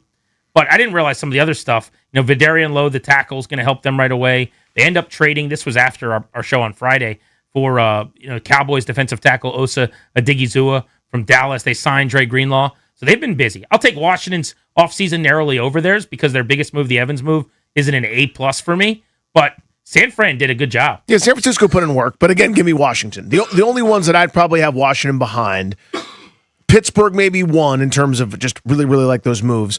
And I could make a case for Carolina. I'd put Washington ahead. To me, again, if you're talking about most improved, not like cool moves that you liked, not, hey, Nito, way to go. That's nice. You went from 30th in talent, maybe 29th, to 20. You jumped up massively for guys that are going to play for you, significant snaps. That, to me, is kind of the whole point here. Like, if you had an F and you moved to a D, that could be greater improvement than a guy that had a B+ and went to an A-. It's not as good, but we're talking about improvement, right? That's the rate, and if that's the metric, Washington should be on there. How many teams added their second best offensive weapon in free agency while bringing in their top 2 pass rushers, their starting Mike linebacker, a starting safety, and a starting corner? Like, there's one of those teams. I just don't know how you can make the case. If we're just talking about sheer improvement, not value, or did you like it most, or what is your analytical, database that you've created say about, what the players are worth. If we're just saying who's helped themselves the most, you're hard pressed not to land on Washington pretty quickly. G&D on the Fan will get you a double play next. What's going on in our lives, nothing to do with sports. Remember, at 4:00, Beltway Blitz time, 20 minutes out. We're giving away Caps tickets. You better be listening.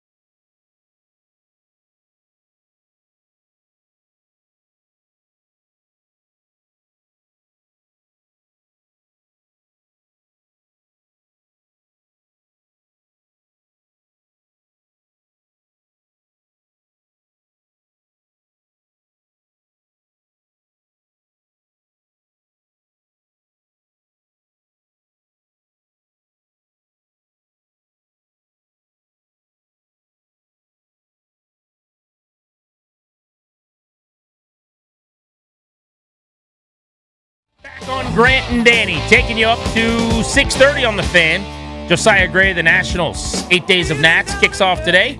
That's at 5:45. Remember, opening day is a week from Thursday. It is time for our double play. What's going on in our lives, nothing to do with sports. It's time for the double play. Friday, so I got a text message from my mother-in-law who was in town helping us out. Wife and my oldest went out of town. They went to the Dirty Jurors for an event. So she was at home with the baby, right? Hanging out, no problem. Everything was fine. Then I got a text at 5 while still doing the show that our power is out. Dun, dun, dun, right? Okay. Power's out, not a big deal, right? Right? Oh, no. This is probably a preview for what's going to happen this afternoon, but a tree, not just like, oh, hey, there's a nice tree in your yard. A massive, old tree that's older than time, this dumb thing, goes down, not on our street, but basically one up and one over, really close to us. You could almost see it from our house, from our front window. It knocked down huge numbers of power lines. So the actual lines are on the ground for 3, what do you call those, between 2 poles? Like whatever that unit is, between 2 of the poles. That one's on the ground, the next one's on the ground, and then the one further to the right was sagging in a major way. Like it's a significant knockdown. So the poles themselves, a couple of them are cracked, etc. The trees across the road, they block it off, no one's getting by. So we're without power for more than a day over the weekend, which was just an absolute holy war. It stunk on ice. It was miserable. It's just terrible, whatever. You sleep on just how important it is until you don't have it. Until you don't have One it. of those things, it's like health, where you never think about it until like your throat hurts, and you're like, it's so great when my throat doesn't hurt. I would do anything for my throat not to hurt. Do you know that all of Cuba is without power right now? I didn't, but That's is the it thing. The hurricane or something, or what happened? I don't know exactly, but like Cuba, just a country in its entirety does not have power. Name a right country without power. Right. Cuba. That's wild. Yeah, it was tough stuff. So it's twofold. One, just to report that, and like, you know, there's only so many board games by candlelight that me and my 7-year-old could play. But ultimately, you go, oh my God, you're without power for a whole day. That stinks. But watching the progress of these real, actual adults with expertise, multiple people had to be deployed to fix this thing. First, the guys that can cut and make the tree not exist anymore, that pulverize the tree in such a precise way in a matter of minutes. They arrive on the scene. It's dangerous. Power lines are zapping and everything's going crazy. Could be a fire. Who knows what. They get rid of the tree. Then the real adults that show up, there are 5 different trucks fixing and turning things and reattaching things and making things go.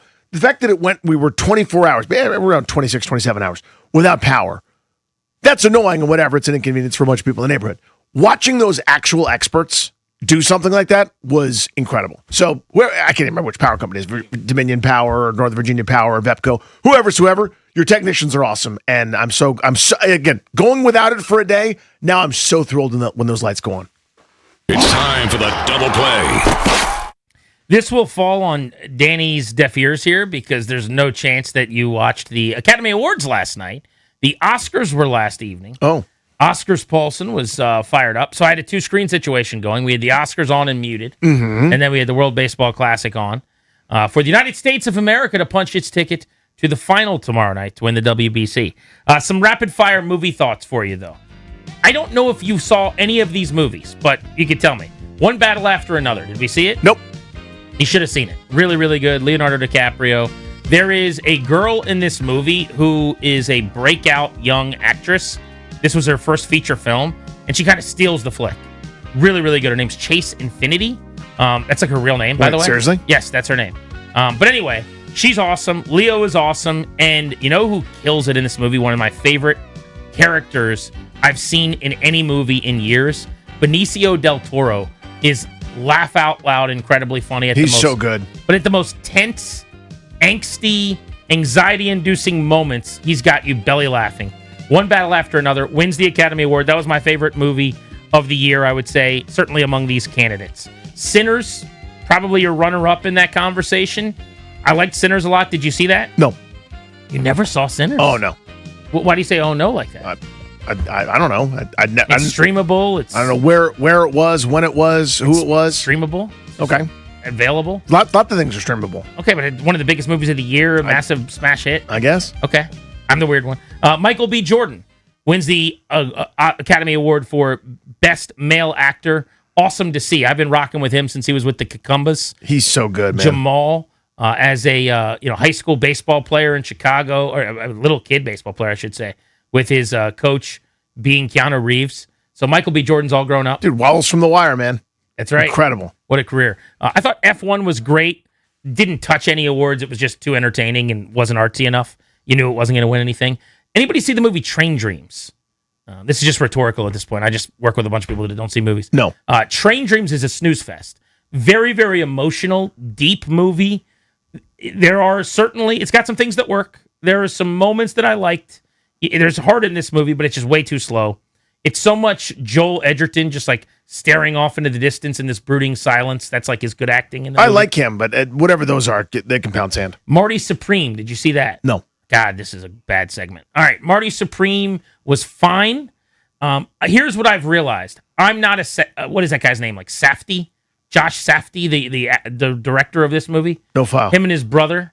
I mean, you're EB at this point, by the way. Well, at least I don't do an entertainment segment where I talk about things I haven't seen. I don't know any of these things. Okay. Isn't that Timothy Chalamet playing ping pong? It is, but Safdie's the director who did Uncut Gems, and his style is basically these like super anxiety-inducing shot in this choppy way. The music's super loud. I find it distracting, not artistically an aid in any way. Did not really like Marty Supreme that much. I thought it was a little disappointing. Do you like Timothy Chalamet? I do. I think he's really good. I love him as an actor. As a guy, I can't figure it out yet. I don't know if he's a lot to deal with. He's a young person, so like the way he talks recreationally, yes, it sounds like my son and his friends talking, and that's off-putting to me. Yeah, but when he's on screen, I find him a little bit off-putting. Yeah, but I can look past it because when he's on screen doing acting things, I'm going, that guy's pretty great. Did you watch Nuremberg yet? No. Great. Nuremberg, completely shut out. Probably should have won something at some point last night. The acting in that movie. How is Russell Crowe not nominated for Nuremberg? Are you freaking kidding me? His performance was unbelievable. You've heard of Russell Crowe, I presume? Yeah, I know Russell Crowe. Oh, very great. good. Gladiator. Good job. I really, really like the movie. Is This Thing On? Have you seen that? No. Told you to watch that a while ago. Stand-up comedian. Glad that Will Arnett. Even though you would love it, you didn't see it. Will Arnett. Very good film. Not going to win an Academy Award, obviously, but would have liked it to have been mentioned at some point last night. And then lastly, did you see If I Had Legs, I'd Kick You? Oh, no. Great. Rose Byrne was incredible in that movie. That's the real name of a movie, by the way. If I Had Legs, I'd Kick You. Yeah, it's not a great name. That's I will tough. say. I refer to it when I'm talking about it as either legs. Or If I Had Legs or something like that. So real quick, I know you got a stream of thought going and you're rolling, and I don't want to interrupt that. This has been a horrendous segment. Hold on. Go ahead. Well, the instant I'm like, hey, here's this cool fantasy movie, and you're like, is there a guy with a pointy hat? Or is there a magic thing? I'm out. Like you make a big production. Right. When you get to like the third sentence about if I had legs, then I would walk around, out. Like all the way out. Just on but you can't make fun of me then for not liking a restaurant based on the name. Well, I'm trying to explain it to you. Yeah. I just realized it about myself. As soon as you said, if I had legs, I'd kick you. Did you see that? I go, that's not the real name of a movie. I can't. Whatever that is, I can't and I won't. But Rose Byrne was in a TV show with your buddy Rory Scovel. Yes, she's great. And she's normally a comedic actress. Very, very funny. Mm-hmm. She was so damn good in this. I think she got robbed. That should have been your Academy Award winner. Okay. Those are my Oscar thoughts. So that was a lot of fun. You got to. We did it. Yeah. I couldn't help you.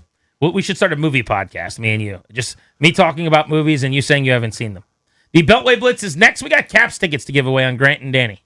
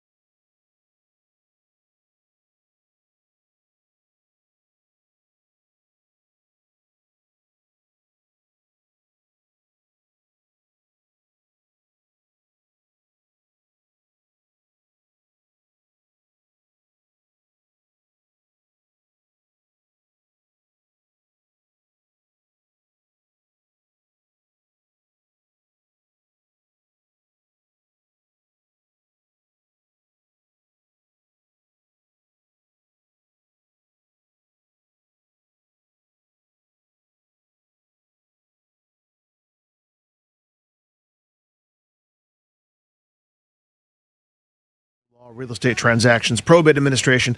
Their attorneys are always there to protect you and your family's assets. Schedule a free consultation with their team today by visiting kmlawyers.com and be sure to let them know that we sent you. That's kmlawyers.com. Sammy Silver on the Caps, Liam Griffin on the Commanders coming up on the Beltway Blitz. Some big Caps news over the weekend we'll get to.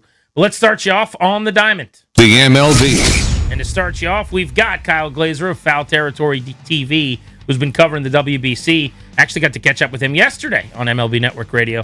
Kyle, let's start with the United States getting to the finals by beating the Dominican. What did you make of the much-anticipated matchup?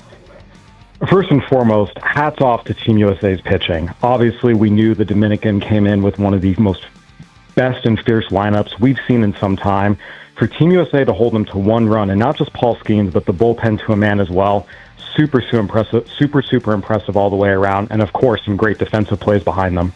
So give me a big picture view here. I remember a few years ago, I can't remember which tournament it was, but it felt like pulling teeth to get guys to commit, especially pitching. And it was, well, if he goes, I'll go. It was like, one of those office happy hours where nobody's really sure who wanted to be in. Now it seems like the whole world is climbing over each other to be able to play in this thing. Kind of give me a state of the state here. Yeah, we see this happen a lot. After a team gets to the final and loses, you see a lot of their best players say, I want in next time because I want us to win. We saw that happen with Team Japan after they lost to Team USA in the semifinals in 2017. Then they went out and got a lot of the best players who were playing in MLB. Of course, Shohei Ohtani for 2023 went in and won. Now we're seeing with Team USA after they lost in the final in 2023 without having most of the best pitchers in the U.S. on the team. We saw Paul Skeens and Tarek Skubal and a lot of the best say, we want in. So this is typically what happens when a team gets close and they fall just short. That often is the impetus for the best to come on to the team.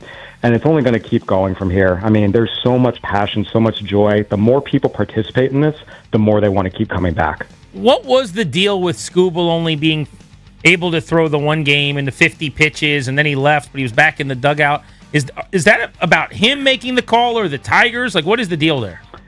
It's him making the call, just given that he's going to be a free agent at the end of the year, not wanting to do anything to jeopardize, potential injury or anything of the sort. Ultimately, he made the decision that he wanted to be a part, but he was only going to play this limited part, which is his right. He obviously has a big payday coming up, and ultimately he decided for, the future of his career earnings and potential health, he didn't want to push it too much, especially early in spring training. What is this experience here, especially if the USA would come away a winner of the whole thing?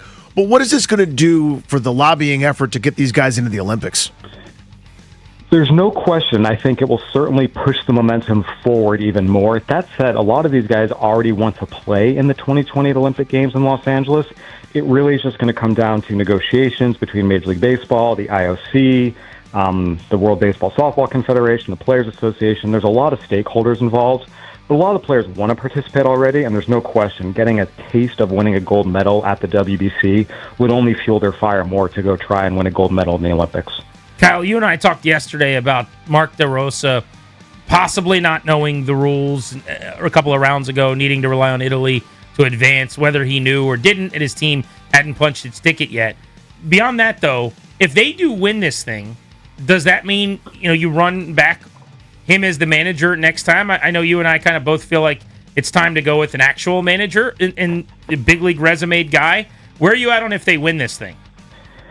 It would be TBD. Look, I do think there's an argument to be made that despite Mark DeRosa's faux pas, they reached the championship game last time, and they just lost to a great Japan team. There was no fault of his in losing that gold medal game.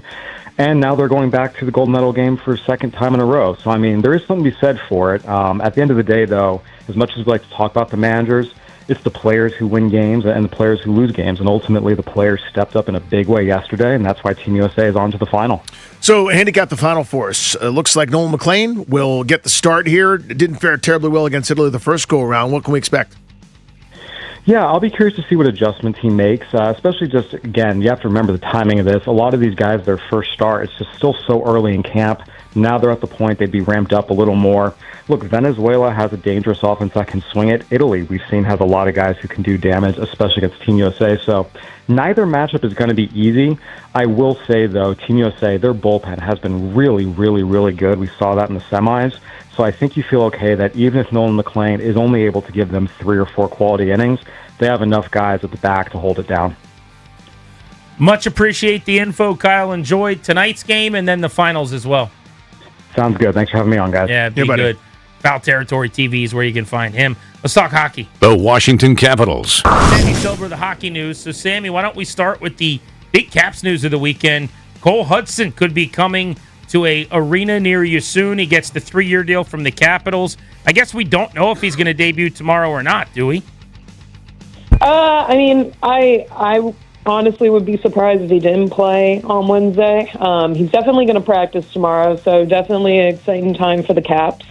You know, really talented puck-moving defenseman, somebody that you really need after a guy like John Carlson parts ways. And, you know, looking at his potential and where the team sits right now, it's just going to be a great addition and something that I think the whole room is looking forward to, having him in there on and off the ice. So we'll see what the next few days hold, but he'll practice tomorrow, and we'll go from there. And for people that don't know, he's just 19 years old, Illinois native, was just playing in college, brother of Lane Hudson in the NFL and in the NHL, rather. And the 43rd overall pick, second rounder back in 24, they got from a Beck Mallenstein trade. So he's been one of their top prospects. And now all of a sudden, with his college season ending, a la Ryan Leonard a year ago, they could be calling him up. What kind of player would you expect him to be the rest of this season and early in his career? I mean, you can make the case right now. Leonard's already become, you know, on a good night, one of the 5 or so best Capitals. Yeah, I think you see, I mean, like I just said, and we can, you know, dive a little deeper. He's a really talented, smooth skating, puck moving defenseman. He's the kind of guy who can quarterback a power play. He makes a good first pass. He makes unbelievable plays, just has the puck on a string out there. There's a reason they call him Magic. He has a booming shot too. And, you know, having a guy like that come in and join a blue line that has to honestly provide a good amount of offense with the team, just struggling a little bit to find consistency when it comes to scoring goals and finishing. Having a kid like that who has so much potential and upside join your D-core at this point in the season when you're still pushing for the playoffs, even as unlikely as it seems, you're still really trying to get in there. And I think that Hudson is just a good add at this point. He's a fresh new guy in the room too, and just big boost all around. So it'll be exciting to see what he does. But at the same time, you know, he's only 19 years old and just coming out of college. And, you know, like Leonard last season, you got to give him some grace and give him the time he needs to adjust a little bit. You can't just expect a guy to carry your load, you know, right away. So it'll be interesting to see how he's utilized over these next few games down the stretch. But exciting time in DC for sure. Yeah, Sammy, you kind of touched on it, but they're 12th in the Eastern Conference with a couple more games played than the team that they're tied with in terms of points at Philadelphia. They're much closer to last than they are to, say, 5th. What should we be pulling for here? What should we be rooting for in terms of players, maybe in terms of results? Just kind of give me a feel for what Caps fans should be tuning in for down the stretch. Yeah, I mean, honestly, it's tough sometimes to hear people be like, you know, oh, scrap the season, you know, let's tank and go for a pick, because those guys in that room don't want to tank. Nobody likes to lose. I think if you talk to, I'll shout out Dylan Strome here. I think if you talk to him, he hates losing more than anything. I don't think I've seen a guy who hates losing more than him. So that's huge, you know, and I think you want the players to succeed and try to do well. It reminds me a little bit of the stretch, you know, 2023, 24, where they snuck into the playoffs and it seemed unlikely, but they won and they made this ridiculous push down the stretch and they ended up squeaking in. So does it look likely?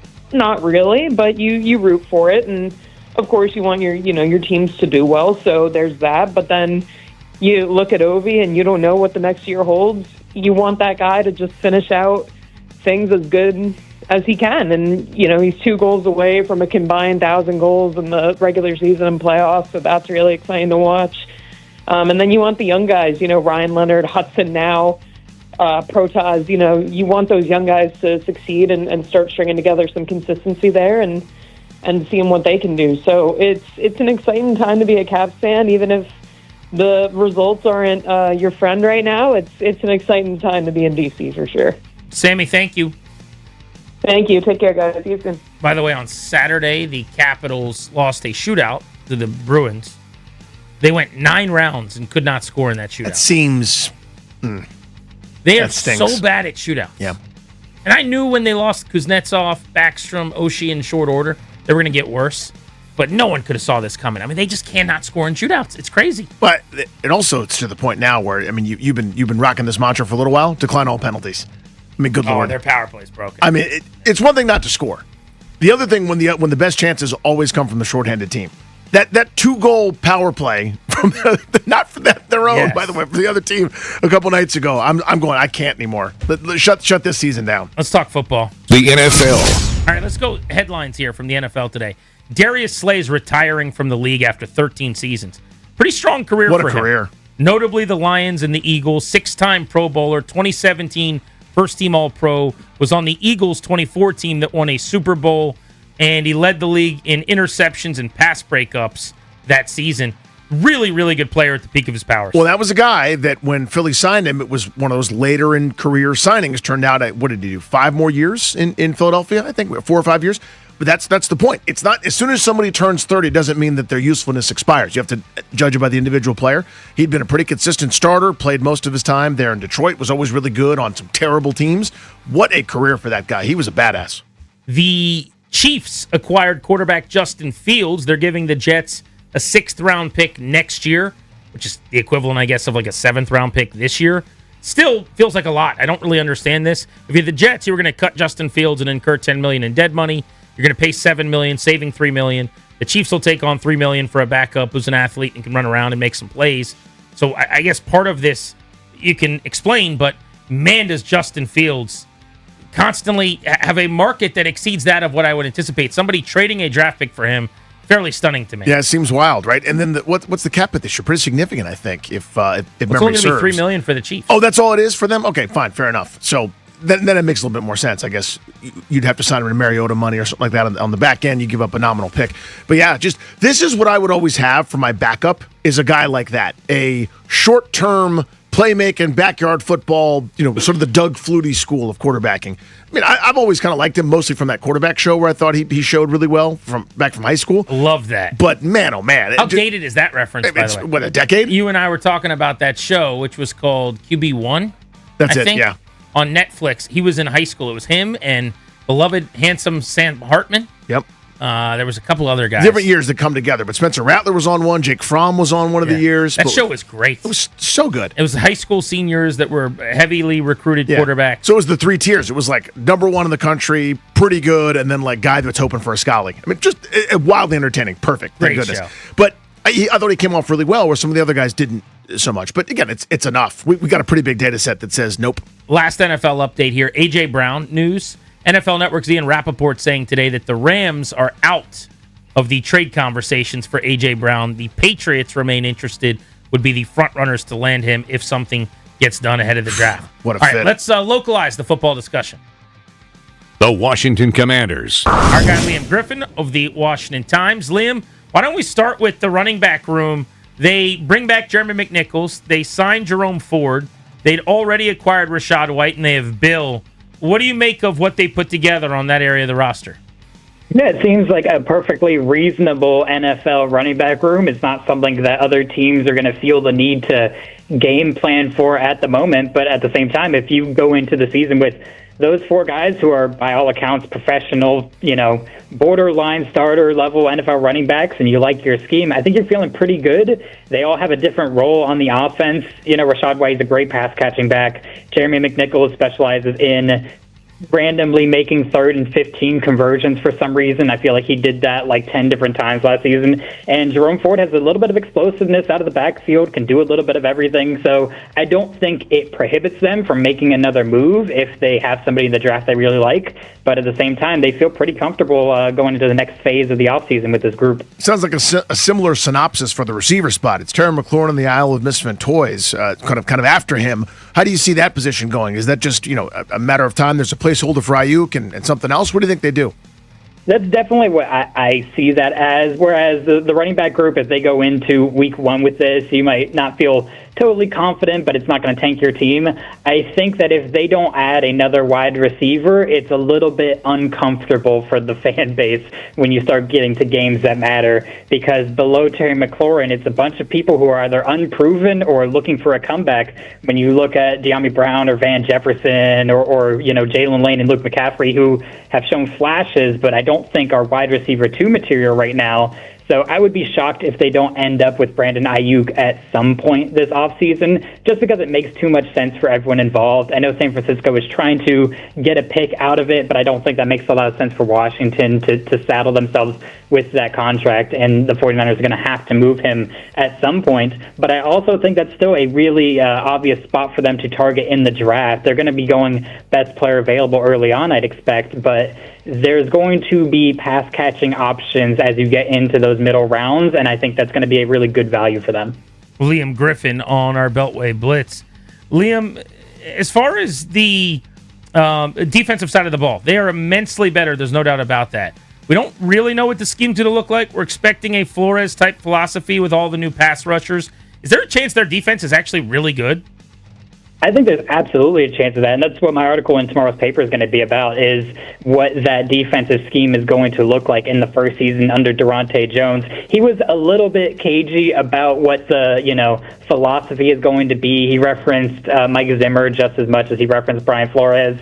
But when we've heard more and more of these free agents talk about what drew them into signing with Washington and what they've seen from conversations with Durante Jones, it definitely sounds like you're going to have that Flores versatility, multiple fronts, disguises, exotic kind of blitz packages where you don't know who's dropping back into coverage and who's coming on the blitz.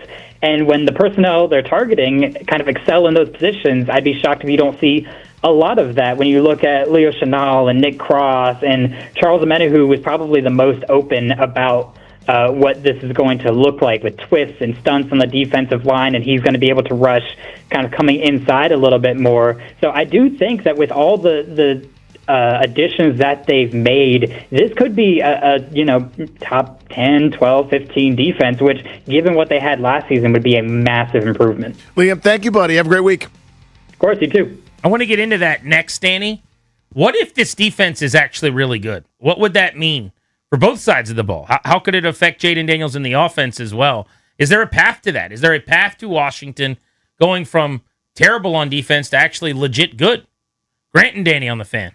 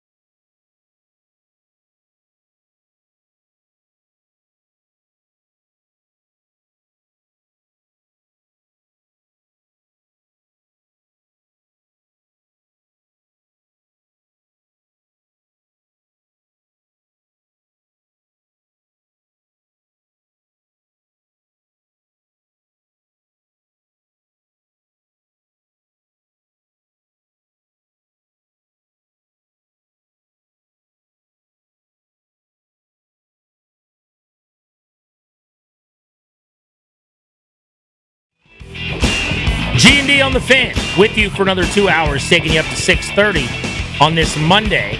We've got a chance for you all week long to win tickets to go see the Capitals. We'll give those away at 4 every day ahead of the Beltway Blitz.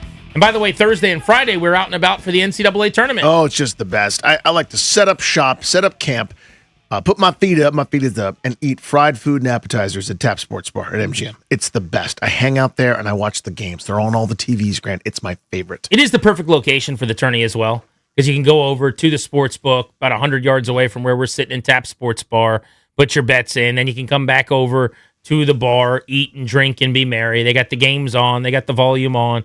Every screen accounted for, so you can see everything going on, and we're there live hanging out, talking ball as well. And if DC Sports News or any Commanders news is breaking, we've got it for you.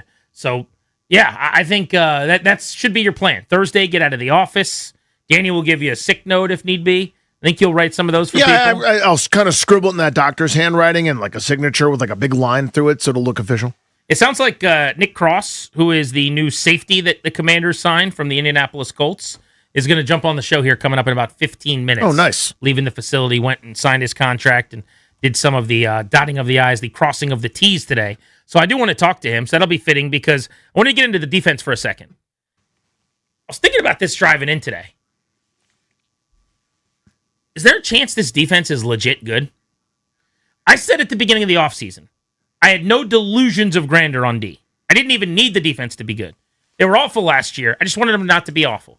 Let's get to okay. And my plan for the offseason was go bigger at receiver, go big at tight end, maybe go bigger at running back than they have. That could still happen with Love. Maybe beef up the offensive line rather than kind of going in a different direction, basically taking a step back at center. But I was going to prioritize the offense, points, yards, explosives, pew, pew, pew, pew. Explosives you can run. And I wasn't going to spend as much as they did on defense. But who cares what I wanted, thought, predicted, whatever.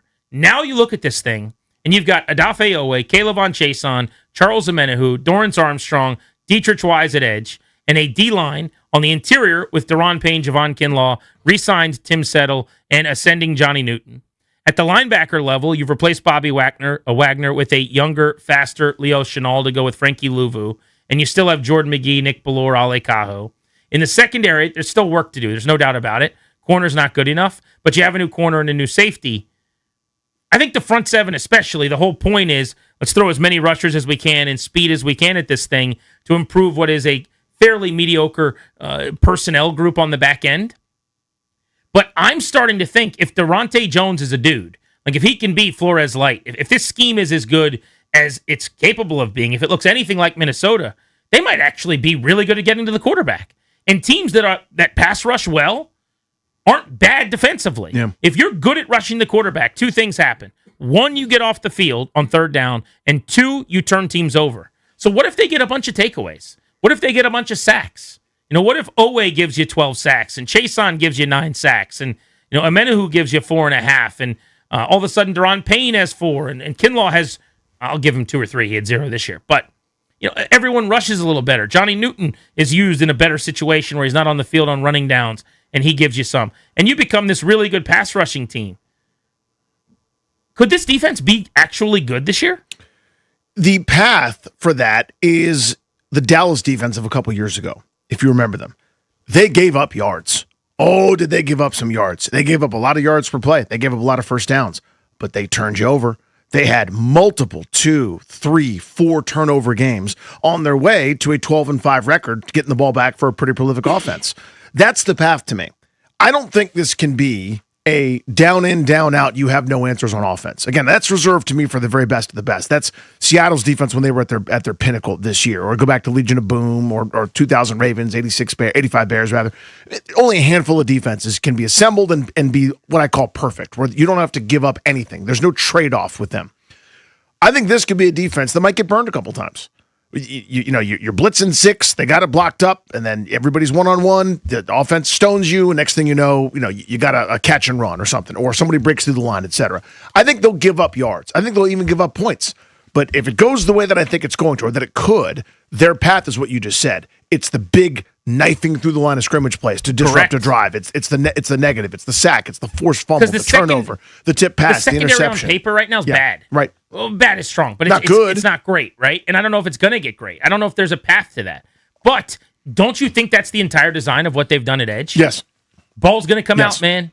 We're bringing 7, you're blocking with 6. We're bringing 6, you're blocking with 5. Like, whatever it is, we're doing the Brian Flores, everybody stand up, coming downhill at you. And that's not the current NFL paradigm, because basically people got tired of Pat Mahomes torching them and Tyreek Hill going down the field and me on highlights. Then they said, fine, shells, everybody back up, complete it in front of us. Do it 15 times. You could score that way, but we're just not going to get beat deep anymore. And that kind of became what everyone was doing. Then the run game came back because of that. I think now we're moving back towards the new paradigm, maybe being what it was, however many years ago, where it's you got to hit the quarterback at any cost, which means blitzing, which means bringing extra, which means you might be a little bit vulnerable on some of those big plays. Well, at its core, what is the Flores defense? To me, it's third down every down. Like that is the idea. Like, it's aggressive. Every defensive down looks like third down trying to get off the field. And I just think if the guy's got to deliver. I can't sit here and tell you how all of these players will fit into the scheme. But if Odafe Owe is as good as advertised, if Kayvon Chason plays as well as he did last year in New England, if Amenahu, and each of these players kind of reaches their potential, Leo Chenal from Kansas City looks like he did with the Chiefs. It's hard for me to envision this defense just not being solid or better, middle of the pack or better. And what if they are the 13th or 15th best defense? The offense doesn't have to be great. It takes so much off Jaden Daniels' plate. I also wonder this. If this defense just takes the ball away, not knowing what they'll do in yardage or where they'll rank in yards per play or whatever, to your point about Dallas a few years ago, but they're just a harassing third down, pass pressuring, sacking, a takeaway team that gets sack fumbles and interceptions, forcing the ball out of the quarterback's hands. They're going to get another 2 possessions per game for Jaden Daniels. What is that going to do? I mean, think of this. If you get 2 more possessions and some short fields and you're just giving the ball to him in better situations because you're not playing from behind, you're not chasing, he doesn't have to score 30 every game.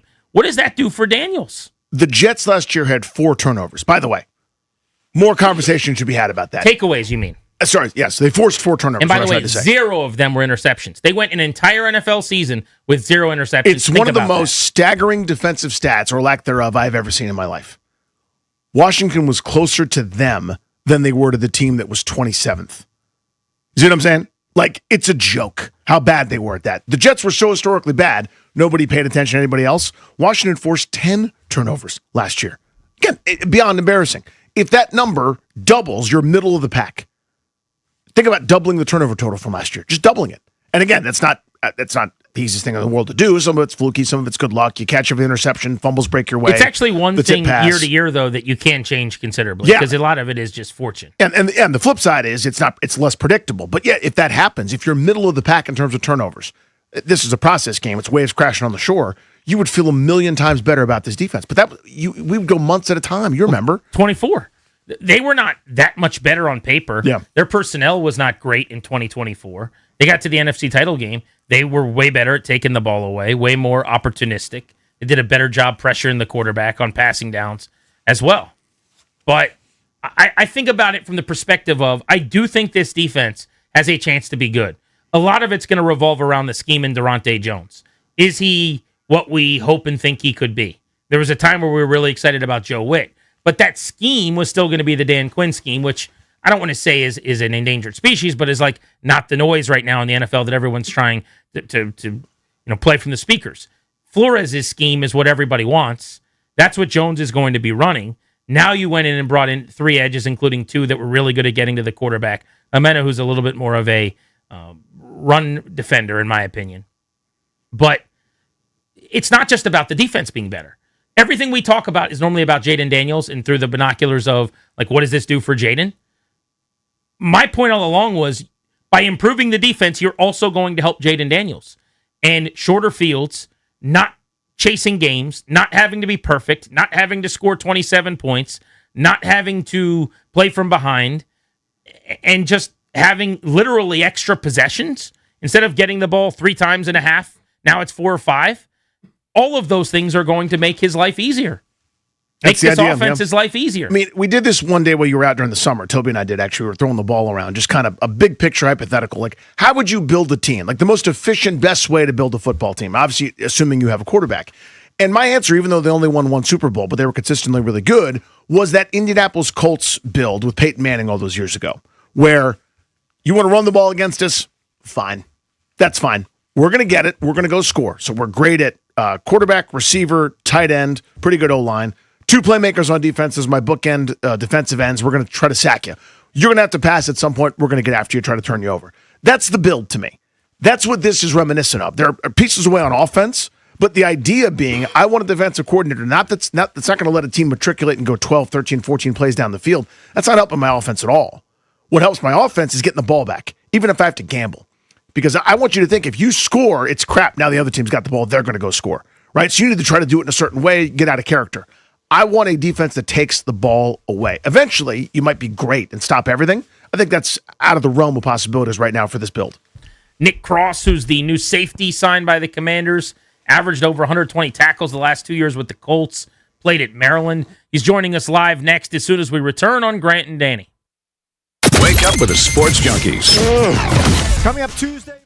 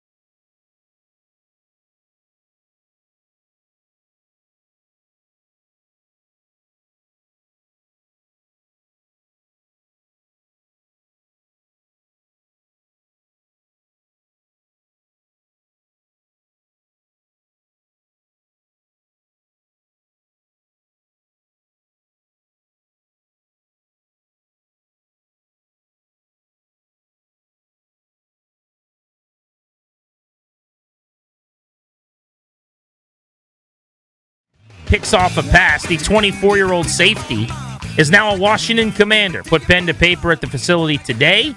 He started all 34 regular season games for the Colts over the last 2 years. A former Maryland Terrapin from Bowie, Maryland, who played his high school ball at DeMatha Catholic, and he joins us now on the Rude Guest Hotline. Rude, the most reliable heating and air conditioning products in the DMV. Nick, welcome home, man. This is pretty cool to have you coming back to D.C. to play for the Commanders. How are you? I'm good, man. I'm good. Appreciate you for having me. Yeah, congratulations, man. Walk us through the process. When did it seem like it was going to be Washington, and how did it go down? It was a lot, that went into the process for sure. Shout out my agent Ben Renzen from Win Sports.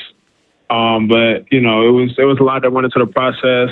He came to me, I think it was like last Wednesday or something, and was like, "Yo, you got a chance to go back to Washington." And I was just like, all right, like, let's try and make it happen. They've been my favorite team growing up since I was a kid.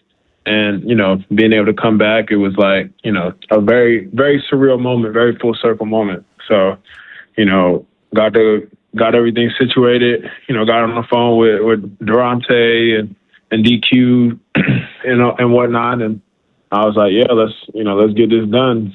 So the last 2 years, you averaged over 130 tackles from the safety position. I mean, that's pretty stunning. Almost 80 solo tackles.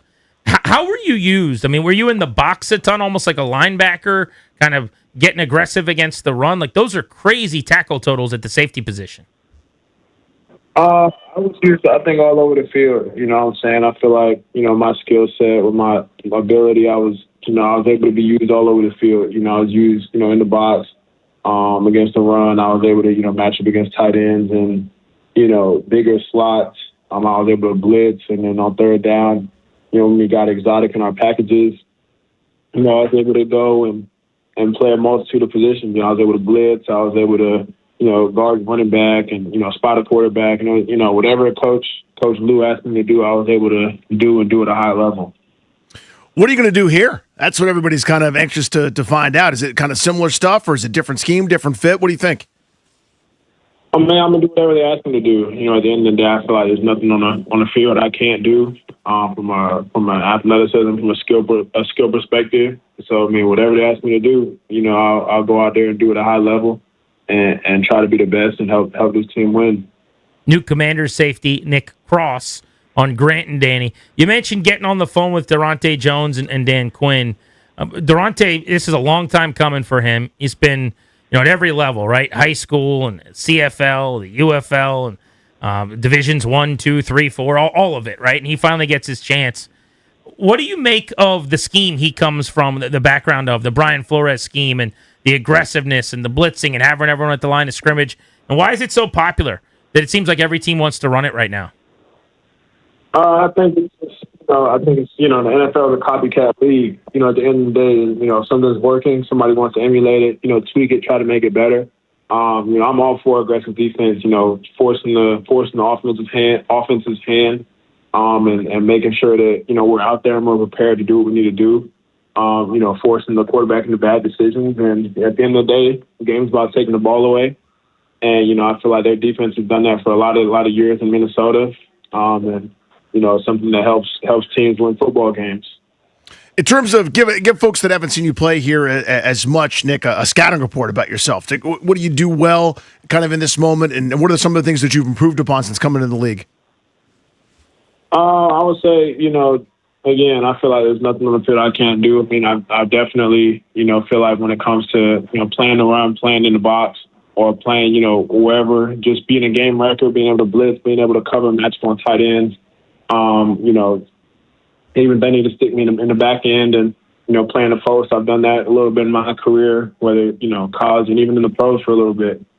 Just continue to be a student of the game, continue to get better, continue to understand scheme and understand what coaches required of me and the techniques that are needed, and just going out there and doing it at a high level. I think that's the biggest thing, and just, going out there and being as effective as possible.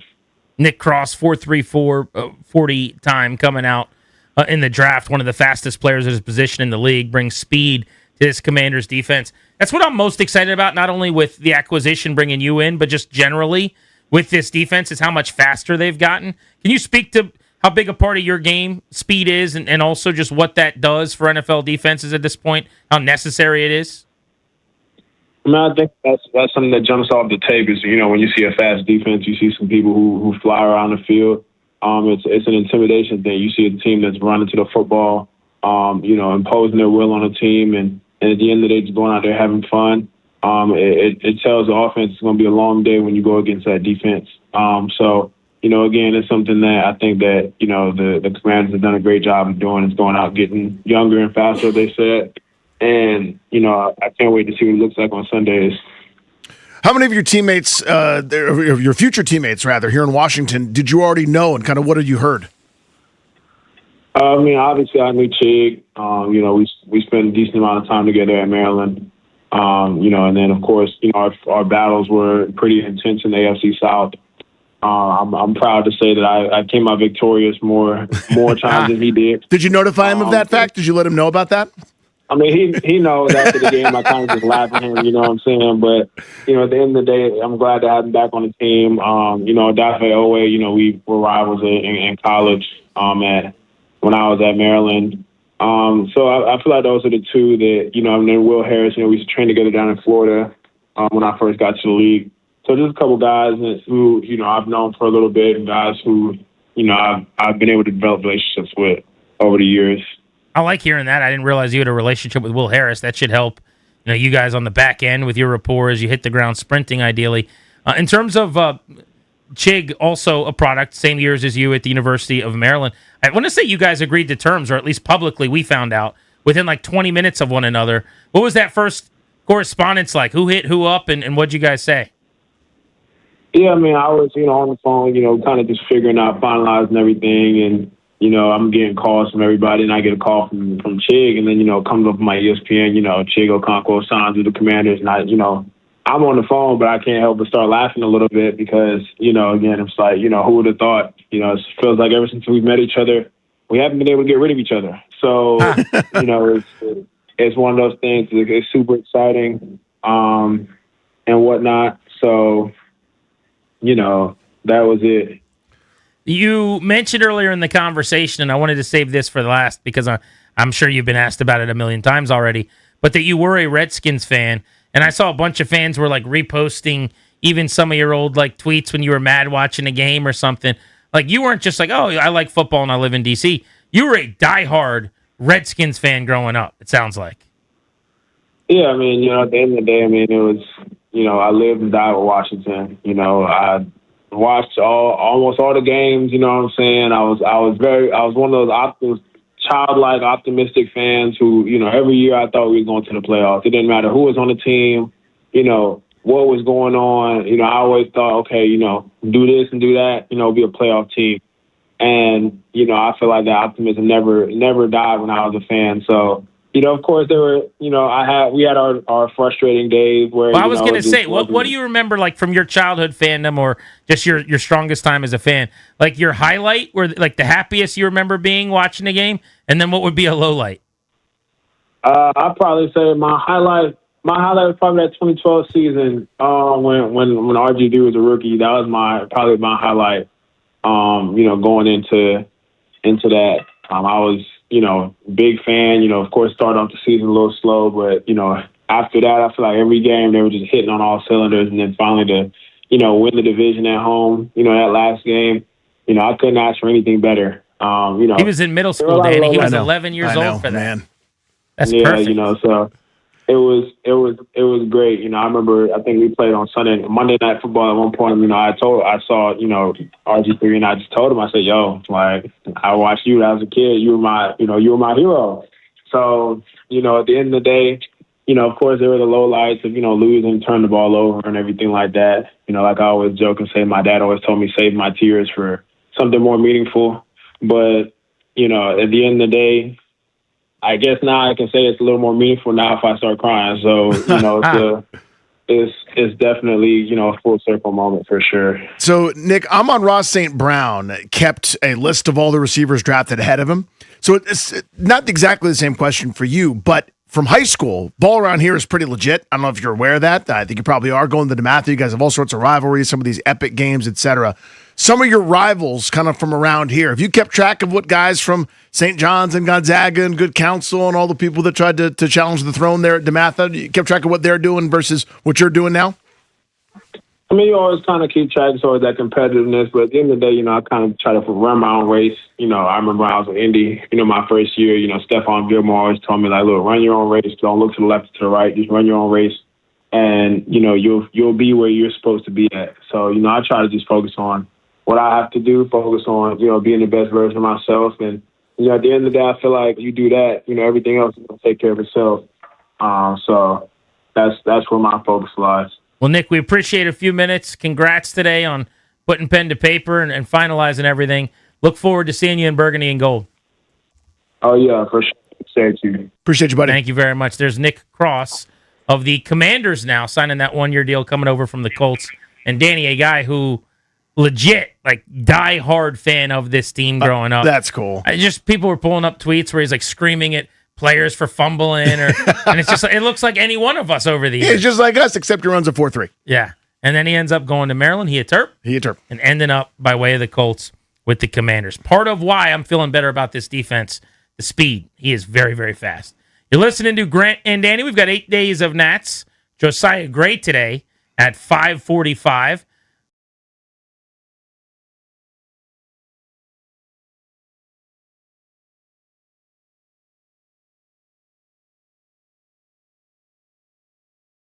Next on the Fan.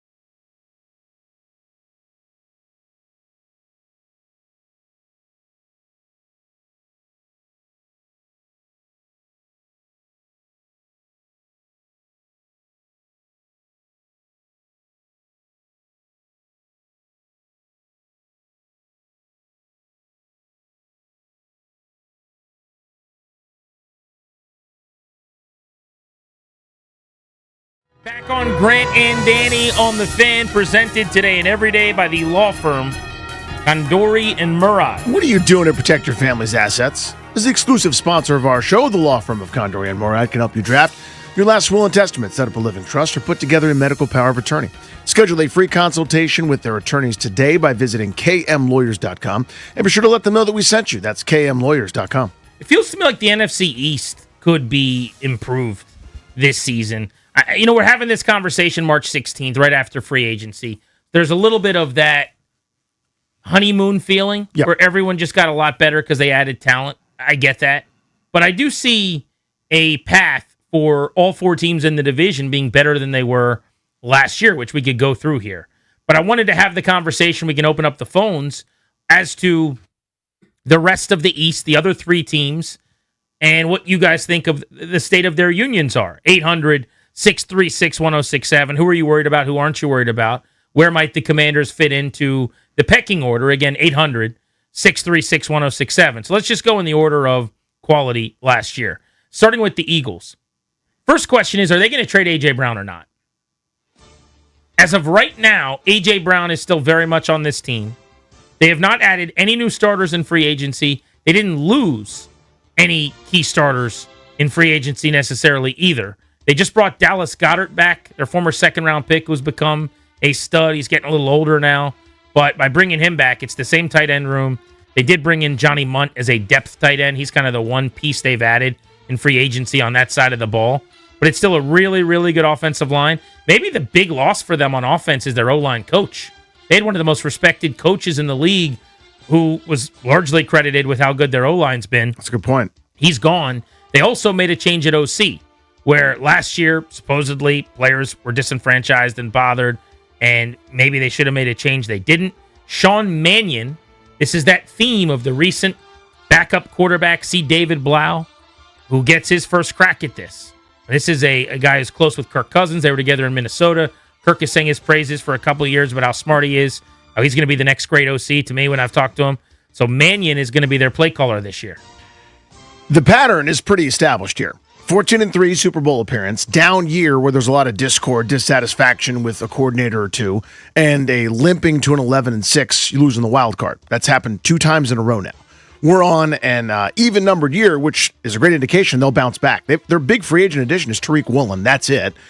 You upgrade a coordinator and maybe get rid of potential locker room distraction at best, maybe cancer at worst than A.J. Brown, and maybe use your 23rd overall pick on a receiver, maybe do something else in free agency, or via trade. They've always got an ammunition of picks, and Howie Roseman's a genius at dealing and or wheeling. So I expect them to be really, really, really good. I think I'm more bullish on them than a lot of people. Tariq Woolen, as you said, their marquee free agent addition. They also added Jonathan Jones, the corner from Washington, who's going to be a depth guy for them behind their starters.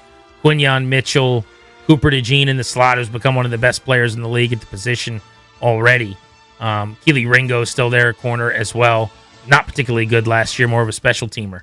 But on defense, they lost Jalen Phillips to the Panthers. They did. They lost Nakobe Dean to the Raiders, and then they lost their safety, Reed Blankenship, to the Texans. There were 3 key losses, only 1 addition on that side of the ball. Maybe they take a step back. What if they trade A.J. Brown for picks? I mean, don't they then seem ticketed for coming back to the rest of the pack?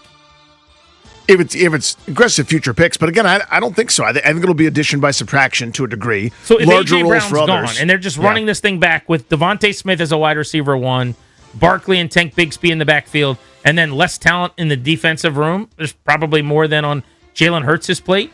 You still like them as one of the better teams in the conference? I do, because they won't just sit there complacent. Howie Roseman's got a plan. Like, they will be fine. They'll find somebody to fit some of these roles. They let those linebackers go. They got Jahad Campbell, who was a first-round pick a year ago. Zach Bond has turned into a bit of a star in the middle of that defense. They were willing to let off-injured Jalen Phillips go. They didn't want to pay that.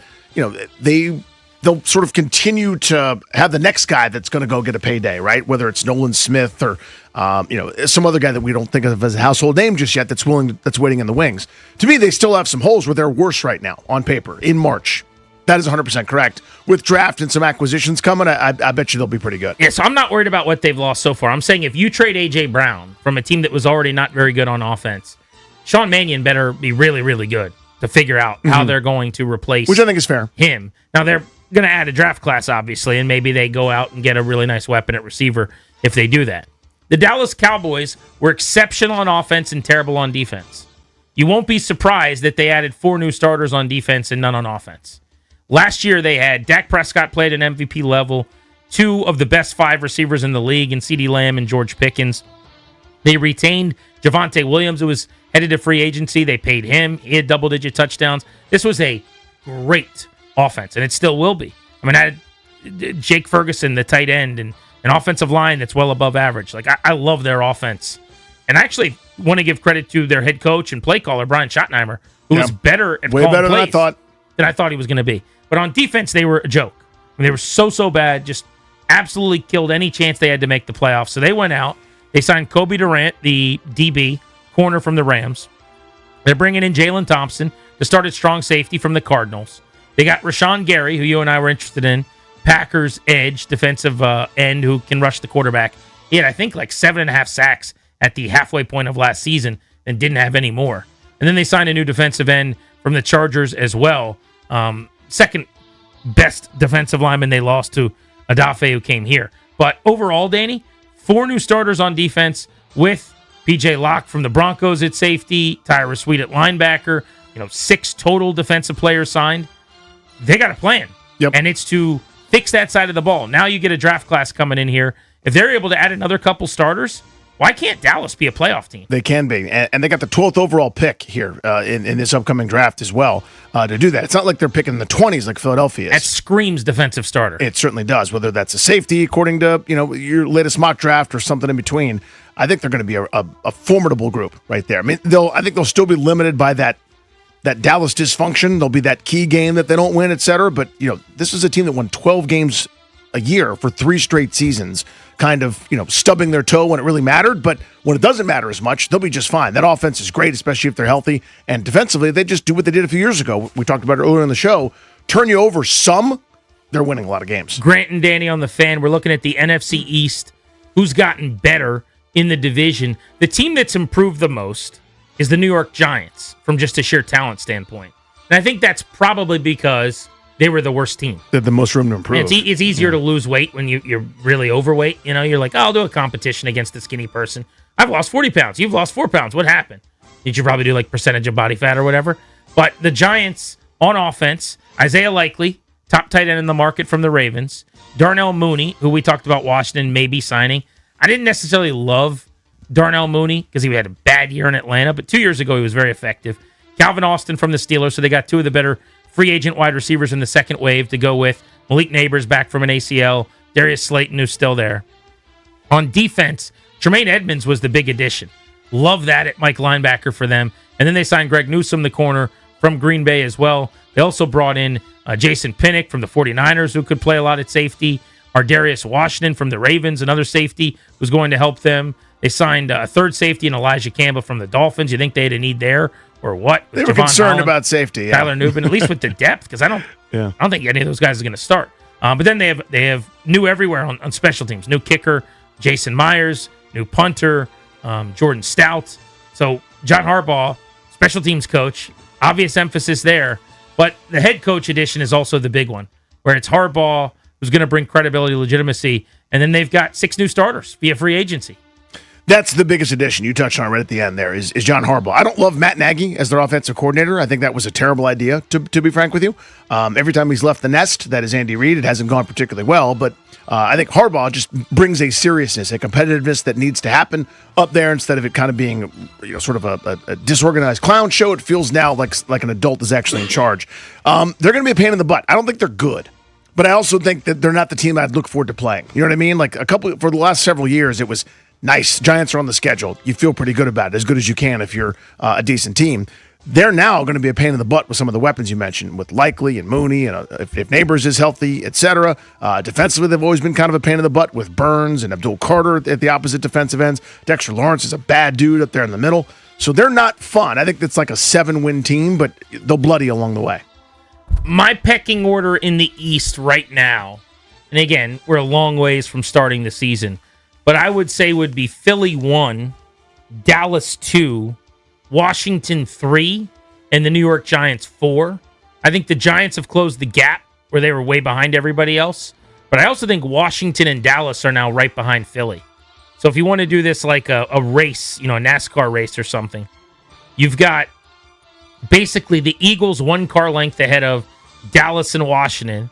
And Washington's like tires are on the back tires of the Cowboys. They're kind of, half a car length back.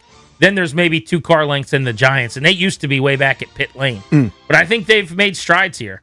I could absolutely see this being a season where the last place team wins 7 games. The third place team goes 9-8 or something, and then you've got a 12-win division champion and a 10-7 wild card team, and 2 teams get in, and the third is still relevant with a week or 2 to go. I think this division is going to be awesome. It's amazingly early, and obviously rosters hadn't been formed yet. There's waves of free agency, draft, injuries, everything in between. But the team that couldn't get right, like if this was that meme with the Dragons, where it's like 3 Dragons and then the goofy one's been the Giants, kind of the last couple of years, right? They bring in John Harbaugh. That should end. But so where I was going was this reminds me of the early returns on the NFC North from last year. Now I thought a couple teams, whether it was Detroit or Green Bay, would be double-digit win teams and be really good at the top of the NFC. Didn't come to fruition that way. Chicago was the only team to win double-digit games, but everybody was around. Everybody was pretty decent, right? There were no under 500 teams, a bunch of 9-8s, a 9-7 in Green Bay, and 1, they tied. We should not have ties in sports. But the point of the dude's story is, I see that for the NFC East this year. I think it's Philly by a game and a half or 2 games. Dallas, a notch below them. Giants will be a lot better. Washington's still TBD for me. It's about Jaden Daniels' health. That's going to be the variable for Where are they in the pecking order? I think they're third with their additions, but they're not that far ahead of the Giants to me in this moment. So you've got them closer to New York than the big boys. Yeah, as of now. I think they're closer to Dallas and Philly than like a non-playoff situation on paper. Doesn't mean anything, and there's still a lot, as you said, months to go, yeah. Grant and Danny on the Fan, quick little analysis on the rest of the division. We had not in free agency really taken inventory on what those teams had done. By the way, where are we at on the weather over there, guys? I see every screen is on like weathermen telling us to run for our lives. I mean, it seems like every time I look out the window, it rained a little bit. What happened? How did we hold up here? Was I'm going to go to work and worry about it when I get lifted into the air satisfactory? Did that work out today? So it does appear that there are still wind advisories for tonight. Okay. There will still be rain coming through the area, but the National Weather Service has canceled many of the tornado watches and warnings in the area for the evening. Oh, very good. That's good news. I mean, those watches were supposed to go until 7 p.m., but they were canceled within the last hour. I mean, the amount of consternation about this weather, it was like a 48-hour thing around my house. I don't know about you. Now, my wife was not involved, but I can't tell you how many texts I was getting from like parents and siblings and a lot of be careful. Like, what am I can't do anything about this. Tell me what to do. What am I supposed to do? I wake up. I do what I need to do. I go to work. I come home. If I get lifted into the air, whoopsie daisy. I mean, like, what else is there exactly? I don't know. I mean, I don't know what people wanted exactly. There's just so many people who get very excited about the breakup of the monotony with weather, I think. So, like, when it might snow, it's really going to snow. You see what I'm saying? I know, yes. And that's not, I guess I am downplaying it. I don't mean that. But I'm sure we should always be careful. Everyone should take the correct precautions. And I'm sure there were areas where, like, there's flooding and things happening right now that's scary and terrible and bad. So if a grown-up tells you something, listen to them, not me. I'm just saying in my little bubble and what I'm looking at here, like, everyone's like, you shouldn't be there in that building today. Stay home. I'm like looking outside and the ground's a little bit wet. It's slightly damp. But if nobody had told me something was happening, I wouldn't have known that today was different than any other Yeah, I'd have day. been like, this is a terrible Monday. Traffic is awful trying to get in to work today. What is going on? That's all it was. Just a regular bad drive-in to work day. But you do want to get ahead of it.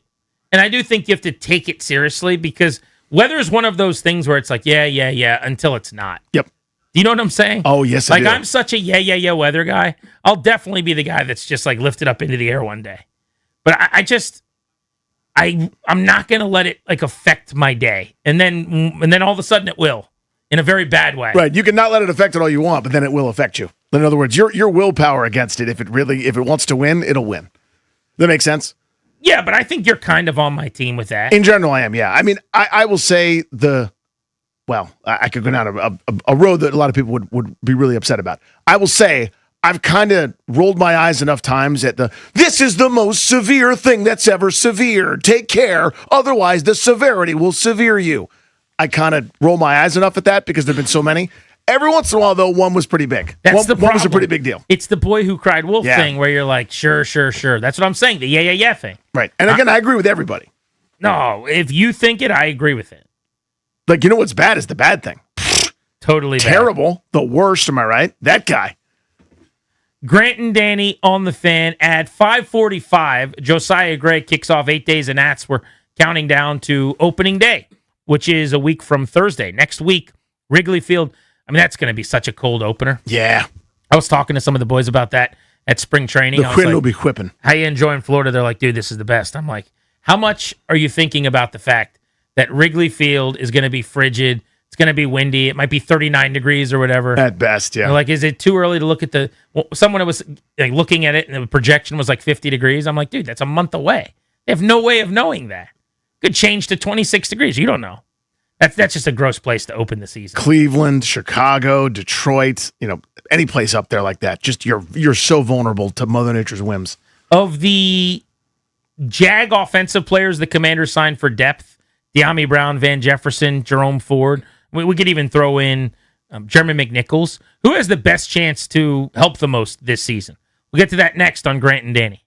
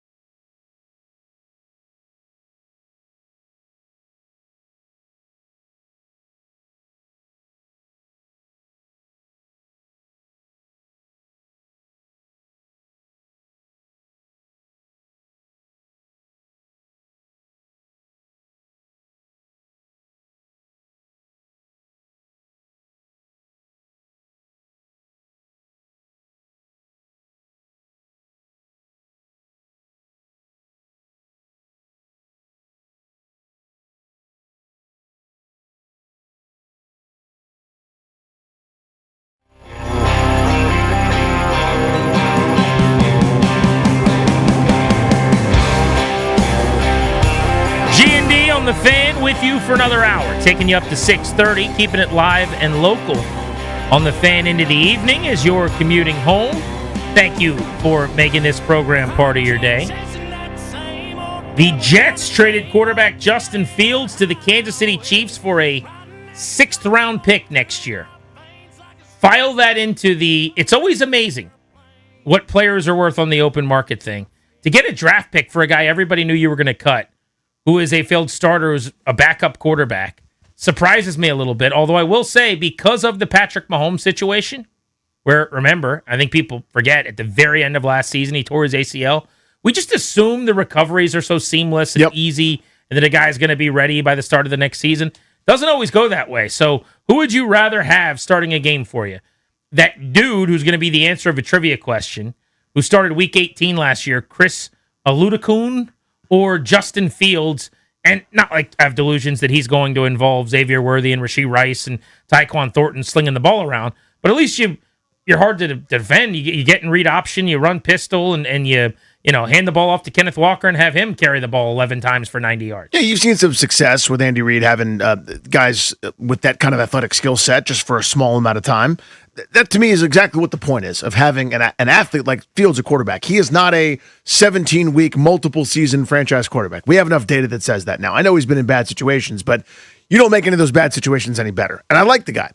This is the perfect situation for him. Start 2 games, start 4 games, part-time duty here and there, maybe a sub-package near the goal line so Pat Mahomes doesn't have to take a shot. That kind of stuff is exactly why you do that. So maybe the 6th-round pick is worth it because the cap hit's very limited for Kansas City, and if you have to do it on the open market, maybe you saved a few $million by doing it that way. But again, I'm with you. I will never accurately predict what someone's worth in trade. We were talking earlier about how improved Washington's defense is.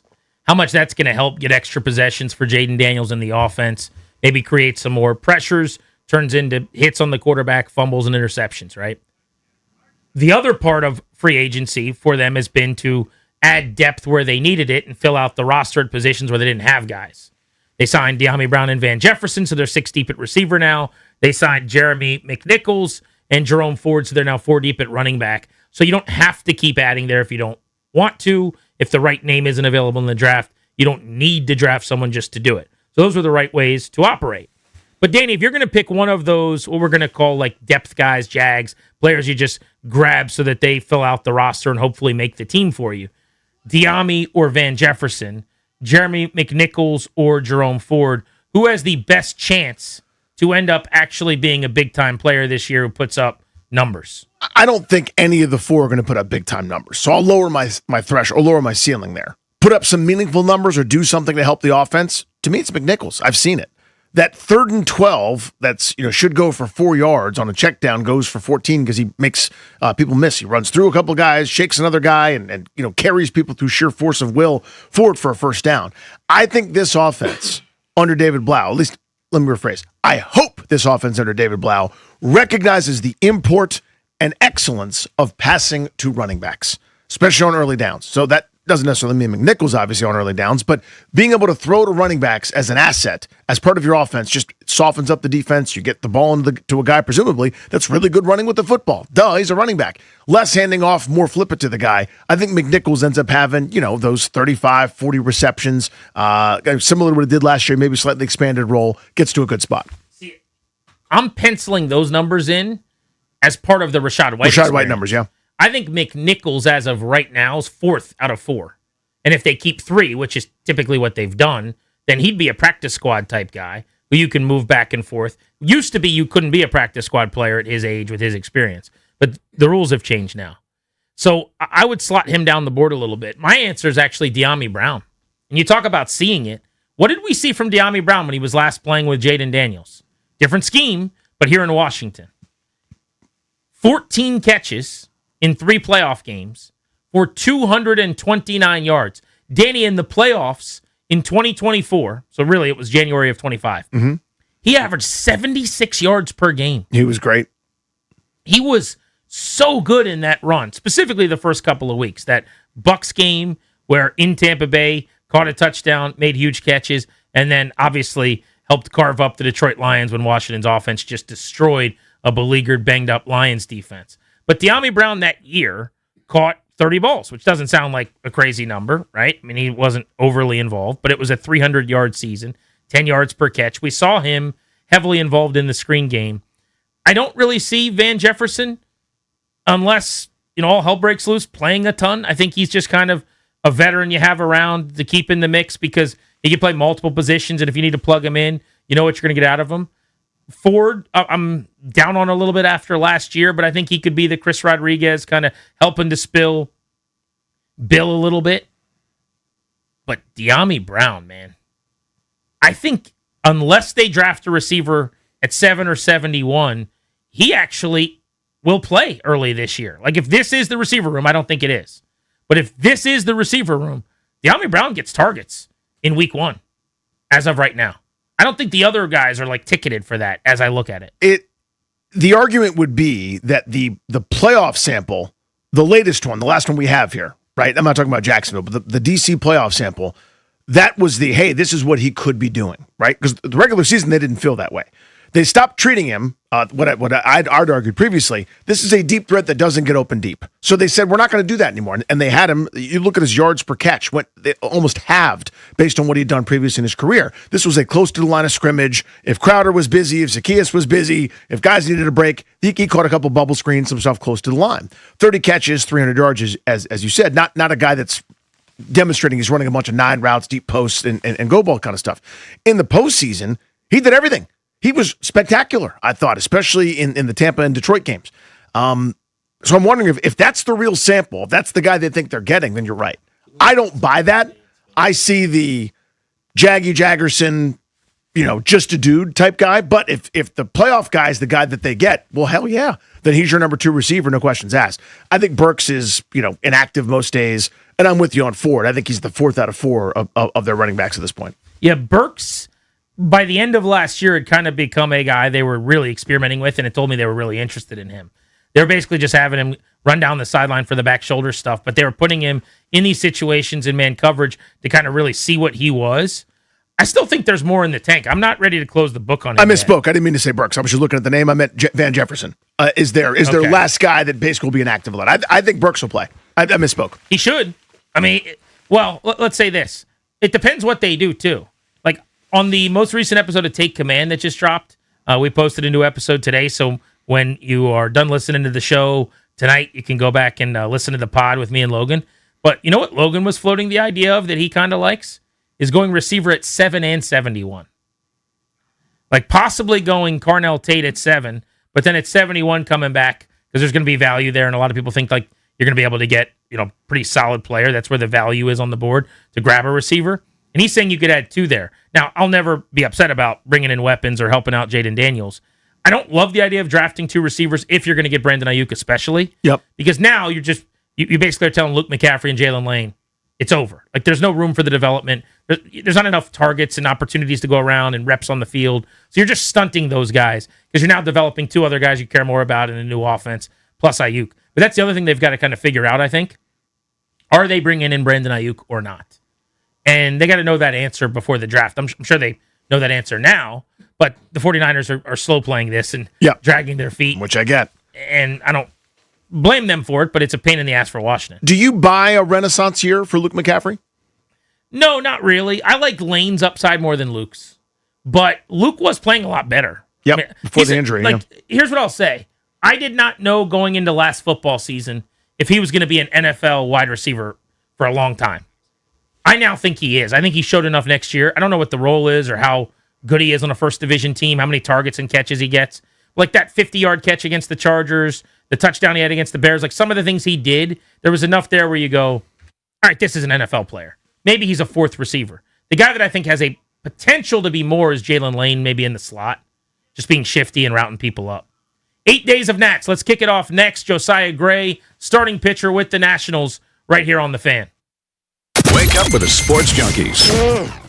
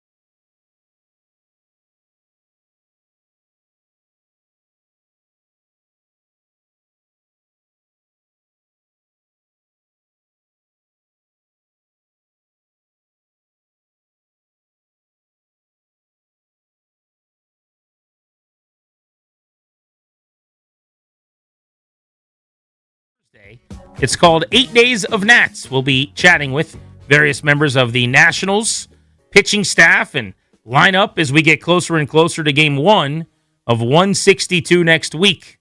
Nats getting ready to come back to D.C. from West Palm Beach. Our first conversation in this 8 Days of Nats series was with starting pitcher Josiah Gray, who's missed almost 2 entire seasons coming back from Tommy John surgery. He's now healthy, and we talked to him about how he was feeling at spring training. I feel great. I think the staff has empowered me to just go out there and pitch, really just get back into the flow of things, get back in the flow of pitching, and just trusting my stuff out there. So, with their confidence in me and with my confidence in myself, it's been awesome to just continue to go out there every 5th day and do my thing. Non-arm wise, thinking body wise, right? Because that's, I would say that's not a blessing in disguise. Obviously, you'd rather be pitching, but you can work that stuff a little bit more, without sort of the arm work on it. Just how do you feel now compared to maybe previous years in terms of whole body, non-arm division? Yeah, I think, the whole body definitely has to get back in condition of just, ramping up every 5 days, but I feel like I'm in a good spot. The staff's taking care of me, the strength staff, and, the trainers in there do a phenomenal job. So it's just staying on top of those things and continuing to stay conditioned for every 5th day. But I'm, looking forward to every start and kind of the days in between and just taking them as they come and, just getting back out there on the mound. Is the stuff all the way back? Do you feel like you've got everything pre-rehab, or is there 1 or 2 things that are the last to come back maybe that you're still working on? Yeah, I think the breaking balls are in a really, really good spot. That's kind of been how we've shaped my arsenal the last few successful years was with the breaking balls. I'd love to see the fastball velocity tick up, and I think that's going to come rather soon. I think we have to just clean up some mechanical things. Me, Simon, and all the guys are going to continue to get to work because I think in my first outing, I was 92, 94, and then today I was 91, 92, which is a small difference, but I think as things sort of clean themselves up mechanically and things like that, we'll start to see, the effortless velocity come back.